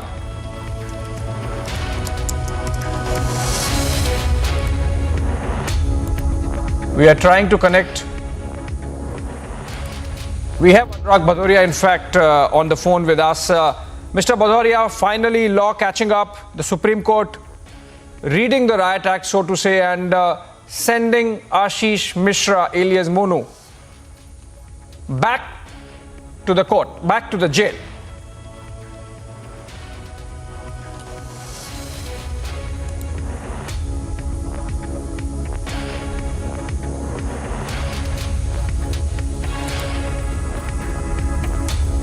All right, Anurag Bhadoria, if you can hear me, if you are getting me, Ashish Mishra has been sent back to jail after his bail was cancelled by the Supreme Court. The Supreme Court, in fact, had passed some strictures against the Allahabad High Court. You would agree that the law is taking its course? मैंने आपको पहले बोला कि हिंदुस्तान में Bharatiya Janata party की सरकार से तो न्याय नहीं मिल पा रहा है, लेकिन देश का न्यायपालिका इतनी मजबूत है कि लगातार हिंदुस्तान के लोगों को न्याय मिल रहा है। और जिस तरह की घटना आशीष मिश्रा ने की थी और जिस तरह से उसमें ये नरसंहार हुआ था, जिस तरह से लोगों को रौंदा गया था, उसका न्याय माननीय सर्वोच्च न्यायालय ने किया। जिस तरह से जहांगीरपुरी में जिस तरह से अन्याय हो रहा था, सर्वोच्च न्यायालय ने वहाँ पे न्याय का चाबुक चलाया। तो भारतीय जनता पार्टी के ऊपर में जो लगातार सरकार जो लोगों को न्याय नहीं दिला पा रही है, जिसके लिए सरकार को सुना जाता है कि सरकार जनता के साथ न्याय करेगी, सरकार तो न्याय नहीं कर रही है। लेकिन धन्यवाद है, हम माननीय न्यायालय को देते हैं, सर्वोच्च न्यायालय को देते हैं, जिन्होंने जनता के साथ न्याय किया है और जो अन्याय उसने किया था उसके लिए उसको जेल जाना पड़ा। ये देश के, इसलिए कहते हैं देश संविधान और कानून से चलेगा। देश भारतीय जनता पार्टी के संविधान से नहीं चलेगा, देश संविधान और कानून से चलेगा। और जो इस देश के अंदर में गलत करेगा, न्यायपालिका उसको सजा देगी। इसीलिए तो आपने देखा किस तरह से ये सरकार अपना बुलडोजर लेके घूमती रहती है। अरे भाई, न्यायपालिका न्याय करेगी कि बुलडोजर न्याय करेगा और भारतीय जनता पार्टी न्याय करेगी? फिर न्यायपालिका क्यों है? आज न्यायपालिका ने साबित कर दिया है कि हिंदुस्तान के अंदर में न्याय मिलता है और जो अन्याय करेगा उसको सजा मिलेगी। और जिन लोगों के साथ अन्याय हुआ है, जिनके परिवार वाले आज भी सफर कर रहे हैं, जिनके परिवार वालों की मौतें हुई हैं, उनको भी न्याय मिल रहा है। यही एक साफ संदेश हिंदुस्तान के अंदर में जाता है कि यहाँ कोई नहीं बचेगा। अगर आप कानून तोड़ोगे, चाहे आप सरकार में हैं, तो भी आप नहीं बच पाओगे। न्यायपालिका आपको सजा देगी। चलिए भदौरिया साहब, आपने मान तो लिया कि कानून व्यवस्था यहाँ पे देश में काम कर रही है। सुप्रीम कोर्ट में हियरिंग हुई, सुप्रीम कोर्ट ने इलाहाबाद हाई कोर्ट को भी कुछ खड़ी खोटी सुनाई। और मंत्री का बेटा होने के बाद भी वापस जेल जाना पड़ रहा है, और यूपी सरकार ने भी उसको बहुत अपोज नहीं किया। अगर आप ये कह रहे हैं कि चलिए आप मानते तो हैं मंत्री का बेटा, इतना एडजेक्टिव क्यों दे रहे हैं भाई? हिंदुस्तान में जो गलती करता है, जो क्रिमिनल होता है, वो किसी का बेटा बेटी से क्या मतलब है भाई? आम जनता की तरह होता है। यही तो हमारा संविधान है।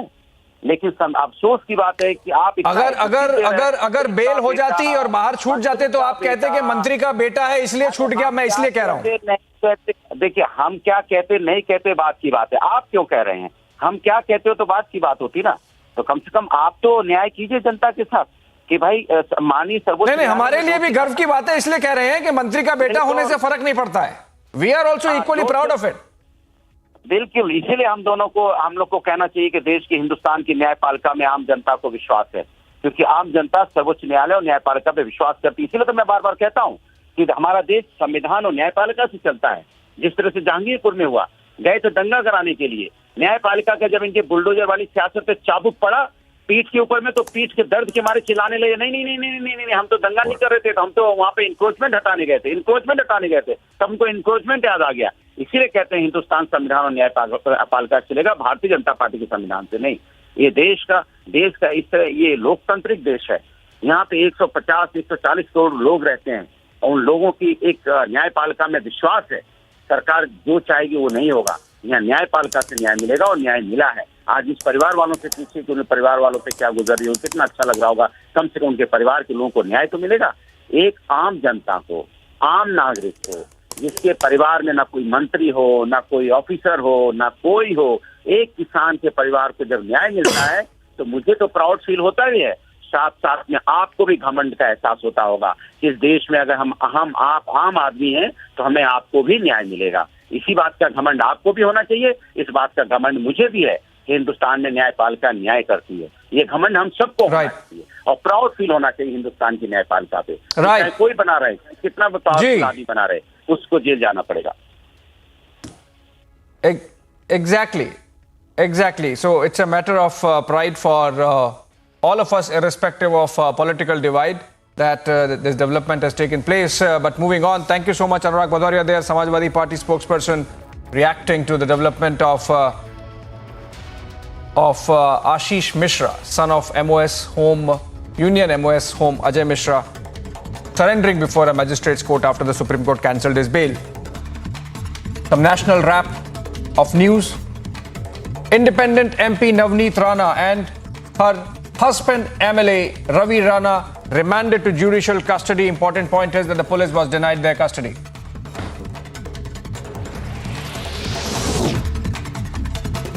BJP leader Kiritsumaya slammed the Uddhav government in Maharashtra for an alleged attack on him by Shiv Sena workers and claimed that an attempt was made to take his life. That was yesterday evening.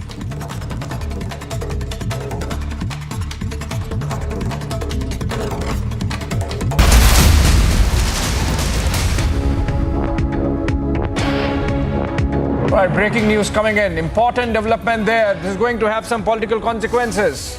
In an ongoing investigation, a charge sheet has been filed. A prosecution complaint, as they say, by the Enforcement Directorate, in which a statement of Rana Kapoor, the former managing director and CEO of Yes Bank, is there. And according to that statement, Rana Kapoor has admitted that he was made to buy a painting of Rajiv Gandhi worth rupees 2 crores from Priyanka Vadra in lieu of a possible Padma Award, a civilian honor. For more on that, go to Niranjan. We'll go to Niranjan Narayan from the newsroom in Mumbai. Niranjan, 486 pages of the charge sheet filed by the Enforcement Directorate accessed. Yes, Abhishek, I've removed the operative part out, which is page number 26, and I have it with me in my hand here. And we have the picture and some what we call graphics, details that we'll put out on the screen right now to tell you what the story is all about. This is the excerpt of the charge sheet. Let me read out this particular portion because it's very important what he says in this in his detailed testimony. Yeah, that's the painting on your screen, by the way, just beside me. That's the painting of MF Hussain. of Rajiv Gandhi. Now he says, when I say he, I mean Rana Kapoor of Yes Bank says, when asked the question by the ED, please furnish details of the deal pertaining to the sale of the above said MF Hussein's painting by Mrs. Priyanka Gandhi Vadra. Now here it is. I'm just going to come closer to the camera so you can see the question. Please furnish details of the deal pertaining to the sale of above said MF Hussein's painting by Mrs. Priyanka Gandhi Vadra to you, right? Now, to which he responds, first of all, I wish to state that it was a forced sale. He says it was a forced sale for which I was never ready.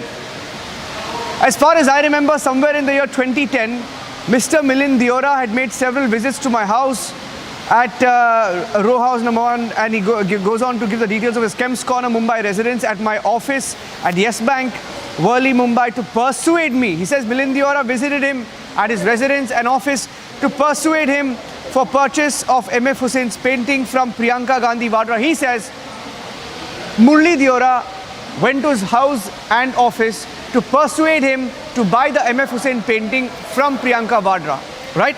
And then he goes on to say he even made several calls and left messages in this regard, and there is a mobile number which is listed.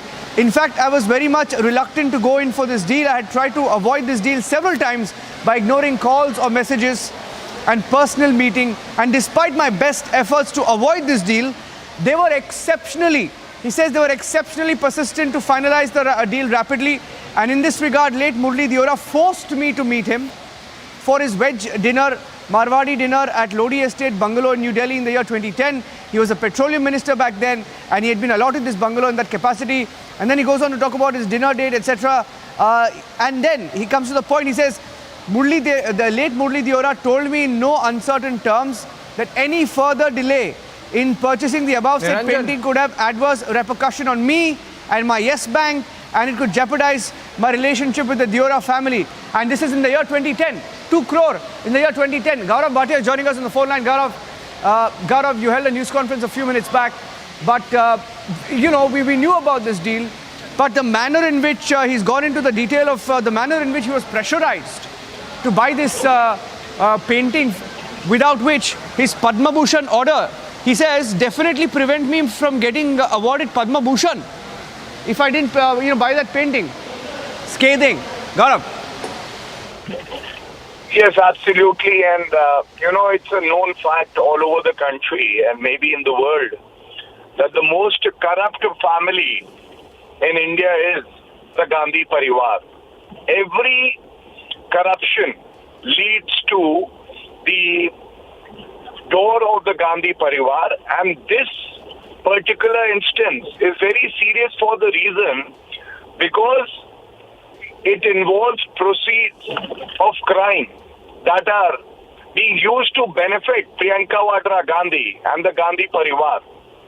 And this is coming from an accused who was pressurized to make a payment of 2 crore rupees. The entire country today wishes to know, Priyanka Vadra Gandhi, please answer. Yeah. Did you accept this check of 2 crore rupees and did you sell a painting or not? If she did, I have that letter. Oh, Gaurav, I have a letter. Gaurav, let me tell you, let me break this to you. I have a letter in my hand, and good you pointed that out, because I have a letter in my hand reportedly signed by Priyanka Gandhi Vadra. Here it is in my hand. This letter, Gaurav Bhatia, it says subject late Shri Rajiv Gandhi's painting by Shri MF Hussein, Rana Kapoor, and it says this is further to your letter dated 3rd June 2010. Thank you for purchasing the portrait of my father, which was presented to him in 1985 at the Congress Party's centenary celebrations, presently in my ownership. I acknowledge receipt of your letter. I acknowledge receipt of your letter dated June 3rd, 2010, as well as your payment by check number. By check number, it's got the check number and it's got the HSBC account number in the amount of 2 crore. Amount of 2 crore representing the full and final payment. And it says, I trust you are aware of the historical value of this work and will ensure its placement in an environment that befits its stature. And signed by Priyanka Gandhi Vadra. So there is a letter of acknowledgement as well. Gaurav Bhatia, the letter of acknowledgement is there, the signature is there as well. Absolutely, thank you for pointing that out. And I'm sure the supplementary charge sheet that has been filed will also reveal other murkier details of how the Gandhi Parivar indulged in corruption all throughout during the UPA rule. And these people should not be spared because they're eating our country like termites. And they ought to be punished under law. Thank you very much. We have a special investigation coming up, Gaurav Bhatia. Suggest you watch that in the next few seconds. Going straight to that. Abhishek. Well, yes, Niranjan. Thank you there. But we have some more reactions coming in from the BJP. Both Nalin Kohli and Amit Malviya. Take a listen.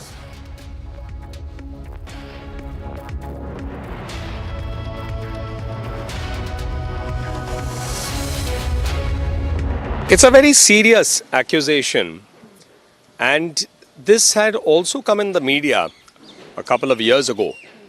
Now, such a serious accusation, that too against a member of the Nehru Gandhi family, in this case Ms. Priyanka Gandhi Vadra, certainly requires a response. Silence is not the answer. It is not going to hide the fact that such an accusation has been made, and if it is part of an investigation, it is obviously going to be followed up, which is the logical way that happens. So I think the Gandhi family cannot... Which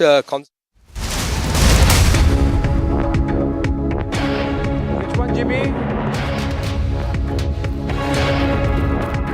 Well, another important, big breaking news development coming in viewers. A myth around India has been perpetuated by a lobby within and outside. A constant global narrative amplified in and beyond India. But what is the basis of the narrative that the lobby makes? Who is the lobby leaning on to further their anti-India plot? Who is crafting this global anti-India narrative, and with what intent? Today, we at the Republic Media Network bring you a deep report on the truth about the USCIRF, the organization that has made it a trend to propagate a global narrative about India that is far from reality. In this network investigation, we dig deep into why exactly that is the case. What are the motivations, and what emerges as an unthinkable nexus that raises many, many questions. Take a look at this Republic Media investigation into the global anti-India conspiracy.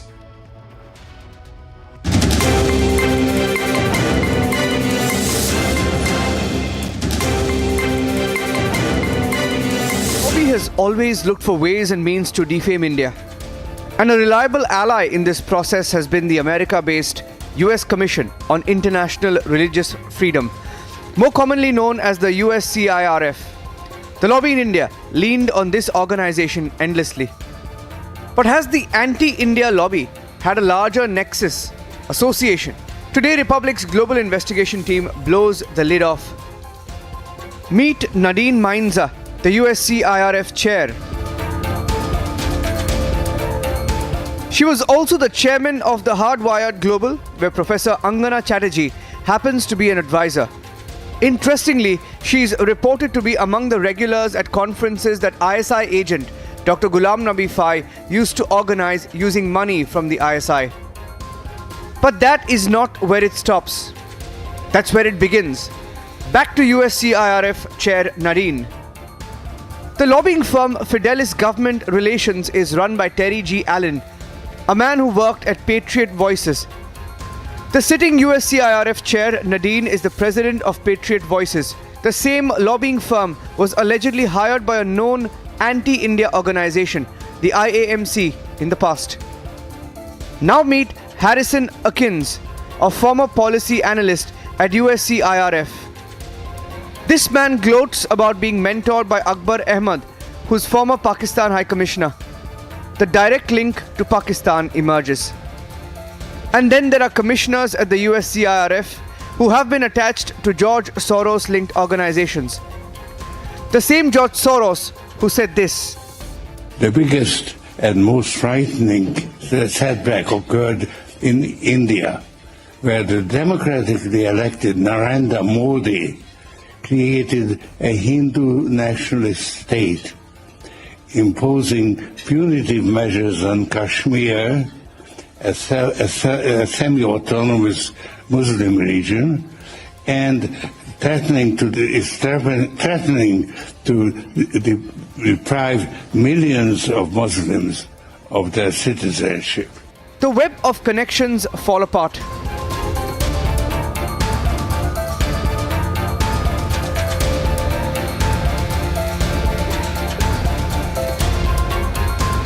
Data available in open source point towards an IAMC connection. If the IAMC sounds familiar, it is because this was the organization that spread fake news on the Ghaziabad video. And because the IAMC was booked under the UAPA for allegedly sharing fake photos and videos of a mosque burning in Tripura on social media. Indian American Muslim council नाम दिया हुआ है, जिसका link की सिमी से भी है, को के मंच से भारत बैशिंग ब्रिगेड का जो मोदी बैशिंग की सनक है, वो भारत बैशिंग की साजिश बनी है.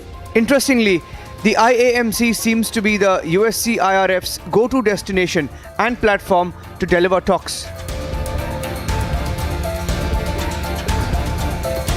There are several mysterious links of the IAMC, links which raise questions and links which expose the real intent of groups like the IAMC. For example, former founder of SIMI was at an IAMC event, the former founder of SIMI, a banned organization. Not just that, people who are linked with IAMC, for example, Sheikh Ubaid is allegedly linked to the ICNA, ICNA linked to the Jamaat-e-Islami in Pakistan, and even Al-Qaeda linked Asim Ghafoor. Al-Qaeda linked Asim Ghafoor reportedly spoke at an IAMC event. So it all comes down to this. How can data and analysis by the USCIRF be trusted? Is the USCIRF an impartial organization?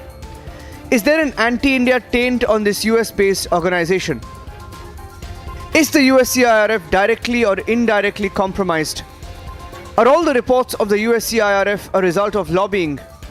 Were anti-India reports crafted for a price? And is there a large global web of organizations working to build a global narrative against India? A Republic Network exclusive.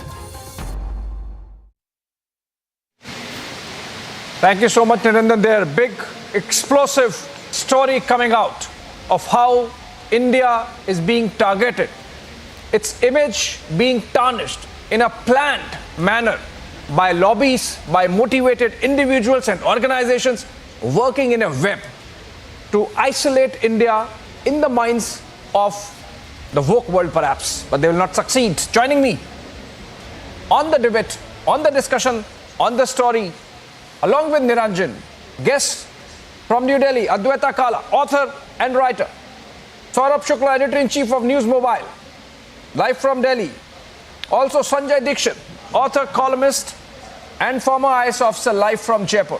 Let me begin with Adwaita Kala. Adwaita, you were listening to the story and the narration by Niranjan of the web of connections that works behind the scenes and many times out in the open as well, aimed at compromising and bringing down image of India in the world by targeting its human rights record, sometimes creating it, many times actually creating a perception that everything is not right in India, that it's not a rule-based society, people don't follow rule of law, the system does not follow rule of law. I mean, for how long can we tolerate this, Adwaita? You know, I think the biggest problem that this lobby has is that we are a democracy. If we had not been a democracy, we would have seen some sort of overt, and a hard regime change action take place.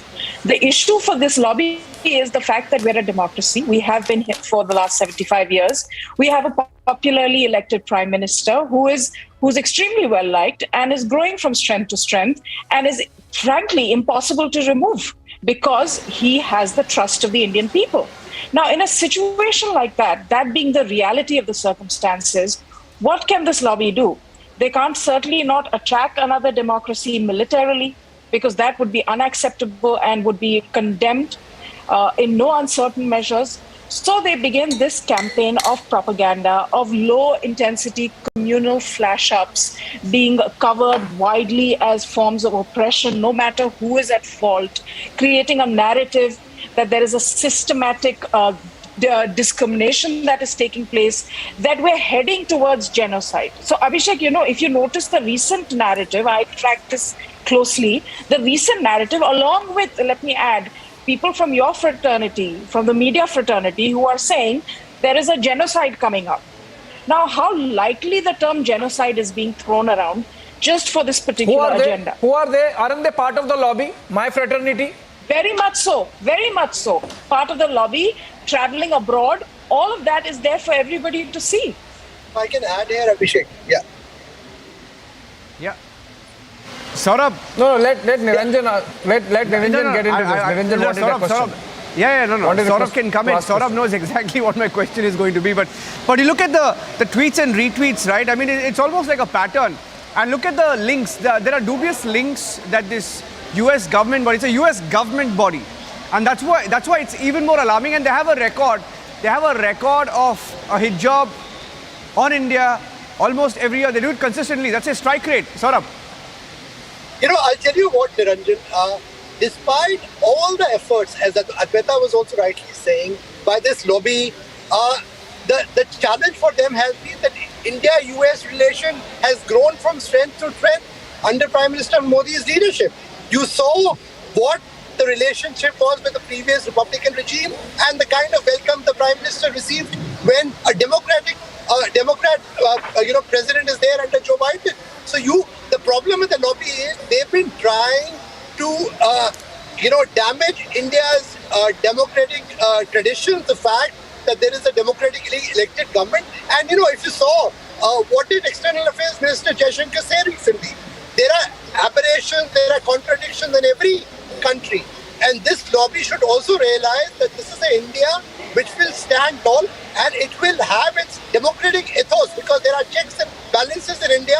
And India is the only country, if you see, you mentioned, I'm glad you mentioned the Pakistani lobbies. They've been working very hard because you see the state, what Pakistan is into. No Prime Minister has completed a term there. And India, since 1947, whichever government has had office, there has been a great democratic transition. This is the strength of India. This is the problem these lobbies have because they cannot hate India. You see the IMF's prediction. When every country is going down despite a global slowdown, India's statistics tell you that we are on a turnaround. So these are stories which are being celebrated globally, and this is a challenge this lobby has. And I don't see anything getting impacted because US government and I study bilateral relations very closely, Indo-US relations very closely. We are gaining from strength to strength, and these organizations will not have any impact on the robust relationship that we have with the US today, which is a very big strategic partnership that we have. But they like to make a lot of noise and they like to spread negativity. I want to go to Sanjay Dixit, but Sanjay, I'll show you a web graphic. It's a cycle, right? I want to show that full frame. Let me go full frame to that web, which sort of explains the story in context. In case you're watching this broadcast, there is a US body called the USCIRF, right? They call themselves a rights body. Now look at the kind of links that they have, right? You have Nadine Mainza, who's a USCIRF chair, who's linked to Professor Angana Chatterjee, who is linked to ISI agent, which UK has said and confirmed and admitted that Ghulam Nabi Fai took money from Pakistan's ISI, who is linked to Terry Allen Fidelis government relations, who is then linked to IAMC, this dubious organization that likes to call frustrated Indians to sort of badmouth India. And then you have this Harrison Akins, former policy analyst at the USCIRF, who's linked to a former Pakistan High Commissioner in the UK. And then you have Anurima Bhargava, who's a commissioner at the USCIRF, who's linked to government fellow at Open Society Foundations, which is linked to George Soros, who we know is a Modi beta, likes to badmouth India, calls India and Indian government Hindu nationalist and God knows what else, right? So we know the tentacles that these people have and the kind of damage they want to cause.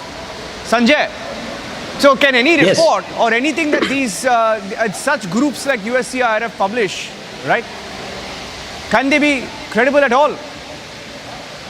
See, there's a very clear web of regime change operation institutions in the US. One of them is USCIRF, and the others are, of course, there's a very fancy name called the what is called the National Endowment for Democracy, of which Victoria Nuland was a long time person involved. Also, this IAMC, and of course, on the other side, you have George Soros. And George Soros and Victoria Nuland, you know very well what role they have played in the regime change operations in Ukraine. And how they brought about this Zelensky and all the things that happened with Russia. Anyway, as far as the IAMC is concerned, its links are only too prominent. It is linked to what is called this Rashid Ahmad is linked to ICNA, which is a front for Pakistan's Jamaat-e-Islami. And the other one, the earlier ones, Sheikh Ubaid and all that, they were in with the IAMANA, that is the medical association, which was also accused in a COVID fundraise fraud. So you have all these people, and then another member is linked directly to Taliban. So this is basically an ISI operation in which they have got all kind of people. They got Jamaat-e-Islami. They've also got Muslim Brotherhood. All of these people are involved, and their basic job is to malign India. And of course, you've already shown the connection to the USCIRF. So USCIRF is very cozily placed with both IAMC, which is an India-baiting organization, and George Soros, who is an India-baiting individual. So the loop is complete. The idea is that because you cannot remove Narendra Modi and you cannot damage Indian democracy in the normal way, you have an opposition like Congress, which is totally incapable of defeating the BJP and Narendra Modi. So go about in this roundabout fashion and try the same things that you tried in Ukraine. But bad luck, they are not going to succeed in India, because India is not Ukraine. As simple as that. And another thing that I want to say very assertively, if you give me 1 minute, please, half a minute, that is that we should completely ignore USCIRF and go by what the Foreign Minister S. Jaishankar recently asserted in the US, and that said that, okay, if they have, the US has human rights concern about us, then we also have human rights concern. So USCIRF, I think it will be a good idea to have an Indian Council of International Religious Freedom and judge the US and others on race issues, on religion issues ourselves. Why be on the receiving end all the time? Well, Sanjay Dixit, you are not known to mince words. Good that you bring in this Pakistan angle. Now, this Burma task force, for example, goes under the name of Justice for All and founded by Abdul Malik Mujahid, who is a Pakistani origin guy. Then you have ICNA connect with a Pakistani Navy officer, former Pakistani Navy officer, settled in the United States. Then you have JFA hosting Ghulam Nabi Fai. I had myself confronted Ghulam Nabi Fai. Yes. ISI activist. Essentially a mole of the ISI in the United States, working on the Khalistani agenda, working on the Kashmir agenda of ISI. Now, the Indian Origin Muslim Council, Indian American Muslim Council, they go with a very innocuous name of people associated with India, irrespective of their, Muslims, I should not be saying irrespective of the community, Muslims with origin in India. But then the web of connections through the ICNA, through the JFA, through the Burma Task Force, it broadens and goes into the hands of Pakistani agents.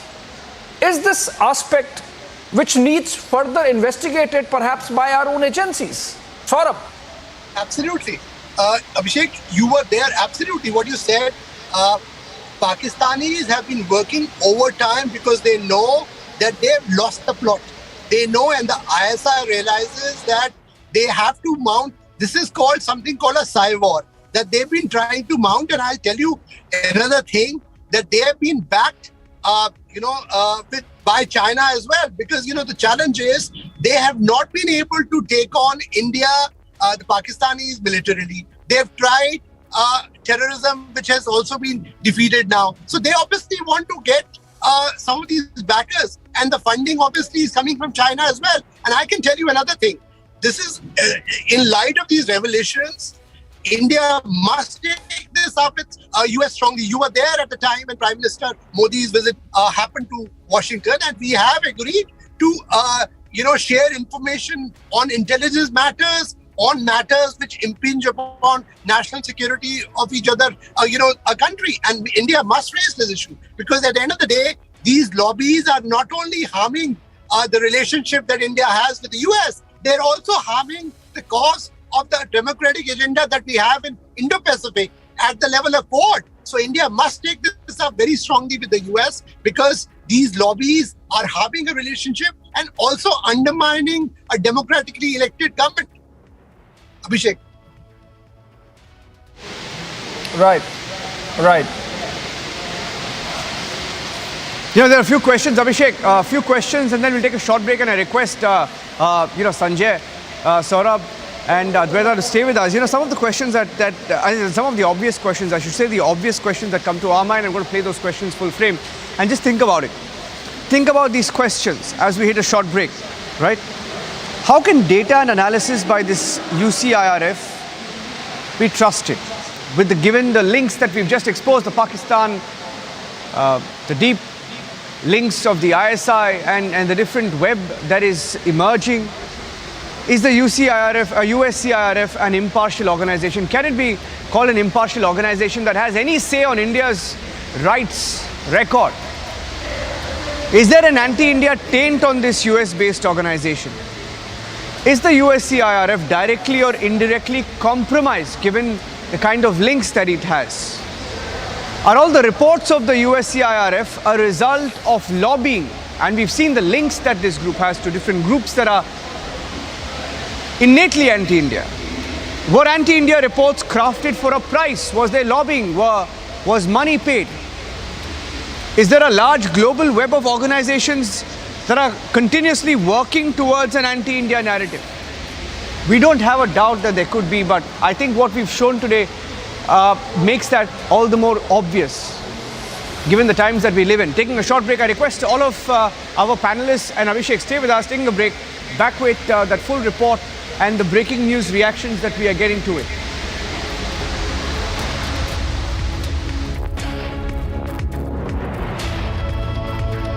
The Mumbai police is attempting to file another FIR. They have accused them of sedition because they were trying to impede a public servant from doing their duty. The police have been denied custody. They had asked for 7 days custody.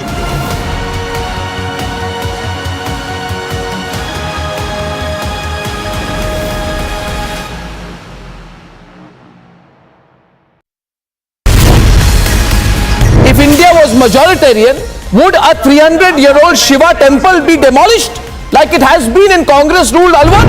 India is secular because we Hindus are secular. And parties like the Congress, what they have done in Rajasthan today is shocking. They want to equate. First they run a narrative that Jahangir Puri is an anti-Muslim drive, and to appease them further and to consolidate Muslim vote bank, they will break down a 300-year-old Shiva temple in Rajasthan. Congress ने हमारा बुरा हाल किया है, समाजवादी ने हमें तकलीफ में पहुंचाया है, तृणमूल हमारे साथ इस्तेसाल करती है, ये बात बिल्कुल दुरुस्त है। लेकिन उन 2% लोगों का क्या कहेंगे जिसके अंदर में तशद्दुद बढ़ता है, जिसके सीने में नफरतें उड़ती है।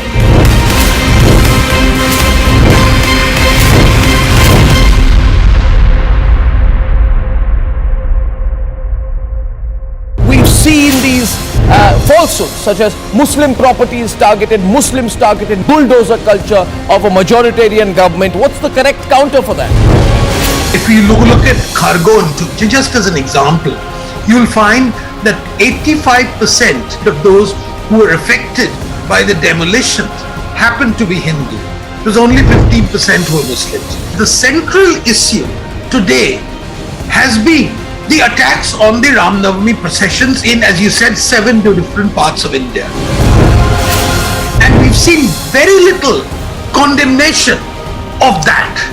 So this form of double standard, selective indignation, I think has no place anymore.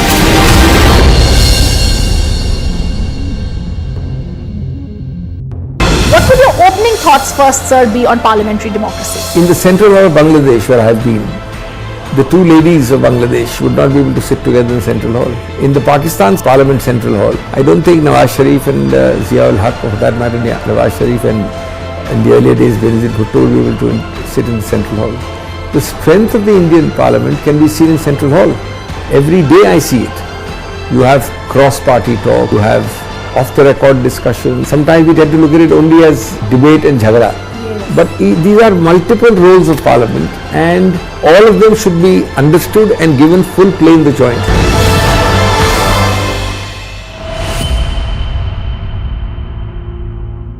The Vice Chairperson of Niti Aayog, Rajiv Kumar, has now stepped down. What we are now given to understand is that the resignation of Rajiv Kumar has been accepted by the government. His tenure will now come to an end on April 30th. The known economist Suman K. Berry is now going to take over as the Vice Chairperson of Niti Aayog on 1st of May.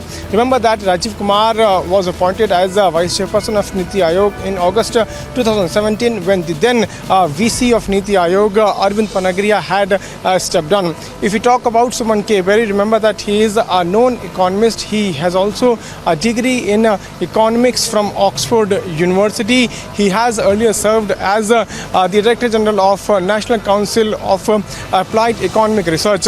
He has also worked for the World Bank during India's economic reforms.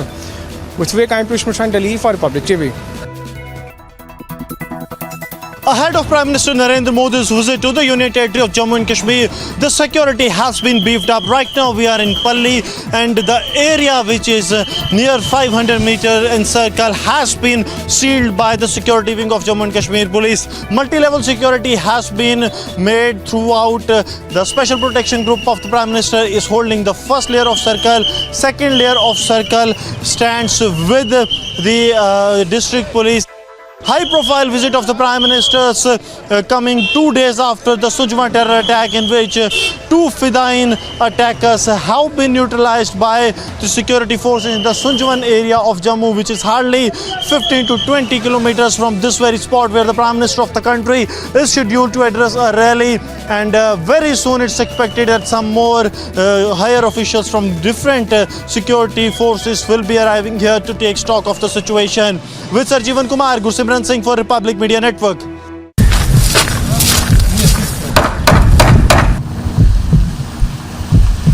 Days after the Russian retreat,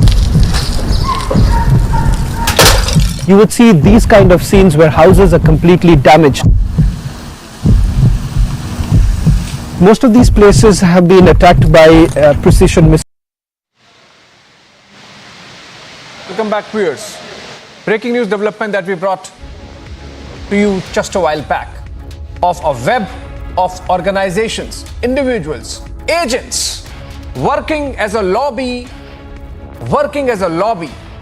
to bring bad name to India, to compromise its standing in the Committee of Nations, at the core of which is the USCIRF.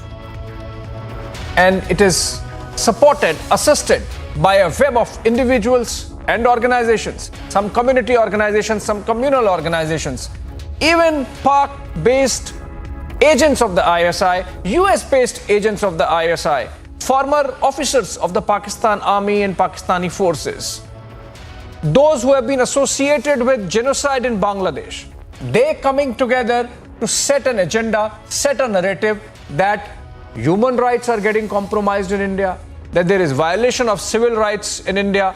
We'll continue to discuss this and more on this story all through the evening. Stay with us as we bring more guests and broaden this debate. We will take a short break and come back. The Mumbai police is attempting to file another FIR. They have accused them of sedition because they were trying to impede a public servant from doing their duty. The police have been denied custody. They had asked for 7 days custody.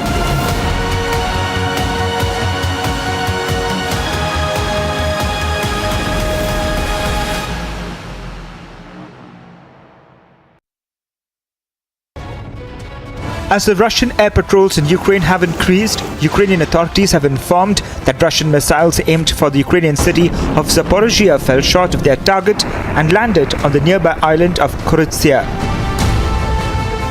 The local resident said that one of the rockets exploded near a bridge. He said another damaged a local health club. No one was reported injured, even though the blast smashed carriage windows. Zaporizhia is a way station for people fleeing the shattered port of Mariupol. As more evacuees arrived, reports emerged which claimed that Russian forces had been stealing their belongings. A witness recollected how Russian troops had been forcefully taking watches, phones and other items of people trying to escape the fighting. Agency report for Republic TV.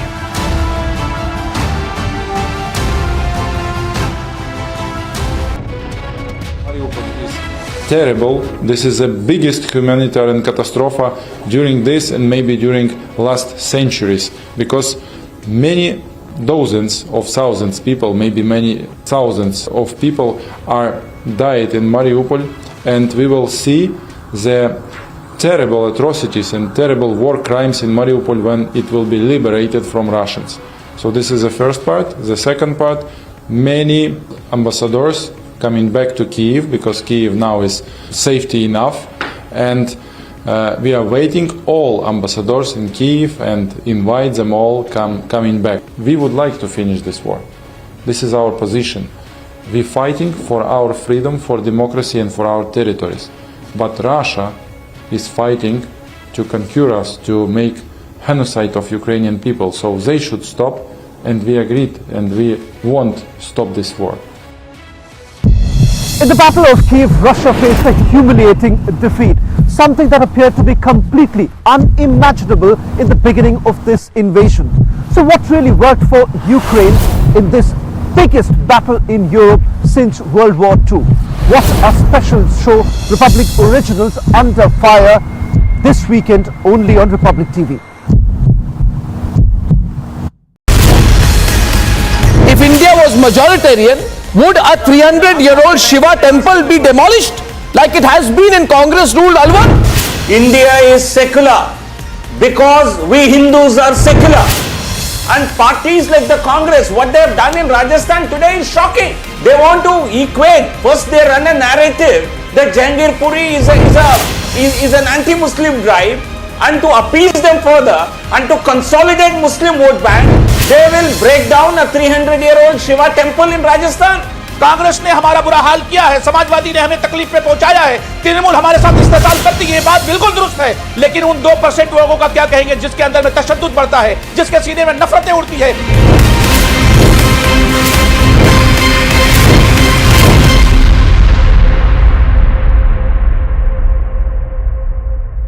We've seen these falsehoods such as Muslim properties targeted, Muslims targeted, bulldozer culture of a majoritarian government. What's the correct counter for that? If you look at Khargon, just as an example, you'll find that 85% of Thank you for staying with us on this broadcast as we get you more details of the exclusive report, the investigation that raises questions about some of the groups, and this particular one, the USCIRF and its links. Now look at some of the groups that it's linked to, connected with. IAMC, or the Indian American Muslim Council, did it lobby against India. There is so much on record that suggests that groups like IAMC lobbied against India, in some cases received funds to lobby against India, and Republic TV is probing the links, and they're linked to groups like the USCIRF.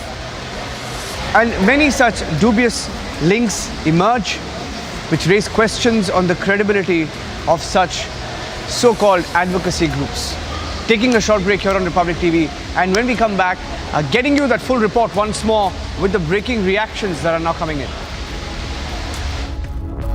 In the Battle of Kyiv, Russia faced a humiliating defeat, something that appeared to be completely unimaginable in the beginning of this invasion. So what really worked for Ukraine in this biggest battle in Europe since World War II? What a special show, Republic Originals Under Fire, this weekend only on Republic TV.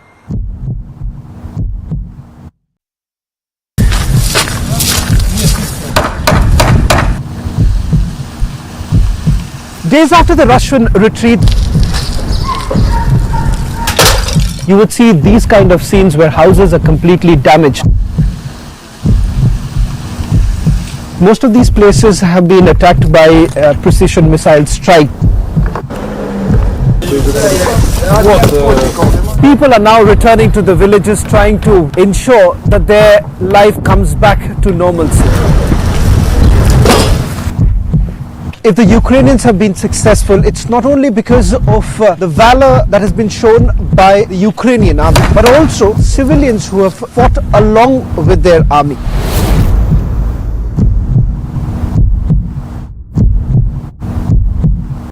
We've seen these falsehoods such as Muslim properties targeted, Muslims targeted, bulldozer culture of a majoritarian government. What's the correct counter for that? If you look at Khargon, just as an example, you'll find that 85% of those who were affected by the demolitions happened to be Hindu. It was only 15% who were Muslims. The central issue today has been the attacks on the Ram Navami processions in, as you said, 7 different parts of India. And we've seen very little condemnation of that. So this form of double standard, selective indignation, I think has no place anymore.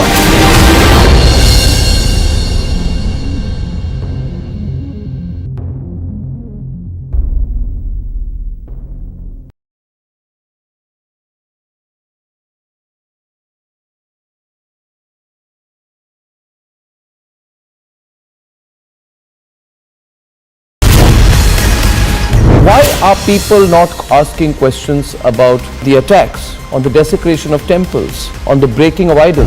They will stone policemen, they will stone processions. They say we believe in constitution, but they believe in constitution only as long as it serves their purpose. Any indication of Hindu pride is immediately met with suspicion, immediately met with a concerted effort to denigrate Hindu pride. Almost every instance of Welcome back to the big story of how India is being targeted by anti-India elements, essentially in the United States, with lobbies and advocacy groups working. The questions, big questions out of this story: how can data and analysis by the USCIRF be trusted? Is the USCIRF an impartial organization? Is there an anti-India taint on this US-based organization, which is not a government organization, by the way? Is the USCIRF directly or indirectly compromised? Also, are all the reports of the USCIRF a result of lobbying? On that note, we have to take a short break, but we continue this very important story all through the evening. Viewers, stay back with us for more on this.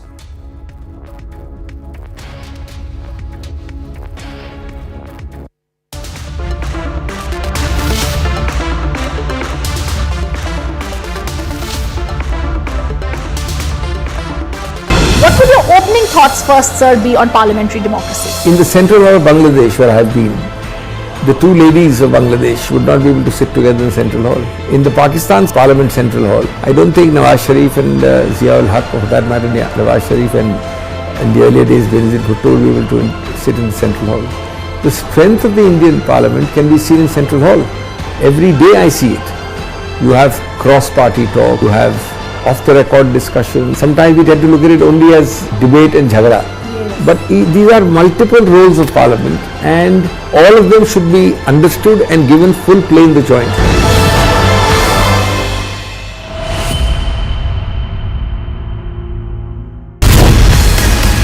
If India was majoritarian, would a 300-year-old Shiva temple be demolished like it has been in Congress-ruled Alwar? India is secular because we Hindus are secular.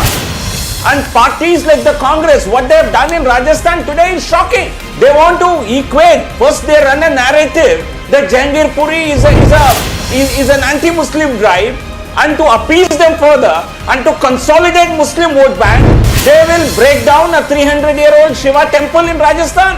Congress ने हमारा बुरा हाल किया है, समाजवादी ने हमें तकलीफ में पहुंचाया है, तृणमूल हमारे साथ इस्तेसाल करती है, ये बात बिल्कुल दुरुस्त है। लेकिन उन 2% लोगों का क्या कहेंगे जिसके अंदर में तशद्दुद बढ़ता है, जिसके सीने में नफरतें उड़ती है।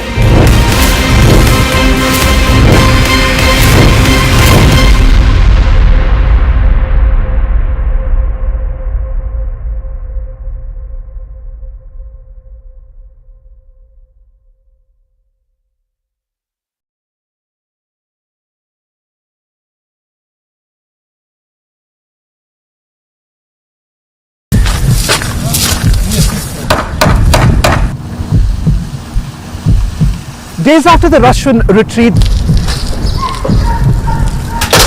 you would see these kind of scenes where houses are completely damaged. Most of these places have been attacked by precision missile strike.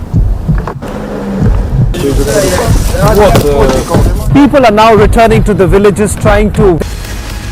If India was majoritarian, would a 300-year-old Shiva temple be demolished like it has been in Congress-ruled Alwar? India is secular because we Hindus are secular. And parties like the Congress, what they have done in Rajasthan today is shocking. They want to equate. First, they run a narrative that Jahangir Puri is an anti-Muslim drive, and to appease them further and to consolidate Muslim vote bank, they will break down a 300-year-old Shiva temple in Rajasthan. Congress ने हमारा बुरा हाल किया है, समाजवादी ने हमें तकलीफ पे पहुंचाया है, तृणमूल हमारे साथ इस्तेसाल करती है, ये बात बिल्कुल दुरुस्त है। लेकिन उन 2% लोगों का क्या कहेंगे जिसके अंदर में तशद्दुद बढ़ता है, जिसके सीने में नफरतें उड़ती है।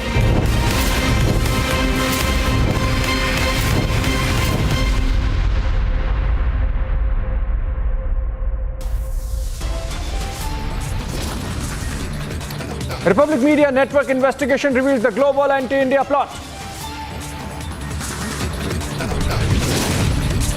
Ranas arrested, Kiritsumaya attacked. Showdown in Mumbai over the Hanuman Chalisa row. Independent MP Navneet Rana and husband MLA Ravi Rana remanded to judicial custody.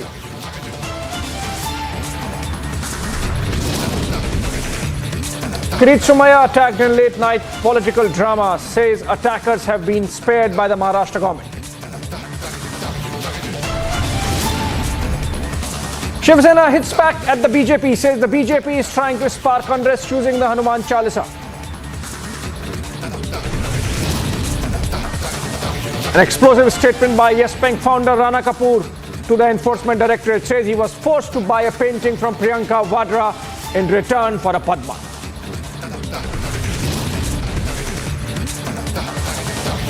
Prime Minister Modi arrives in Jammu and Kashmir for his first visit after the abrogation of Article 370 and 35A.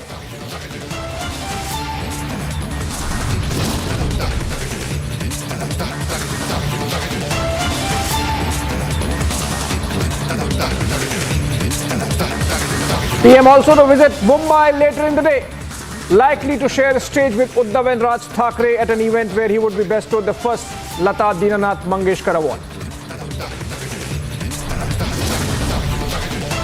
Political fight over the Delhi Shobha Yatra violence. Sharad Pawar says Home Minister must take responsibility for the violence.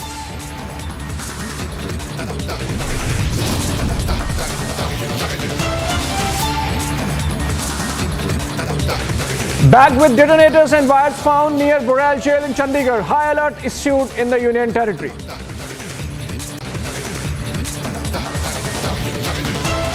All right, viewers, we have brought you this big breaking story of how India is being targeted by a motivated anti-India lobby, a set of organizations, individuals, advocacy groups that have come together in the United States essentially to make sure that a narrative is built that human rights are getting compromised in India, that minorities are not safe in India, that India does not follow rule of law and whatnot.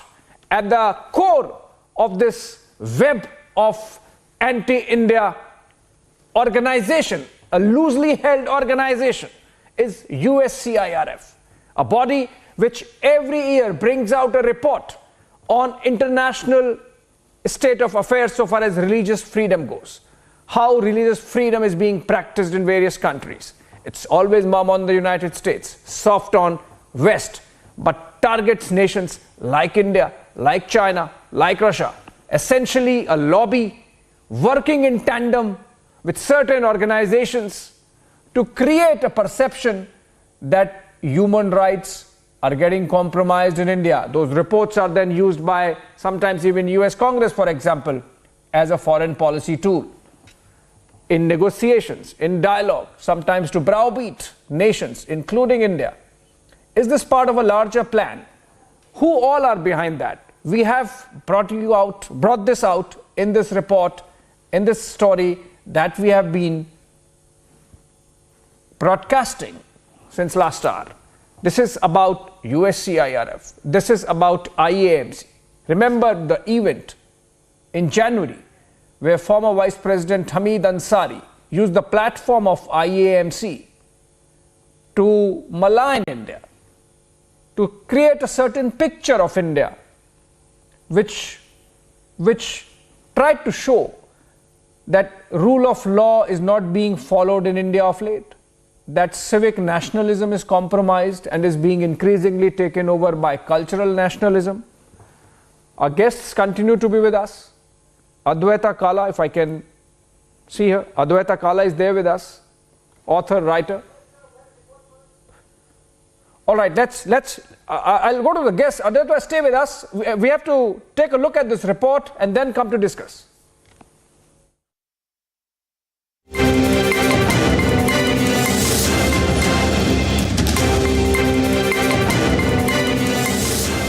The lobby has always looked for ways and means to defame India. And a reliable ally in this process has been the America-based US Commission on International Religious Freedom, more commonly known as the USCIRF. The lobby in India leaned on this organization endlessly.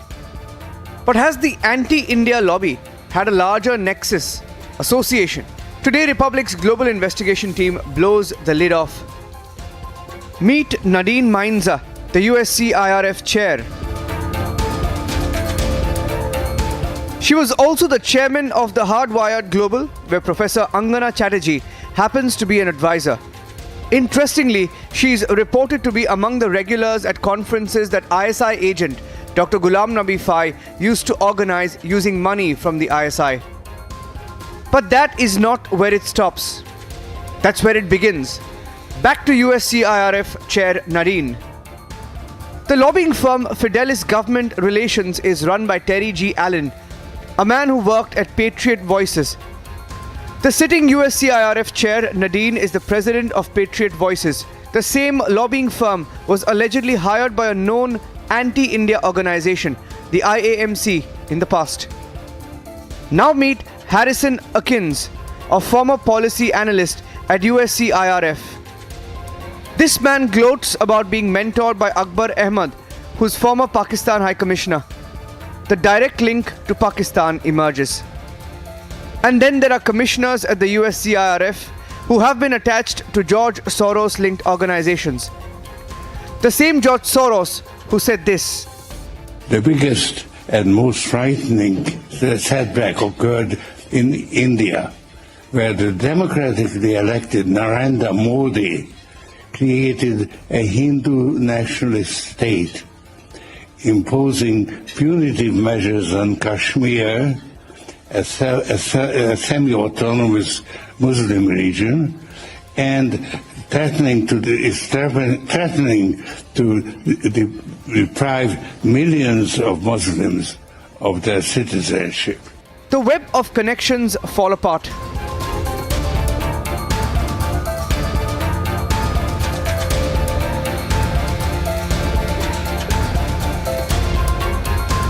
Data available in open source point towards an IAMC connection.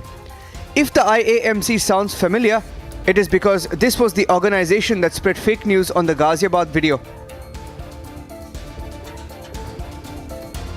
And because the IAMC was booked under the UAPA for allegedly sharing